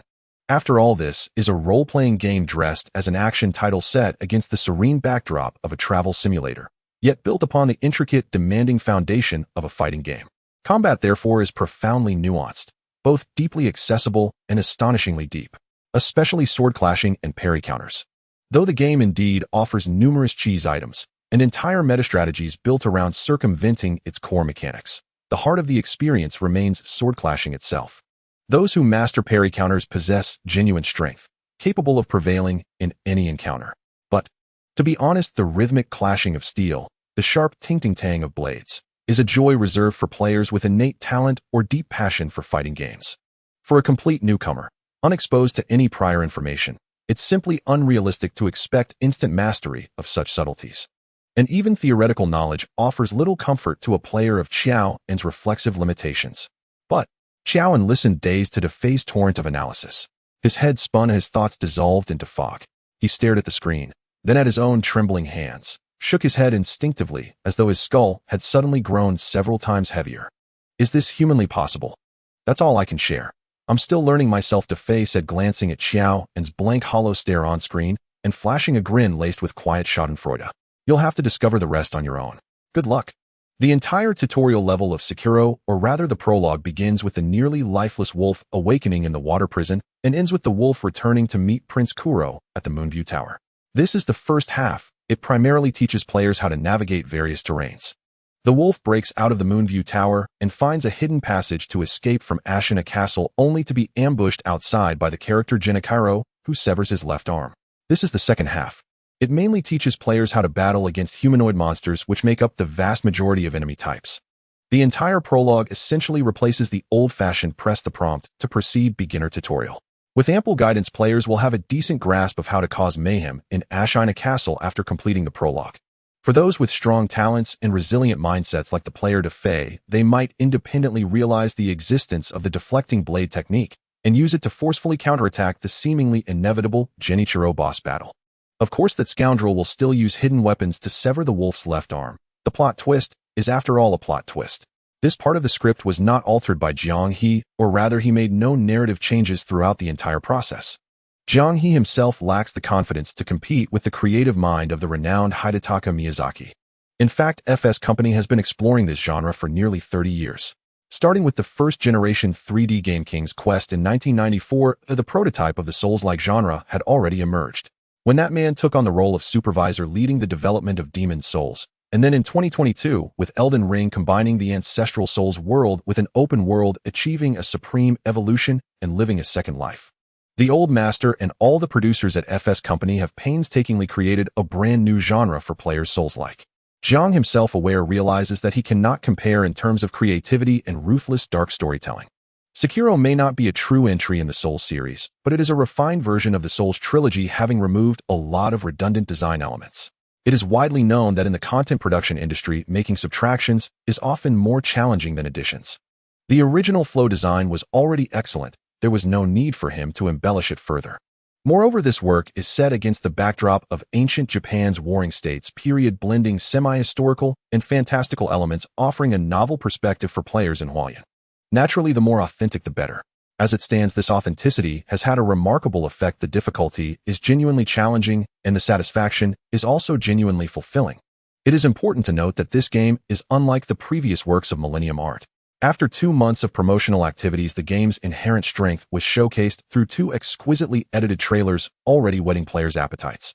Even though its price is the highest among Millennium's releases, with the standard version at 128 Dragon Yuan reaching a 3-digit price point, it did not deter players attracted by the trailers from purchasing.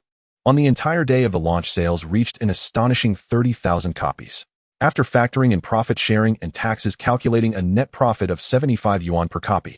By 7 o'clock in the evening, Sekiro had generated over 20 million yuan in revenue for Millennium Art on both console and PC platforms. Not only were the media astonished, but competitors were also left enviously speechless. This was just less than half a day. Considering the massive population of 2 billion in Hualien, countless affluent players with strong purchasing desires. These individuals have no qualms about casually spending hundreds of yuan on games they desire. Furthermore, the vigorous vitality brought by the game's milestone design ensures that this game will not reach a stagnant sales period for at least another year.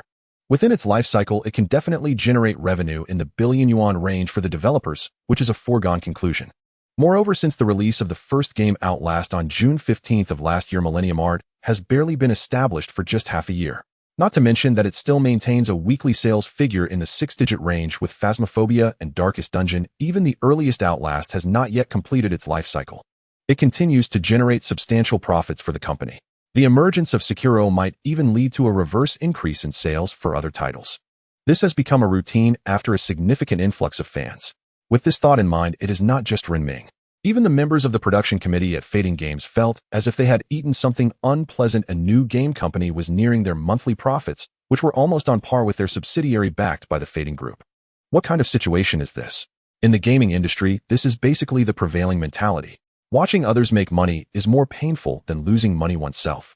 However, there was nothing they could do but sit enviously and watch Jiang He rake in profits while silently brainstorming new tracking research projects.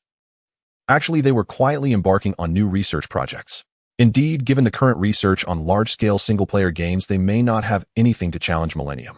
At the very least, the decision-makers of first-rate manufacturers are aware of this blue ocean and are starting to consciously stockpile technological reserves, keeping pace to avoid becoming primitive when they next meet.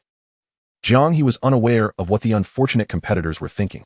If he truly knew, he might even take the opportunity to kick them while they were down, not to mention an industrial revolution backed by the successes of countless big shots in the original world. He could just as easily launch a project like StarCraft. How pitiable that these folks were foolish enough to compete with him over ideas and creativity. If you think you can outperform a player with cheat codes, that's just absurd. Fortunately, he was blissfully unaware. Currently, Jiang He was too busy to care about the thoughts of these defeated competitors. After all, on the very first day of Sekiro release, from professional players to novice bystanders, everyone was busy exploring and enduring the torment of death. Opening any random stream from a bystander would provide endless entertainment. However, the community's resistance to Souls-like games is now nearly zero, with progress being very slow, as they are all blocked by the chained ogre, who mercilessly punishes them. As one of the most challenging elite enemies in the early stages, the chained ogre's moves are relatively tricky for players. After all, this is their first encounter with such a clearly non-human giant enemy. It should be noted that this is not a world where video games have gone through a perfected developmental process. The gaming industry on Blue Star has been known for its specialization issues, as previously stated many times.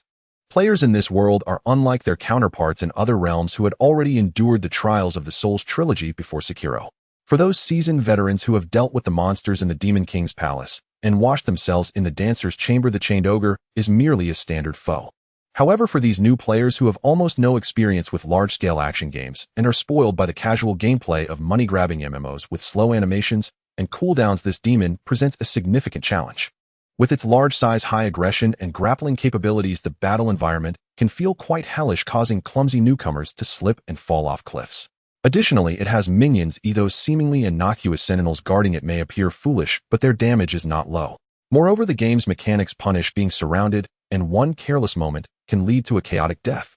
Throughout the day, there were indeed players who successfully defeated this creature, but luck played a significant role. At this point, players neither knew they could sneak around to steal a health potion, nor did they realize they could retrieve a flame vent from 3 years ago to effectively deal with it, leading to a particularly arduous struggle. Many investigative players noticed the apparent discrepancy in difficulty and believed there were undiscovered elements within this segment. In their thorough search, they discovered the bell-wielding old woman in a dilapidated house and obtained the guard bell from her. They began their strategy for the major side quest 3 years ago at the Hirata estate. Grandma. What grandma? Is it the grandma I'm thinking of? Or the grandma you're thinking of? Before the camera, Chowan stared at the screen with a somewhat dazed expression, his gaze unfocused. A cigarette burned more than halfway between his fingers, still unsmoked. Glimpsing the striking comments from the amused crowd, he finally seemed to come to his senses and casually asked, "Dear streamer, please watch your words and work together to build a harmonious online environment." And he's still cracking dirty jokes in this state. I told you he was faking it. If he still has the wits for dirty jokes, his brain isn't completely dead yet. Seeing his reaction, the amused crowd promptly shifted from the previous topic, launching a barrage of criticism, calling out streamers who feign brain death to garner sympathy, branding them worse than dogs. Old Xiao was stunned for a moment, seeing no follow-up replies. The brief spark of energy he had regained faded away. Holding his cigarette, he sat there like a dejected old man whose wife had run off. Damn, he's not actually brain dead, is he? Don't you dare die inside my phone. Hard to say. This bastard usually acts like an idiot. Who can tell if he's faking it? I guess not necessarily true. Is it possible, just maybe, that a 40-something old geezer really can't keep his mind sharp after a whole night of intense sword fighting? Impossible, absolutely impossible. Seeing his utterly crestfallen look, which truly didn't seem feigned, the amused crowd couldn't help but waver again, their sympathy starting to overflow. This was already the second day since the release of Sekiro. Yesterday, on launch day, Chowan started streaming from noon, broadcasting for several hours, moving at a leisurely, almost wandering pace. Not only did he have to fight, but he also stopped to admire the scenery, study the textures, and analyze the model materials. He spent a full half-hour frame-by-frame analyzing Emma right in the dilapidated temple at the starting point. He also practiced swordplay with the undying half-samurai for an hour, though honestly, practice or not, he was still hopeless. Before practicing, he couldn't deflect, now he still couldn't. His progress was excruciatingly slow, like taking 3 steps back for every one forward. He streamed until evening, and because it had been so long, he even took a break and went offline. Originally, he didn't plan to stream that night, but for some reason, maybe he couldn't sleep after fulfilling his husbandly duties, or he got up for a smoke. He opened Sekiro around 3 or 4 in the morning, intending to sneak in some gameplay. As luck would have it, his night owl fans who were still awake watching DeFace stream caught him red-handed through the platform's small pop-up when he launched the game. Old Xiao's fans were all hard-hearted capitalists through and through. Could they tolerate him sneaking in gameplay without streaming?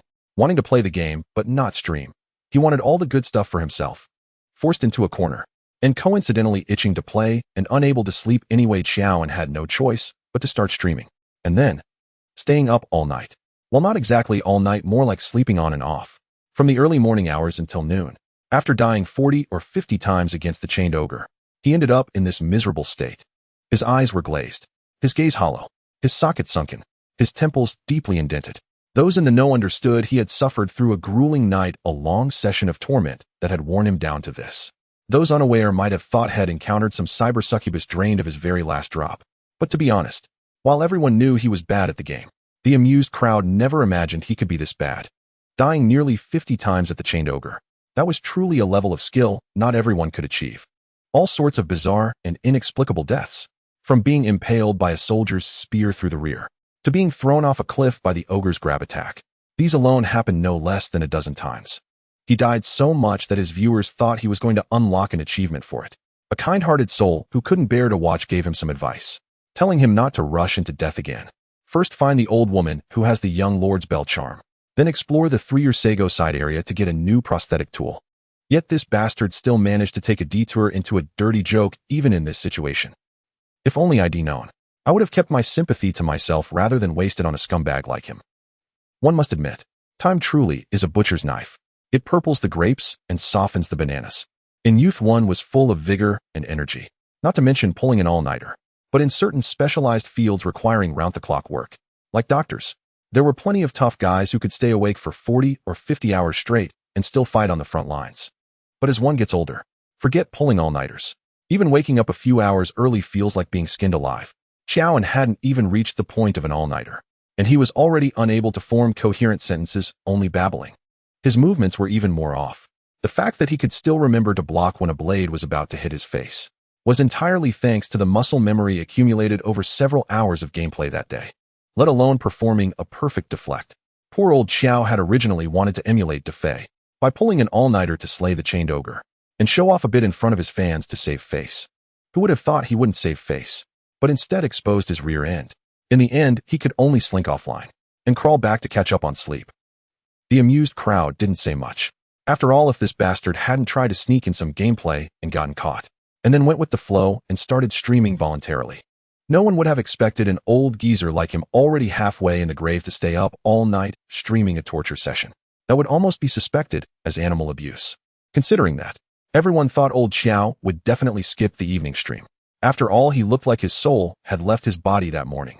It wouldn't have been surprising if he dropped dead right there on the phone screen.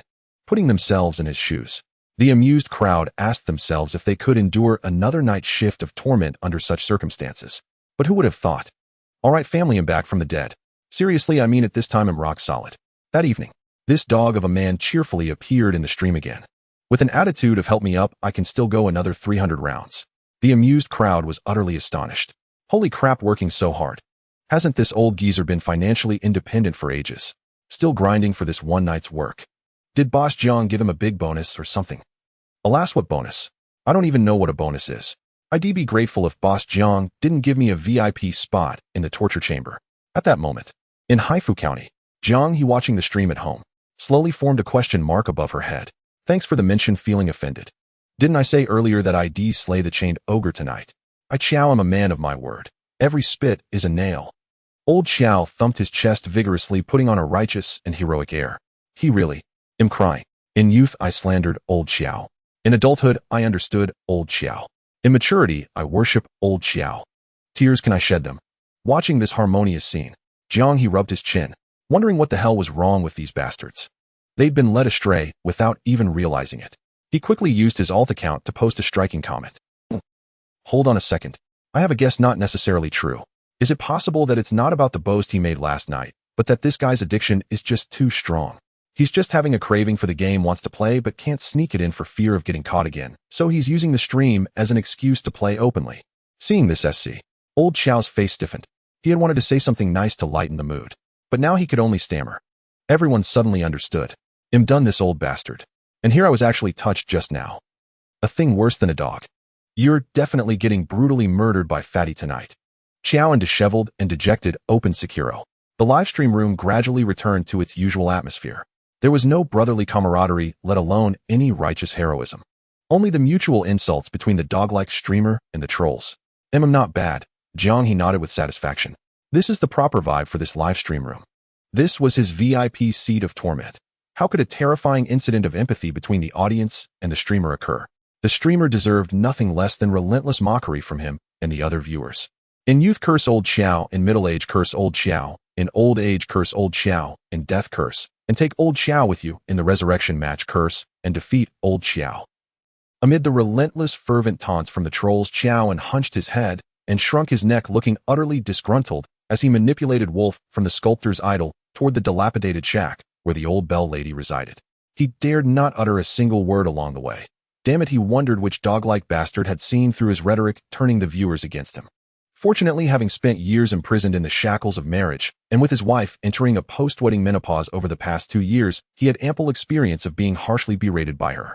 Old Xiao knew well that the best response at such a time was to bury his head in work, absolutely avoid talking back, and not utter a single word, lest he rekindle the viewer's attention. Sure enough, as Xiao and deliberately refrained from skipping cutscenes and NPC dialogues, the trolls found him unresponsive and thus boring, quickly shifting their focus to the storyline. The short segment with the old bell lady actually carried a rather tragic and poignant tone.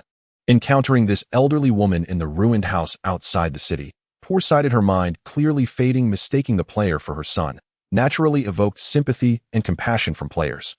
This old lady has it tough, she must have been a maid for the young lord or something. She's just old, so that would make her a nanny. But why does she mistake us for her son?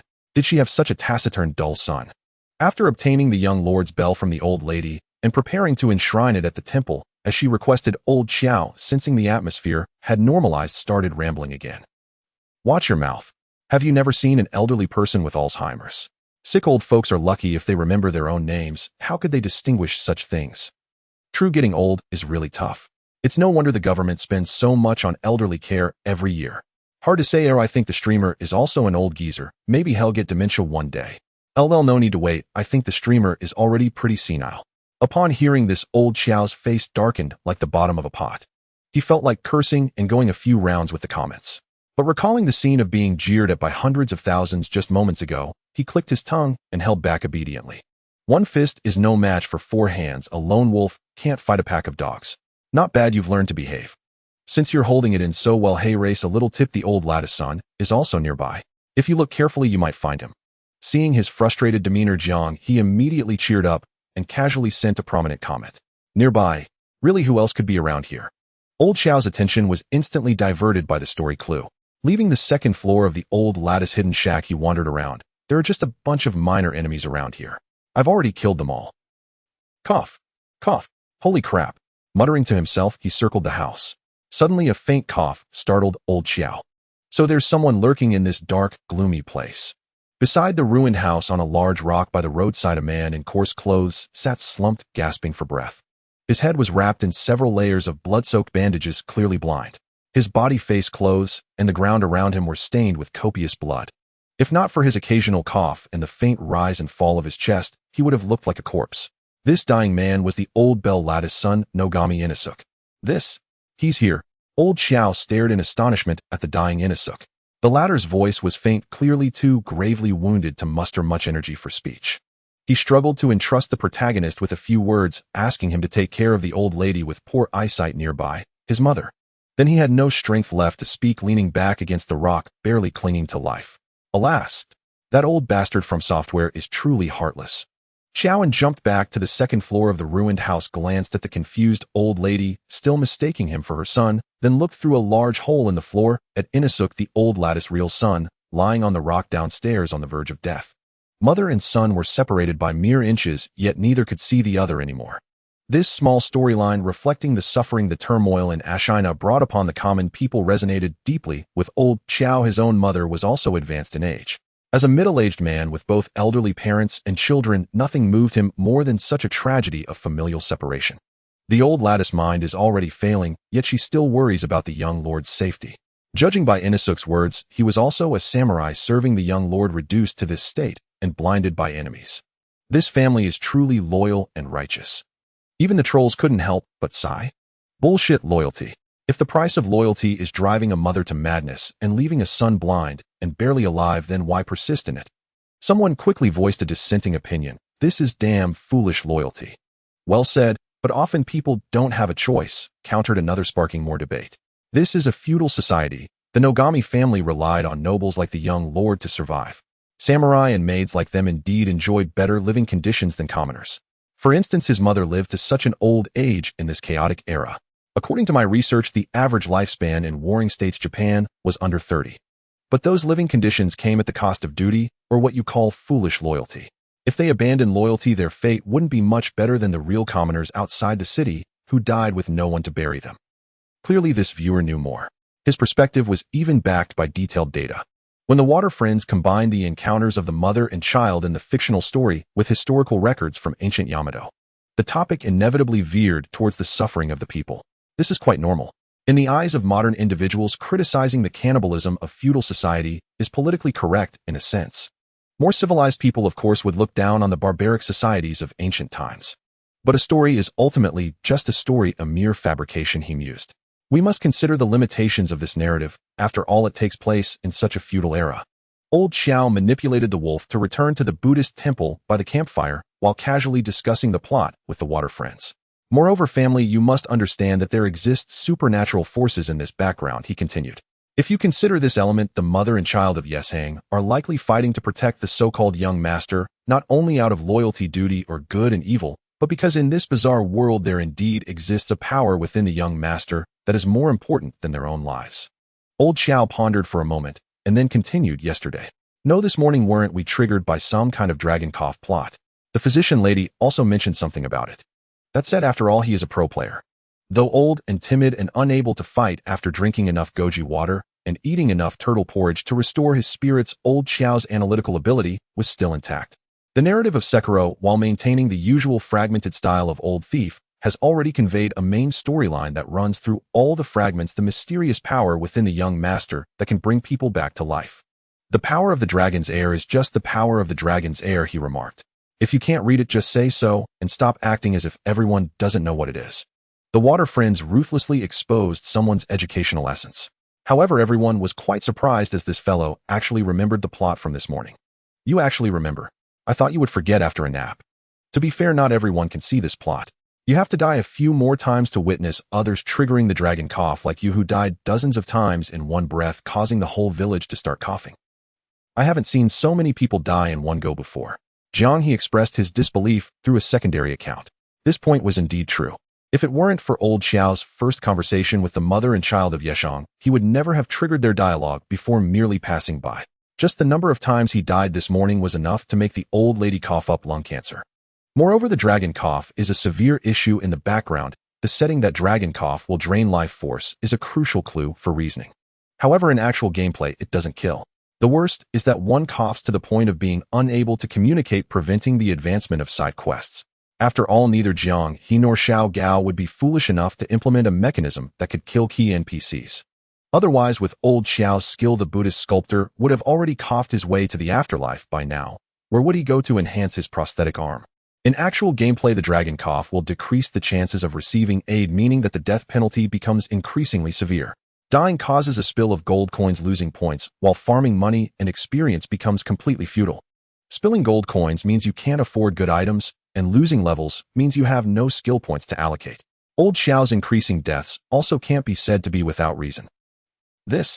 You don't need to understand such trivial details so clearly. Old Xiao's face turned red. In any case, according to the current information, there is indeed a very crucial power within the young master, not only a key for all parties to vie for, leading to him being captured by the one who cut off our hand, but also the reason the protagonist can die and revive repeatedly. You can't say that this is the first time I've seen a game establish a reason for the protagonist's immortality and even arrange a major storyline for it, Jiang Zai remarked. Ugh, Jiang Zong's writing skills have certainly improved. Even Xiao, who was still in the dark, excitedly said. Haifu County. Upon hearing this, Jiang He squinted at the screen. Very well, Xiao, you're dead meat later. Unbeknownst to Xiao, who inadvertently provoked Jiang He, who was disguised as a bystander, to peek. After obtaining the guardian bell and offering it before a statue in the old Buddhist temple, he entered a phantom realm from 3 years ago. 3 years ago at the Hirata estate by the Longquan River, it was attacked by mountain bandits. When the raging fire ignited, the wolf rushed back from afar to save the day. Strange, shouldn't a ninja have a strong memory? Otherwise, how could they sneak through doors and pick locks, climb roofs, and break in? While flying across rooftops and slowly drawing out the clustered patrolling enemies to kill them one by one, this fellow continued to chatter about the plot with his water friends. However, judging from the dialogue with this masked fellow who died at the entrance, it appears he has no memory of this segment from 3 years ago. This seems a bit unreasonable, right? The production team has no reason to leave a blank here. Among the major streamers, Old Xiao is now relatively slow in progress, and many of the water friends have actually played it themselves or are currently playing, thus having their own understanding of the game's plot.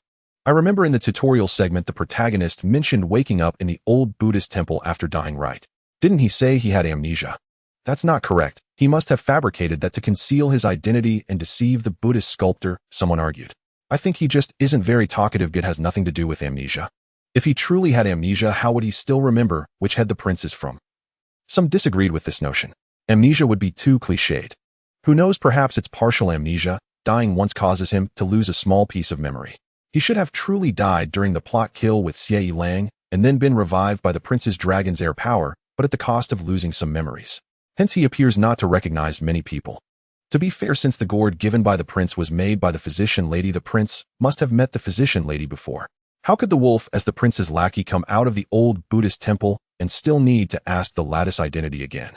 You must realize that she was the one who woke the wolf up before the tutorial segment began. The water friends debated among themselves. The fragmented plot distribution coupled with the unique, or rather Japanese Segame-specific riddle elements, means that much of the plot players discover is vague, and key points are often obscured by inexplicable pronouns. Moreover, since the process has just begun, many people are completely confused by the plot. However, the old players who have played Outlast are all in tears, exclaiming, "It's back, it's all back." They are the ones piecing together clues and figuring out the plot with the most enthusiasm. This makes a lot of sense. Old Xiao nodded, unable to resist. Death, then reviving with the dragon's air power, but losing some memories afterward, is indeed a plausible speculation from the narrative standpoint.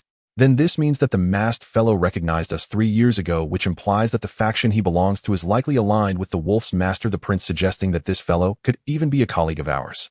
Yet I, 3 years later, seem not to be familiar with him at all, not even knowing what they are doing here or what has happened here. Doesn't that indicate that the us from 3 years ago died here, thus losing this portion of memory? Old Xiao synthesized the water friend's speculations, stroked his chin as he reasoned. His expression soon turned a bit grim. Then, "Oh no, that means there will most likely be another plot kill later in this process." Jiang He in front of the screen looked astonished. Oh no, that they could deduce this much.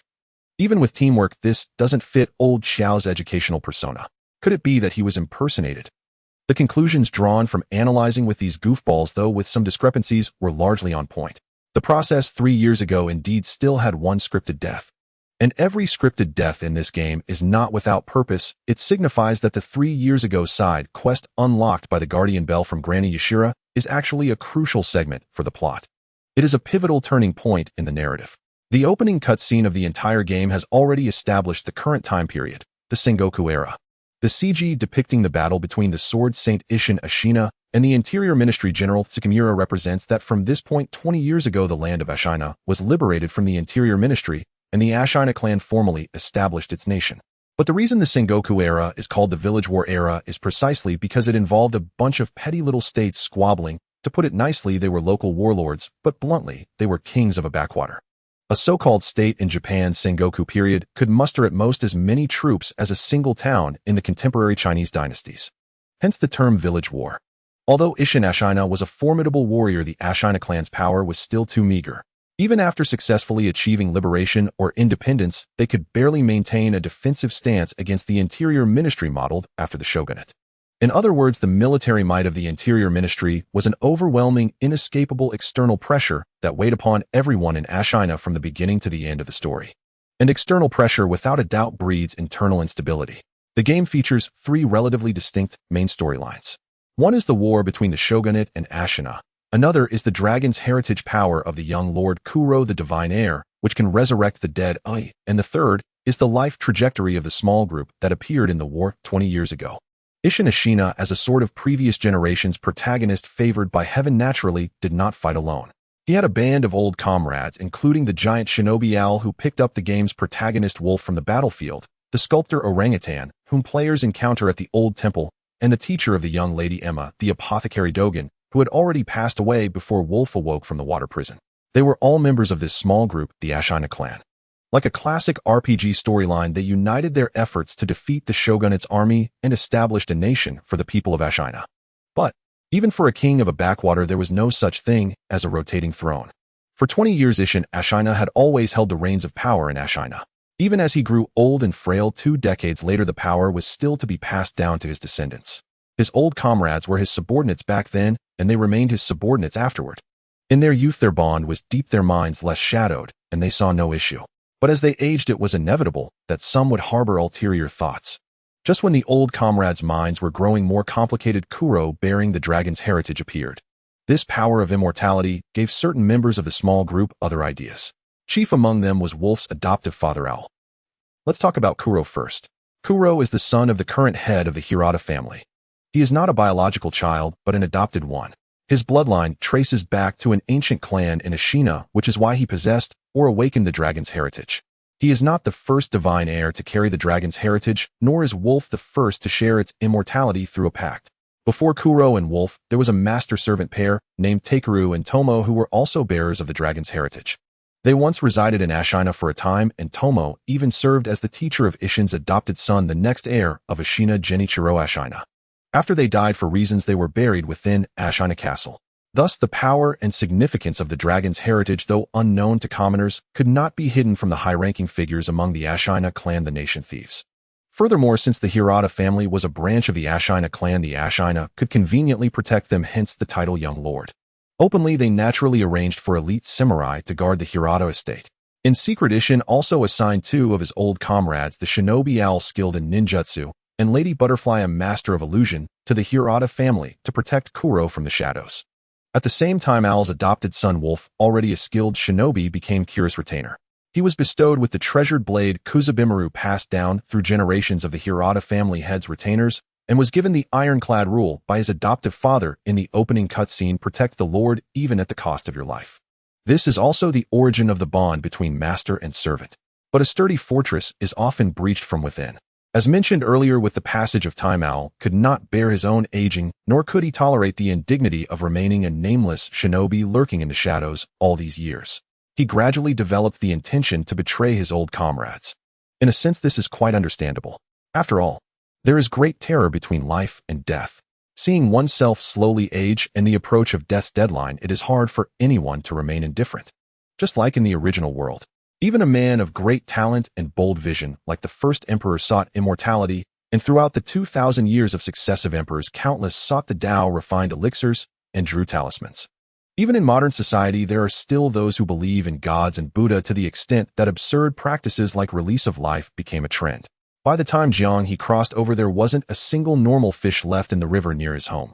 All of them were the suckermouth catfish released by those release life antis. Of course, that's digressing. In any case, even in a scientific society, there are those who believe in intangible, illogical things like religion and gods. This shows how deep humanity's fear of death runs. And for his adoptive father, faced with a tangible divine heir who could grant immortality, it was no surprise that he harbored rebellious intentions. If there was a chance to obtain the power of immortality, why should he sit idly by and watch himself die of old age?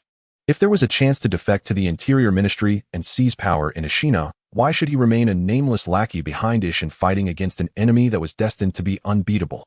A shinobi's profession is inherently dishonorable. Owl's supreme principle was to achieve his goals by any means necessary. At this critical juncture 3 years ago, it was precisely when Owl collaborated with the Interior Ministry.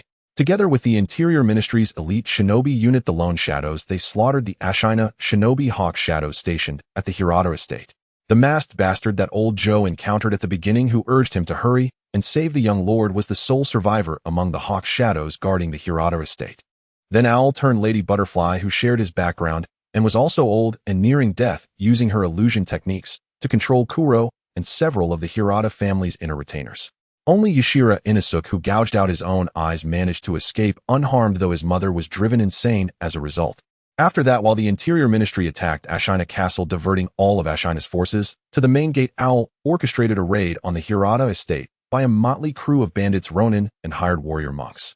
It can be said that the Great Fire at the Hirata estate 3 years ago was entirely orchestrated by Owl with the sole purpose of seizing Curious Dragon's heritage. To this end, he even staged his own mortal injury in front of Wolf to facilitate his own escape. For this purpose, he nearly slaughtered the entire Hirata family. However, what he did not expect was that the wolf which he had originally sent away to the main entrance of Wainami inexplicably returned to the Hirata family to protect him. This was precisely the starting point of the plot 3 years ago. The wolf played by the players rushed back through the main entrance, eliminating bandits and monk soldiers along the way. They needed to rush to the hidden Buddhist hall in the basement of the main mansion to rescue the prince battling the monk leader, the ninja, hunter Misanin and Shin, and the bandit chief, the former sumo wrestler Ansei Chozo. No, that's not right. There was no order. Old Xiao had just arrived at the ninja hunter's location when he was stopped again. What the hell? Why is this guy with the long spear so damn overpowered?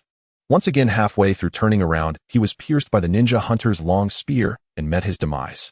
Unable to contain himself, Old Xiao began to wail. One poke from the long spear means danger. From earlier until now, all he saw was danger, danger, danger, and then himself dying. Don't rush to call out. The barrage hasn't called out yet. What the hell? How can you be so terrible? I don't understand. This guy has died multiple times since I first saw him. How can someone be stuck for half an hour? I don't even know who is the real minion here, the streamer or the opponent. He was getting tortured badly, and the audience was even more eager to wail. It should be said that Xiao, and due to someone's intentional or unintentional targeting along with a group of originally highly active and ready to clip embarrassing moments, had become one of the most influential streamers in the single-player zone. With over 3 million followers, although it couldn't compare to the top-tier streamers with tens of millions of fans, it had the advantage of high fan activity and strong loyalty. Moreover, this guy was not a professional streamer. He had never bought followers nor actively promoted himself, so most of his fans were real people. This resulted in an immense flow of people in Old Xiao's live stream, with a bunch of viewers coming and going every night. These viewers were certainly not there to shower him with compliments like the streamer is handsome or 666. There was no need to talk about any moral code with a meme streamer like him. Viewers came here to kill time, not just to watch this terrible player perform embarrassing acts, but also to point fingers and enjoy the thrill of being a critic. Especially since many viewers were also playing Sekiro, and by normal standards, since they had all purchased it on release, as long as they weren't tampered with, their progress would certainly be faster than Old Xiao's. In such circumstances, it was inevitable that everyone would feel the urge to point and criticize this guy. Who doesn't like being a backseat driver? The barrage and comments were designed to give the audience a VIP spot to criticize right. However, Old Xiao was just too horrendous. He was hopelessly bad, and this guy somehow managed to get stuck for half an hour with the ninja hunter, which truly infuriated the viewers. How could he be so terrible? They had provided plenty of strategies.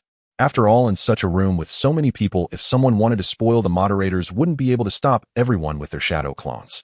Moreover, Old Xiao himself didn't mind seeing others reveal information. After all, it was only the second day since release, and it was impossible for someone to immediately clear the game. The problem was that even if the backseat drivers told Xiao and where the plot items were, this idiot just couldn't get through. I give up. I'm feeling a bit numb. I see through it. I see through it. You have to dodge his spear. Don't tell me you can't see through it at all. Damn it, don't back here, but into someone else's spear. I'm so anxious. I'm so anxious. I wish I could open his skull and scoop out some brain matter to test what kind of virus he's infected with. Damn it, I can't take it anymore. I'll blow up the live stream. Whoa, how did you get knocked away again? Do you really enjoy being knocked around by others with a big spear? I already said you need to dodge his moves. The barrage reflected a sense of despair, and Old Xiao was clearly getting anxious, respawning and foolishly trying again twice. The results were predictable. He died twice more. Speaking of his current gameplay, he basically had no hope of defeating Misanin and Shin with his old strategies. The latter, like all the other early elite monsters, had received quite a significant boost thanks to Jiang He's adjustments, almost equivalent to the second to third playthrough range of the original version. Meanwhile, Old Xiao was basically like a naked character stuck before the Red Demon in the main storyline. 3 years ago, he was stuck here, and indeed, under the guidance of the backseat drivers, he had picked up items like a fire tube, axe, and shuriken, and had cleaned up the area while gaining many functional items like sugar balloons and medicine powder. However, in terms of basic attributes, he had no difference compared to when he first left the novice village. The critical healing item, the healing gourd, was only acquired as a seed due to the blockage of progress, and after enhancement, he could only take a couple of sips. He had only obtained 1 Buddha bead that could increase his health limit, but he couldn't gather 4 to enhance his health. With his current health, even if he was at full health, getting touched by this guy would leave him with just a sliver. Indeed, Sekiro is a game that one can master through repeated attempts. Missinin and Shin isn't a particularly powerful monster either, essentially falling into the same category as the city's samurai generals, which ordinary players can take down with a good chance on their first encounter. In other words, it's an elite monster that is practically given away. Even with Jiang He's enhancements, while the attributes were increased significantly, the moves didn't become much more diverse, making it easy to counter. But this is precisely what made the viewer's blood pressure rise. I've only added 3 moves to it. If a normal person were to play dying 3 or 4 times, at most 6 or 7, they should have figured it out. Jiang He was starting to feel his temples throb. This is truly a piece of rotten wood that cannot be carved. He had originally intended to guide old Xiao through the bamboo forest slope, the triple pagoda, and the underground passage as quickly as possible so that he could enter the Buddhist hall and face Butterfly Lady to punish him for his slip of the tongue. Who would have thought this guy didn't need him to prepare a prison? He could find his own prison anytime, anywhere. Truly everywhere is a prison. Instead, he was starting to get impatient watching. Stop hitting, already, really, please don't go die again. To be fair, you might as well go back to the temple, find the immortal half-soldier to practice, learn how to deflect swords, see through moves, and practice how to step up. I'm not saying to master it, at least learn how to use it first, then you can actually fight.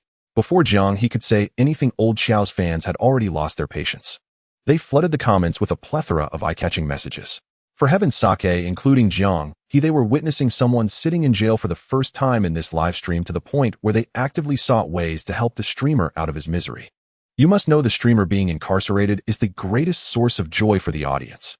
The reason the coming and going viewers watched him was for this kind of coin-making operation. Who would have thought that one day he could be forced to death? This is just too hard. Jiang He couldn't help but sigh, tears streaming down. The level design of Sekiro Shadows Die Twice, though somewhat lacking in its latter half, remains quite refined in its opening segments. The entire outskirts of Ashina Castle along with the path through the Hirata estate 3 years prior serve as the initial 2 maps. In reality, they act as an advanced training ground. These areas attempt to teach players more mechanics and how to face a wider variety of enemies. As for the outcome of this training, it ultimately comes down to one's insight and patience. Such is the nature of punishing games, those unafraid of death often grow more skilled with each demise. Moreover, on the path of repeated failure, one can glean more knowledge by pondering over mechanics that remain elusive. Every game has a vastly different learning curve, but it's undeniable that no matter how low the difficulty is designed, players' perceived difficulty varies from person to person. After all, one cannot lump all individuals together. From broad traits like insight and patience to finer details like physical reaction speed and mental agility, differences exist not only between people, but even within the same person under different states. Clashing blades after a long night of staying up is vastly different from doing so well-rested and well-fed.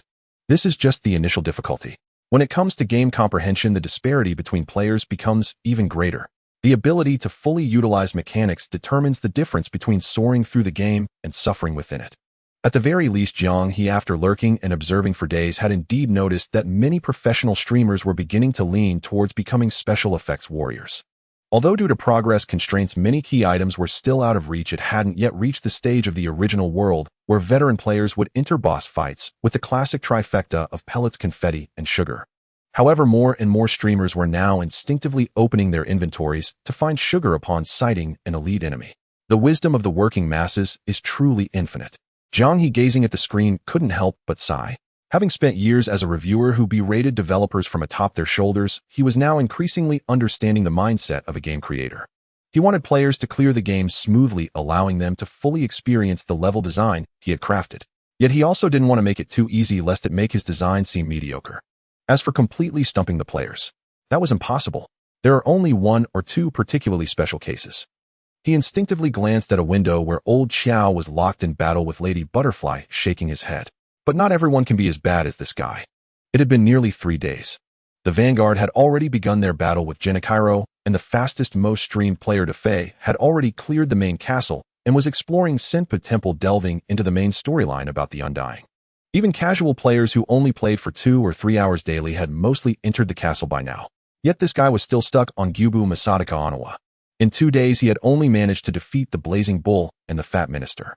He hadn't cleared the Hirata estate, getting thoroughly beaten by the old lady. He couldn't even enter the main castle, blocked by a pushover like Gyubu. Unfathomable. Truly unfathomable. How could someone with roughly the same 15 or 16 hours of playtime be stuck in such a place? 15 hours and 15 hours, I think I could have beaten the game. Jiang He scratched his head, muttering to himself as he recalled memories from his past life. To be honest, the memories were a bit hazy. But even during his first playthrough, aiming for the immortal Severance, ending his total playtime was just over 30 hours. And that was without consulting many guides beyond the main story items or attempting any speedrun techniques. Even for a first playthrough, even considering the increased stats he had added and the new moves he had given to elites and bosses, effectively raising the difficulty. By the median, 15 hours should have been enough to enter the castle or even be well into its progression. I don't understand.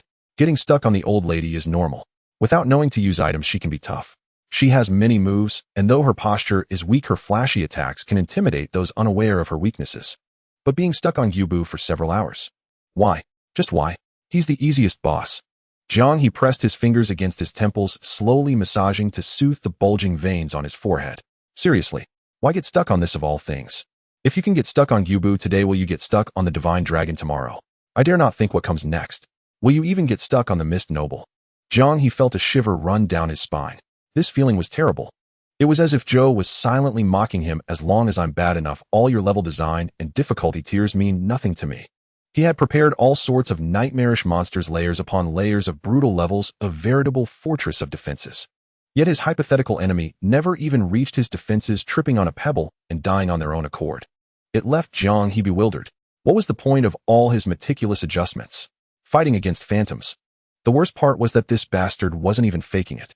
He was desperate to make progress too. Constantly driving his viewers' blood pressure up did him no favors.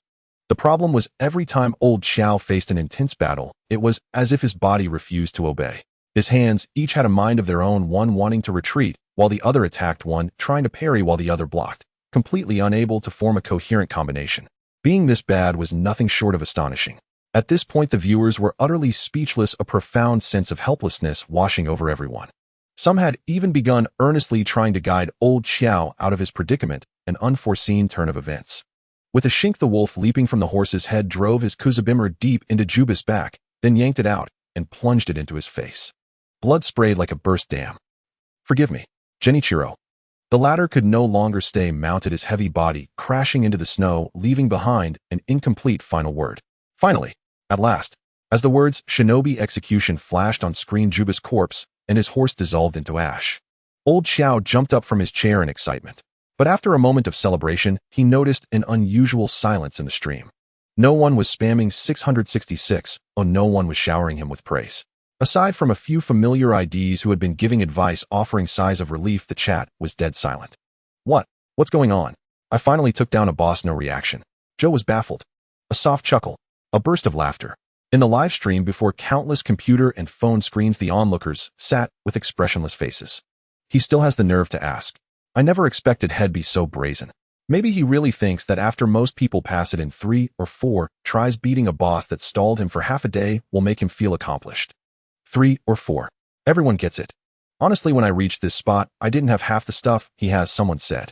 He explored the map cleaner than I did, farmed money and items I hadn't done that when I fought the Gixingbu 3 years ago, and missed a few tools.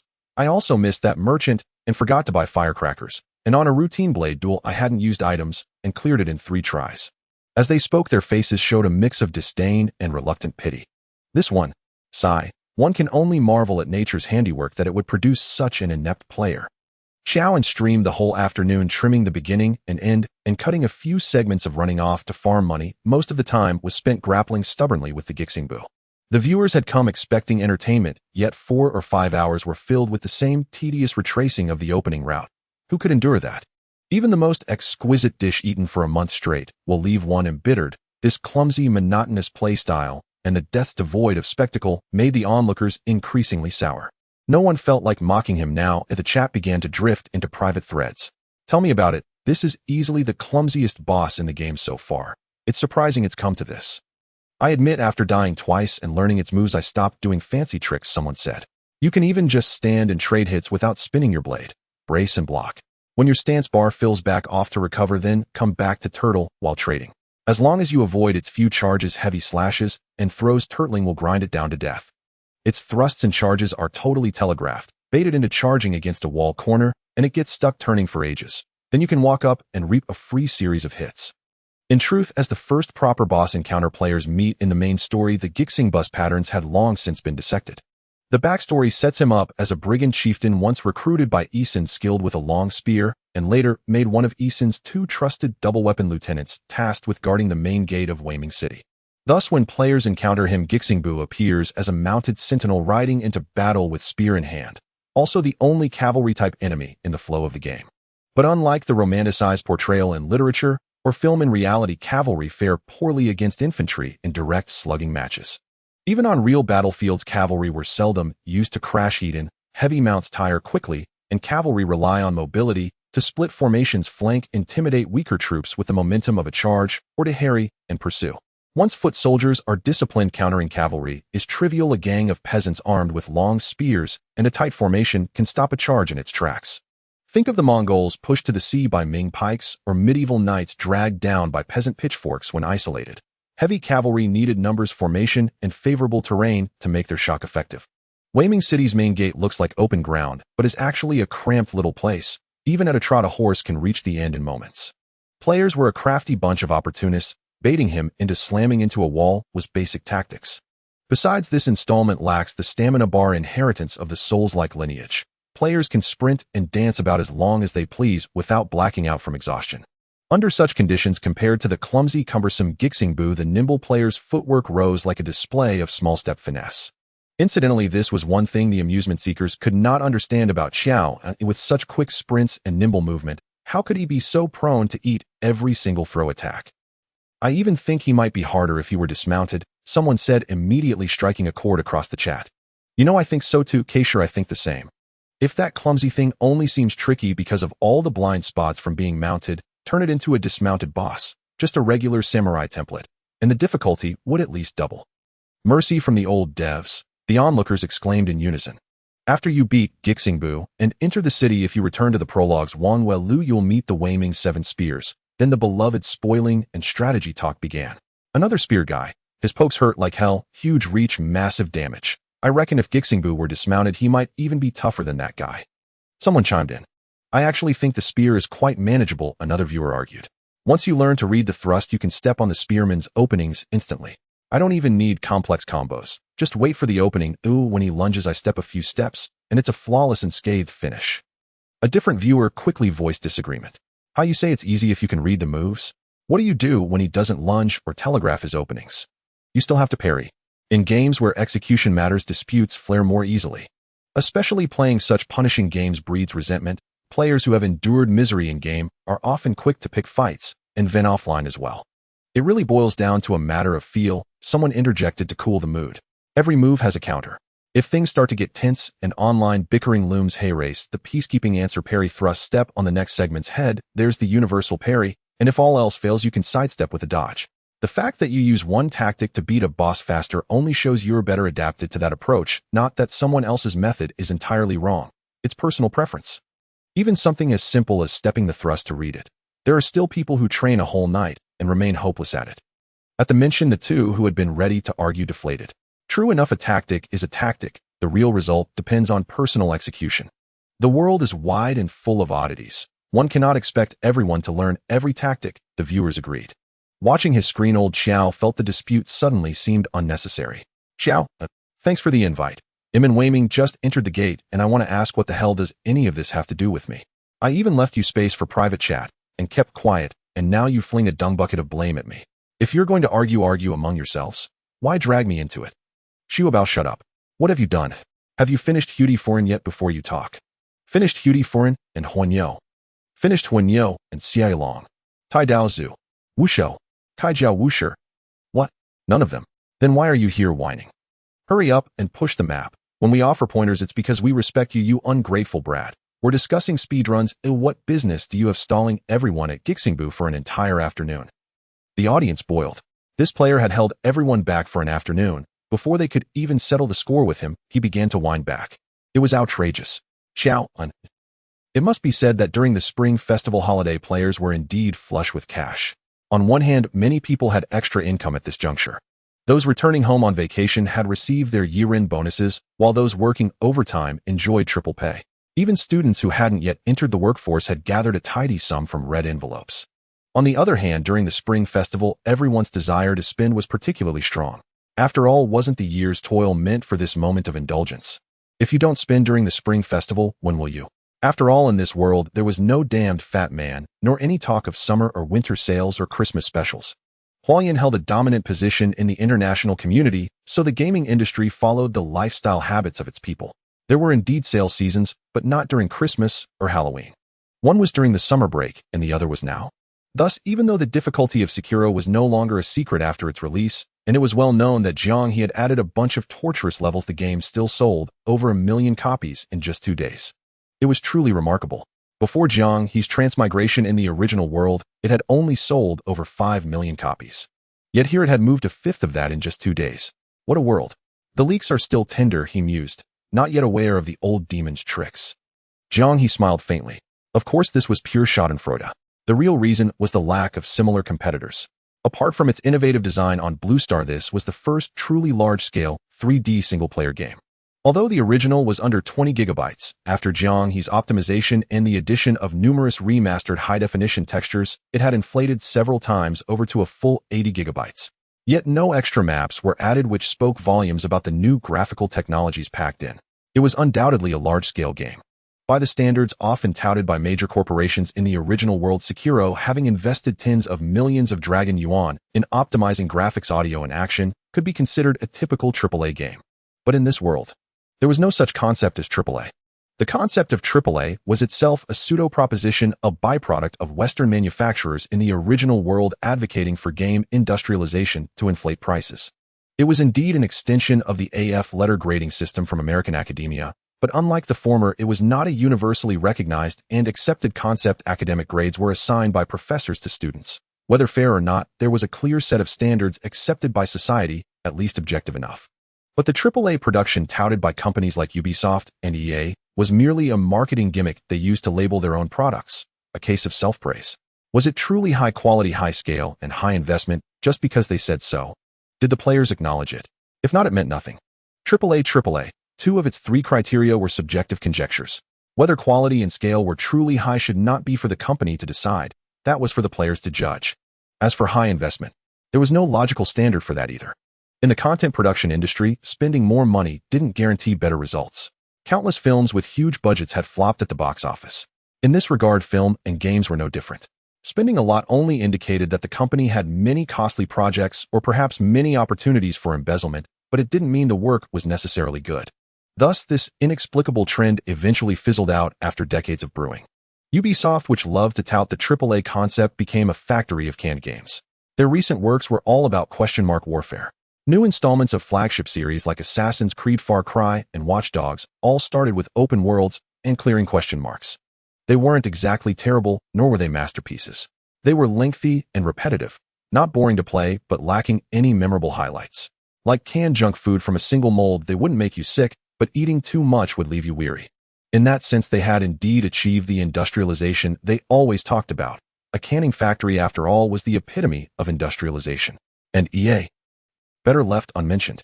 Suffice it to say, the reputation of the North American Goose Factory was well-deserved. Pure marketing hype, more flash than substance, caring more about commercial returns than game quality. Coupled with the decline in production quality due to the virus pandemic in recent years. By the time Jiang He transmigrated, no experienced gamers still considered AAA a praiseworthy concept. Instead, due to reasons well known in the domestic industry, some infantile manufacturers made a big deal out of it. Even the Goose Factory dares to boast about making AAA. What a terrifying age. Jiang He shook his head with a sigh. The AAA gimmick was fine once or twice, but he didn't want this trend of Pinefesky competition to spread in Walian's gaming industry. Games, after all, should focus on gameplay. Indeed, he had relied on lavish optimization technical support from hidden industry giants like New World Company and, crucially, the system's black technology to make Sekiro almost brand new. But he wouldn't play this trick too many times, simply because it wasn't interesting. He had done so purely because, given Sekiro's level design, the visual presentation had been a major weak point. Moreover, as a troll, exquisite graphics and perfect visuals were bait to lure players into the prison. Like the little light on an anglerfish's head. He wouldn't bother with games that couldn't make players suffer enough. Being a harsh overseer was exhausting after all. Besides, Sekiro's success lay in the torturous design of the old demon, not in his extra monetary optimizations. He couldn't afford to lose sight of the essentials. Jiang He was very serious about his grand plan of creating happiness for players with heart. This time he had succeeded by being a pioneer once again. There were no similar competitors on the market, and the banner of unique gaming experience was itself a unique gimmick. Even if players knew there was a fiery furnace inside, they were still willing to pay for a seat in prison. The reason was simple: this experience of suffering while having fun was unmatched. But in the future, even if he drew the Dark Souls trilogy or Elden Ring, he might not be able to hook them so easily. Moreover, a month later, the virtual reality version of Sekiro would be released. The difficulty of that thing? No, absolutely not, he thought. Anyone who can beat the VR version probably won't want to touch a similar game for a whole year. Jiang He shook his head, recalling his own trial experience. There's a threshold for tolerating Souls-like games. This is torture. After feeding them chilly water, you have to let them catch their breath. Jiang He frowned, deeply pondering. I need to find a way from other hellish games. Main quest players recognition. In the first month of release, the game accumulated 5 million negative emotion points. Current progress, 326995650. Task reward, 10 consecutive draws, small guarantee 1. As the year-end approached, Jiang He was still pondering this matter. It should be said that the system, under his relentless pressure, indeed produced a proposal with a relatively significant level of modification. This so-called small guarantee means that during a 10-draw, players will at least receive 2 full versions of games. In Jiang He's view, this was the only genuinely positive change. As for the system's claim that similar themed games are more likely to appear, Jiang He dismissed it as nonsense. After all, years of experience had made him well aware of how unreliable terms like possible, likely, within a range, and certain probability could be. Anything involving randomness is inherently unreliable. Guarantees are what truly matter. He was quite satisfied with the upgraded task system, but regarding the task requirements, it's still too little. He shook his head slightly. Upon reflection, he felt something was off. This did not seem like something he should say from the perspective of a user. Moreover, the swift progress in completing this task was not due to the minimal increase in task requirements. 50 times. It was purely because the gameplay of Sekiro was exceedingly challenging. Dying once could easily yield 7 or 8 negative emotion points, and dying in a boss battle was even more pronounced. If a non-Souls-like game were to be substituted, it might not even increase so rapidly. After undergoing power enhancement, Sekiro's entire gameplay process rigorously tests the player's stress tolerance. Jiang He's improvements, aside from quality refinement, mainly enriched the player's gaming experience by strengthening the minor enemies. Although this enrichment might not be what they wanted, it indeed filled all maps with ample content. Otherwise, it would have been a bit too brief. First-time players may not have memorized the patterns or understood the plot, resulting in slow pacing and lengthy playtime. Most players do not possess the innate talent to intuitively grasp the strategies. To clear the game, they need to rely on repeated attempts, dying often, and memorizing the moves. Against bosses like Butterfly Lady Shikaro and the Cursed Monk, it wouldn't be unusual to spend an entire night struggling. As for formidable opponents like the adoptive father from 3 years ago, the Sword Saint, and the Grudge Demon, it's common for players to break down mentally. Spending dozens of hours to clear the first playthrough is entirely normal. However, in this type of fixed-flow action-adventure game, once players understand the storyline, become familiar with the process, and memorize all the boss patterns, the progress in the second or third playthrough would be extraordinarily swift. In the first playthrough, 40 hours might suffice for a regular ending, while the same time in the second playthrough could lead to full collection, and in the third playthrough, players could speedrun through it. The so-called process being too thin and too short truly refers to this. Sekiro is not Dark Souls, but despite both being from the same lineage and classified as ARPGs, the latter leans more towards RPG elements, requiring players to spend more time collecting items, leveling up, and developing their characters. In contrast, the former leans more towards ACT. It indeed has a leveling system that allows upgrades alongside equipment elements like ninja tools, and requires players to collect secret skills and possesses a skill tree. Although it features a growth system, it is not a purely action game. However, the growth aspect is quite simple, with minimal rigid requirements. Outside the game, a player's operational proficiency can greatly compensate for the character's growth shortcomings within the game. This is also a typical scenario in action games. When it comes to skill, the hands of a master cannot be equated with those of a novice. The former can make bosses crumble, while the latter can only hit the keyboard until they weep. If one must put it this way, a true master can complete the entire process without upgrading attack power or health. This leads to the situation where experienced players, after completing the game, once find the challenge significantly diminished when they replay. Moreover, since the game lacks an energy bar and the character possesses high mobility, once players become familiar with the maps, they can easily skip the minor enemies and only engage the key foes blocking their progress. Unless playing on double difficulty, even in a new playthrough, many experienced players can complete it within 3 hours. However, the essence of double difficulty is altering multipliers and data, enhancing the attributes of enemies, while weakening the player's resistances across the board. Compared to merely enhancing the monster's attack and defense during repeated playthroughs, this indeed adds more difficulty, but fundamentally it is the same type of modification. Jiang He had already made these adjustments regarding multipliers from the beginning. Thus, he had no better solutions. He could only add some monsters in each map, expand the corresponding ecosystems, and enhance the AI and moves of the minor enemies. I can only wait for the task progress to see what good items might come out. Jiang He stroked his chin. Although the players were still in the early stages of exploration, he could already foresee the scene of large-scale completion. By the end of this week at the latest, the majority would have finished the game's strategy. However, regarding the PC version of Sekiro, he had done everything that could be done. At this point, he had no other options but to observe. What good items can be drawn? Suddenly, a voice echoed in his room. You scared me, Yu Jiang. He turned to look and saw Luo Yu entering with a rather large delivery box. How can you walk without making any noise like a ghost? Hard to say, she replied. I see that some people have ghosts in their hearts. Luo Yu glanced at him expressionlessly, leaned forward to check Jiang He's desk, and scrutinized the icons on the taskbar. She withdrew her critical gaze with considerable confusion. Jiang He. Although she said nothing in those few motions, why did it feel like he was being offended? Where's my sister? This person skillfully dove onto the bed, messing up Jiang He's neatly arranged quilt into a giant Swiss roll, and then pulled out her phone from inside. She went out to spend money with the Empress Dowager. I just don't understand now. Everyone is going home for the new year. What are they buying outside? Jiang He casually remarked. Who says otherwise? I just don't want to go out. I don't want to work or go to school. As long as I can lie in bed and waste time, I'm very comfortable. Luo Yu squinted her eyes in contentment while nestled in the quilt. Jiang He looked at her somewhat helplessly. His sister-in-law was indeed a peculiar one. Although the two sisters were not born from the same mother, there was only a little over a year and a half difference between them. Yet Luo Xiaoxiao was diligent and capable, adept at managing both the household and social affairs when not caught up in love. As for Luo Yu, apart from their excellent grades, the few similarities between them might just be that neither of them is particularly tall. To put it nicely, she is a salted fish. To put it bluntly, she is just a lazy bum. Especially in these few days back home after learning that the two had settled down and realizing that the recently rising game company was owned by her brother-in-law. Luo Yu became even more of a salted fish.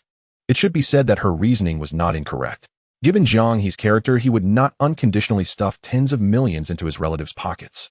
However, he certainly wouldn't let his family worry about life pressures like food and necessities. But, for some reason, Jiang He found her lazy demeanor quite displeasing. It was like seeing his cat comfortably sleeping in a blanket during the winter, which inevitably stirred an impulse to pick it up and toss it into the snow outside to experience the harshness of the world. How to get her to do something. What did you buy this time?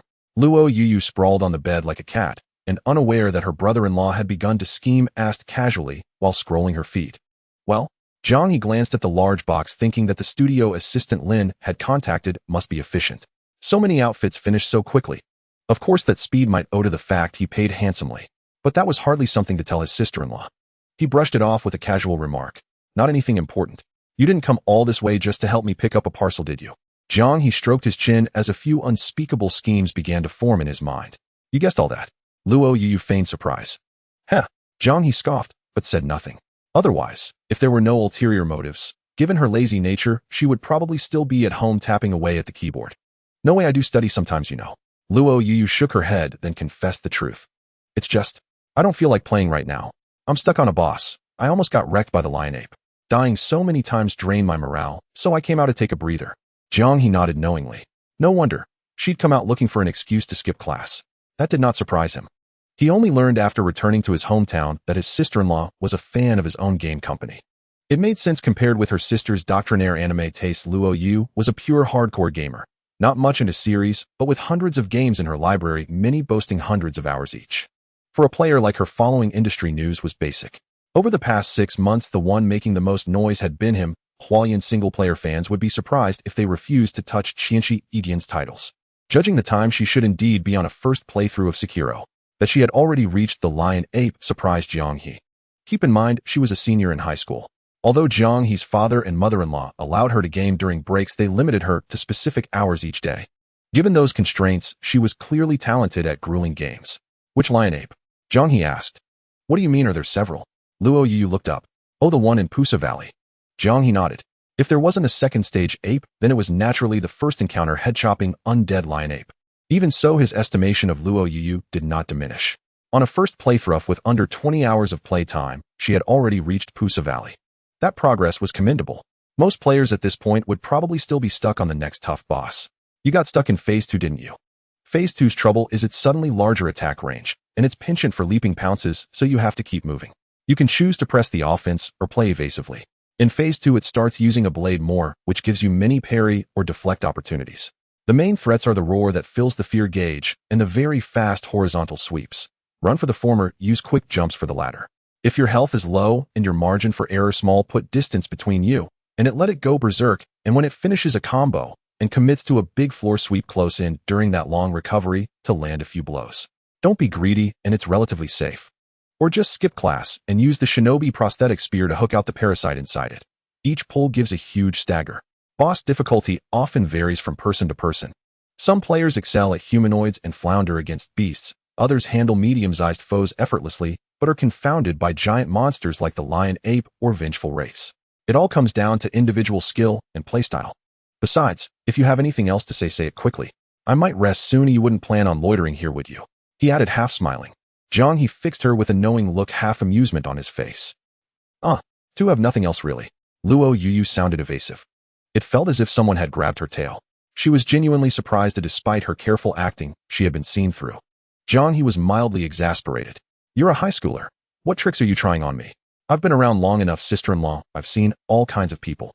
Compared to the true industry heavyweights, you're not even in the same league. Besides, saying she was sneaking off to skip class might be believable, but hiding behind the lion ape was unconvincing. Its moves weren't that many. At least claim you're stuck on the guardian ape or some vengeful wraith. That would sound plausible.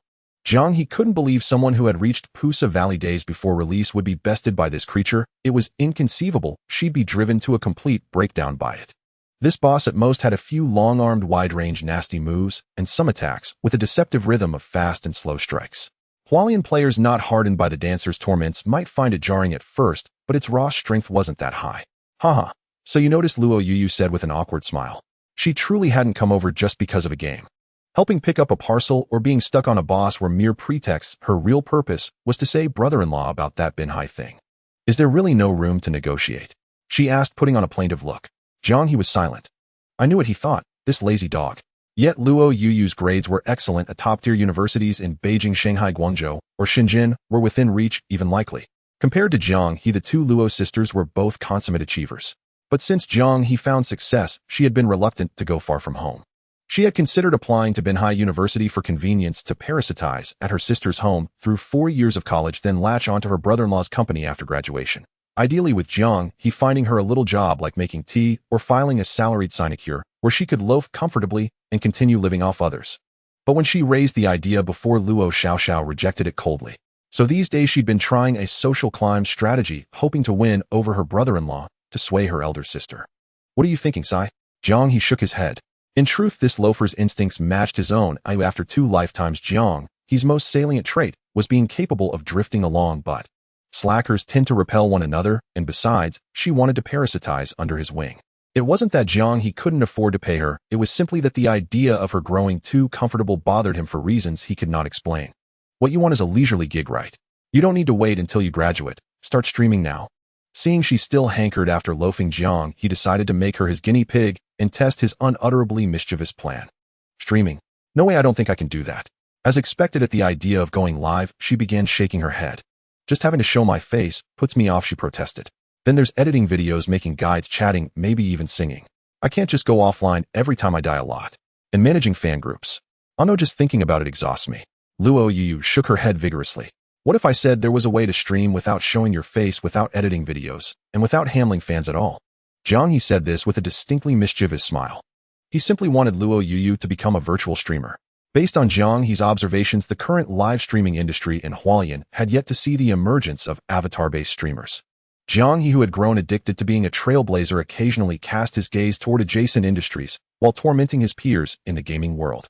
After all, he needed to expand his company's business. Of course, that wasn't the real purpose. Expanding the company was merely an excuse to keep his underlings busy. Jiang He's true goal was to cultivate a few loyal streamers or content creators under his wing. This way, he would have convenient tools, ones that wouldn't expose his identity, yet wield enough influence to speak and guide fans. After all, As a producer, he couldn't personally step into the spotlight, but staying in the shadows made him restless. Jiang He had reinvented himself as a producer in this life, but in his past life, he had been a game reviewer for so long. Not being able to critique players was an unbearable itch. Besides, the streamers in Hualien were simply too disappointing. Perhaps they were unaccustomed to the fragmented storytelling of Souls-like games, or maybe they hadn't fully grasped the map layouts and monster strategies themselves. Those incompetents took 10 days or half a month just to piece together the plot, and their guides were nonsensical. Jiang He, the great philanthropist, couldn't stand it. Dai Fei and the like enjoyed bossing clueless newbies around, and he was no different. Everyone condemned Naotals, yet everyone was one. Directing others was one of humanity's purest and most joyful pleasures.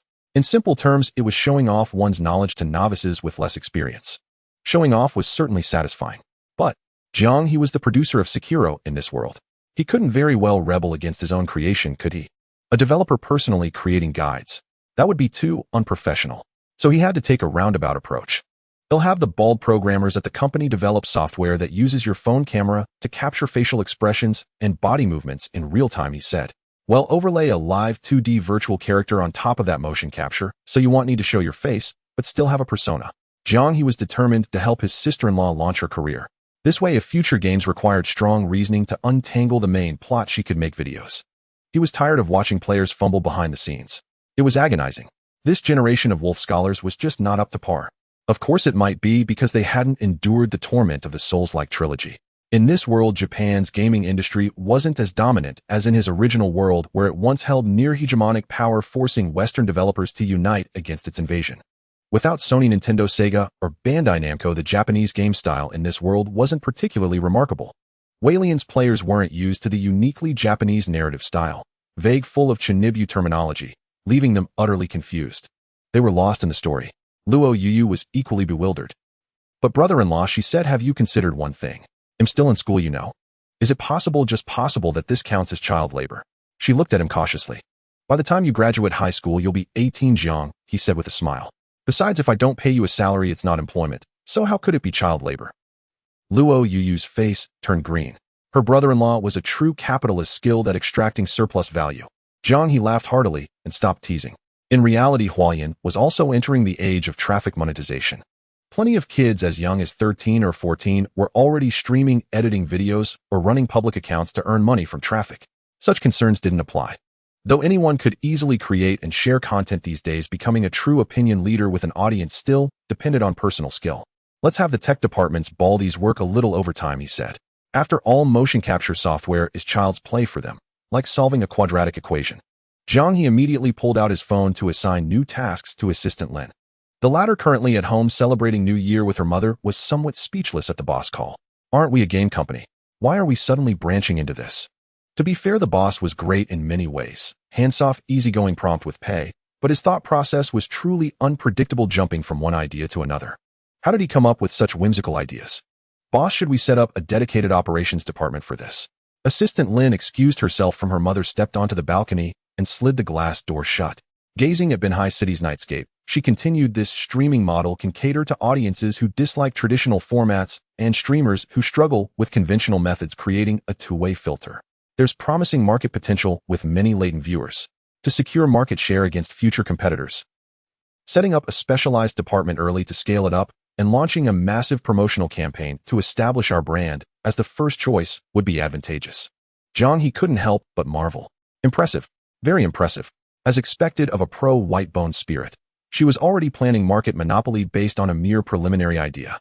She was aiming to replicate the success of Nijisanji and Hololive in one go. It had to be said that professionals transitioning from behemoth industries like energy, finance, or real estate were a crushing force against these gaming-focused entertainment companies. While scale it up, Jiang He agreed tentatively. You can start assigning tasks and scouting suitable candidates. Bring in a group to test the waters. Focus on those with solid gaming skills and decent personalities, but Hove struggled to gain traction due to poor marketing. But remember, we're primarily a game company. There's no need to dive too deep into the murky waters of the streaming industry. Besides the competition, Jiang He shook his head with a sigh. In this industry, there's no need to actively compete. Assistant Lin, now more familiar with the entertainment sector, nodded in agreement. Indeed, why compete? Just wait for others to self-destruct. Every major streamer has skeletons in their closet. Cases like the Coward's Fortress, a small circle of idlers entertaining themselves, were rare exceptions. This was an industry of pure comparison and depravity. Traffic streamers like traffic celebrities had no lower limit. They couldn't function without their PR teams. Such people constantly needed others to clean up after them. Failed to do so, and they'd end up like certain electric eel-like individuals arrested in no time. But that was beside the point. Jiang He didn't need to compete with them. Their goals were fundamentally different. All he needed were tools to interpret the plot or gameplay of Millennium Arts electronics games according to his wishes at specific times. Through these intermediate hosts, he could mind control more players in certain situations. Plus, it was a convenient way to arrange something for his laid-back sister-in-law. No need to wait until you graduate, he said, patting Luo Yuyu's head with a benevolent expression while she stared blankly. Since you're on break tomorrow, once the Baldies finish the software, you can start your vacation early and prepare to stream games. Get ready to begin live streaming and gaming. Luo Yuyu was completely bewildered. Why did it turn out this way? Whether staying at home or playing games, these were her favorite things. Yet now these two activities had inexplicably combined. Why did she have to go to work? Brother-in-law, do you not love me anymore? Luo Yuyu was on the verge of tears to drag a girl who only wanted to laze around through life and to work. Doesn't your conscience hurt? If I had known this sister would end up marrying such a heartless capitalist, I would have kept her at home. Be good, brother-in-law cares for you. You just need to focus on live streaming and making videos, and brother-in-law will give you a bonus later. As for the videos, edit them well, and there will be big discounts on the first release coupons. Jiang He kindly patted the head of this unfortunate child. You must not refuse the wine offered, or else brother-in-law will drag you into the development department to be a coder, and you won't be allowed to copy and paste from the external database. You must type every line of code by hand. After 3 months of coding, your hairline will recede 3 centimeters. Then you will have to shave your head and go to Xianfeng Temple to become a nun. Wah! Luo Yu truly cried this time. Old sayings hold true. Mischievous children bring much joy. While the younger sister cried, both families were exceptionally pleased. Luo Yuyu wanted to struggle a bit, but whether it was her elder sister or the grandparents at home, they all strongly supported Jiang He's decision. Inside and outside the venue, they were all Jiang's people. What could she use to fight back? To be honest, her father-in-law and mother-in-law also didn't expect Jiang He would arrange this lazy fish in such a manner. They were genuinely worried that Luo Yuyu, this lazy girl, would end up leeching off her brother-in-law's family, living off them for life. No one knows her better than her mother. Based on Luo's understanding of her daughter, she certainly could do such a thing. As long as this lazy girl had a bed, a computer, and food, she could stubbornly survive like a single-celled organism. Every time they saw her curled up in bed playing games, it couldn't help but evoke admiration for nature's craftsmanship. To say she was a worthless homebody would be an exaggeration. Even in her current state, she could still score over 600 in every major exam, with top universities being practically open to her. If this were considered a worthless homebody, wouldn't other high school seniors be looking for a toilet to suffocate themselves in? This little daughter was evidently a genius, yet she possessed only the qualities of a genius without the temperament that came with it. Jiang He's mother-in-law had worried a lot, fearing this girl might lie down and end up lying herself to death. Now it's better. Allowing their inexplicably wealthy prospective son-in-law to manage her is certainly preferable to letting this lazy fish roll around aimlessly. As for Luo Yuyu's resistance to going to work, what does this have anything to do with her? She neither had to go out nor could she play games every day. Isn't this exactly what she loves? While Luo Yuyu cried, she began recording and editing videos according to Jiang He's script. The New Year's Eve of that year was approaching. Another year has passed this year. I really didn't expect it to be so dreamy. After finishing the New Year's Eve dinner, both families set out joyfully for a stroll. Luo Xiaoxiao specially lagged behind with Jiang He, staring blankly at the moon in the sky. Jiang He was a time traveler disguised as an ordinary person, having been in this world for just over half a year, and he felt little sense of reality. However, Luo Xiaoxiao had experienced quite a tumultuous year. The childhood friend she had always liked suddenly seemed to awaken. He stopped being a sycophant, giving up on the senior he had pursued for years. He no longer avoided his feelings for her, unlike in the past, where he was indifferent, treating her like air. He matured all at once, not only starting a company and accumulating a substantial career, but also treating others entirely differently, becoming smooth and natural, no longer inexplicably sulking or complaining about everything around him.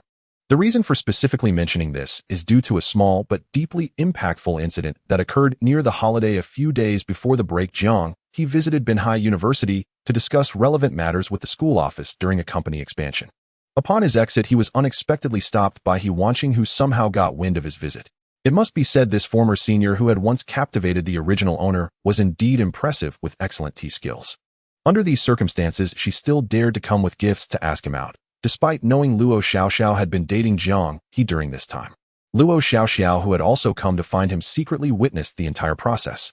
Jiang He did not react as she had imagined, throwing the box into the trash or smashing it in He Wonking's face, but rather smiling and chatting about trivial matters, then casually finding an excuse to leave. That box was later casually tossed by Jiang He to a passing dog roommate. It was so calm that it hardly seemed like an encounter with a former crush. Luo Xiaoxiao couldn't fathom how the old Jiang He would have reacted in such a situation. Surely he wouldn't have been this calm. Strangely, she did not feel worried about this opportunistic woman's incessant pursuit. Jiang He neither flirted with He Wanqing, who was clearly attempting to rekindle their relationship using her looks, nor did he slap her, pursuing the humiliation he suffered before and cutting ties entirely. There was neither love nor hate. It was a complete stranger's treatment.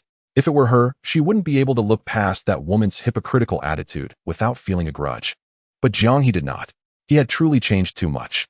If it weren't clear to her that there were no supernatural forces in this world, she might even think this guy had been replaced by someone. What are you looking at? Jiang He had no idea what she was thinking, only aware that she had been staring at him intently. It's so inexplicable. No, it's nothing. She didn't know how to continue. Luo Xiaoxiao suddenly felt a little guilty. Like being caught red-handed while contemplating something bad. She didn't dare to say directly that she thought you have matured so much recently, because saying that out of the blue would only make it seem like she had previously considered him immature. I was just thinking, would you have a New Year gift for me? A girl in love can occasionally come up with clever ideas. Luo Xiaoxiao's mind suddenly sparked with inspiration, thinking of a great topic. She shouldn't have said it, but once she did, Jiang He also had a spark of inspiration. Oh, there will definitely be one, right? How could I forget about this? Jiang He smiled as he tidied her hair. This is very important. An hour later in Jiang He's room. Hey, isn't this the logo of Mingyu Studio, hey? Luo Xiaoxiao curiously flipped the rather heavy express box, revealing a very familiar pattern. This studio is not very large, but it is quite famous among niche cosplay enthusiasts. The founder of the studio is a well-known beauty vlogger who not only makes videos in this field, but also established the studio to sell related costumes and props. Moreover, they accept custom orders. Although the prices are quite steep, the quality of materials and craftsmanship is unmatched by others in the industry. Luo Xiaoxiao was familiar with this logo because she was a little rich girl who often bought their wigs and skirts. Wait, no way. Remembering a casual conversation they had while eating at home a few days before the break. Her temples began to throb. She had already realized what was in this box. Suddenly turning around, she saw Jiang He shutting the door of his room with a click. It's a New Year gift. Oh, it's your favorite thing. Jiang He said with a friendly expression. A bedroom of over 20 square meters. The doors and windows were tightly shut, the curtains drawn. Soft lamplight illuminated the room. A floor-to-ceiling mirror polished to a gleaming shine reflected a delicate and pitiable young girl. Her hair was as white as freshly fallen snow, with pointed ears like an elf's hidden beneath the locks. The tip of her left ponytail bore a faint tinge of green. She wore a white dress trimmed with golden threads adorned with petal-shaped jade ornaments and intricate patterns. A delicate golden anklet graced her bare leg. She stared blankly at her reflection in the mirror, seemingly lost in thought. Then lifting her head to look at Jiang He, she said, "You're bullying me." Luo Xiaoxiao said, her tone filled with grievance. How so? How am I bullying you? I haven't even started yet. Jiang He stood behind her, slowly rubbing her cheek, unable to suppress a doting smile. You're still young, you don't know what real bullying means. If you just want me to wear these sexy clothes, and then... Oh, so you do understand, I underestimated you. Jiang He feigned surprise. You. Luo Xiaoxiao grew even angrier, her cheeks puffing up like a steamed bun. Do you think I'm too short and look like a child? And so you use these clothes to tease me? Not at all. You look absolutely adorable. And don't twist my words, I ordered a whole bunch of clothes, you know. It's not just Lala-style cosplay outfits. You were the one who picked this set yourself. Jiang He smiled and pinched her cheek. His girlfriend, so small and petite, was truly amusing. When upset, she could only sulk in silence, or else she'd have to jump up to hit his knees. Right, you picked this one yourself. Didn't you say last time anything goes? Show me that courage again. Come on, be good. Look at the camera, strike a pose. Jiang He pulled out his phone, watching Luo Xiaoxiao's typical tsundere act as she shifted through several angles while he clicked away with his camera. Tisk tisk. So cute. No, so beautiful. Seeing Luo Xiaoxiao puffing her cheeks again, he casually changed his adjective. Don't show these pictures to anyone else. And don't use them for anything perverted. Luo Xiaoxiao tugged at his clothes. How could I? I wish no one else could see you but me. Jiang He immediately picked the most captivating shot and set it as his wallpaper. After soothing Luo Xiaoxiao with a few gentle words, he managed to divert her attention, and she happily began admiring herself in the mirror. Seeing this, Jiang He silently called out to the system in his mind, the mystical props are ready. Time to make a big push. Main quest players' acknowledgement within the first month of Sekiro Shadows Die Twice release accumulate 5 million points of negative emotional value through this game. Current progress 500000050000000. Quest reward 10 pull pity 1. Quest completed. Reward has been delivered to inventory. Right now, start the draw. Upon receiving the command, the system, fearing that this man might use some bizarre method to drag it out and force it into a set of embarrassing sexy outfits, having been thoroughly cowed by the host's pranks, dared not utter a word. Silently, it initiated the draw system drawing. A series of colorful light clusters flashed by. Congratulations, host, you have obtained The Last of Us Fragment 1, Terraria Fragment 1, Insurgency Sandstorm Fragment 1, Arma 3 Fragment 1, Genshin Impact Fragment 1, Siren Fragment 2, Silent Hill Fragment 1, Left 4 Dead 2, Full Game, Resident Evil Full Game. Phew. Jiang He couldn't help but let out a sigh of relief, the lingering anxiety he had felt since coming home finally easing. Excellent. Whether it was due to Luo Xiaoxiao's mystical blessing or the system's last shred of conscience, at least he wasn't stuck at a tantalizing 910. This pity pull was certainly much better than the regular draws. Besides, so the bastard wasn't lying. There really is a probability boost for similar themes. I just didn't expect it to work like this. Jiang He mused with interest as he looked at the fragments displayed on the virtual screen. This 10 pull apart from the 2 full game copies. Among the 8 fragments, several indeed shared similar themes. Even the 2 full games were thematically related. Insurgency Sandstorm and Arma 3 were both shooters relatively hardcore, incorporating military simulation elements. Siren and Silent Hill needed no explanation, both featuring eerie settings, monsters, and plots from a similar era. Both were horror games of the previous generation released on the PS2 and PS3. As for L4D2 and Resident Evil, while their gameplay differed greatly, they broadly fell under the category of shooting zombies. Even seemingly unrelated titles like TLOU and Terraria, despite being vastly different genres, both shared the common theme of survival. The bastard's service attitude leaves much to be desired, but his work is quite capable. Jiang He stroked his chin with a sense of schadenfreude, though he found it odd that the system hadn't chatted him up this time, or even greeted him. At least it had done its job. For now, Jiang He didn't plan to add another mark to his grudge book. The results of this draw were relatively traceable. Compared to previous 10 pulls, which were almost as random as wandering the world with no logic, this was undoubtedly much better. Based on this estimate, the probability boost for similar themes likely meant that after drawing a fragment of a certain type theme, the next draw would be more likely to come from the same type theme. This was advantageous for him. But from this perspective, completing Genshin Impact this time involved a significant element of gambling. As mentioned before, Jiang He had no particular attachment to Genshin Impact.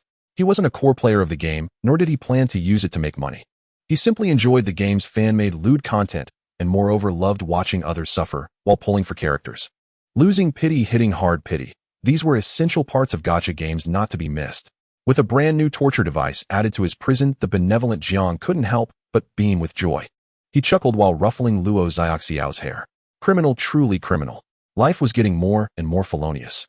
This little dress is pretty nice, Luo Xiaoxiao said, too busy rummaging through the large box to mind him.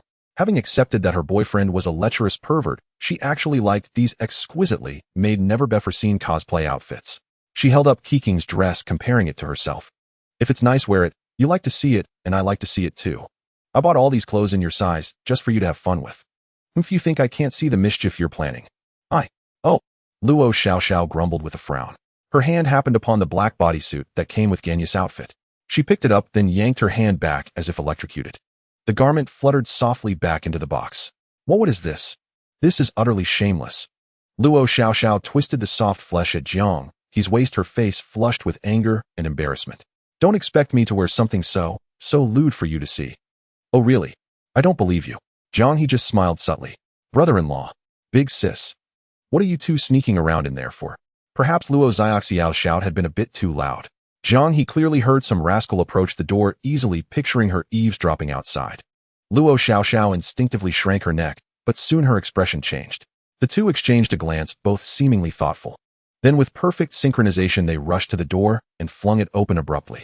Oh, I knew it. Holy SHD. Before Luo Yu could even finish her sentence, 4 hands reached out from the doorway and dragged her inside like an unfortunate victim snatched by zombies. Wah. You're not human. Just kill me. There's no point in living anymore. Luo Yu in her white-haired Lesser Lord Kusanali cosplay lay on the bed with a face full of despair, her eyes dim and vacant, as if she had been utterly broken. He, Guhi hi. Slurp slurp. Luo Xiaoxiao straddled her one hand, pinning her sister's arms above her head and pressing her down onto the bed to prevent any movement, while the other hand clutched her phone, frantically pressing the shutter button. I told you she looks adorable, right? Jiang He showed no intention of rescuing his sister-in-law from his girlfriend's clutches. He stood by with his arms crossed like a concerned bystander, watching a mischievous child get punished, simply observing the spectacle. Occasionally, he would even offer some pointers, directing Luo Xiaoxiao to better angles. Poor Luo Yu felt like she wanted to die. Exactly. And Yu's skin is even better than mine. Luo Xiaoxiao casually tossed her phone aside, then with an obsessed expression began pinching and kneading her own sister's face. Oh my, she's so pale without any makeup, I'm so jealous. This was indeed true. Although the sisters weren't twins, their facial features were nearly identical. However, due to differences in personality and hobbies, some specific details of their appearance were quite distinct. Luo Xiaoxiao already practiced calisthenics, and in the 6 months since learning that Jiang He had started exercising daily, she would make time to go jogging with him in the mornings or evenings. Compared to her sister, whose life revolved around the classroom and dormitory, and who would hardly step out of the house during breaks, she was much more energetic, but her skin was inevitably not as fair.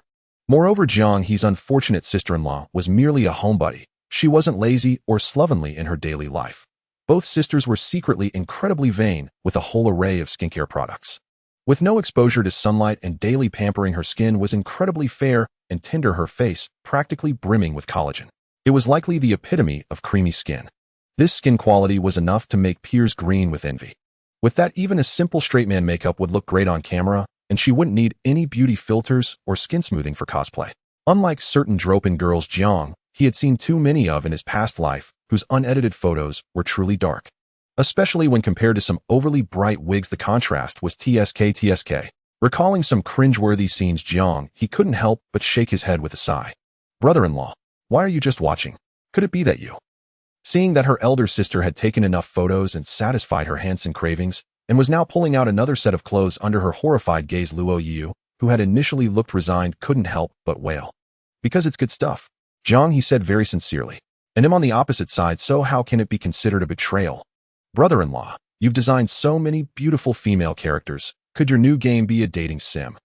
Switching from horror games to raising Sims. Luo Xiaoxiao, thoroughly satisfied, carefully packed away all the sets of clothes, shoes, socks, and especially the wigs and accessories. Luo Yu, finally released from her ordeal, lay limply on the bed, making small talk. To be honest, setting aside the fact that she had been thoroughly tormented by her elder sister, she was actually quite interested in these clothes, or rather the characters they represented. First, they were indeed very beautiful. It's worth noting this wasn't the original world overrun with various otakubate games. In this world within the ACGN circle, the focus was still on the first two, namely animation and doujinshi. The variety of character designs and clothing styles was far less diverse than in the original world.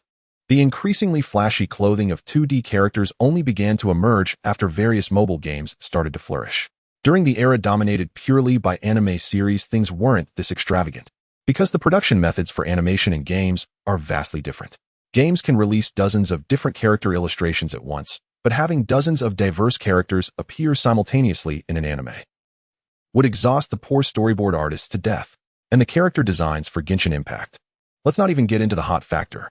At the very least, in terms of clothing style, it could deliver a dimensionality reduction strike against the current ACGN scene of Hualien. In short, it was truly eye-catching. This kind of aesthetic had never been seen before. And in Hualien, gacha mobile games themed around 2D characters, or more formally Japanese-style social games, were a genre no developer had yet touched. No, that's not entirely accurate. In the Japanese territory under Hualien, some had already started making anime-style games. But they weren't exactly social games. Or rather, very few were social games. They were mainly developing the type Luo Yu mentioned, like Beautiful Girl Mirror or Nakapura, dating sims, or visual novel games. There were also browser games. These browser games were the prototypes of later gacha mobile games, but they were relatively archaic, reminiscent of the DMM era from 2013 or even 2012 in the original world. Similar to Shiro Project or Rage of Bahamut, the styles were still quite mixed, but they had basically formed the prototype of later gacha games. But they were just prototypes. There hadn't yet been a true emergence of a mindset like the Million Arthur series, which fully implemented the idea of coercing players into spending money. And this was just a small corner of Japan under Walian's rule.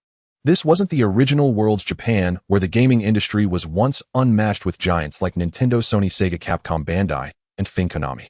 They held a pivotal position globally. And for decades, they had continuously exported their culture to the outside world, from the Blue Robot Cat decades ago, to the later ubiquitous 2D characters and the enduring tokusatsu heroes and giants of light. The original world's Japan's economy had indeed stagnated after the bubble era, declining for over 30 years, but they never stopped their cultural export. This was a key factor in their transition from a manufacturing-based economy to a tertiary industry. This allowed the style of the Japanese game industry to continuously influence global players through such influence. The Japan of this world had never engaged in any cultural export. Their market was essentially self-contained. How would native Huaxiao players know what they liked? Without these reserved Japanese developers opening up new frontiers for the ACG circle of Hualien, the crucial third leg of gaming was still crippled. The industry's aesthetics and styles couldn't hold a candle to the survivors who had emerged from the brutal market competition of over a decade in the original world. Second, these characters were genuinely ones she had never seen before. Although Luo Yu mainly played games and didn't watch much anime, since her elder sister, who had seen countless works, hadn't seen them, they must be original characters created by her brother-in-law. And they were most likely from a new game project currently in development at Millennium Esports. After all, it couldn't be that he designed so many outfits just to make his otaku elder sister happy, could it? That was over a dozen sets, a whole suitcase full. Although she harbored some resentment towards her bastard brother-in-law for standing idly by still. A new game from Millennium. As a player having such a sneak peek opportunity right in front of her, if she didn't act like a leaker, wouldn't she be a fool? It is a new game, and it does have raising some elements, but it's probably not what you're imagining. Jiang He said casually. And what? We might have quite a few new games planned for this entire year. Jiang He indeed has quite an abundance of ammunition at hand. The earliest complete version of Stardew Valley, which has long been shelved due to stylistic reasons, The Far Edge, which he drew from the same batch as Sekiro, but has been left untouched, the freshly released Resident Evil and Left 4 Dead 2. And then there's Genshin Impact, which he painstakingly gathered. Although it can't be said to have been entirely through effort, it was rather a matter of serendipity. These are the 5 new games. If we relax the conditions a bit, and also count I Want to Be the Guy, which has only circulated in a very limited scope used solely for testing new employees and never officially released, and the virtual reality version of Sekiro that just launched at the beginning of March, he might even have as many as 7 rounds of ammunition ready to fire. It's important to know that many of these have been optimized by the system, providing complete bodies of both the traditional platform 3D version and the virtual reality version. Considering the industry's average standards, this amounts to the workload of other companies over 2 to 3 years, or even longer. At least based on the current material accumulation and understanding of games at Hualien Jiang, he does not believe they can catch up with these system products solely by restricting production capacity. Of course, having ample ammunition does not mean he will use it all. Unless there's a further expansion in recruitment to turn the company into a large conglomerate, otherwise throwing out so many diverse products in less than a year would be quite sensational. It would scare people out of their wits. For someone like him, who has a cheat-like advantage, updates are like playing cards. The strategy depends on the state of the field. Moreover, these items have various flaws that require further refinement and optimization. The worst among them is Resident Evil. Jiang He is not avoiding specifying which generation it is, nor did he overlook a remastered version. He received the original version of Resident Evil, specifically the one released in 1996. This is truly quite subpar. Indeed, for someone of Jiang He's age, this game can still evoke fond memories of playing in the arcade during his youth. The classic moment when the zombie known as the One Who Looks Back with a Smile turns around is a legendary scene that has been celebrated in the industry for decades. This shot, in some sense, even established the chilling style of the entire zombie genre in later games. However, considering the current market demands based on the production precision and quality standards of this item, if it were released by Millennium Electronic Arts, it would be a disaster. What do you mean? What I mean is I really am aminos. Seriously, what are you thinking in your head? You can't just give me a 6th, 7th, or 8th generation. At the very least, give me a high-definition remaster. Who do you think would play this antiquated piece of junk that's older than I am? Jiang He truly felt like he was facing the system's horse in the sand. The first-generation 3D game from 1996. It's unbelievable that you could think of this. The key point is that this piece of junk has not even been ported. It claims that it's truly a coincidence. After the lottery system was updated, not every draw resulted in a complete port. What does this indicate? It indicates that you have passed your beginner's protection period, which is actually a good thing, you know. The system stated confidently. Whether I know or not is hard to say. You better hope that your woodwind instrument still has a protection period. Jiang He sneered. He is not short of a few pennies or trifles, nor is he incapable of relying on the company's technical capabilities to achieve upgrades and ports. He simply finds the system's roundabout excuses to be very displeasing, just like that phrase people often say, "This is an attitude problem." But I'm not a carbon-based life form. I truly don't have a woodwind instrument. The system hesitated for a moment. Jiang He. There's nothing he can do. It's impossible to reason with someone who is so far ahead that they don't even need to use a shield. The rules do not allow it, and he is powerless. Just like in GTA V, even if the cheater modifies the damage to catastrophic levels, expands the attack range to the maximum, and even if a single RPG can obliterate all vehicles in Los Santos, they cannot collapse even a single building or snap a palm tree on the shores of Vespucci Beach. The system simply does not have this function. Even if his output is astronomical, it is ineffective against something that does not exist. Jiang He could only silently curse his misfortune and quickly drive this wretched thing away. Additionally, he jotted down a new task to prioritize the porting and resetting of Resident Evil.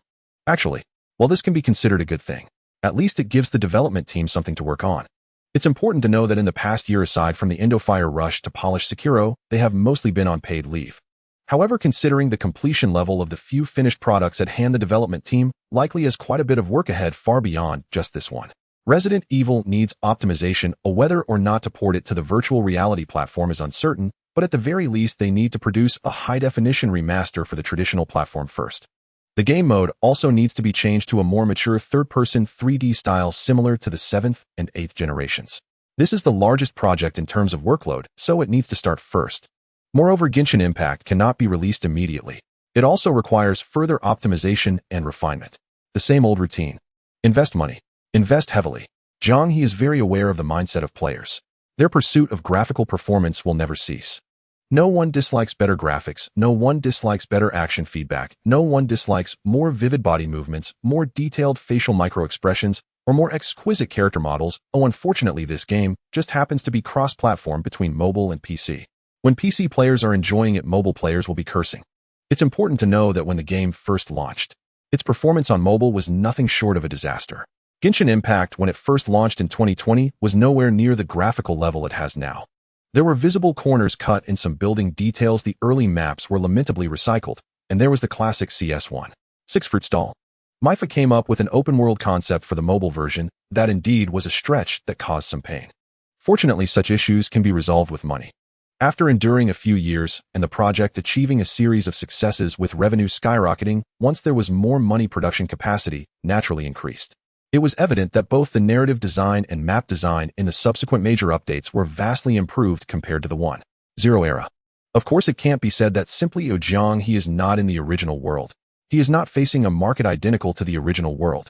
Similarly, the electronic and semiconductor industries at Hualien are not comparable to those in the original world. At the very least, mainstream manufacturers' flagship models are not overheating before they finish clearing resources. He can fix all the flaws and shortcomings from the original works that he finds unsatisfactory. After all, a game with a cartoon rendering style cannot, to maintain its style, simply throw in an 8K super sampling texture as if it were a realistic rendering game. Additionally, there's the inherited poor optimization from Mia, layer upon layer of code applied like a pile of garbage with extremely low-cost performance ratios, leading to extensive and frequent calls to graphics programming interfaces, wasting GPU bandwidth.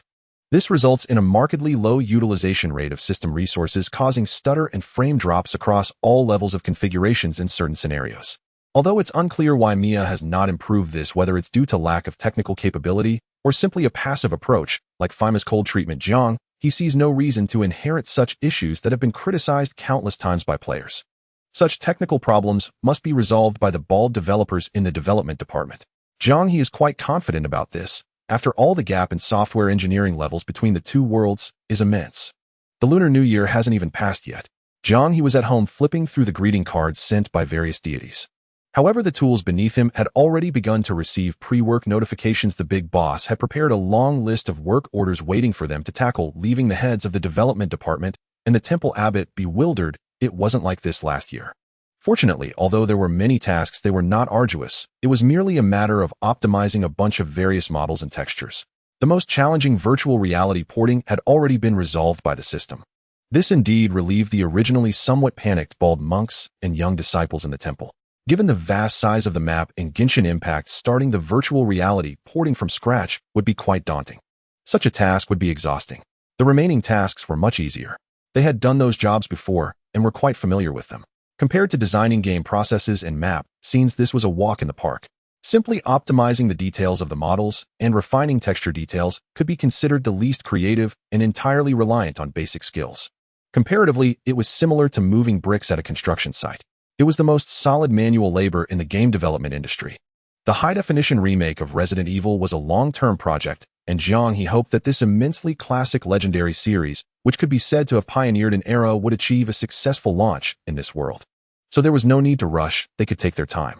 The requirements were not too high, mainly modernizing the processes and modes according to the later HD remake version from the original studio. Additionally, optimizing the visuals using mainstream graphical technologies was straightforward. As for the virtual reality porting, that was also manageable. This wasn't an open world, the map size of the first Resident Evil was quite easy to deal with. Overall, with the current capabilities of the Millennium Game Development Department, it was feasible. There were no demands for top-tier industry technology, making it very friendly for the bald monks. As for Genshin Impact, it was even simpler. This wasn't a reset, it was merely about fixing the parts where MiHoYo's technical capabilities fell short, as well as adjusting for mobile performance. This would allow it to perform better on Blue Star's mobile and PC platforms, which were far superior to the original world, as well as on exclusive virtual reality platforms. With better performance, having an existing product made it quite easy to engage in this patchwork work, especially since it involved cartoon rendering. Cartoon rendering is much easier than realistic rendering. In fact, the bald monks were also puzzled as to why the big boss didn't just release this product directly. The graphical technology of this product did lag behind the mainstream levels of Walian's major manufacturers, such as the inexplicable pre-rendering strategy that ignored player perspective limitations and loaded the entire scene from top to bottom. However, the design concept was already vastly advanced and could even be said to be beyond what competitors could achieve. The overall gameplay and payment model had nothing to do with conscience compared to other games that were still foolishly selling mounts and wings. This was simply futuristic. It could be said that every desire of the target audience was captured to the fullest. Isn't that right? This is all the ultimate strategy cultivated over a decade. And let's not forget the kind of market they survived in. Who could compare with this group of cash-grabbing mobile games in terms of forcing players to grind, pay, and work? Jiang He understood the thoughts of the bald monks, but didn't want to elaborate. He couldn't possibly introduce them to the murky history of the domestic industry in the original world, as well as MiHoYo's ancestral operational strategies and their PUA techniques directed at players right. After all, without experiencing the tidal wave of mobile gaming cash grabs from the original world, it would be difficult for his subordinates to comprehend how these dark strategies came to be. In this case, it was better not to explain. After all, the more he said, the more mistakes he would make. Let them focus on their work and understand things on their own. Thus, the two projects began their countdown, and the ammunition he had on hand was dwindling. He only had two titles: The Farthest Frontier and Left 4 Dead 2. The former only had traditional platform versions, while the latter had an additional virtual reality porting version. This made him reluctantly add a note of hatred against the system. The inferior products were clearly mocking him. How could Left 4 Dead 2 have a virtual reality version, while Resident Evil did not? Surely the latter, with its limited scene materials confined to a single mansion, couldn't be larger than the former, which had over a dozen maps. However, it must be said that having a ready virtual reality porting version did save a considerable amount of time. He could synchronize the dual-end release at the time of launch. But this would necessitate a major project being put on the agenda. I might really have to create a platform. Jiang He gazed out the window, looking troubled. The amount of work was indeed substantial, and it was something that had to be done. The workshop. Left 4 Dead 2 without a workshop was indeed incomplete. It couldn't be simply stated that it was incomplete if having a workshop was akin to a complete Wuling Hongwang, then removing it would leave only a wheel rim at best. This game had survived for a decade thanks to countless deities and minor deities in the workshop, and it still had an active player count that could outperform many competitors. Its monthly active users could make those games that became ghost servers within half a year weep with envy. While it cannot be said that this was entirely the workshop's achievement, it certainly accounted for more than 90%. After all, no matter how brilliant a development team or how exceptionally talented a producer, maybe they can find themselves without work and left twiddling their thumbs. Human imagination is boundless, but individual capabilities are indeed limited. Players, a tremendously vast group, are the ones possessing infinite creativity, imagination, and possibilities. The workshop could provide a platform for those with ideas and projects, allowing the talented to showcase their works to other players. However, to create such a thing, a platform must first exist. In simple terms, this relies on the active player base of the platform. The number of users must be sufficient, and the community must be large. Otherwise, it simply wouldn't be viable. It's similar to certain lesser-known mini-games. Even with a workshop, it would just be a few hundred loyal players amusing themselves failing to form any scale. It wouldn't create much of a buzz. It's challenging, but it must be done. Jiang He thought for a moment and decided to launch this project immediately. This was unrelated to profit, it was purely personal preference. As for creating a platform being a significant initial investment with no short-term profits and a long return cycle. Oh, money is just a temporary setback, it can be earned back later. This also lays a foundation for future industry development. Moreover, the earlier a gaming platform is established, the better. User retention requires time and reputation to cultivate. He lacked the latter, but time was precious. Initially, it would indeed rely on the products under Millennium to hold the fort. If it truly expanded, it could also rely on other manufacturers to enrich the store. And what does it matter? I've really been overthinking this. As long as I can create the workshop and the community, what do I care about heat and traffic? I'm not relying on this to make money. Jiang He pondered for a long time, finally smacking his forehead. True enough, he was not depending on this for profit. What does it matter if the monthly active count is high? Whether players enjoy using the workshop is their concern, or whatever inducement strategies he employs will not affect players' thoughts. In that case, let's put this matter on the agenda. After all, the ones who would suffer would merely be the high monks of the development department. The Lantern Festival is approaching. The whole country is still immersed in the festive atmosphere except for the unfortunate souls in the gaming industry. It's not to say they haven't made money. This spring festival holiday is their most profitable time. Even elementary school students are eager to collect red envelopes. The overall economic situation of Hualien is still gradually rising, so this year their revenue has also increased to some extent. This is something that relies on comparison. During the first half of the lunar month, everyone is watching as bystanders witnessing the dominance of Millennium art in the gaming world. Sekiro has slaughtered from the village head to the village tail, cutting through Penglai East Road, all the way to South Heaven Gate, creating a scene of blood and carnage. Jiang He and his unfortunate peers were all dumbfounded. How absurd can games really be made like this? From narrative to art design, from gameplay to flow, the entire design philosophy has left these lazy dogs who are still pondering how to adapt MMO games while scraping together a profit in single-player feeling ashamed. One could say that Sekiro's storyline is quite brief and the overall approach follows the consistent style of FS Studio, no chatty NPCs, nagging lengthy mandatory main quests, and certainly no excessive text piled up. It doesn't directly present the plot to players, but instead hides it within numerous key dialogues throughout the gameplay, with key items also containing snippets of information. This is truly the meaning of the dragon shows its head, but not its tail, where players can only infer the whole dragon's shape from glimpses of its scales. Yet players eat this up. Still, that old saying holds true when it comes to reasoning. Those who dislike it would rather highlight and circle the names of the murderer and victim right on the first page of a novel, while those who enjoy it would want to gather a ton of materials and find a whiteboard to draw everything out from start to finish. However, Sekiro's plot isn't polarized to such an extent, because compared to the Souls series, Sekiro's story is actually clearer. Compared to other games, there are indeed elements that are hidden, but when compared to the Souls series, it offers a clearer outline to the players. This design is just right. It neither leaves players in confusion like the Souls series, requiring a long process to understand the general idea, nor is it overly explicit, offering no room for speculation and reasoning, thereby making the flow itself feel short and powerless. The former is too fragmented, demanding excessive time and energy, while the latter is too complete, leaving no space for imagination. Sekiro occupies a middle ground. Once players finish any ending, as long as they're not closing their eyes to the text, they are likely to grasp the key points of the entire storyline and can effortlessly deduce the complete plot. Yet it never fully reveals everything, leaving plenty of segments with multiple possibilities for the Wolf Scholars to discuss heatedly.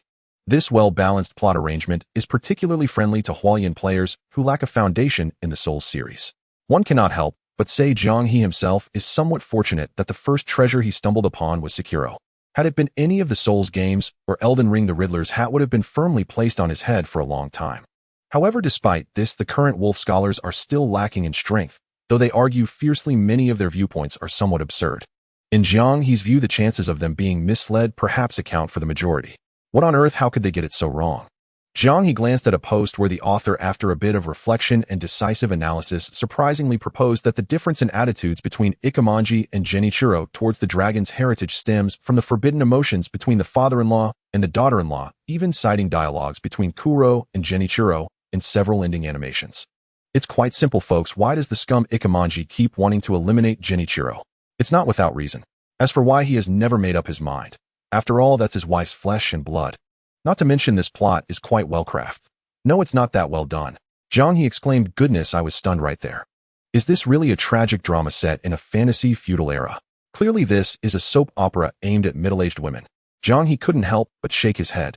Although the author indeed included a lot of absurd elements, the most absurd part is that when correlating the plot's performance with his deductions, it indeed makes sense in many places. As a result, many new players have started to take it seriously. This is not good. The negative impact on newcomers is incalculable. He was utterly disappointed with these people who kept making absurd comments. Fortunately, he had a backup plan. Counting the days, his sister-in-law had been tirelessly recording materials and editing videos day and night. She officially entered the industry. She debuted. The day she officially started her project should be around this time, right? Sister-in-law. In the middle of the day, the Luo family's house was empty again, likely because everyone had gone out visiting relatives. Only when Jiang He opened the door to Luo Yu's room did a long drawn-out and exceedingly mournful complaint reach his ears. His sister-in-law was curled up on the chair looking at him with the gaze of someone watching a thief. Oh, isn't this Yu? It's been a few days. A few hours since we last met. You've become even more beautiful. Jiang He said with a rather insincere smile while affectionately patting his sister-in-law's head. For some reason, he had developed a habit of patting the heads of these two sisters. Perhaps their hair was too good and felt wonderful to touch, or maybe it was just that it gave him a sense of petting a dog. Very relieving. Luo Yu, so annoying, so tired. When will this dog-like thing finally perish along with this world? Speaking of which, what on earth did my sister eat to find this kind of dog man appealing? Is my sister's conscience not just bad, but her eyesight also gone? Or is it that being with such a dog man is very therapeutic for low blood pressure? Just in time, let me take a look. Has our cutest sister-in-law been working these days? Jiang He rubbed her head for a while, then turned his gaze to Luo Yu's computer desktop, rubbing his hands together like a fly. Don't look anymore. I've already sent the video. The project files and materials are too large, so I didn't save them. Luo Yu said in a muffled voice, casually opening the back end of the video uploader. Let me see. Upon hearing this, Jiang He reached out and dragged the progress bar. The video was over 40 minutes long, which is indeed a substantial length for a video. One cannot say it is outstanding, as this type of hardcore educational video makes no sense with unnecessary flashy effects. However, since it interspersed actual gameplay footage, certain external materials, and enlarged game screenshots, there were frequent transitions. The editing didn't include any special effects, but the transitions were quite natural.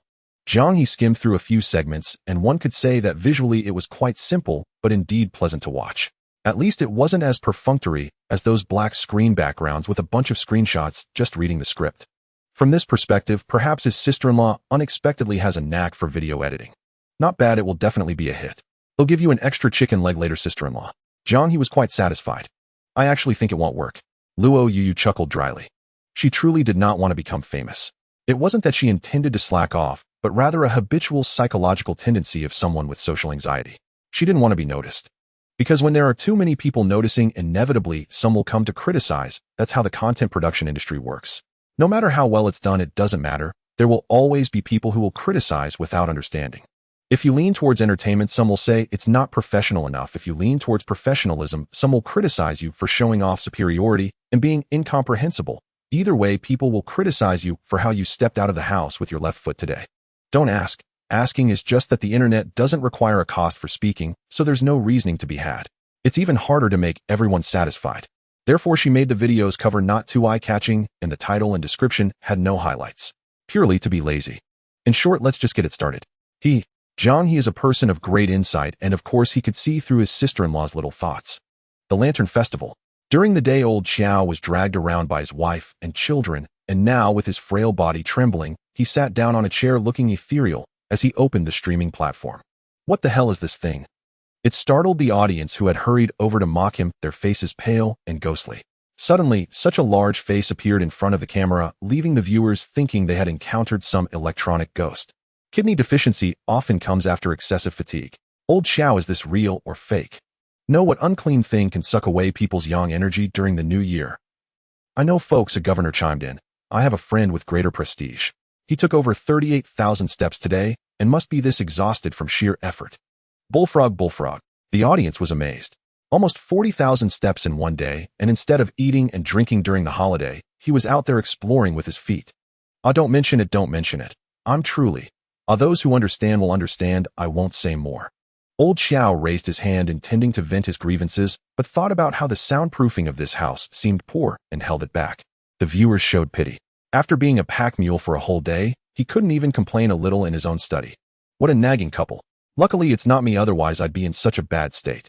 Tonight, let's play Sekiro instead. However, we're not in a hurry to start. Let's first look at some reference materials. After all, this ending has been dragging on for so long, I suppose you all wouldn't mind waiting a bit more, right? Jiang took a sip of goji berry water and said, "The viewers? Are you implying I have no opinion? Damn, you've played through the first round 4 times, how can you still bring this up, eh? I see you want to achieve the world's slowest completion record. Hey, I'm just watching the story and testing the endings. Who told you this game has no save feature?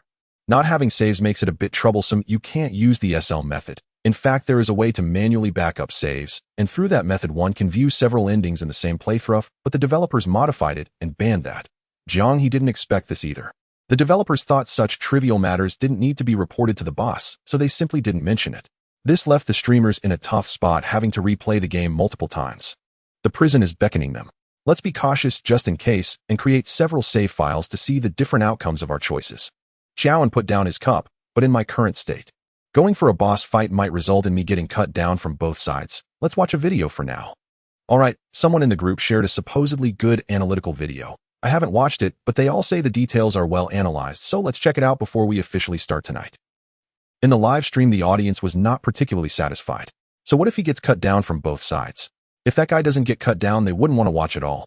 Moreover, old Xiao hadn't been seen all day, and his tone was exceptionally domineering. Furthermore, saying let's watch a video first made it sound as if watching the video and recovering his spirits would allow him to defeat the boss easily. Speaking of which, since Sekiro was released, it's been over 2 weeks, a full 15 days during which the others in the Cowards camp have probably completed countless playthroughs. Otherwise, the Wolf Scholars wouldn't be able to perform so smoothly. The overall completion rate is indeed not high, as regular players are different from early players. Even those who rushed to play on release day in many places had already started to face false difficulties. It's impossible to spend all day just fighting a few bosses, especially for office workers who have gone back to work. Spending a couple of hours a day is already pushing it. Not everyone can be like Luo Yuyu, that lazy dog who just stays at home playing games every day. Plus, considering that it's still the new year, a significant portion of the time at home must be taken out for socializing and visiting relatives. On average, most players who purchase the game in these 2 weeks would consider it quite good to have about 20 hours of actual gameplay time. Unless one watches a guide and skips class, it would be quite difficult to complete. Encountering a deadlock situation is quite normal, especially if one is still in front of Sakura Dragon. However, as streamers make a living from gaming, they cannot still be stuck at this point. So even if the viewers only rely on peeking to cloud their gameplay, they have long since completed the game. They often don't just watch one person. The more they watch, the more information they gather. But old Xiao can only be described as an exceptional anomaly. This person hasn't played multiple rounds, not even a second round, but has opened up a total of 4 save files. Except for one that got stuck at the castle meeting with the adoptive father, the rest are just stuck at the point of choosing whether to go for the Azura ending. The other 3 are all pushed to the first round, having completed Sakura Dragon and the invasion of the internal army, which means they are all stuck before the endings. It should be said that there's nothing wrong with that. Looking at multiple endings is fine, and at least there's a full ending collection achievement. However, in each of old Xiao's later saves, there are bosses and elite monsters that can be skipped, all of which he avoided. One must admit that the prosthetic umbrella has truly saved some people's lives. If using the prosthetic tools required consumable paper figures, old Xiao would have been stuck underneath the iron umbrella pretending to be a random crowd. All mandatory bosses have been cleverly avoided, and those that can be skipped are simply not fought at all. Not only has he not faced the final boss, the Sword Saint Ishin, but he also only went to face his adoptive father, who is needed for the normal ending after being encouraged by the comments and immediately retreated after dying. As for the vengeful spirit, he hasn't touched it at all. After defeating Sakura Dragon, he just farmed materials on the Tiger's Mouth steps and otherwise stayed inside the temple acting like a fool. Who was it that called someone a coward and a loser yesterday? You're not scared, are you? Didn't you promise to finish all the endings and then start a second round for full collection and side quests? Such a loser, are you planning to be a deadbeat? The audience saw this guy's performance today and thought it was bad. Quickly prepare a unicycle in case this loser really dares to be a deadbeat. Will immediately send him trending on social media. No, really not.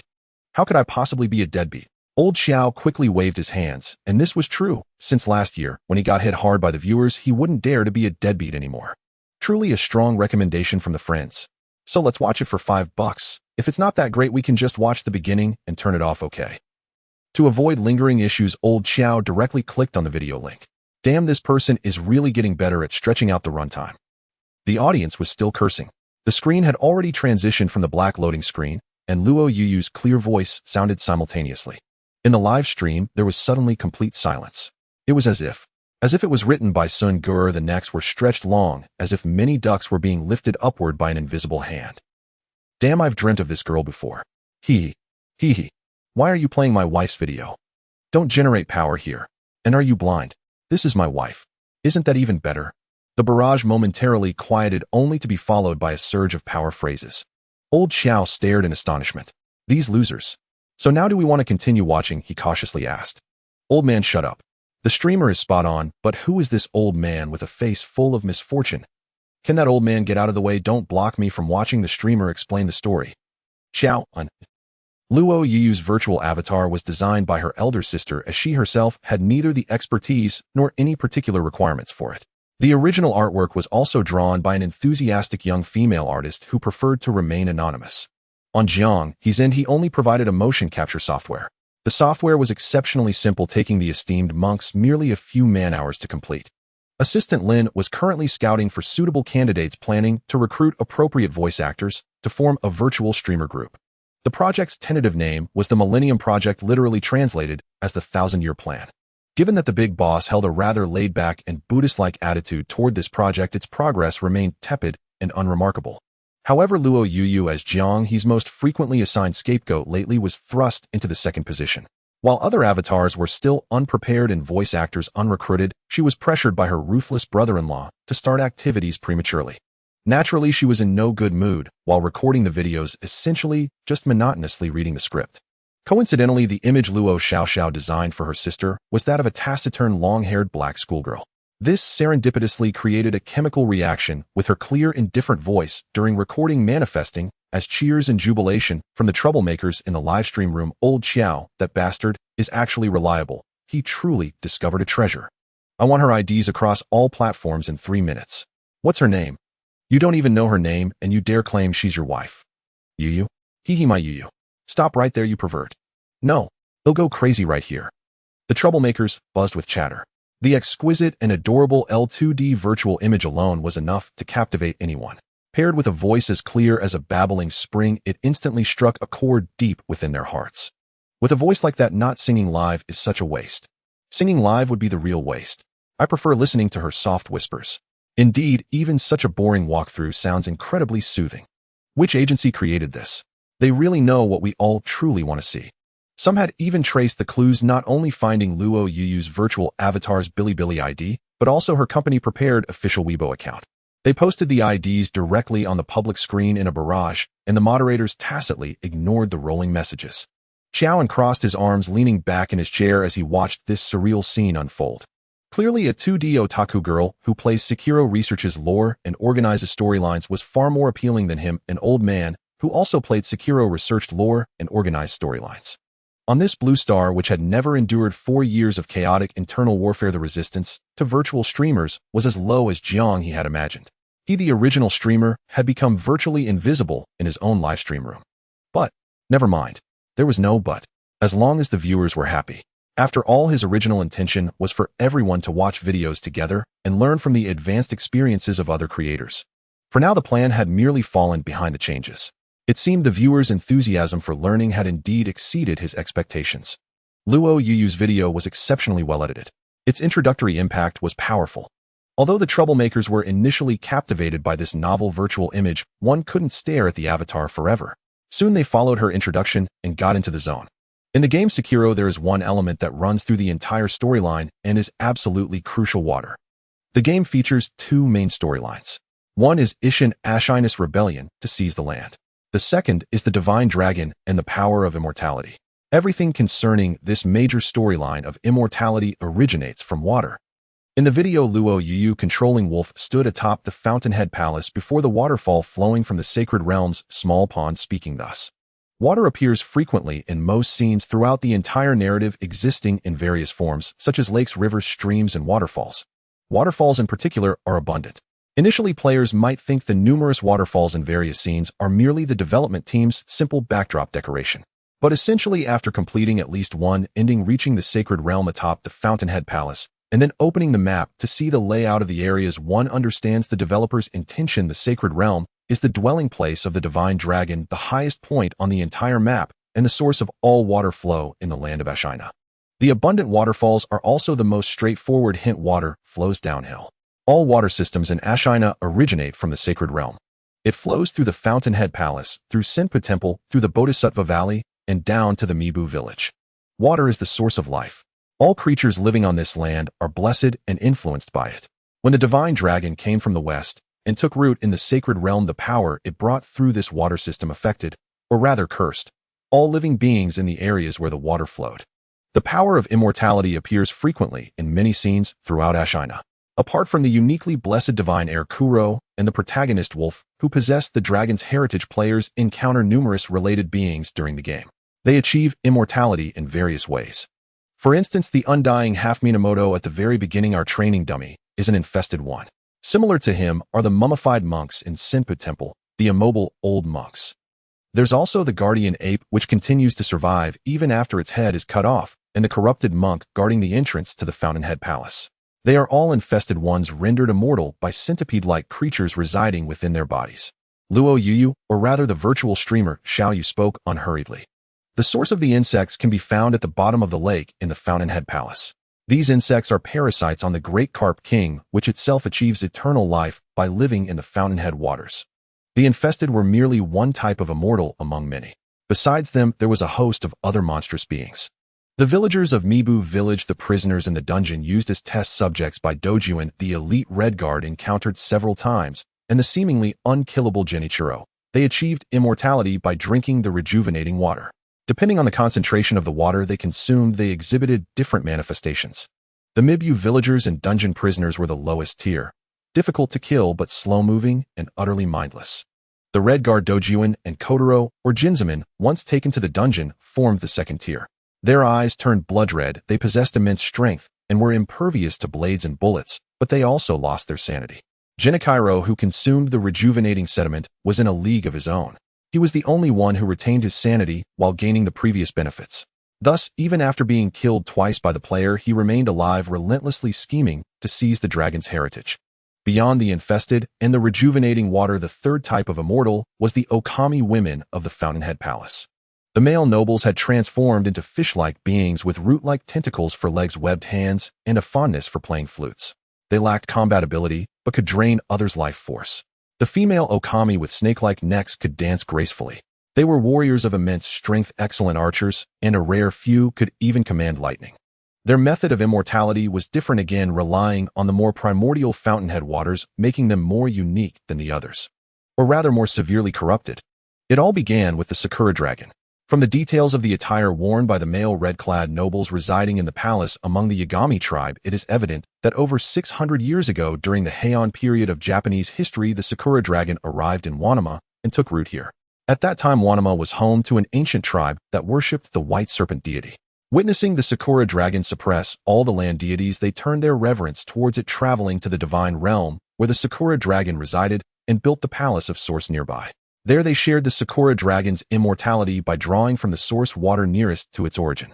A small number of tribesmen who still believed in the white serpent deity were driven into the Valley of Descent along with the expelled serpent. Due to the existence of the Sakura Dragon, the immortal energy it exuded affected the waters flowing from the summit of Wanama. This influence was passive. The Sakura Dragon did not impose any control over it. Consequently, this influence became entirely uncontrollable, manifesting in a particularly sinister and bizarre manner. Whether it was the insect bearers or the transformed beings or the Yagami people who resembled the indescribable monsters from dark dungeons, they all became exceptionally grotesque. However, the dragon's blood power within Jiulang was different.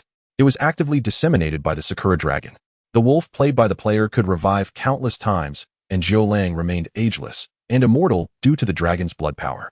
He could even control the direction of this immortality as long as he disagreed. This was evident from the fact that Sienna Long could only confine Jiulang, but could not obtain the dragon's blood power. Clearly, compared to other inhuman and ghostly immortals, the dragon's blood power was remarkably complete. However, the price was the frequent triggering of the dragon cough when the dragon's blood power was used. The dragon cough would siphon life force from those around the child of the dragon's blood. But where did this life force go? The answer is that it was all given to the Sakura Dragon. Luo Yu continued. From the first phase of the boss battle with the Sakura Dragon, it can be seen that in the strange space where the Sakura Dragon exists, there are countless old Whitewood men. The introduction of the powerful restorative item God-Eating Elixir in the game mentions that before the arrival of the Divine Dragon, there existed countless minor deities on this land, which is not hard to understand. The core idea of Shinto in Japan is everything has a spirit claiming that there are 8 million deities on its land. Not only is there nature worship, but also deification of humans. The mythology in Neon Shoki is even more absurd as it suggests that even when some powerful deities go to wash their faces, or use the restroom, small gods can be birthed. The Whitewood men imprisoned by the Sakura Dragon are likely those land deities who lived in Wanama before its arrival. They have decayed to the extreme in their centuries of confinement, but cannot die in this space devoid of death, and must eternally provide life force to the Sakura Dragon. Yet this is still not enough, hence the existence of the child of the dragon's blood. Its existence is in fact a bait cast by the Sakura Dragon, allowing the child to remain ageless and immortal, and its attendants to also remain ageless and immortal, while siphoning life force from all those around them to replenish some higher-grade nurture. If this dragon's blood power is not used continuously, even the life force of the child of the dragon's blood will gradually be absorbed by the Sakura Dragon. The deaths of the previous dragon's blood duo Jiang and Ba can attest to this. Thus, the child of transformation we encounter in the process, who is also the rice girl from Xianfeng Temple, who gives us rice, would say immortality is a curse. This is because from beginning to end the immortal energy released by the Sakura Dragon, whether intentionally or unintentionally, has never been benevolent. Luo Yu's video on this topic is centered around this theme: immortality is a curse. This is also the underlying significance of the main storyline throughout Sekiro. One can only say it fits the old thief's consistent style. Whether it is Demon Souls or Dark Souls, the current Sekiro, or the future Elden Ring. In these Soul series works, there has never been a truly happy ending. Just like in Norse mythology, it begins in chaos and ends in despair.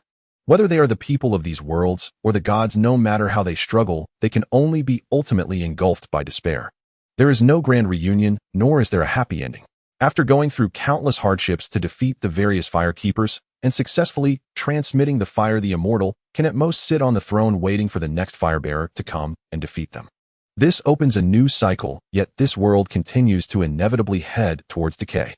Compared to the previous games, the plot of Sekiro is not only the most straightforward, but arguably the best.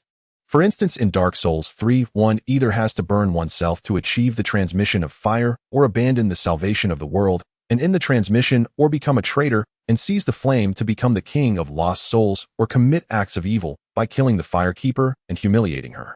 Regardless of which option is chosen, the world that should have been saved will head towards destruction, merely differing in the speed of its demise.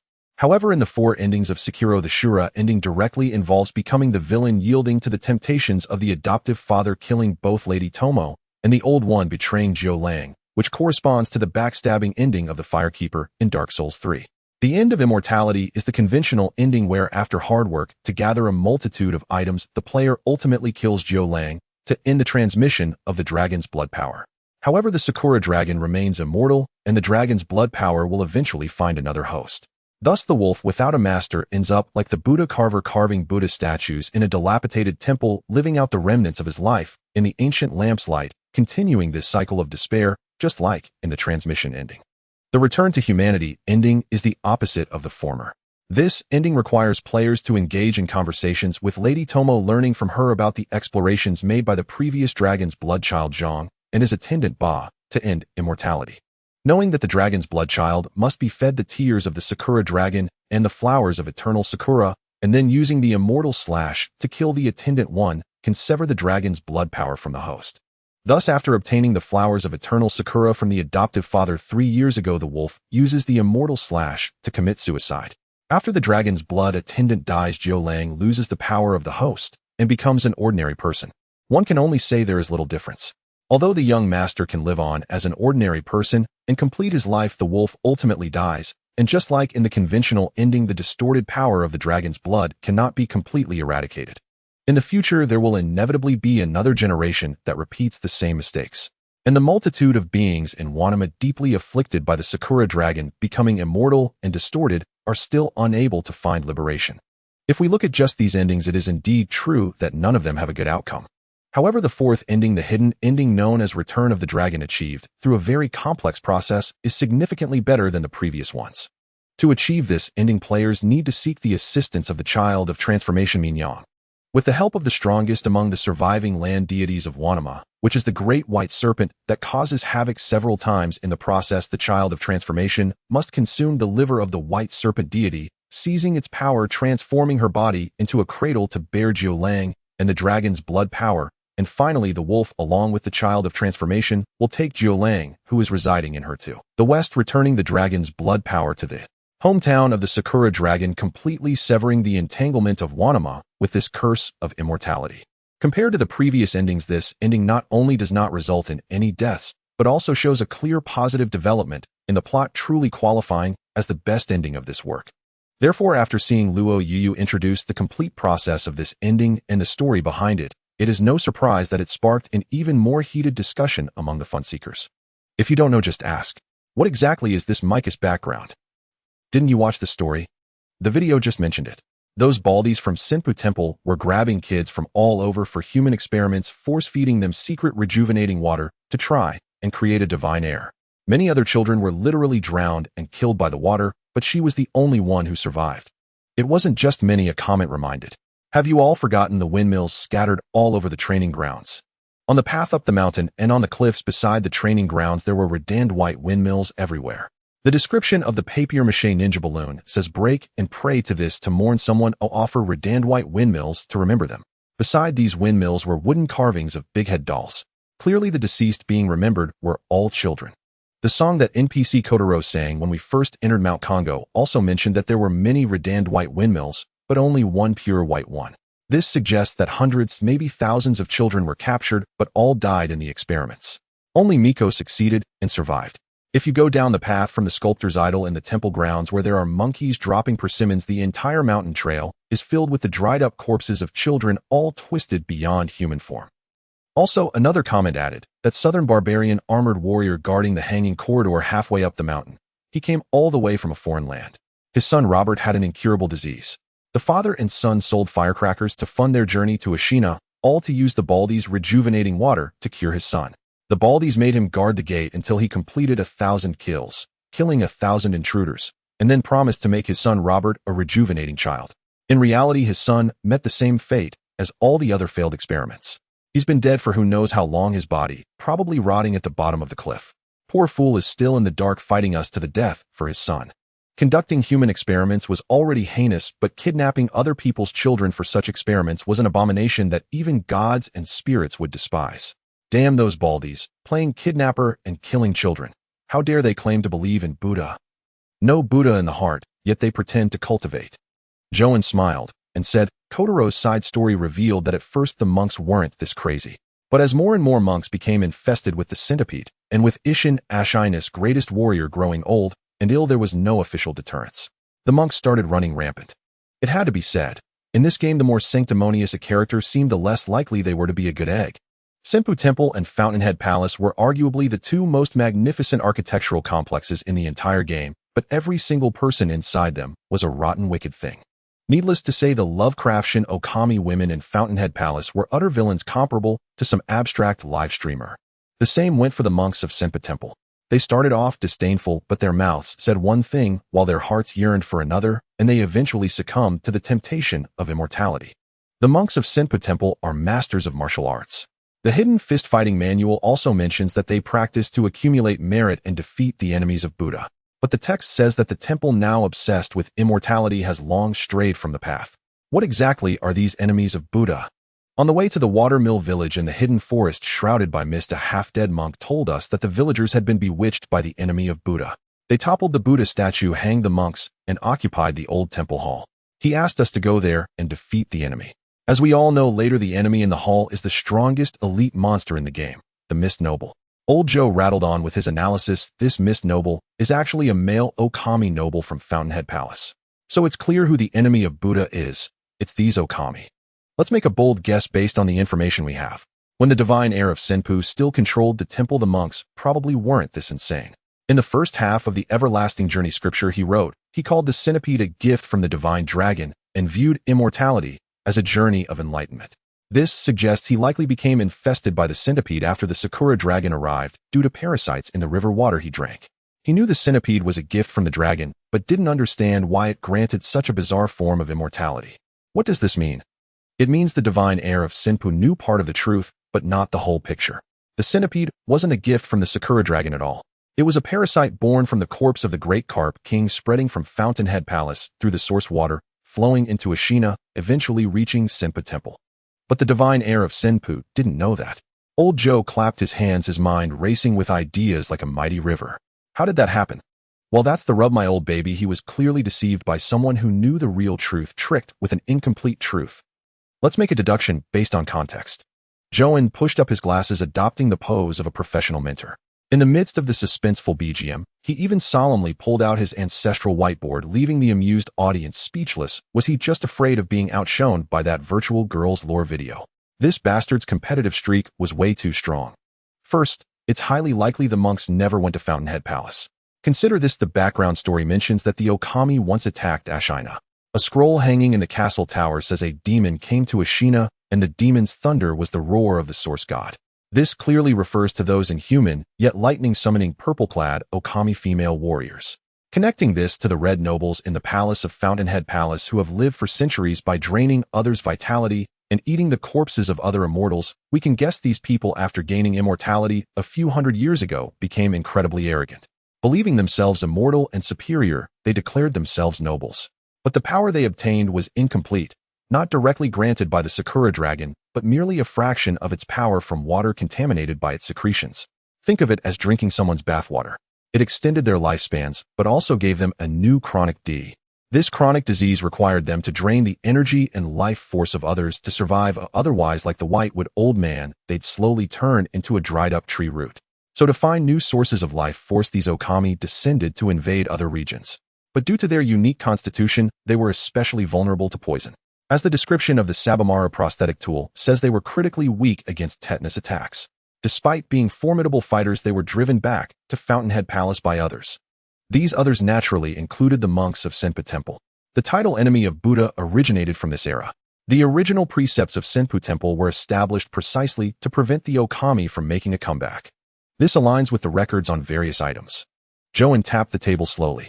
Clearly, the monks had an extremely hostile relationship with these octopus-like beings.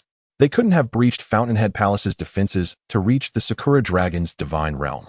But if they never went there, how did they know that source water is connected to the Sakura dragon? Obviously, someone who had been to Fountainhead Palace told them. And that person is none other than the corrupted monk whom we've encountered twice in the story. This being left an apparition deep within the Watermill village and has guarded the gate to Fountainhead Palace for centuries. It is also an immortal infested with a centipede, yet theoretically it should be a monk sworn to oppose the Okami. There's something very suspicious here, especially its very interesting name, 800-year-old nun. This name might be somewhat unfamiliar to those who haven't idly delved into the history of Wa country, but in fact it is quite famous in their folklore. I specifically looked up the information to discover this. Xiaoan opened a web page, pinning it above Luo Yuyu's video and her own livestream feed, saying, "Legend has it that in ancient Wa country there was a fisherman who while out at sea caught a creature that was half fish and half human. This is not the kind of mermaid found in Western legends, it's the kind of ghastly thing shown in the picture. Of course, these are actually man-made fakes cobbled together from monkey corpses and fishtails with wire inside. In summary, the plot requires that the mermaid in the legend is indeed terrifying. The fisherman's family dared not eat this monster, but his young daughter, unable to withstand her hunger, tasted the mermaid's flesh and was cursed, gaining immortality. She was trapped by her immortality, transforming into a nun wandering the world, ultimately achieving enlightenment 800 years later. A bicho and I is simply a term used for a type of nun." After finishing the story, Xiao and casually closed the webpage and remarked, "One could say that anyone familiar with this story would understand the significance the production team intended to convey here. It's almost explicitly stated. What kind of precept was broken by the monk? Naturally, it was the precept against consuming flesh and indulging in meat. In the legend, the 800 nuns consumed the flesh of the mermaid. While there are no creatures resembling those aquatic monkeys in Sekiro, there are similar beings such as the Fish King living in the Great Lake of the Source Palace. Throughout the process, there are two appearances of colossal creatures. One is the white serpent deity in the Valley of the Fallen, predating the Sakura dragon, and is the strongest among the indigenous gods. The other is the human-faced carp king in the Great Lake of the Source Palace, which also enjoys an extended lifespan, said to age alongside time.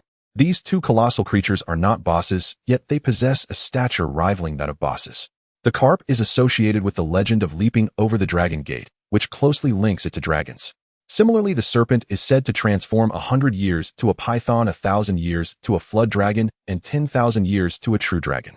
Across various cultures, serpents capable of continuous shedding of their skin are often associated with concepts of immortality and rebirth, symbolizing longevity.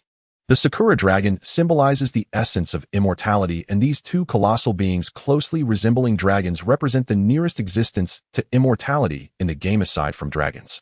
As previously mentioned, the nobility of the Ujiha clan, although they extended their lifespans by consuming the foot-washing water of the Sakura dragon, still relied on continually absorbing the life force of other beings to maintain such longevity. Thus, some nobles sought to escape this limitation, like the two noble jars we encountered in the game. These individuals set their sights on the treasure carp dwelling in the source water, as its scales shimmer with colors like brocade, allowing them to attain immortality without the need to siphon life from others. Therefore, those who collect enough of the treasure carp scales can become the fish king among the treasure carp, achieving true immortality. Xiaoan snapped her paper fan shut with a clap against the table, took a sip from her purple clay teapot, and adjusted her small round sunglasses perched on her nose, continuing. But how many nobles are there in the palace? You wish to transform into the fish king and achieve immortality. Don't others wish the same? However, there can only be one fish king. What can be done? What else can be done? To achieve immortality, they naturally resort to any means necessary. To become the new fish king, one must eliminate the old fish king to take their place. Fortunately, all things come with gains and losses. After becoming the fish king and gaining a long lifespan that decays alongside time, one also acquires a fatal weakness. Similar to a true carp, they have no resistance to certain special baits. In this sense, becoming the fish king is akin to exchanging the role of predator for that of prey in exchange for immortality. However, those who set their sights on the fish king are not limited to the two noble jars we encountered. Before them, many had collected the scales of the treasure carp, successfully devised plans to poison the old fish king with bait, and took their place. As the old was replaced by the new began collecting scales, and for the sake of this immortality, even knowing they might be targeted by others later, some remain obstinately obsessed, leading to countless cycles of reincarnation. The lakebed of the Source Palace is littered with the bones of the fish kings. These generations of fish corpses have nourished countless maggots, which gain the ability to achieve immortality by consuming the decayed flesh of the fish kings, eventually evolving into immortal centipedes after parasitizing other living beings. This is how the parasitic worm came to be. The monk who broke the precepts and the 800 nuns sought immortality at the Source Palace. Xiaoan stroked her chin and continued her reasoning. We can speculate that during that era there were likely only a few parasitic worm bearers within Xianfeng Temple, including those on the Xianfeng Peak. The others were unaware of the origins and dangers of the power of immortality, so the 800 nuns did not view the Ujiha people as enemies, but were instead lured by the allure of immortality. The latter tempted her into consuming the decayed flesh of the fish king, leading to her being parasitized by the maggots within the corpse, gradually developing into the immortal thousand-legged parasite. In pursuit of this power of eternal life, she broke her vows, violating not only the precept against eating meat, but also succumbing to the seduction of the Ujiha people guarding the gates of the Source Palace and slaying all intruders. She betrayed the Buddhist faith and committed murder. Furthermore, considering the line of inquiry regarding the phantom monk who broke precepts in the depths of Waterlife Village, it seems that after breaking her precepts, she coveted the power of immortality and sided with the Ujiha people, becoming their enforcer.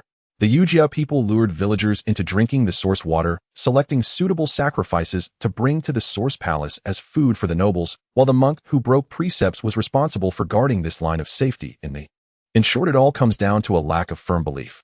The monk who broke precepts coveted the promise of immortality from the Ujiha nobles and willingly acted as a lackey, while in the shadows he plotted and spread the immortal worm and the transforming water. However, the great monks could not resist the temptation of immortality, either gradually becoming involved, and the deeper they researched, the more trapped they became. Not only did they secretly study the worms, but after encountering the previous generation's dragon blood scion, they developed greed for an even higher level of immortality. On one hand, they concealed the deathly cut that could sever immortality, obstructing Zhang and Ba from returning to their former selves. On the other hand, they attempted to use transforming water to create a dragon blood scion, resulting in the deaths of countless innocent children. While it is true that the Ujiha people instigated and tempted the monk who broke precepts, fundamentally, it was still due to the monk's inability to resist their own greed that led them to betray their faith. Although the Xianfeng Peak people are parasitic worm bearers, they do not possess true eternal life. According to my speculation in this game, aside from the Sakura dragon, which likely does not have a physical form and is a kind of metaphysical existence, the only one truly capable of living long enough to achieve immortality is the Fish King. Parasitic worm bearers will also eventually die of old age. The Xianfeng Peak people live for several hundred years before finally awakening. This distorted form of immortality is not a blessing, but a form of torment. Thus, before their enlightenment, they left behind the book The Return of the Dragon, helping us unlock a hidden ending. Xiaoan finished her last sip of tea, shaking her head, saying, "You know, when a car crashes into a wall, you should have turned. Oh, when stocks rise, you know to buy. Oh, when you commit a crime, you know to repent. But only when snot runs into your mouth do you remember to wipe it away. It's too late." So many people have died, and it seems they deserved it. At this point, they only realized the truth, but where were they before?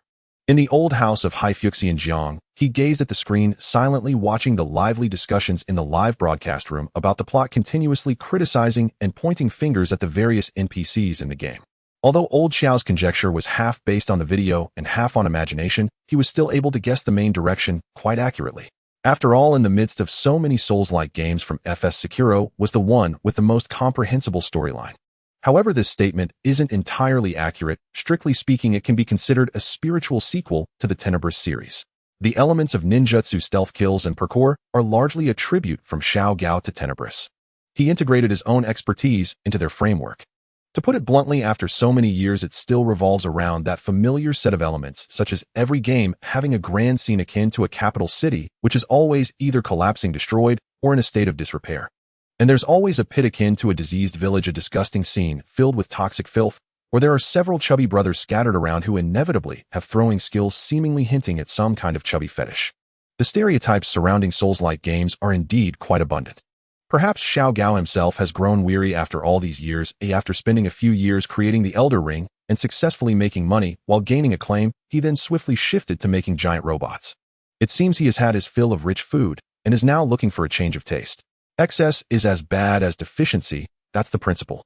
Jiang He couldn't help but sigh. Even the finest delicacies can become nauseating after overeating. Moreover, it's hard to say that torture games are even considered delicacies. At least they feel like genuine imprisonment. Last year in the second half, he made a plethora of torture and horror games, and it was high time to change his strategy and offer players a different taste. His preliminary plan was to launch immediately after polishing Genshin. After all, it is a game with in-app purchases, and its lifespan is quite long. Although it isn't a true MMO, the online connection resembles a single-player experience. However, this continuous updating and gradual accumulation of version numbers indeed follows the same pattern as traditional online games. The life cycle of online games is very long. There isn't much difference between launching early or late. After all, he still needs to update according to the version number, right? It wouldn't do to release everything at once, would it? That would mean imprisoning players. In this regard, whatever method Mihoyu employs, he will simply imitate. At most, he would reference the experiences of other industry leaders like CY. Ultimately, whether Mihoyu pressures players for money or KMR experiences issues that belongs to another world and has nothing to do with him, a transmigrator. At the very least, their update rhythm is correct. How to update versions, how to arrange banners, and how to set up payment points are all advanced experiences they have summarized over many years of focusing on this field. It's essential to learn from advanced experiences. After the Lantern Festival, the high monks at the development temple must return from their break. Essentially, the workers across the country should also be getting back to work. With so many rounds of recruitment, they surely won't mess things up when there are complete answers available and the examination is open book. At this point, Jiang He could begin preparations for the launch of L4D. Of course, it also requires some adjustments because although it is similar to Genshin, he has managed to obtain it on both traditional platforms and virtual reality. The system has also been well modified. However, Jiang He still had one or two areas of dissatisfaction. After all, he needed to make a show of it and at least go through the development department's efforts. Otherwise, if products are always released directly from development department, it would leave the second department feeling disengaged. It's inevitable that some frustration would arise. He planned to officially launch by the end of February at the earliest. After all, he had already released a game in February. This time, both games would be launched together. Having both squeezed into the short span of February is quite terrifying. However, he doesn't intend to turn L4D into a series in this world. After all, that damn non-counting fat guy has yet to produce a third installment, and L4D2, over the long span of updates, has effectively integrated the characters' weapons and maps from the first game into the second. Players already feel like they are playing both games when they engage with the second. Therefore, even if he doesn't pull from L4D1, it would be equivalent to having both games in his pocket. There's no need to waste time separating them and forcing them into a series. Creating a series from just 2 works doesn't seem worthwhile. Moreover, he cannot produce something that does not exist. What if players ask him why he hasn't released L4D3? Wouldn't that just put him in an awkward position? In the original world, L4D3 has become something like an urban legend, not to mention whispers of leaks or stolen news. Gabe Newell has resolutely decided not to produce a legitimate sequel to Half-Life or L4D. Therefore, there is no reliable news available. If he wants to create something in this world, he can only come up with one himself. It's not impossible. With the current development strength of Millennium Games, it shouldn't be difficult. After all, this isn't a major title. Building new campaigns, new weapons, and new characters on the foundation of the second game, he could also add some other features, such as weapon customization, environmental destruction, and a rich explosive system. However, that wouldn't necessitate developing a series. It would be better to create it as DLC, integrating everything into one work and then updating it gradually. Creating a more sustainable single-player and multiplayer game also serves as a stable long-term project with sufficient heat and stickiness in the company's hands. This way, he can avoid those inexplicably addicted players of horror games who continuously pester for sequels. Speaking of, their anger is actually quite understandable. With so many works from Millennium Games, there hasn't been a single legitimate sequel. Every game is completely standalone. There hasn't even been a spiritual sequel in the same genre. It's a hodgepodge of styles that is simply shocking, leaving players in despair. This is a neurotic thought process. Which normal person can comprehend that? Speaking of which, if Genshin and L4D launch after Jiang He suddenly realized that the 2 games he planned to release in early January seemed to be brand new themes and types of works. Moreover, they also bear no relation to the previous works whatsoever. This, alas, what a pity. All he can say is that players are suffering. I don't want it to be this way either, Jiang. He shook his head. What can I do? Not pulling a sequel is just not pulling a sequel.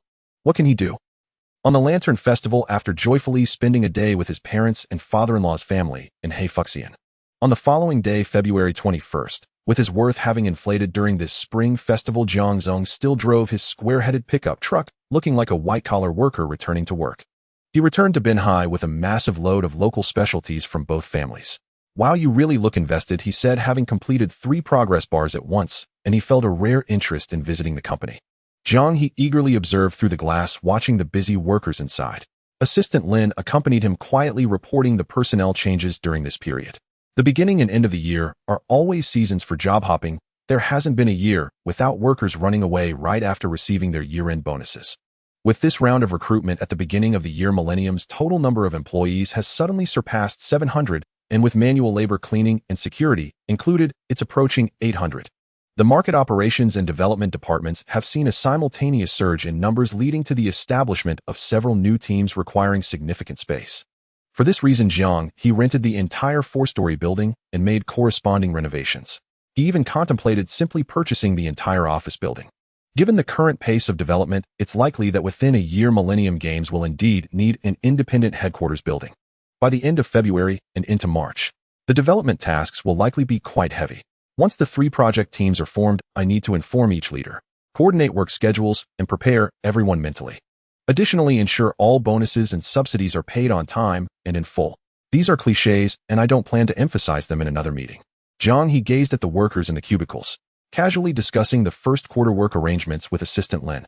In short, money is a bastard. You can always earn more. It's fine if progress is a bit slow. We have enough hands. But we mustn't leave any potential disputes over salaries or benefits. Otherwise, it would severely damage the company's reputation. Assistant Lin nodded. These were the bare minimum standards for large internet companies.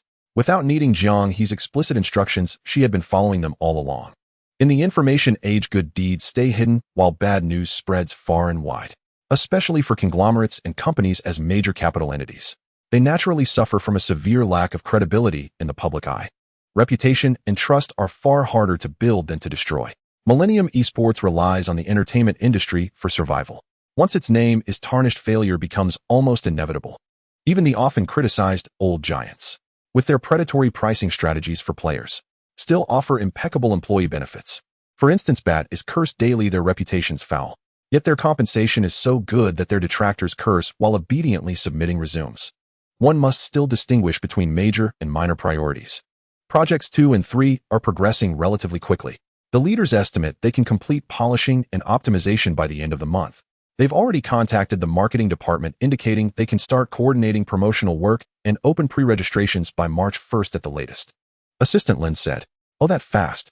Jiang He was somewhat surprised. He didn't have a habit of naming porting projects. They were simply named in order of project initiation. Project 1 was the most labor-intensive, the HD remaster of Resident Evil. Projects 2 and 3 were naturally Genshin Impact and Left 4 Dead. The leader's exact words were, "The workload isn't heavy. I'm not entirely sure about the technical difficulty, but so far the progress has indeed been very fast." Assistant Lin answered cautiously. She genuinely wasn't sure as her background was in management, not graphics technology. Yet the developers all seemed perfectly at ease, and the project milestones were fully on track without any technical hurdles. This made her suspect that the project leads had exaggerated difficulties before resuming work, perhaps to secure extra funding. That's normal, and no one in this industry thinks they have enough funding. Besides, those leads are old hands, and our audit department is too lenient. Jiang He shook his head. Producers were all cut from the same cloth. None of them liked to work with tight budgets or pinch pennies. Don't worry about them, we won't approve absurd budgets anyway. As for that extra few $100,000 in activity funds, just keep it as a reserve for emergencies. Isn't that a bit too lenient?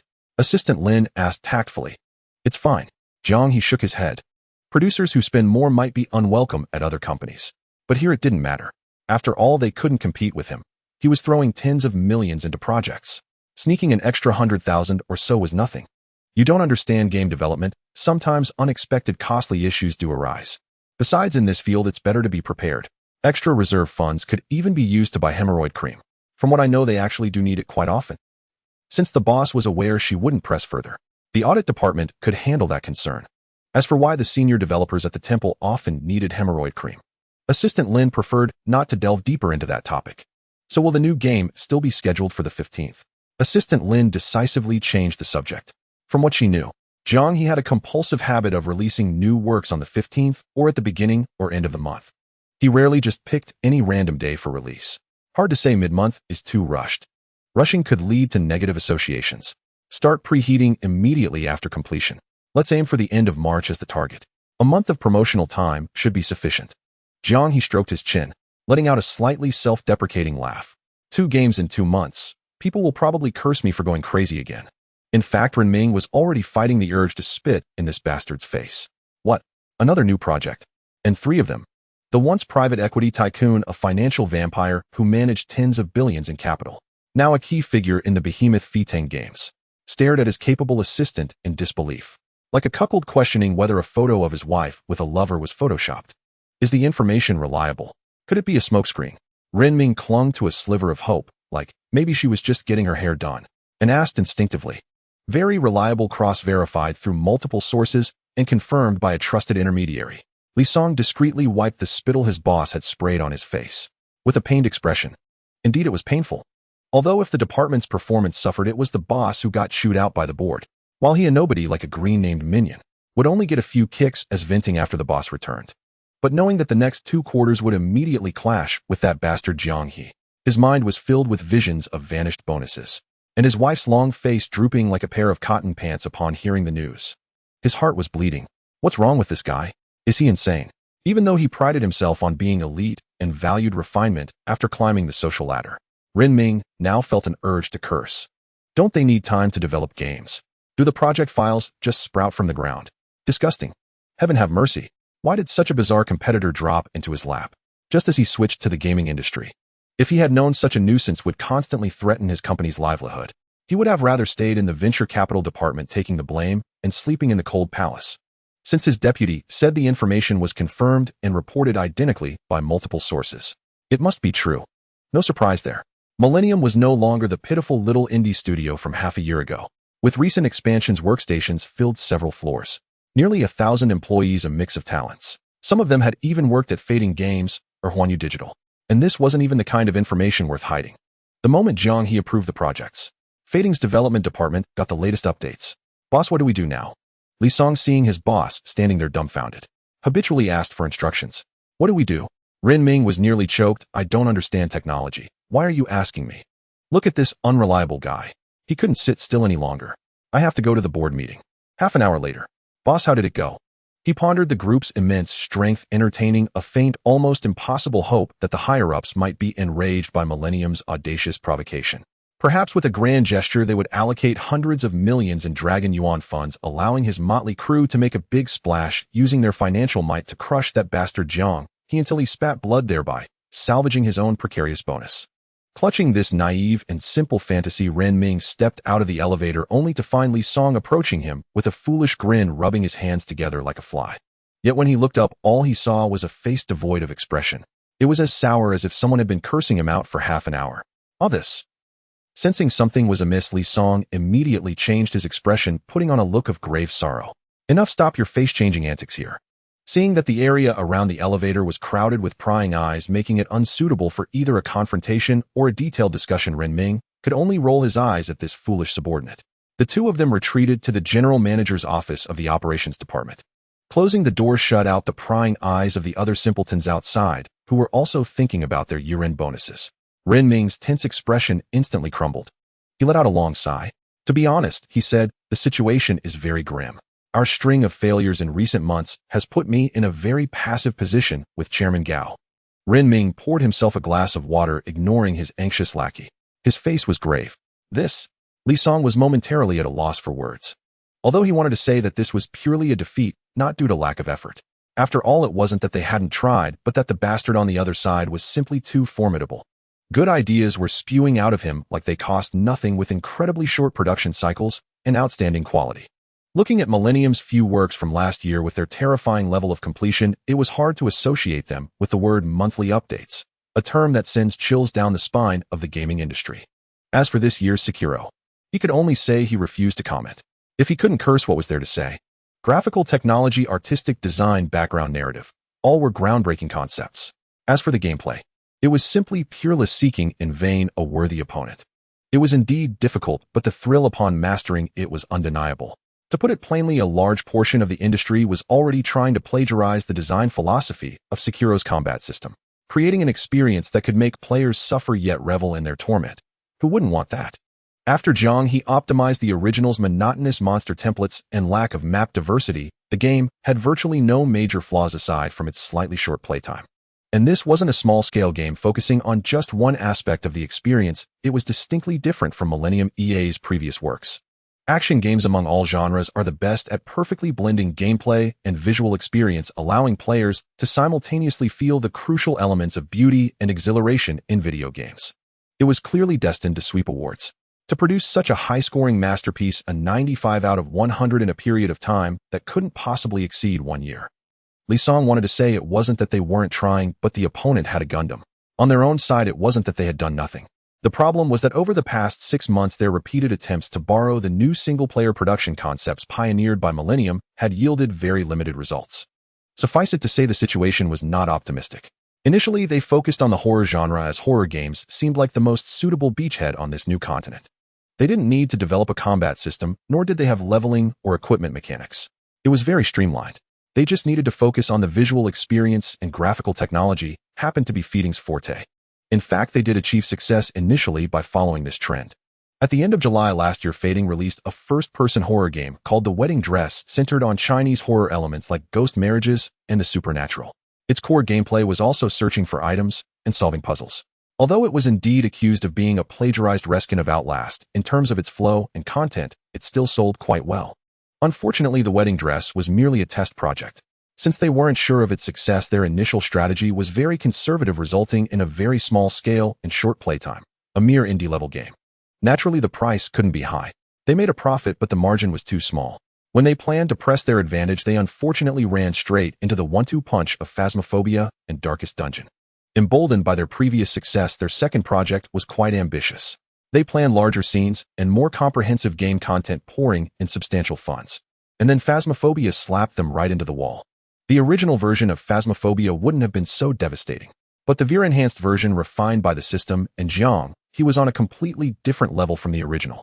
This titanium alloy superpowered slap landed squarely on their faces, nearly making Feeding's single-player division cough up blood. Compared to the VR-enhanced Phasmophobia, with its vast maps and elements covering paranormal cultures from all over the world, their painstakingly crafted traditional platform, half-finished product looked utterly foolish. With a large investment sunk and no expected returns, everyone felt stuck in an impossible situation. Afterwards, Ren Ming begged and borrowed for additional investment, gritted his teeth to finish the complete version, and at least managed to sell it, avoiding a total loss on the unfinished product. Of course, the sales were as dismal as expected. They barely managed to recoup 50 to 60% of the development costs. Because some elements were identical to those in Phasmophobia, this game, which was completed much later, was also accused by players of being a shameless knockoff. Heaven knows they really didn't copy this time. For this failed attempt, all the department heads were called to account by the production committee. Because of this, one of Li Song's lead creators was so angry that he quit. He had led the project team for both attempts, and after all his hard work, he was still criticized by the higher-ups. Though he said nothing, he was resentful and had planned to rally the team for one more try. He had even thought of a theme, a large map with a real world and a parallel world, more exploration and puzzles inspired by Silent Hill, setting the stage in a new continent, a town swallowed by fog. But the production committee saw it and thought, this bastard isn't learning his lesson, trying new themes and new genres again. Isn't he just asking for another failure? They deemed it too risky and directly cut his proposal. Li Song. Jiang He. Everyone saw it right. This time I really didn't do anything. He fell all by himself. This lead creator was so furious with the production committee's old fogies that he quit at the end of the year and went straight to Millennium. Now he's tapping an electronic wooden fish in Jiang He's development monastery, his greatest joy being cursing his old employer while writing proposals. This really amused President Jiang. If they ever manage to recreate Silent Hill, this guy should get the top credit. He may be happy, but for the unfortunate souls in Feeding's single-player division, the string of disasters over the past 6 months was hardly a cause for cheer. Chairman Gao understands our situation, but he can't represent the opinions of all the directors, Ren Ming said.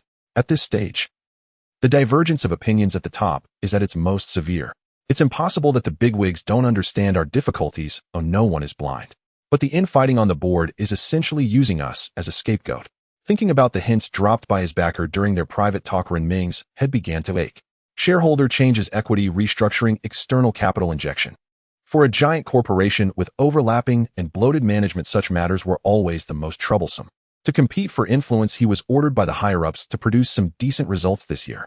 But that's easier said than done. Fading is a conglomerate. The larger the organization, the more likely it harbors dissenting voices within.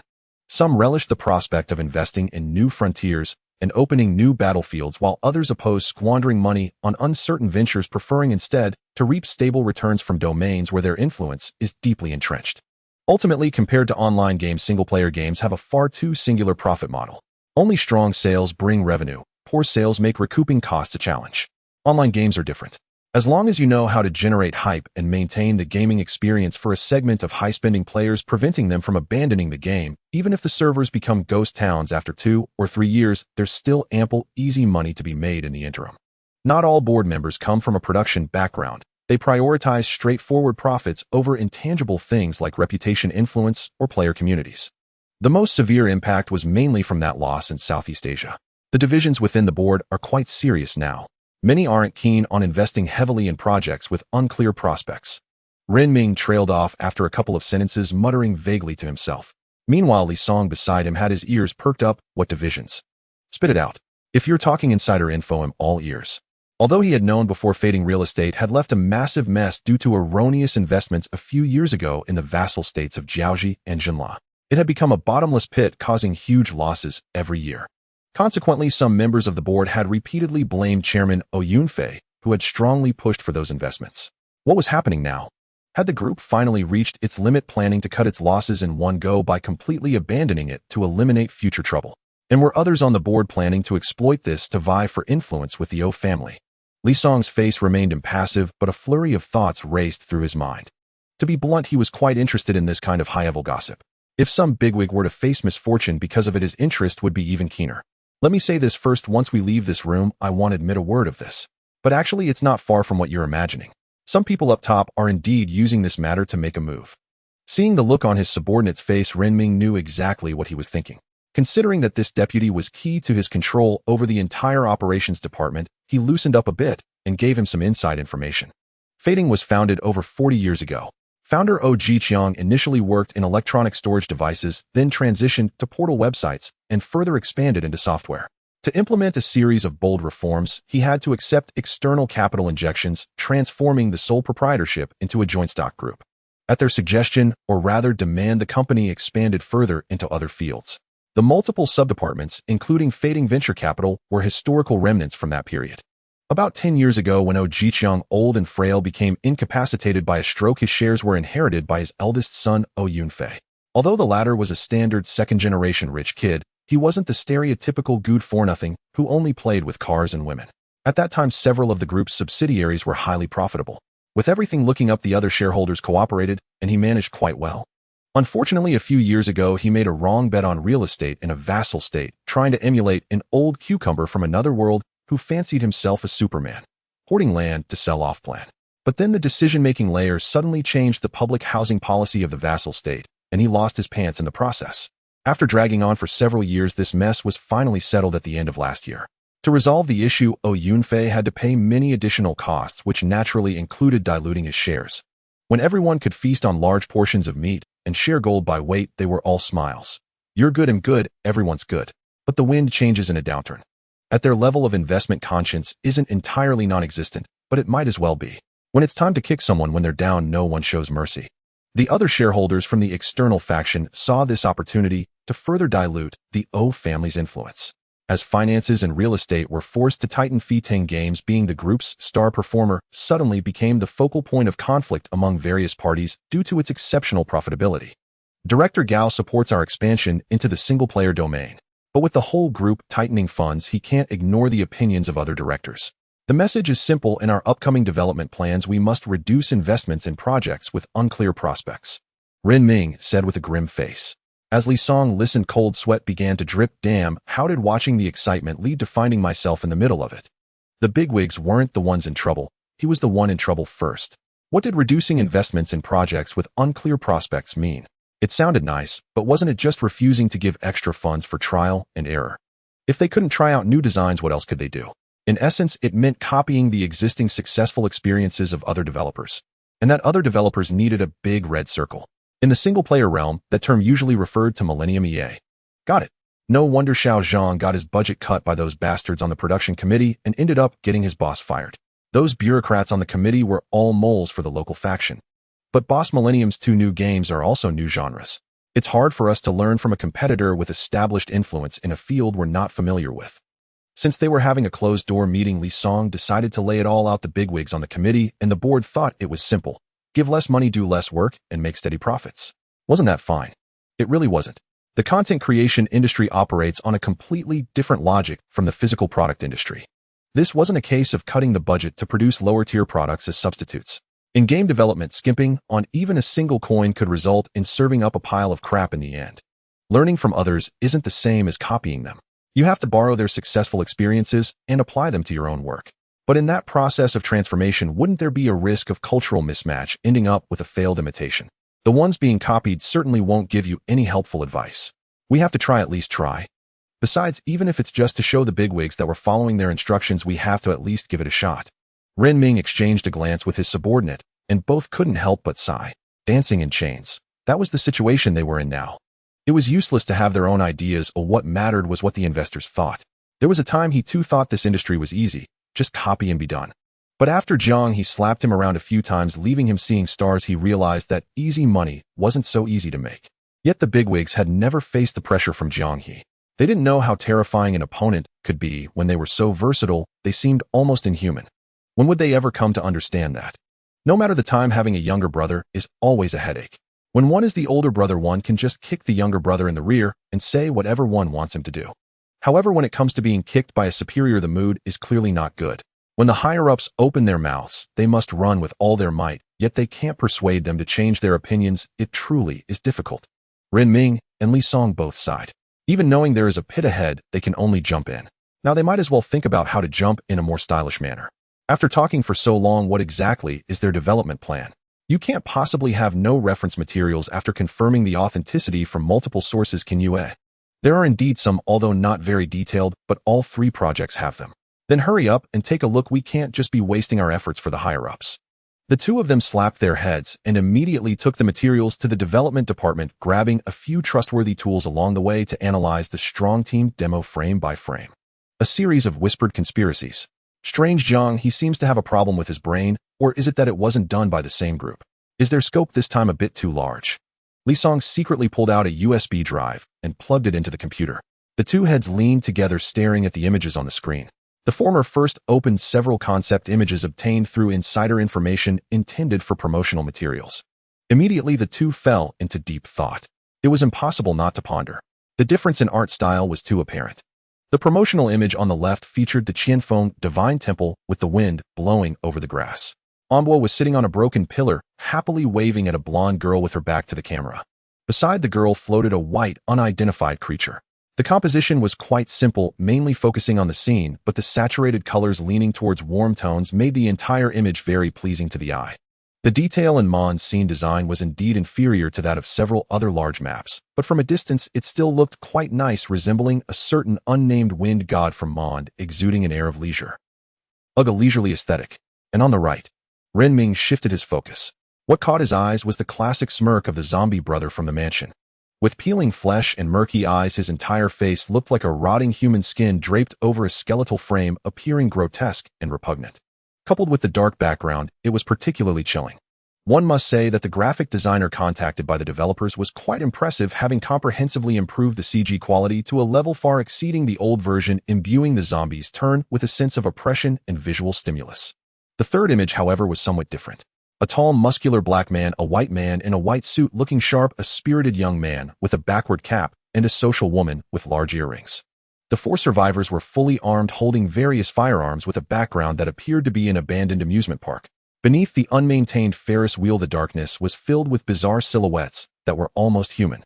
The particularly dangerous environment, coupled with the solemn or carefree expressions of the survivors, created a unique black humor typical of a post-apocalyptic world. The two exchanged glances, feeling a bit perplexed. This must be because Millennium has money now, recruiting a bunch of creators skilled in various genres. With so many styles, I find it hard to believe they all come from the same designer. Renming shook his head. It was troublesome. The other side appeared aggressive and clearly came prepared. This battle would not be easy. The three projects are Genshin Impact, Resident Evil, and Left 4 Dead. Li Song introduced the information obtained by the insiders to the boss, while simultaneously opening a video. It was shaky and clearly shot on a mobile phone. In the tilted image that made one's neck ache, there was a third-person moving animation. The characters lacked complete forms, only rough outlines made of collision boxes, two cylindrical arms as thick as water pipes holding a rectangular object that was mostly a firearm, running, jumping, and spinning through a scene composed of various sized objects performing actions like firing and reloading and close combat attacks. It was evident that this was a simple model demonstration, a pure animation, without texture rendering, lighting, or shadows, primarily used to test the character's skeletal movements under different commands. Is this an adventure type? Renming blinked. That's right, it's an action test from Left 4 Dead. Hiss. It seems very promising. Renming couldn't help but brighten his eyes. One must say that the zombie theme in Blue Star. Is it just me, or is this word appearing a bit too frequently? But just like Jiang He's lament, despite that the zombie theme in Blue Star is indeed fresh off the assembly line. One can only say it is truly remarkable. Given the current flourishing development of the company, there are countless eager fans waiting to provide him with emotional value. It is easy to imagine that this will not be the last time Millennium opens a new battlefield this year. If this continues, he won't even need to act as a pioneer. This scale is akin to a shield tunneling machine. A very unique approach. This setting mostly derives from ancient folklore about zombies, but with obvious differences, and somewhat reflects the mutants from their debut work Outlast. Renming listened to his younger brother's narration, clicking his tongue in amazement. As Blue Star lacks the same cultural trajectory for zombies as the original world, he habitually deduced the cause from the results. After all, such speculation is clearly more convincing than the absurd idea of Jiang someone just slapping his thigh and presenting a new idea. Moreover, zombies and mutants indeed share similar elements. Both evoke a physiological horror. This point does distinguish them from the zombies of folklore. The former represents the instinctive aversion of living beings to corpses, while the latter is more akin to the realm of spirits and otherworldly beings. For my guess, zombies should be the main theme of Millennium's current offensive this quarter. Li Song adjusted his framed glasses, appearing confident. Left 4 Dead is likely following the path of fear of ghosts and dark dungeons, which is Millennium's forte in cooperative adventure mode, representing a repurposing of zombie themes in family-friendly gameplay. As for the Resident Evil, which according to internal news has taken a long time to create and is estimated to be released in mid to late this year, is their real trump card. Oh, what do you mean by that? Renming looked up in surprise. According to Internal Intelligence, Resident Evil will feature small scene puzzles like Outlast, focusing on narrative experience. While it includes a combat system, compared to the latter, the resources available such as bullets and medicines will be tightly controlled by a linear process. This aligns with Millennium's meticulous design philosophy, clearly inheriting the essence of their signature horror theme. Among these three works, Jiang He uniquely named it Project No. One, which indicates that this work truly embodies his will. Li Song said with a cold smile. That makes sense. Rin Ming nodded, already pondering how to borrow ideas. But what about Genshin Impact? He instinctively asked. I've heard this thing is about to go live, and its production cycle is the shortest among the three works, so its scale probably won't be too large. I suppose it's just a trial in a new field like us. Li Song shrugged. That's true. 2D, anime, paper people, and whatnot, aren't they just things that children love? Rin Ming, after all, was nearing 40, and a profound generation gap had formed between him and the young people. Moreover, having been immersed in finance, he had no knowledge of this field, and now he was realizing it. Nodding repeatedly. Makes sense.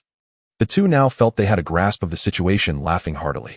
They did not notice that behind them, the recruited tool creators, having overheard their conversation, revealed a subtle, meaningful smile. The moral standards of society are declining day by day, and the youth are indulging in increasingly extravagant pursuits, which is not a good thing. I fail to see what is appealing about these paper-thin individuals with eyes like copper bells. Sigh. Ren Ming couldn't help but shake his head, showing a heartbroken expression. There was nothing to be done. The generation gap was too wide, and the topic at hand lacked any real influence. In Blue Star, there aren't many otaku, at least not as many as there were in Jiang He's original world before his transmigration. Moreover, the otaku in this world are primarily dominated by Japanese enthusiasts with a stoic intensity of 300, while the local otaku mostly indulge in their small circles, akin to the situation a few years back in the original world, where one could leave their doors unlocked and not fear theft. It was still so pure that there were many people doing unpaid translations fueled by love and subtitle groups. The popular content on the market remained highly technical AMVs rather than marketing accounts that merely recited a script for 5 minutes with a few images. The contrast, after some individuals shamelessly introduced capital into the industry, was like heaven and earth. This genre has still held significant influence among the younger demographic in recent years. Boss, let's not forget that Jiang He is only in his 20s as well. He is a self-made college student, far more attuned to the trends and fashions of youth than we are. He definitely won't act without purpose. Moreover, last year, Jiangxi completed its transition from an independent studio to a well-known industry player. We have ample reason to believe they plan to make a big move this year. Of course, the primary issue we face now is... Li Song trailed off, not finishing his statement. I understand your point. Ren Ming nodded, gesturing to calm down. He certainly understood. Strategically, one must disdain the enemy, but tactically one must regard them with caution. He indeed did not understand the themes and genres that Genshin Impact was focusing on. After all, as one ages, the speed of learning new things and understanding new concepts declines. However, a lack of understanding does not equate to a lack of importance. The financial sector is inherently one that disregards personal subjective views and focuses solely on the analysis of objective facts. Ren Ming, who had progressed from a small trader to a private equity mogul, would never ignore objective facts based on personal opinions. Not to mention, the opponent is still Jiang He, who has never bothered to deal with them and has left the single-player department in dire straits. Last year, this rookie was just a fledgling, casually releasing a few independent games that caused quite a stir in the industry. This year, he has upgraded to a powerful company worth tens of billions in Long Yuan, and Qianxi's reputation and influence are no longer what they used to be. Moreover, they possess overwhelming dominance in the single-player domain. Just listen to that word, dominance. Developers without any capability dare not even dream of wearing such a hat.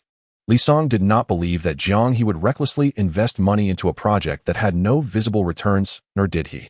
But it was just like the unspoken second half of the assistant's statement. The issue at hand is not Jiang He, nor is it the player's taste. It is their own development department's problem. Fading is a large enterprise, and even though they suffered a heavy setback in real estate, the group's monthly revenue still rivals the entire valuation of Qianxi. Unfortunately, the higher-ups are pinching pennies, squabbling over trivial matters. While it can't be said to be trivial after all for the board investors, the struggle for equity is indeed a matter of utmost importance. Everything else must be pushed to the back as long as it does not lead to Fading going bankrupt tomorrow. The domestic faction led by the O family and the foreign faction, including Gao Dong, are using the small stage of Fading games to spar with each other, causing chaos everywhere, especially as the departments below have no choice but to take sides, unable to unite like before. For example, the production committee controlled by the domestic faction has been consistently choking them. As a result, a group of producers who had never known what it meant to lack funds now find themselves helplessly watching great ideas pass them by without the ability to move forward and imitate. Sigh. Upon recalling this, Ren Ming could not help but let out a long sigh. It is too difficult. Even if Genshin Impact is truly a good project, what can be done? He had the intent to kill the thief, but felt powerless to turn the tide. High emotional intelligence, they would prefer to invest their budget in projects with clearer prospects. Low emotional intelligence, the big shots did not provide enough money, and this budget is insufficient for them to replicate 3 projects in one go. Compared to Resident Evil and L4D, Genshin Impact is still too challenging for them to imitate. It is somewhat embarrassing to say, but Fitang has indeed not researched cartoon genres over the years. The target user group does not care about all this. Users who would spend $88.88 on a chosen outfit are at least in their 40s if not older. If they can enjoy cartoon themes, it would truly be a miracle. In contrast, imitating the former would be easier, although zombies are a brand new theme. Fighting games still have some foundation in FPS, and the two would be very compatible as long as they are combined. Did we not acquire the rights to counterterrorism war 2 years ago? Using this theme as a springboard, how about developing a sequel in conjunction with L4D? Ren Ming pressed his temples, beginning a brainstorming session. Utilizing the entire foundational system of counterterrorism war, retaining the previous team combat and other PvP modes, and incorporating a mode that requires continuous progression through levels. Let's call it the crisis mode. The enemies inside will not be the usual types, but will reference zombies. Biohumans, yes, biohumans. In short, they will be creatures like zombies that resemble humans, but are not. Not only can we create a cooperative PvE experience for players, but we can also introduce the element of infecting biohumans into the PvP mode. It was as if he suddenly had an epiphany. Ren Ming's thoughts flowed like a fountain. If I can do Left 4 Dead, why can't I do counterterrorism war? Brilliant. Boss, you have great insight. This idea might just be the breakthrough we need. Li Song's eyes lit up, showering praises like they were free. All right, let's stick to the point. There's no need to mix in too many personal feelings. Having solved a difficult problem and clarified how to proceed, Ren Ming could not help but smile slightly. This little brother all loves to speak the truth. If you can speak, then please speak more. This approach has the added benefit of allowing us to maintain our absolute advantage in the online gaming sector. There is no need to rashly venture into single-player territory and clash head-on with Jiang He. Online games rely on monthly active users and user retention. Who can compete with us in this regard? Li Song remarked. Although Gaodong's intention is to continue developing single-player games, it only supports them in doing so. It does not limit them to this approach. Moreover, at this stage, the big shots all hope to see a stable monetization strategy rather than the unreliable buyout model of single-player games. They can continue to meander in their comfort zone while alleviating many conflicts above. In-app purchases are great. What capitalist does not like in-app purchases? Moreover, the payment points for in-app purchases are diverse. Not to mention just releasing some Hera level, Legendary level, or Epic level weapons priced at 888 and 666. Hee. Both of them revealed malicious smiles simultaneously. And we can also introduce skins that are ostentatiously extravagant. In a game filled with rugged men, players would surely want to see their characters as charming young ladies. Hi. As the two imagined how to use the strength of Jiang He to trip him up, the glasses-wearing main creator, who had been completely disregarded, looked completely bewildered. What is happening? Where did these two lecherous individuals come from? Good heavens, he said. I must say this is truly something. It's the monkey that typed out the complete works of Shakespeare. Jiang He stared at the chat logs in his hand, unable to suppress a series of admiring clicks of his tongue. He wondered if his own butterfly-like influence had somehow knocked some sense into their heads, or if those two rascals were simply hiding their talents, possessing both skill and prowess beyond measure. All he could say was that they indeed had some real capability. Were they planning to ignite a grand dream of 3 billion mouse-clicking gunfights in another world? That was fine by him. After all, he had no taste for that sort of thing anyway. When it came to FPS PC games, the domestic scene still left much to be desired. Crossfire, to put it bluntly, was just picking at Gabe Newell's leftovers. Jiang He had little interest in consuming secondhand scraps from Tencent. If he truly wanted to indulge, why not bring in something fresh from overseas? A game like Battlefield 1 or Rainbow Six Siege would certainly be a delight. It would be a little shock to the earth for the fellow Hualien players dabbling in the FPS scene. After all, those were products from the peak of Blue Star's game industrialization era. Whether industrialization benefited other genres was debatable, but its synergy with FPS games was exceptionally high. Just look at Call of Duty. Similarly, consider the enduring classic Battlefield franchise. Electronic Arts managed to thrive by relying on the trifecta of cars, guns, and sports, the very things white folks adored. Battlefield stood as the crowning jewel among shooters, with Battlefield 1 reaching the pinnacle. Its scenes, art, and soundtrack were all top tier, especially the music, which an increasing number of developers had begun to neglect or half-heartedly slap together. Many games didn't even have original soundtracks, resorting instead to free sound effects downloaded from public asset libraries. Music might seem unassuming, but humans only have 5 senses. Smell and taste couldn't be experienced through a screen in electronic games. The remaining visual sense was fulfilled by graphics, hearing by music, sound effects, and voice, and touch by the gameplay experience itself. With 3 sensory stimuli, a lackluster soundtrack was like breaking one of 3 legs, devastating for anyone. Compared to many later works that lazily tossed in some EDM as a placeholder, the orchestral score of Battlefield 1 was among the finest in the industry, perfectly enhancing the game's atmosphere. After all, it was Hans Zimmer's team. One could only say it was terrifyingly impressive. In any case, President Jiang also fondly recalled the glorious days of exchanging explosives with the fries on the fortress maps. If he could draw such a game, he'd be happy to make it. If not, he wouldn't go out of his way to do so. After all, by this point, he no longer cared much about money. FPS PC games were simply not the domain he intended to conquer. Crossfire had indeed raked in mountains of cash, keeping an IP thriving for nearly 2 decades. But the problem was he didn't make games for the money. Could this game make players suffer in agony? Could it haunt their dreams, leaving them speechless and weeping under their covers at midnight? No, it couldn't. It only allowed whales with money to burn to enjoy the thrill of showing off, and let the big brothers with their bags packed wreak havoc. Since that was the case, Jiang He lost all interest in it. The idiots at Fading were happy to indulge in wild fantasies, so he let them be. As for how their fantasies traveled from a closed internal meeting straight to Jiang He's ears, well, the games they played, he played too. Not to mention that corporate espionage was rampant on Blue Star as well, and this didn't even qualify as espionage. In the information age, no wall was truly soundproof. The bespectacled lead creator didn't even need to resort to bugs or micro USB drives. He kept close ties with an old comrade who had already defected to Jiang He. Buddies going out for hot pot or skewers, casually chatting about the company's messy affairs. Perfectly normal. Wasn't that how Fading got their hands on a pile of leaked materials too? Let's just say it was the way of the industry. After the bespectacled lead creator relayed the day's observations to the rival company's big boss through his good buddy, he continued to invite his friend for hot pot several times over the following week. His friend ended up with relentless diarrhea and a stubborn case of hemorrhoids, constantly cursing his bad luck. Even when Jiang He occasionally visited the development temple, he noticed Xiao Zhang sitting with unusual awkwardness like a man with a sore behind. Those in the know would think it was a severe case of late-onset hemorrhoids. Those not in the know might suspect the little bespectacled guy had done something to him. Considering the little bespectacled guy's obvious attempts to curry favor and the free entertainment, but free intelligence was not to be wasted. Jiang He didn't order an end to this shady backroom deal, though it was tough on the young man with the hemorrhoids. At worst, he'd authorize a complimentary box of Menglong hemorrhoid cream charged to the company account. It would warm his heart during this chilly March. After all, the development department currently had plenty of Menglong. Oh right, and they also had conditioner, liver protecting pills, and hair growth tonics of dubious efficacy.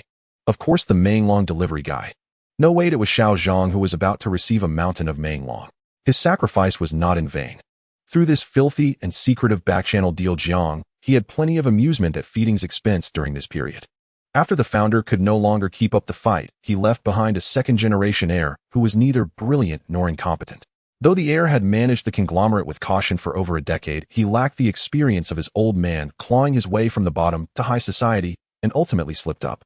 To seize this golden opportunity and drive out the O family, who were clearly pushing for hereditary power, the external directors were eager to carve up Fading, this internet behemoth of Hualien. During this period, the external directors had been making a big fuss over every little issue. Especially in March, Yunfei was busy tying up loose ends from real estate projects. Note mainly because his land-grabbing tactics imitating Lee the Cucumber were so egregious that he faced reprimands from Congress and even certain cabinet big shots. All this busy work involved leveraging the power networks left by his father to smooth over the negative impact of those reprimands. Jiang He could only stand by and laugh. It was none of his concern. According to inside sources, because President Jiang, with the help of an unmentionable ally, had been steering the Hualien electronic entertainment industry in a positive direction, both the New World Corporation and the Hualien Electronic Entertainment Industry Management Committee were friendly toward him. Additionally, because he offered reasonable compensation, avoided cutthroat competition, refused to be a heartless capitalist, frequently made large donations, and ensured they went to actual causes, certain philanthropists hated him to the core, but a few cabinet big shots looked favorably upon this savvy young man. At their level of power, these officials no longer cared about personal gain. That was the concern of lowlifes with a little authority who got carried away. The big shots controlled wealth across half the planet, and more than riches and glory coveted a lasting legacy. It was only natural they showed kindness to a young man who so astutely followed their political agenda. Moreover, Hualien had experienced an era of unchecked capital, eliminating rivals, leaving both public opinion and the power elite wary. That was why Jiang He had been able to get whatever he wanted all along. Otherwise, how could a mobile gold mine worth billions, with an optimistic estimate of breaking into the tens of billions by the first half of the year, dare to commute on an electric scooter? If not for the immunity card from the big shots hanging over his head, even if he hired an army of warrior gods and champions to protect him, he would have been flattened into a pancake by the Chuanchuangzi. When Luo Xiaoxiao wanted to see his remains, Shed need a shovel to scrape him off the ground. And so the first 10 days of March passed by spent shuttling between various departments and sharing the latest juicy gossip from fading with his minions. Soon after devouring another half-baked piece of news about a fading producer being reprimanded by the production committee and having his new project forced into revision again, several new games slated for spring launched their promotional campaigns and began pre-registration. A certain day in late March, in the virtual reality world, a haunted manor located in Massachusetts.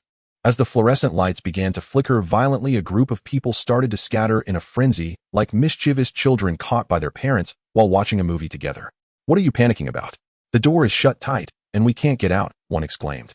"Calm down, everyone, just hold steady. With all these props around, we could drown him with just a mouthful of spit each. Let's see which door he comes in from. Once he enters, we'll splash him with holy water first, then wait, where's my teammate?" Old Xiao, who had just been calm and composed, suddenly felt something was off. He turned around and saw that all his teammates had fled to 1,000 miles away, and he couldn't hold back any longer. "Why are you all running?" He couldn't make sense of it. 8 against 2 fully equipped, no one had fallen, the advantage was on our side. Why run in such an ultimate favorable situation? Wait a minute, could it be that these guys are planning to sacrifice me first? The thought of this horrifying possibility made old Xiao's scalp tingle.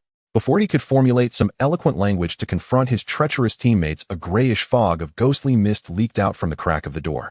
The grotesque butchering figure entered wielding a large iron hook in one hand and a butcher's knife in the other. Blocking old Xiao's holy water bottle thrown with all his might, he lunged forward with a slicing blow, saying, "You cursed me." Old Xiao sighed, getting knocked down on the spot. "You died. So it was you, Degrami, who plotted against me, huh? Old man, watch your words. You can eat shit, but you can't talk nonsense. Who else could it be but you? I saw right through your wicked intentions. Hee, and what if I did? If you're not the sacrifice, then who else could be? You're the most useless one here, old man. You little brat, I think you need a good beating. Perfect timing, let me deal with you." Crackle, clang, giggles, and laughter. In the multiplayer lobby of Phasmophobia, the backstabbing brothers were at each other's throats, fighting fiercely. The others in Coward's Village were all just standing by with their arms crossed, not a single one stepping in to mediate. Master Chow cut him in the middle lane. "Ah Fei, what's wrong with you? Can't you aim for the vital points? Haha, such weak punches can still be called justice." While Da Fei has knocked old Xiao down to his knees, he might force him to use Star Fury. Not only did they not plan to mediate, they were even fanning the flames. These two fools are quite amusing. Da Fei was always eager to bully the oldest member of their team, old Xiao, looking for opportunities to sell him out. If there was no chance, he would create one. Old Xiao, too, never learned his lesson, always getting sold out, and after getting sold, they'd take turns throwing punches at each other and greeting each other's female relatives, only to have him get sold out again next time. You dimwit. Interactions between idiots are like this. It's normal not to understand. If you do understand, then you're one of them too. Oh, and his group watched as both sides hurled insults at each other, pointing and discussing whether there was a possibility of a paid rigging. Their expressions were relaxed. Although old Xiao had died, they still won, and actually he was the only one who died in the entire match. While they were playing the PvP mode of Phasmophobia.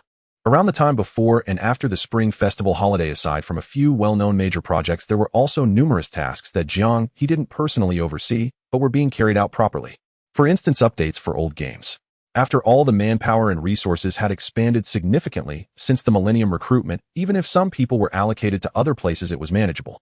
As a result, a series of tasks that had previously been deliberately slowed down due to a lack of manpower were now put back on the agenda. With the mindset of reducing unnecessary groundwork wherever possible without causing players to get jailed, Jiang He has always been very laid back about the ongoing operations of the games. If a DLC can be made, he would never release a sequel. If a substantial update can be made, he would never release a DLC. Compared to other companies that are eager to sell a 68 DLC for just a few skins, his approach is truly conscientious, bringing tears to both men and women. Based on such operational guidelines, updates for old works like Escape were similarly handled. New content would be directly available after downloading new data and integrating it even without needing to spend money. Among them, Escape's content had already been completed, and with the second game not being drawn out, there was no need for any actions, so only minor repairs and unnecessary touch-ups were done. Similarly, No Legs What a Hammer was also highly complete, but its scale allowed for significant expansion. The core gameplay was simple and clear, making it very easy to insert new content without causing any disconnection, hence a new large level was created in one go comparable in length to the original levels. Additionally, based on the later added achievement system, a bunch of skins that could only be unlocked by completing specific achievements were made. This essentially means changing the appearance of the pot and hammer. The styles ranged from Singdui bronze style to near-future precision instrument style. In other games this might feel out of place, but since this game itself is very absurd, it doesn't seem strange. At most, some players might be baffled by the producer's perplexing behavior. Darkest Dungeon, on the other hand, followed the usual approach of dungeon games, updating new dungeons, including new biomes, new monster types, and new trinkets.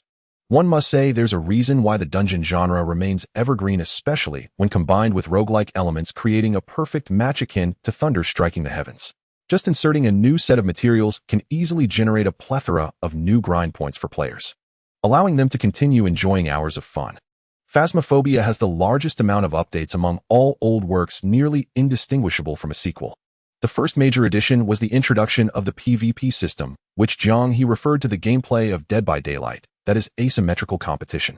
Players would take on the role of ghosts, competing against players portraying spirit seekers. Due to the need to ensure competitiveness and balance, while trying to avoid disrupting the core gameplay, the PvP mode of Phasmophobia is quite different from that of Killing Floor.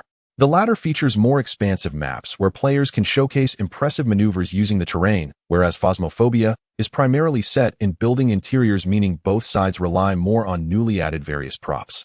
Chasing isn't really an option. The confrontation between ghosts and players resembles a mutual exchange of pieces, calculating each other's consumption to achieve tactical victory.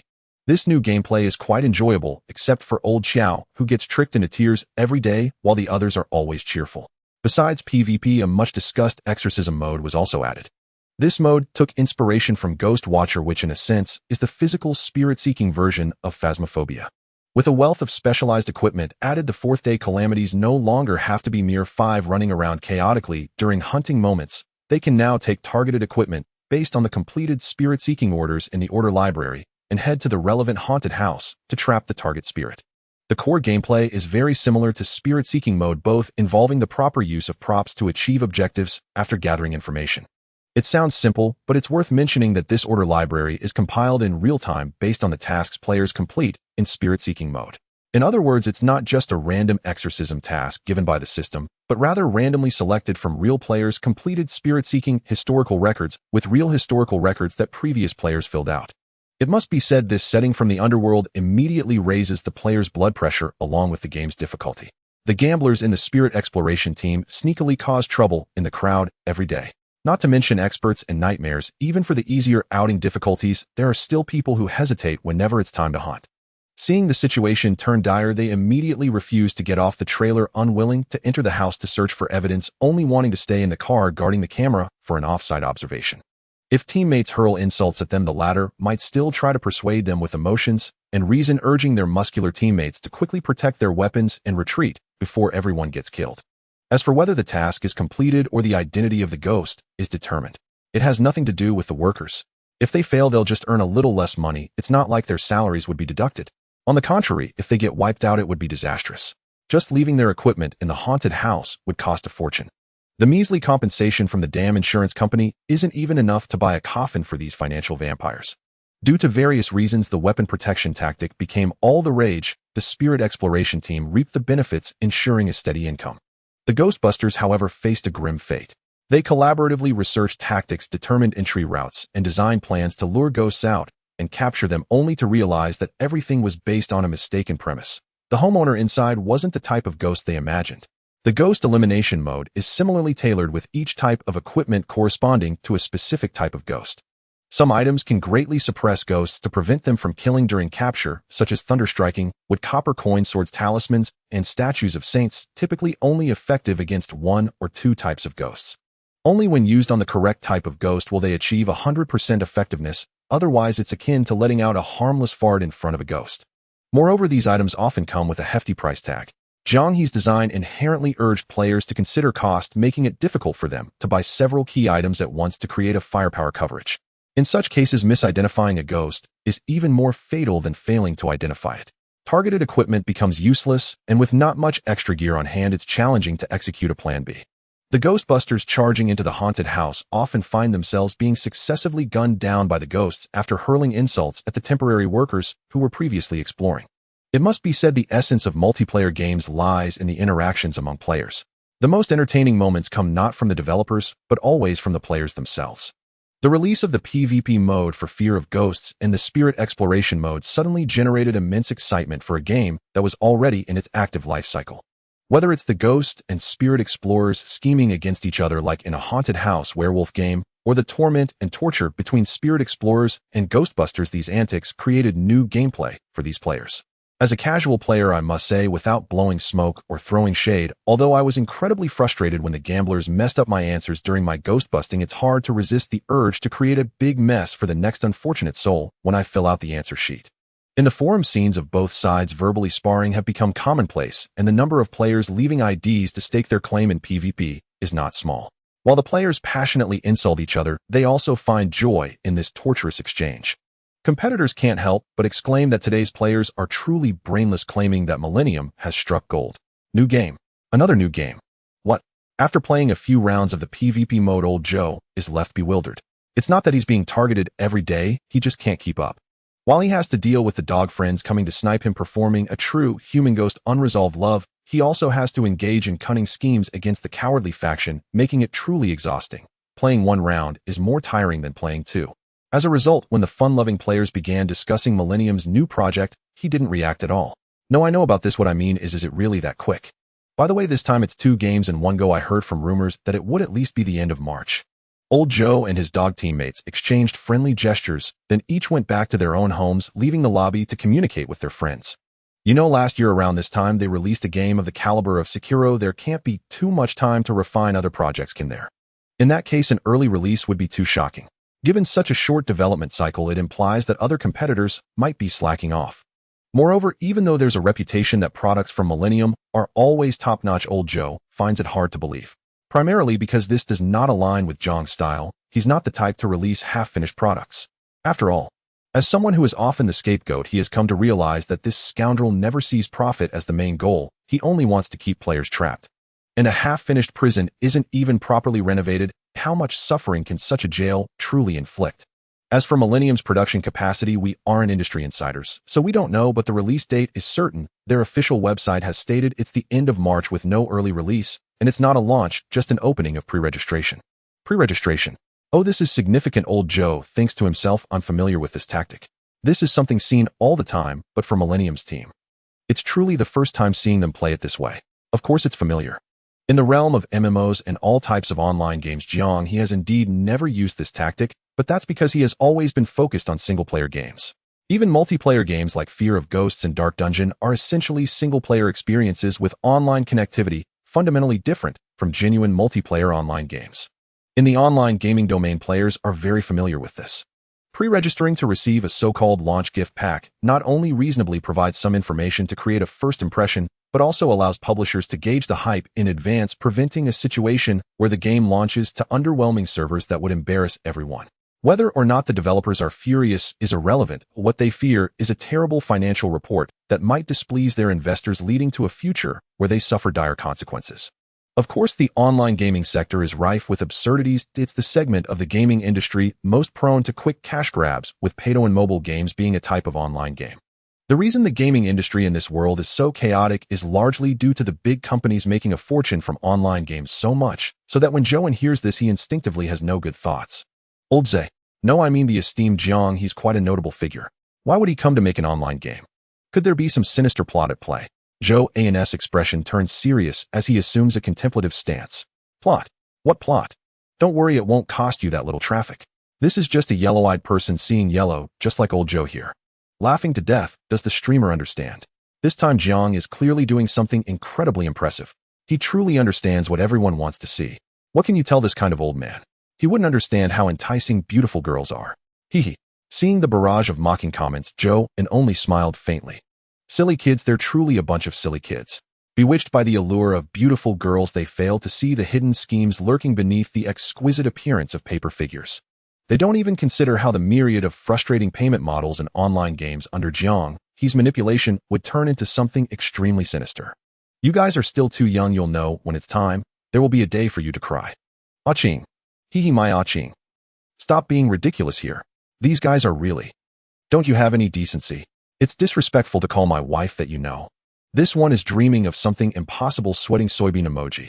Peach addicted guy, show us your pull. Did you even get her before calling her your wife? Hilarious, as if I wouldn't pull her. If you didn't pull her, it means you didn't spend enough. And what does not spending enough mean?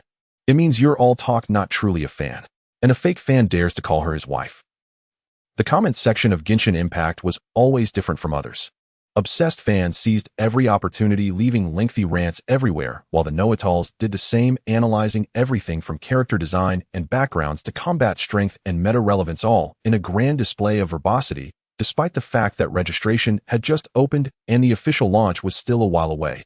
Where were they getting their information? Fine, I'll play, no big deal. Let me see, wait, let me switch screens to hide my email. Alright, registered.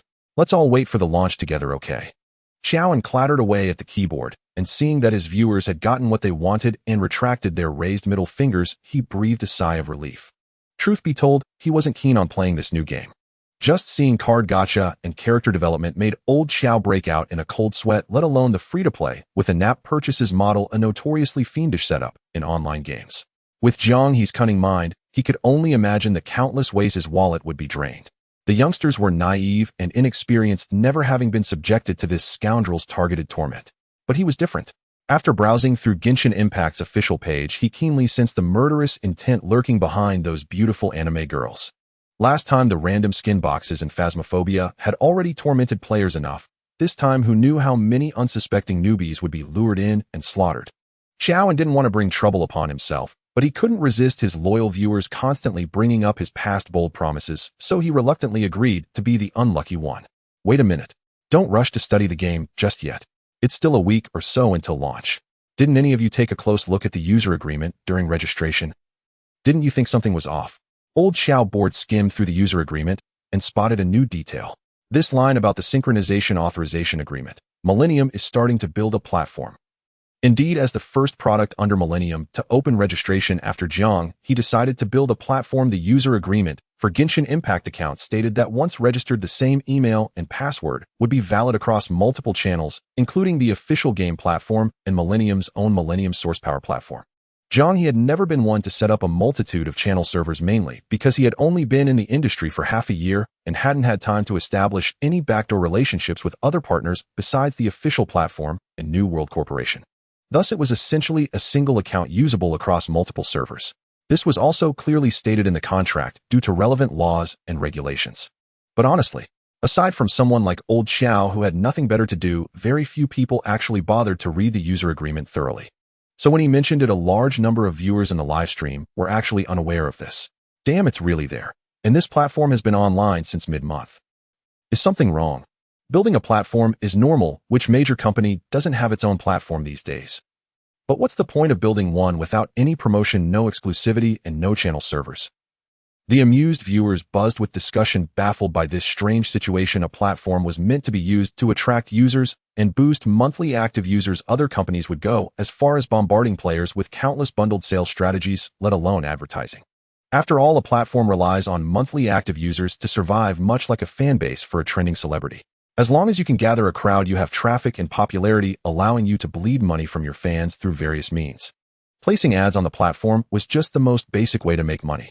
But no matter the method to monetize the traffic, you first need to have the traffic. Exclusivity was undoubtedly the simplest and most direct way to attract users.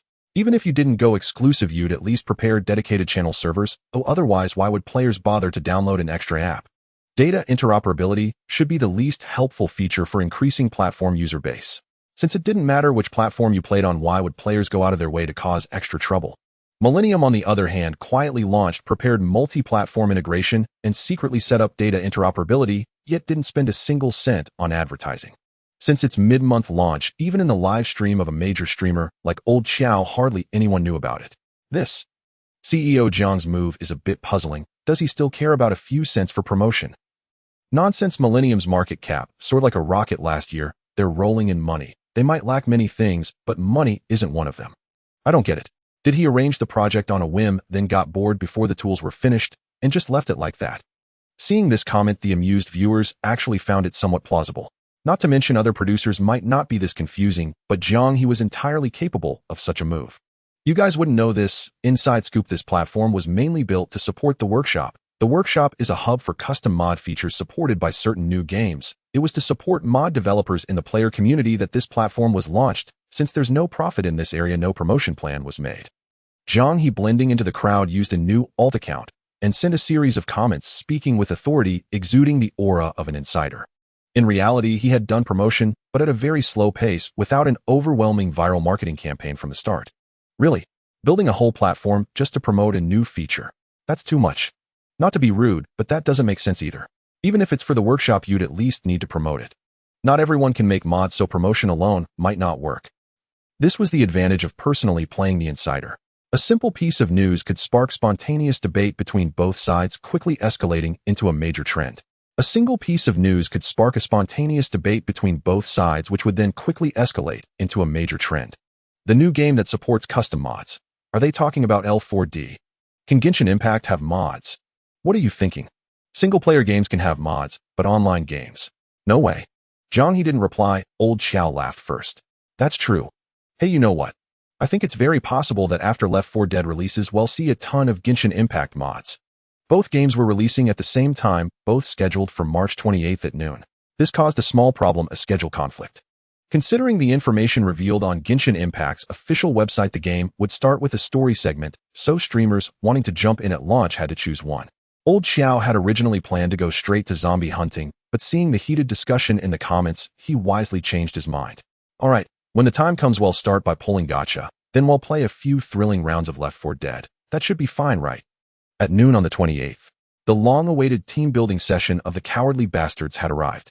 Because Chinchi would release 2 new titles today, the group had arranged a joint stream in advance. Even those with platform-sponsored assignments had adjusted their schedules just to free up time for experiencing the new games together. As planned, they intended to start with Original and then move on to Seeking. After all, the former was said to be an online game with a stamina system. Based on the meager updates from the official blog, stamina had a cap recovered over time, and even with purchases, there was a daily limit on extra stamina. This meant daily stamina was confined to a fixed range which they could eventually deplete. The latter, being a single-player game, could be downloaded in the background while playing the former, so leaving it aside for a while was fine. Of course, the most important reason was the gacha mechanism, which had been endlessly discussed by netizens before the release. To be blunt, the 12 of them had gathered today precisely for this moment of self-identification. Among them, there would inevitably be lucky ones and unlucky ones, but who was the traitor would depend on whether more people got golden flashes or hit the pity system. In any case, a conflict was inevitable. For the convenience of streaming and interacting with the audience, everyone chose to play on PC or console platforms, as it was hard to show their faces in a gaming pod.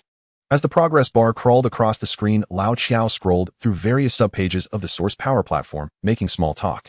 To be honest, he said, I'm not promoting it, but this platform's design is quite good. Look at the UI. It's clean and straightforward, no flashy effects, but very user-friendly for quick mastery. Opening his game library, he saw all his Chinchi purchases integrated, complete with achievements, progress, and playtime. He was quite satisfied. I have to say, President Jiang has a knack for this. I've always believed that a platform is a tool, and a simple tool maximizes user convenience. That's the right way. Other platforms bombard you with pop-up ads the moment you open them. That's just despicable.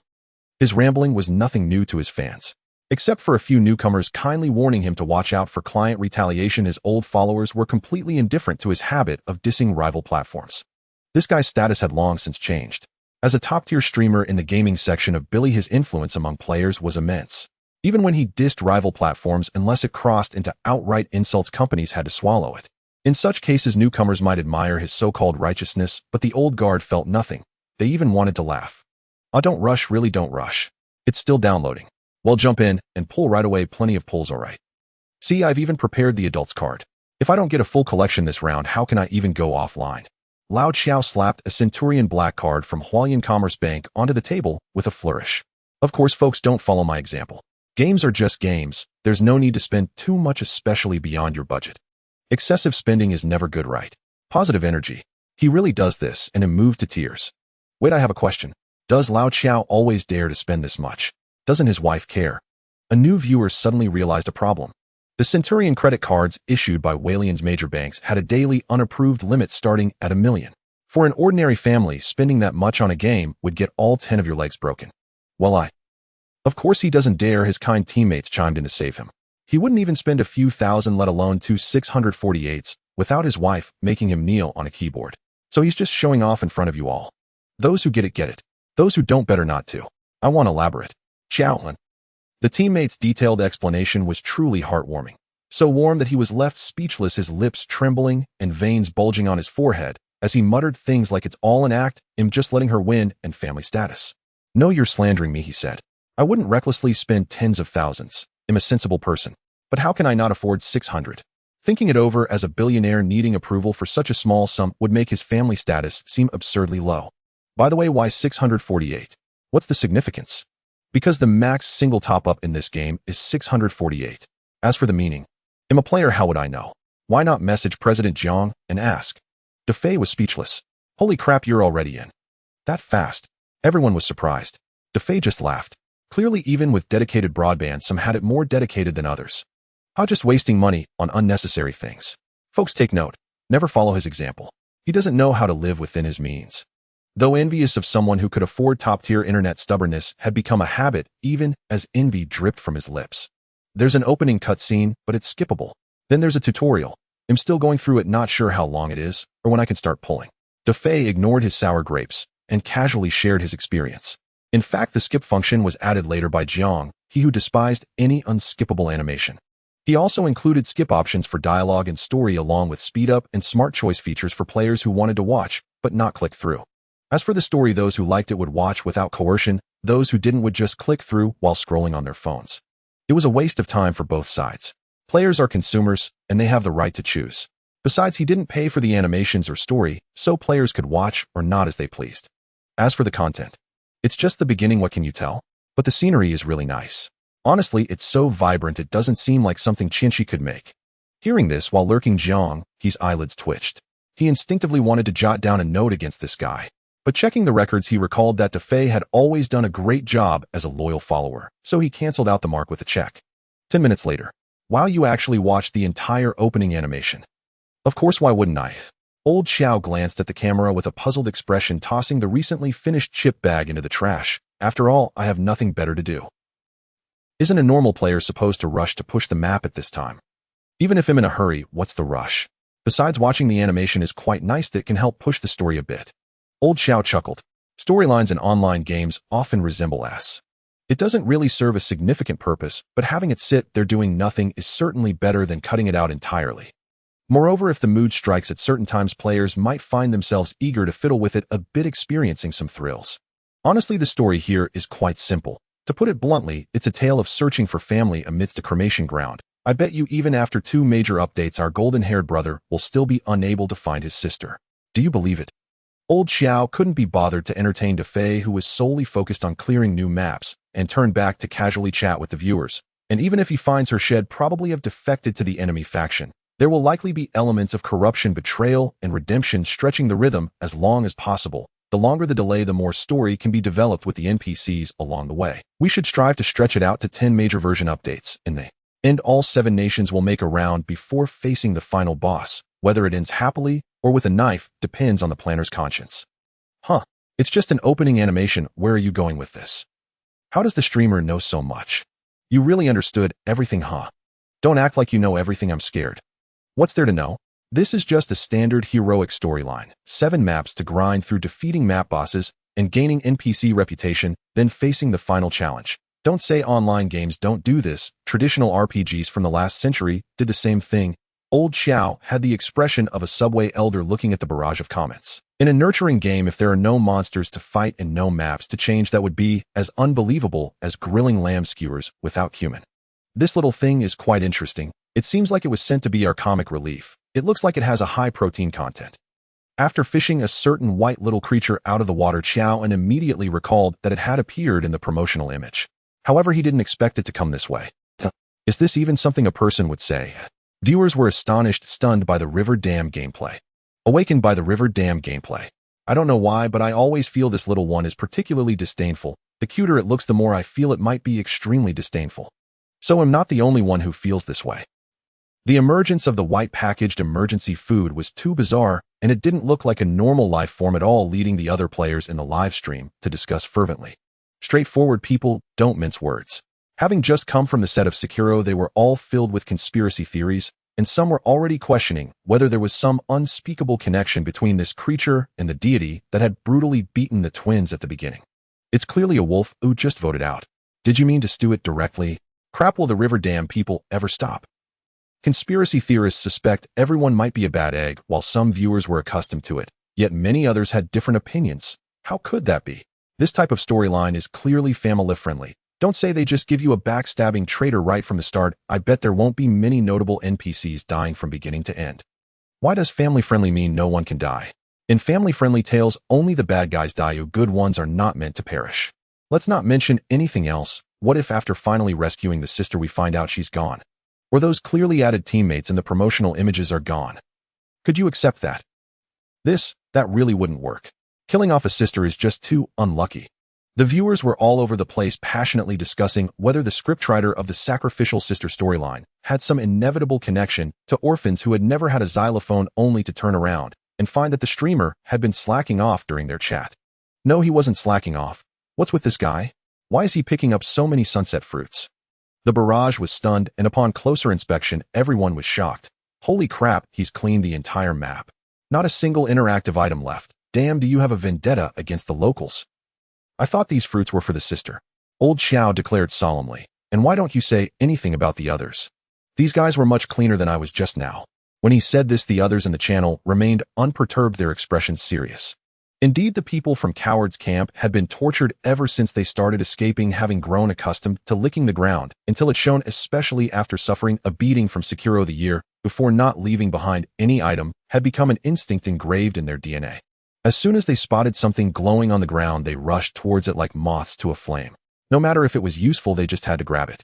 From the small beach at Lookout Mountain to the first 7-day statue in Falling Star Lake, it was only a couple of steps away, yet these fools spent nearly 10 minutes licking the ground, and by the time they entered Falling Star Lake, it was obvious that the area they had passed through was starting to look a bit bald. Never mind treasure chests, even the wild fruits on the ground had been cleaned up. Due to this overzealous behavior, which resembled bandits raiding a village, they faced righteous accusations from the viewers, and all looked a bit uneasy. Just a heads up, the vegetation materials in this game will naturally respawn, and there are both rare materials and common ones. The former can be used for character upgrades, while the latter is mostly for making soup. If you want to scrape by using the method from Sekiro, it's impossible to clean it up completely. Unable to bear it any longer, Jiang He couldn't help but point out this group of fools using his alternate account. The Soul-style boxed world and the open world are fundamentally different. In the former, repeatable materials can only be obtained from monsters that respawn after sitting by a campfire, while scattered items on the map do not respawn within the same cycle. The latter is entirely different. Without material respawns, what's the point of playing a vast world? If they really want to go around picking up things, then they'd probably end up picking up trash all over the map with nothing else to do. Speaking of which, Jiang He understood that these guys had grown accustomed to pinching pennies in other tightly paced games and were struggling to adapt. But they couldn't keep fixating on sifting through these scraps, could they? That would hinder progress. Oh, I see. So there's such a saying. Everyone chuckled at this, laughing out loud at these old bandits. They've gotten used to killing and arson in Wayname City, and they still expect to do the same in Tvet. Don't be so rigid. Eluding villagers' homes has been the legal right of adventurers since ancient times. That's a bit too much. Oh, I don't even know who you're implying. Indeed, I really don't know how to refute that. Through a torrent of spoilers and analysis, Jiang He barely managed to persuade the flora, fauna, and avian creatures around Starfall Lake to spare a certain dog's life.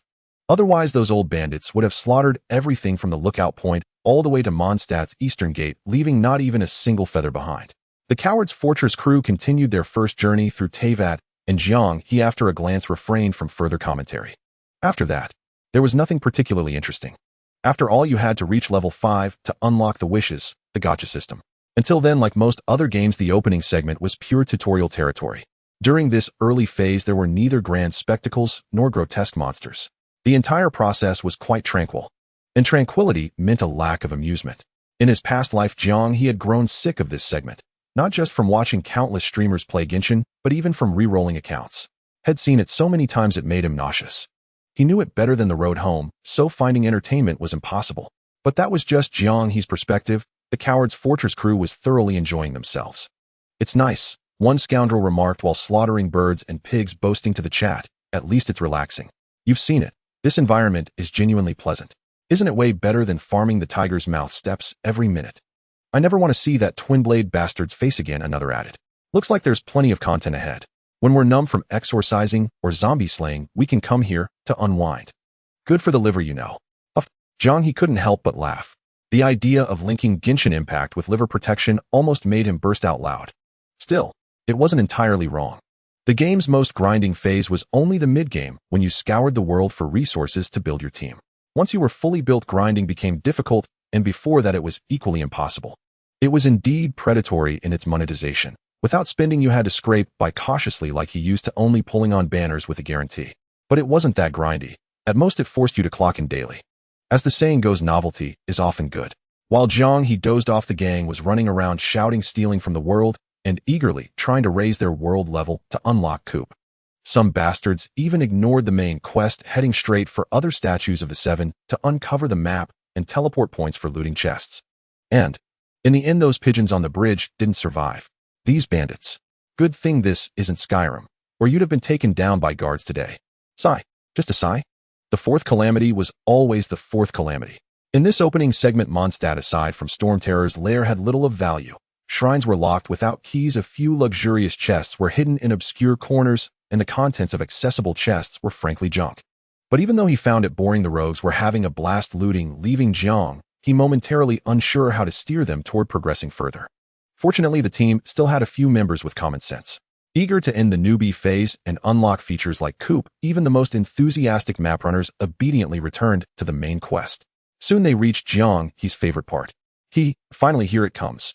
In the Knights of Favonius office, Lao Qiao, playing as Ether, was going through the story. Oblivious to the gravity of the situation, he idly clicked through auto-dialogue, occasionally commenting on character outfits or room decor. Watching from the screen, Jiang He rubbed his hands in excitement. I want to see bloodshed now. In truth, he wasn't alone. 10. Excluding 2 lazy dogs who hadn't started streaming and were just lurking in the voice channel. 10 streams with millions of viewers were full of spectators eager to see these bandits suffer in the gacha. The reason was simple. Genshin Impact was utterly different from Kiang's previous works. It wasn't a horror game like Outlast that scared the timid, nor a punishing game like Sekiro that made the unskilled want a refund before rescuing the prince. Genshin had no grotesque monsters or oppressive level design, at least not in the current version, nor did it contain horror, blood, or nudity. Its visual presentation was very friendly, suitable for players of all ages. Its simple storyline was equally accessible to all age groups. And above all, it was a free-to-play game. Though free-to-play with microtransactions was in essence far more exploitative than paid games, the lack of an upfront cost made a world of difference. Free was free. At least you could try before paying.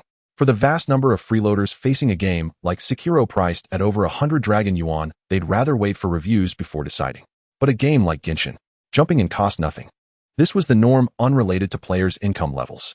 Jiang He had seen this many times across 2 lifetimes. Players' willingness to pay was mysterious. It wasn't just about money or stinginess. Some weighed value based on reviews, while others were simply too lazy to play. If you needed others' opinions to decide whether to buy a game immediately, it meant you weren't that eager. If you truly wanted it, you'd buy it regardless of advice. It was a logical loop. But these varied thoughts and strategies only applied to paid games. For free games, excluding those who disliked the genre and swore off it from the first poster. Many thought, since you're here, might as well.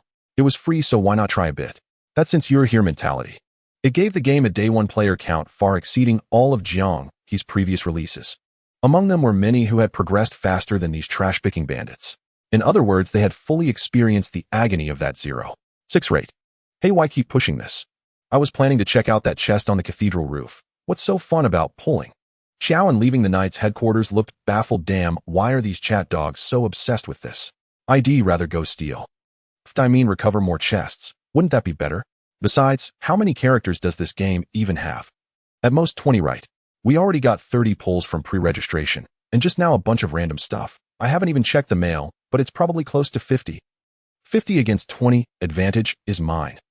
Empiricism often allows one to avoid detours, yet equally often leads one to crash into walls that should never have been encountered.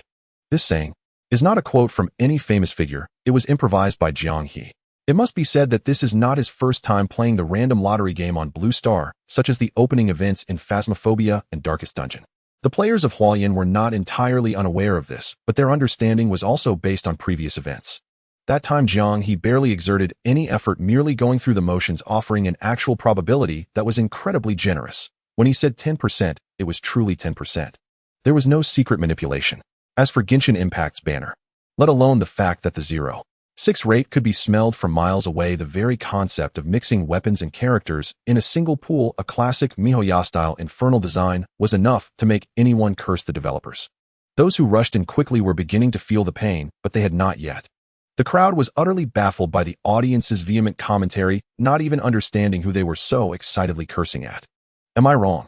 This is just a matter of probability. Of course he can't win every time he draws. The developers are bound to hide some thanks for playing junk in there. But if quality isn't enough, you make up for it with quantity, right? Ignorance always brings exceptional joy. Old Xiao, oblivious to the hellish nature of it all, opened the Wish interface, but didn't rush to check the details, instead continuing to babble his theories. They gave us 50 pulls plus a little extra. If that's not enough, we can grind more, push through the main story, do more quests. Should be easy to gather more, right? If all else fails, I can just top up, right? Anyway, everyone wants to see the draws. Though I'm not really into this gambling stuff, I can't let the audience down. So let's first use up these free primogems, see how many we get. For the ones we miss, we'll top up and keep pulling until we have them all. How about that? Old Xiao asked, looking at the camera. He wanted to look for chests, but was even more eager to try another new game. After completing a few main quests, he suddenly lost direction and didn't know what to do, so he planned to quickly finish this draw session that the audience had inexplicably been urging for hours, then find an excuse to try out the survival game. He could always look for chests and explore the map tomorrow. Besides, if he waited a bit longer, someone else might make a guide. For instance, just a moment ago, Dafei, that elite bandit, had discovered a luxurious chest on the church. By tomorrow, he would surely find more. Thus, sitting back and reaping the rewards would be perfect, wouldn't it? After all, it was a single-player game. There was no risk of someone else taking the chest and leaving nothing for later players. That bastard kept leeching off him all the time. It was time for him to leech off that bastard. He was still harboring some shady thoughts, unaware that his bold words had truly opened the audience's eyes. While the streamer is so arrogant, wanting a full collection right at launch, I can't even imagine what hell want tomorrow. Do you think 5 stars are like chives growing in your backyard, ready to be pulled whenever you want? When those 50 pulls don't even make a splash, hell learn his lesson. Fast forward to him blowing his entire savings on a bunch of Favonius lances, then angrily topping up 2 packs out of frustration. 2 packs. 100 packs. That's a bit scary. 100 packs is too much. Hard to say with this infernal gacha system. Trying to get a full collection of weapons and characters might really take 100 packs. Who the hell came up with such a demonic mechanic? Boss Jiang is becoming less and less human.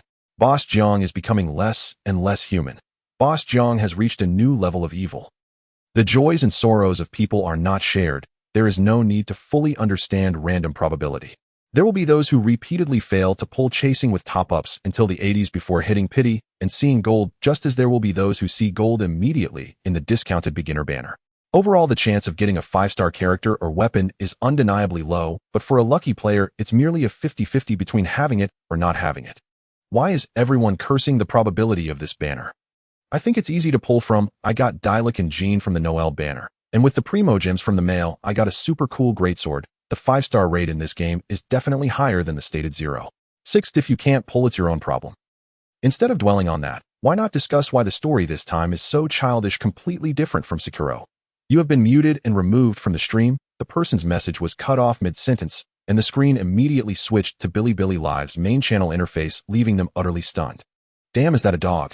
A dog is barking, and barking loudly. Shouldn't they be banned immediately? LL banned as soon as they spoke. The mods actually acted fast for once. No matter the time, a seal that jumps in your face deserves no sympathy. Getting a good pull is not a crime worthy of 1,000 cuts. Oh, which gambler? Scratch that. Which player doesn't hope for a lucky day? It's not like they would kill themselves if they got a good pull right. But those who jump in your face and mock everyone, they truly deserve no mercy. What's wrong with the world today, eh? Just because your luck is a bit off, you not only suffer in the game, but also get mocked when watching streams. It's not your fault, it's the face jumper's problem. I don't see anything wrong. Isn't it normal for the lucky to mock the unlucky? The strong must humiliate the weak. Roar. Wow, awesome. There's a dog, a different breed from the one just now. User master of Fuzhou no 16 middle school toilet has been muted and removed from the stream. Oh, now it's gone. These people are all crazy. Having banned another inexplicably deranged viewer Xiao and reached up to touch his forehead. He wasn't running a fever, was he? So why were the comments in his view becoming increasingly surreal to the point where he couldn't understand them? He couldn't figure it out, truly couldn't. Well, considering that someone might be deliberately exaggerating the severity, I'll test it myself first. Old Xiao glanced at the chat where Europeans and Africans were hurling insults at each other along with third-world players fanning the flames. Sweat was starting to form on his brow. Hasn't anyone pulled yet? Stop babbling, we're all ready, what are you waiting for? Some bastard in the voice chat cursed. You're not being decisive at all. All right, coming right up. I was just worried the formation wouldn't be neat. Xiao An's head was practically tilted by the crackling mic. Pull. On 10 identical screens, translucent blue crystals shattered the clouds descending from the sky. As they fell, they gradually refracted into dazzling purple light. Then in one of those screens, a sudden bang echoed, and a circle of brilliant golden radiance burst into existence out of nowhere. I don't understand. On what basis? There are hidden plots and exciting moments. Clearly, the 6% drop rate is not as low as the unluckier players claim. Of course, a more accurate statement is that although the probability is stated, there seems to be someone here whose luck has temporarily surpassed the average.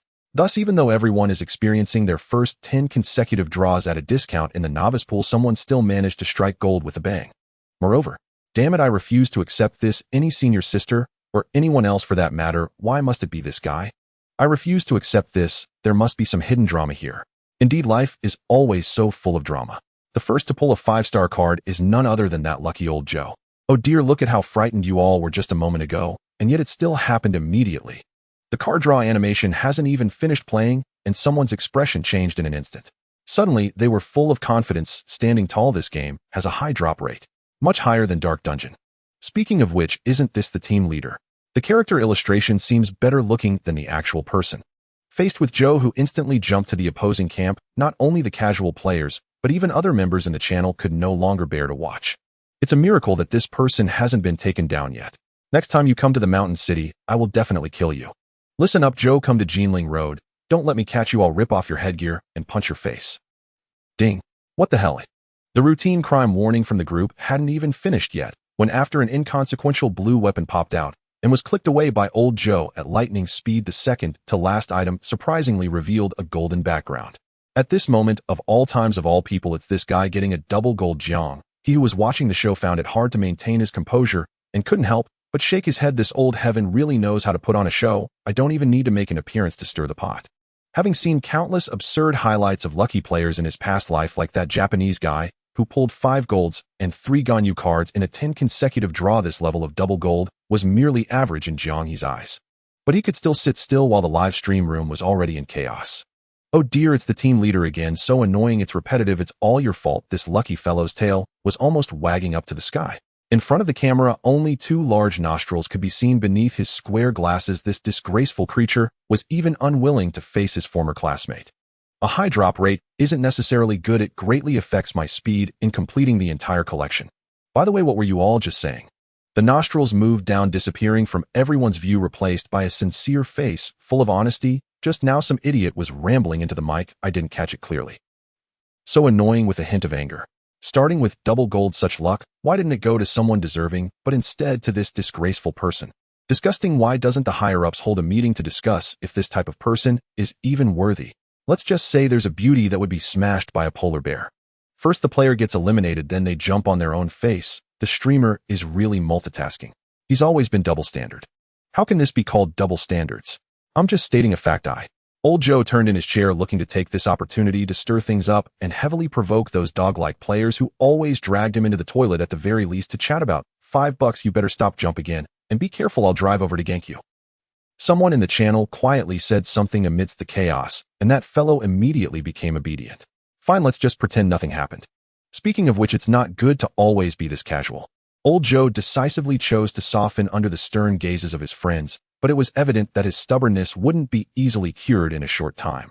His expression didn't seem genuinely convinced that such behavior was bad. Let's keep drawing, you all will have to get used to it sooner or later. I'm not bragging, but my luck is always good, though I don't care much, but 5-star characters are bound to be drawn in large numbers sooner or later. After all, this is just one 10 draw. And we've already got 2 statistically speaking, we could still pull 7 or 8 more, don't you all think? Wabi-sabi. Babble babble. Although Dave wouldn't bite like a zombie, his incessant chatter was still annoying. Yet this guy was shamelessly testing the boundaries between being pretentious and jumping on faces, which led to Old Ming directly using his admin authority to mute him in the voice channel. The expressions of over a dozen other people visibly relaxed a lot. It's evident how a loud-mouthed idiot with just the right amount of foolishness and incredible luck can be devastating to normal folks. Just the thought that this idiot is actually on our side is enough to fill sensible people with despair, not to mention when outsiders cast their disbelieving glances questioning this guy is actually with you. It can create a sense of collective embarrassment. Of course they relaxed, but the players didn't feel any relief. Perhaps finally seizing the chance to vent their frustrations, or maybe some people had too much pent-up resentment to the point where they went on to ramble for an extra $5. Until everyone suddenly started to sense something was off. Huh. Strange, where's the 5-star explosion we were promised? So Strange the streamer has had 3 10 draws with 1 purple and 9 blues. What's going on here? Why is it always blue skies and white clouds in the card draws? I believe everyone is familiar with card draws, but what's with the blue skies and white clouds? Let's have everyone join the editor to find out. What's wrong with you, editor? Are you just messing around?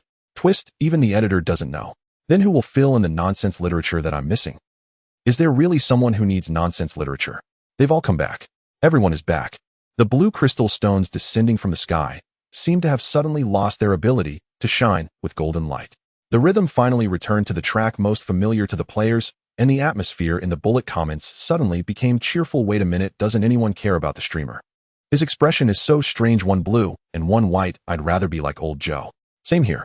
Oh, come on, why bother with him? He's worthless. What the hell, Lou? Old Faye unceremoniously kicked him while he was down, and right as he was speaking, he saw a flash of gold. Oh, it really is Lou.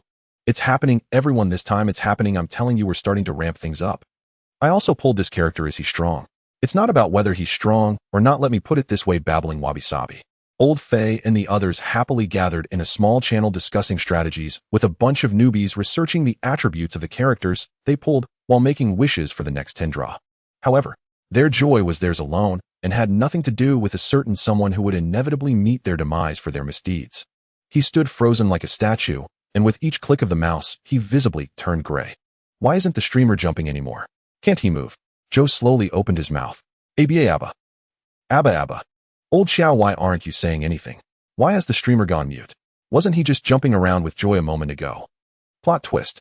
The hyperactive streamer addicted to chattering was miraculously cured by the operator's clever use of 9 blue and 1 purple mystical medical skill.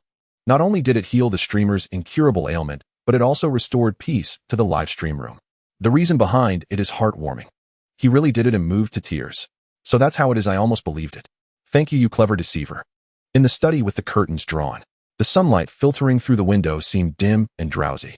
Only the glow of the 27-inch monitor, accompanied by the appearance and disappearance of blue crystals, flashed monotonously in shades of blue and purple. Xiao craned his neck, his eyes wide open, awaiting that long-missed glimmer of gold he had imagined. As for the clamor of the bullet comments, he ignored them all as if they were mere air. The joys and sorrows of others were not his own. He only found these people exceptionally noisy. Aside from that, there was nothing but endless regret. If only he hadn't been carried away by momentary pride, just for the sake of a few loose words. Now, alas, damn it, this game seemed fun just moments ago. How did it turn into such a mess? Meteors streaked across one after another and vanished in succession. In the study, aside from the monotonous clicking sounds and the repetitive sound effects triggered during card pulls, there was nothing but dead silence. On the screen, bullet comments scrolled like a tsunami, festive as if celebrating the new year. Before the screen sat a defeated ashen gray figure, as if turned to stone. Streamer, can you do that thing? I want to see it. Which one do you mean? Is it this game's drop rate is also very high? Or he'll have the full collection tonight? Or perhaps a 5-star is something this streamer can pull anytime? Alright, support the righteous chronicler. Brilliant, truly brilliant. This is what they call the wicked shall be punished in the end. It's a pity he still managed to get a double yoke. Otherwise this wave would have been perfect. The hellish torment of blue skies and white clouds plagued Xiao and for a full 80 pulls, even after using up all the free stones. He later spent extra on a single recharge out of impulse, but he still endured until the 88th pull in the standard banner before getting a skyward spine. Seeing that what he finally got was a 5-star spear of little use to him, the viewers cheered in delight. It's back. Everything is back. This is the feeling. The feeling that the streamer's huge loss was more satisfying than getting a double yellow oneself, especially when seeing that after throwing out 108 pulls and ending up with such a result, a certain someone slumped in his chair questioning his existence, unable even to curse the operator's mother.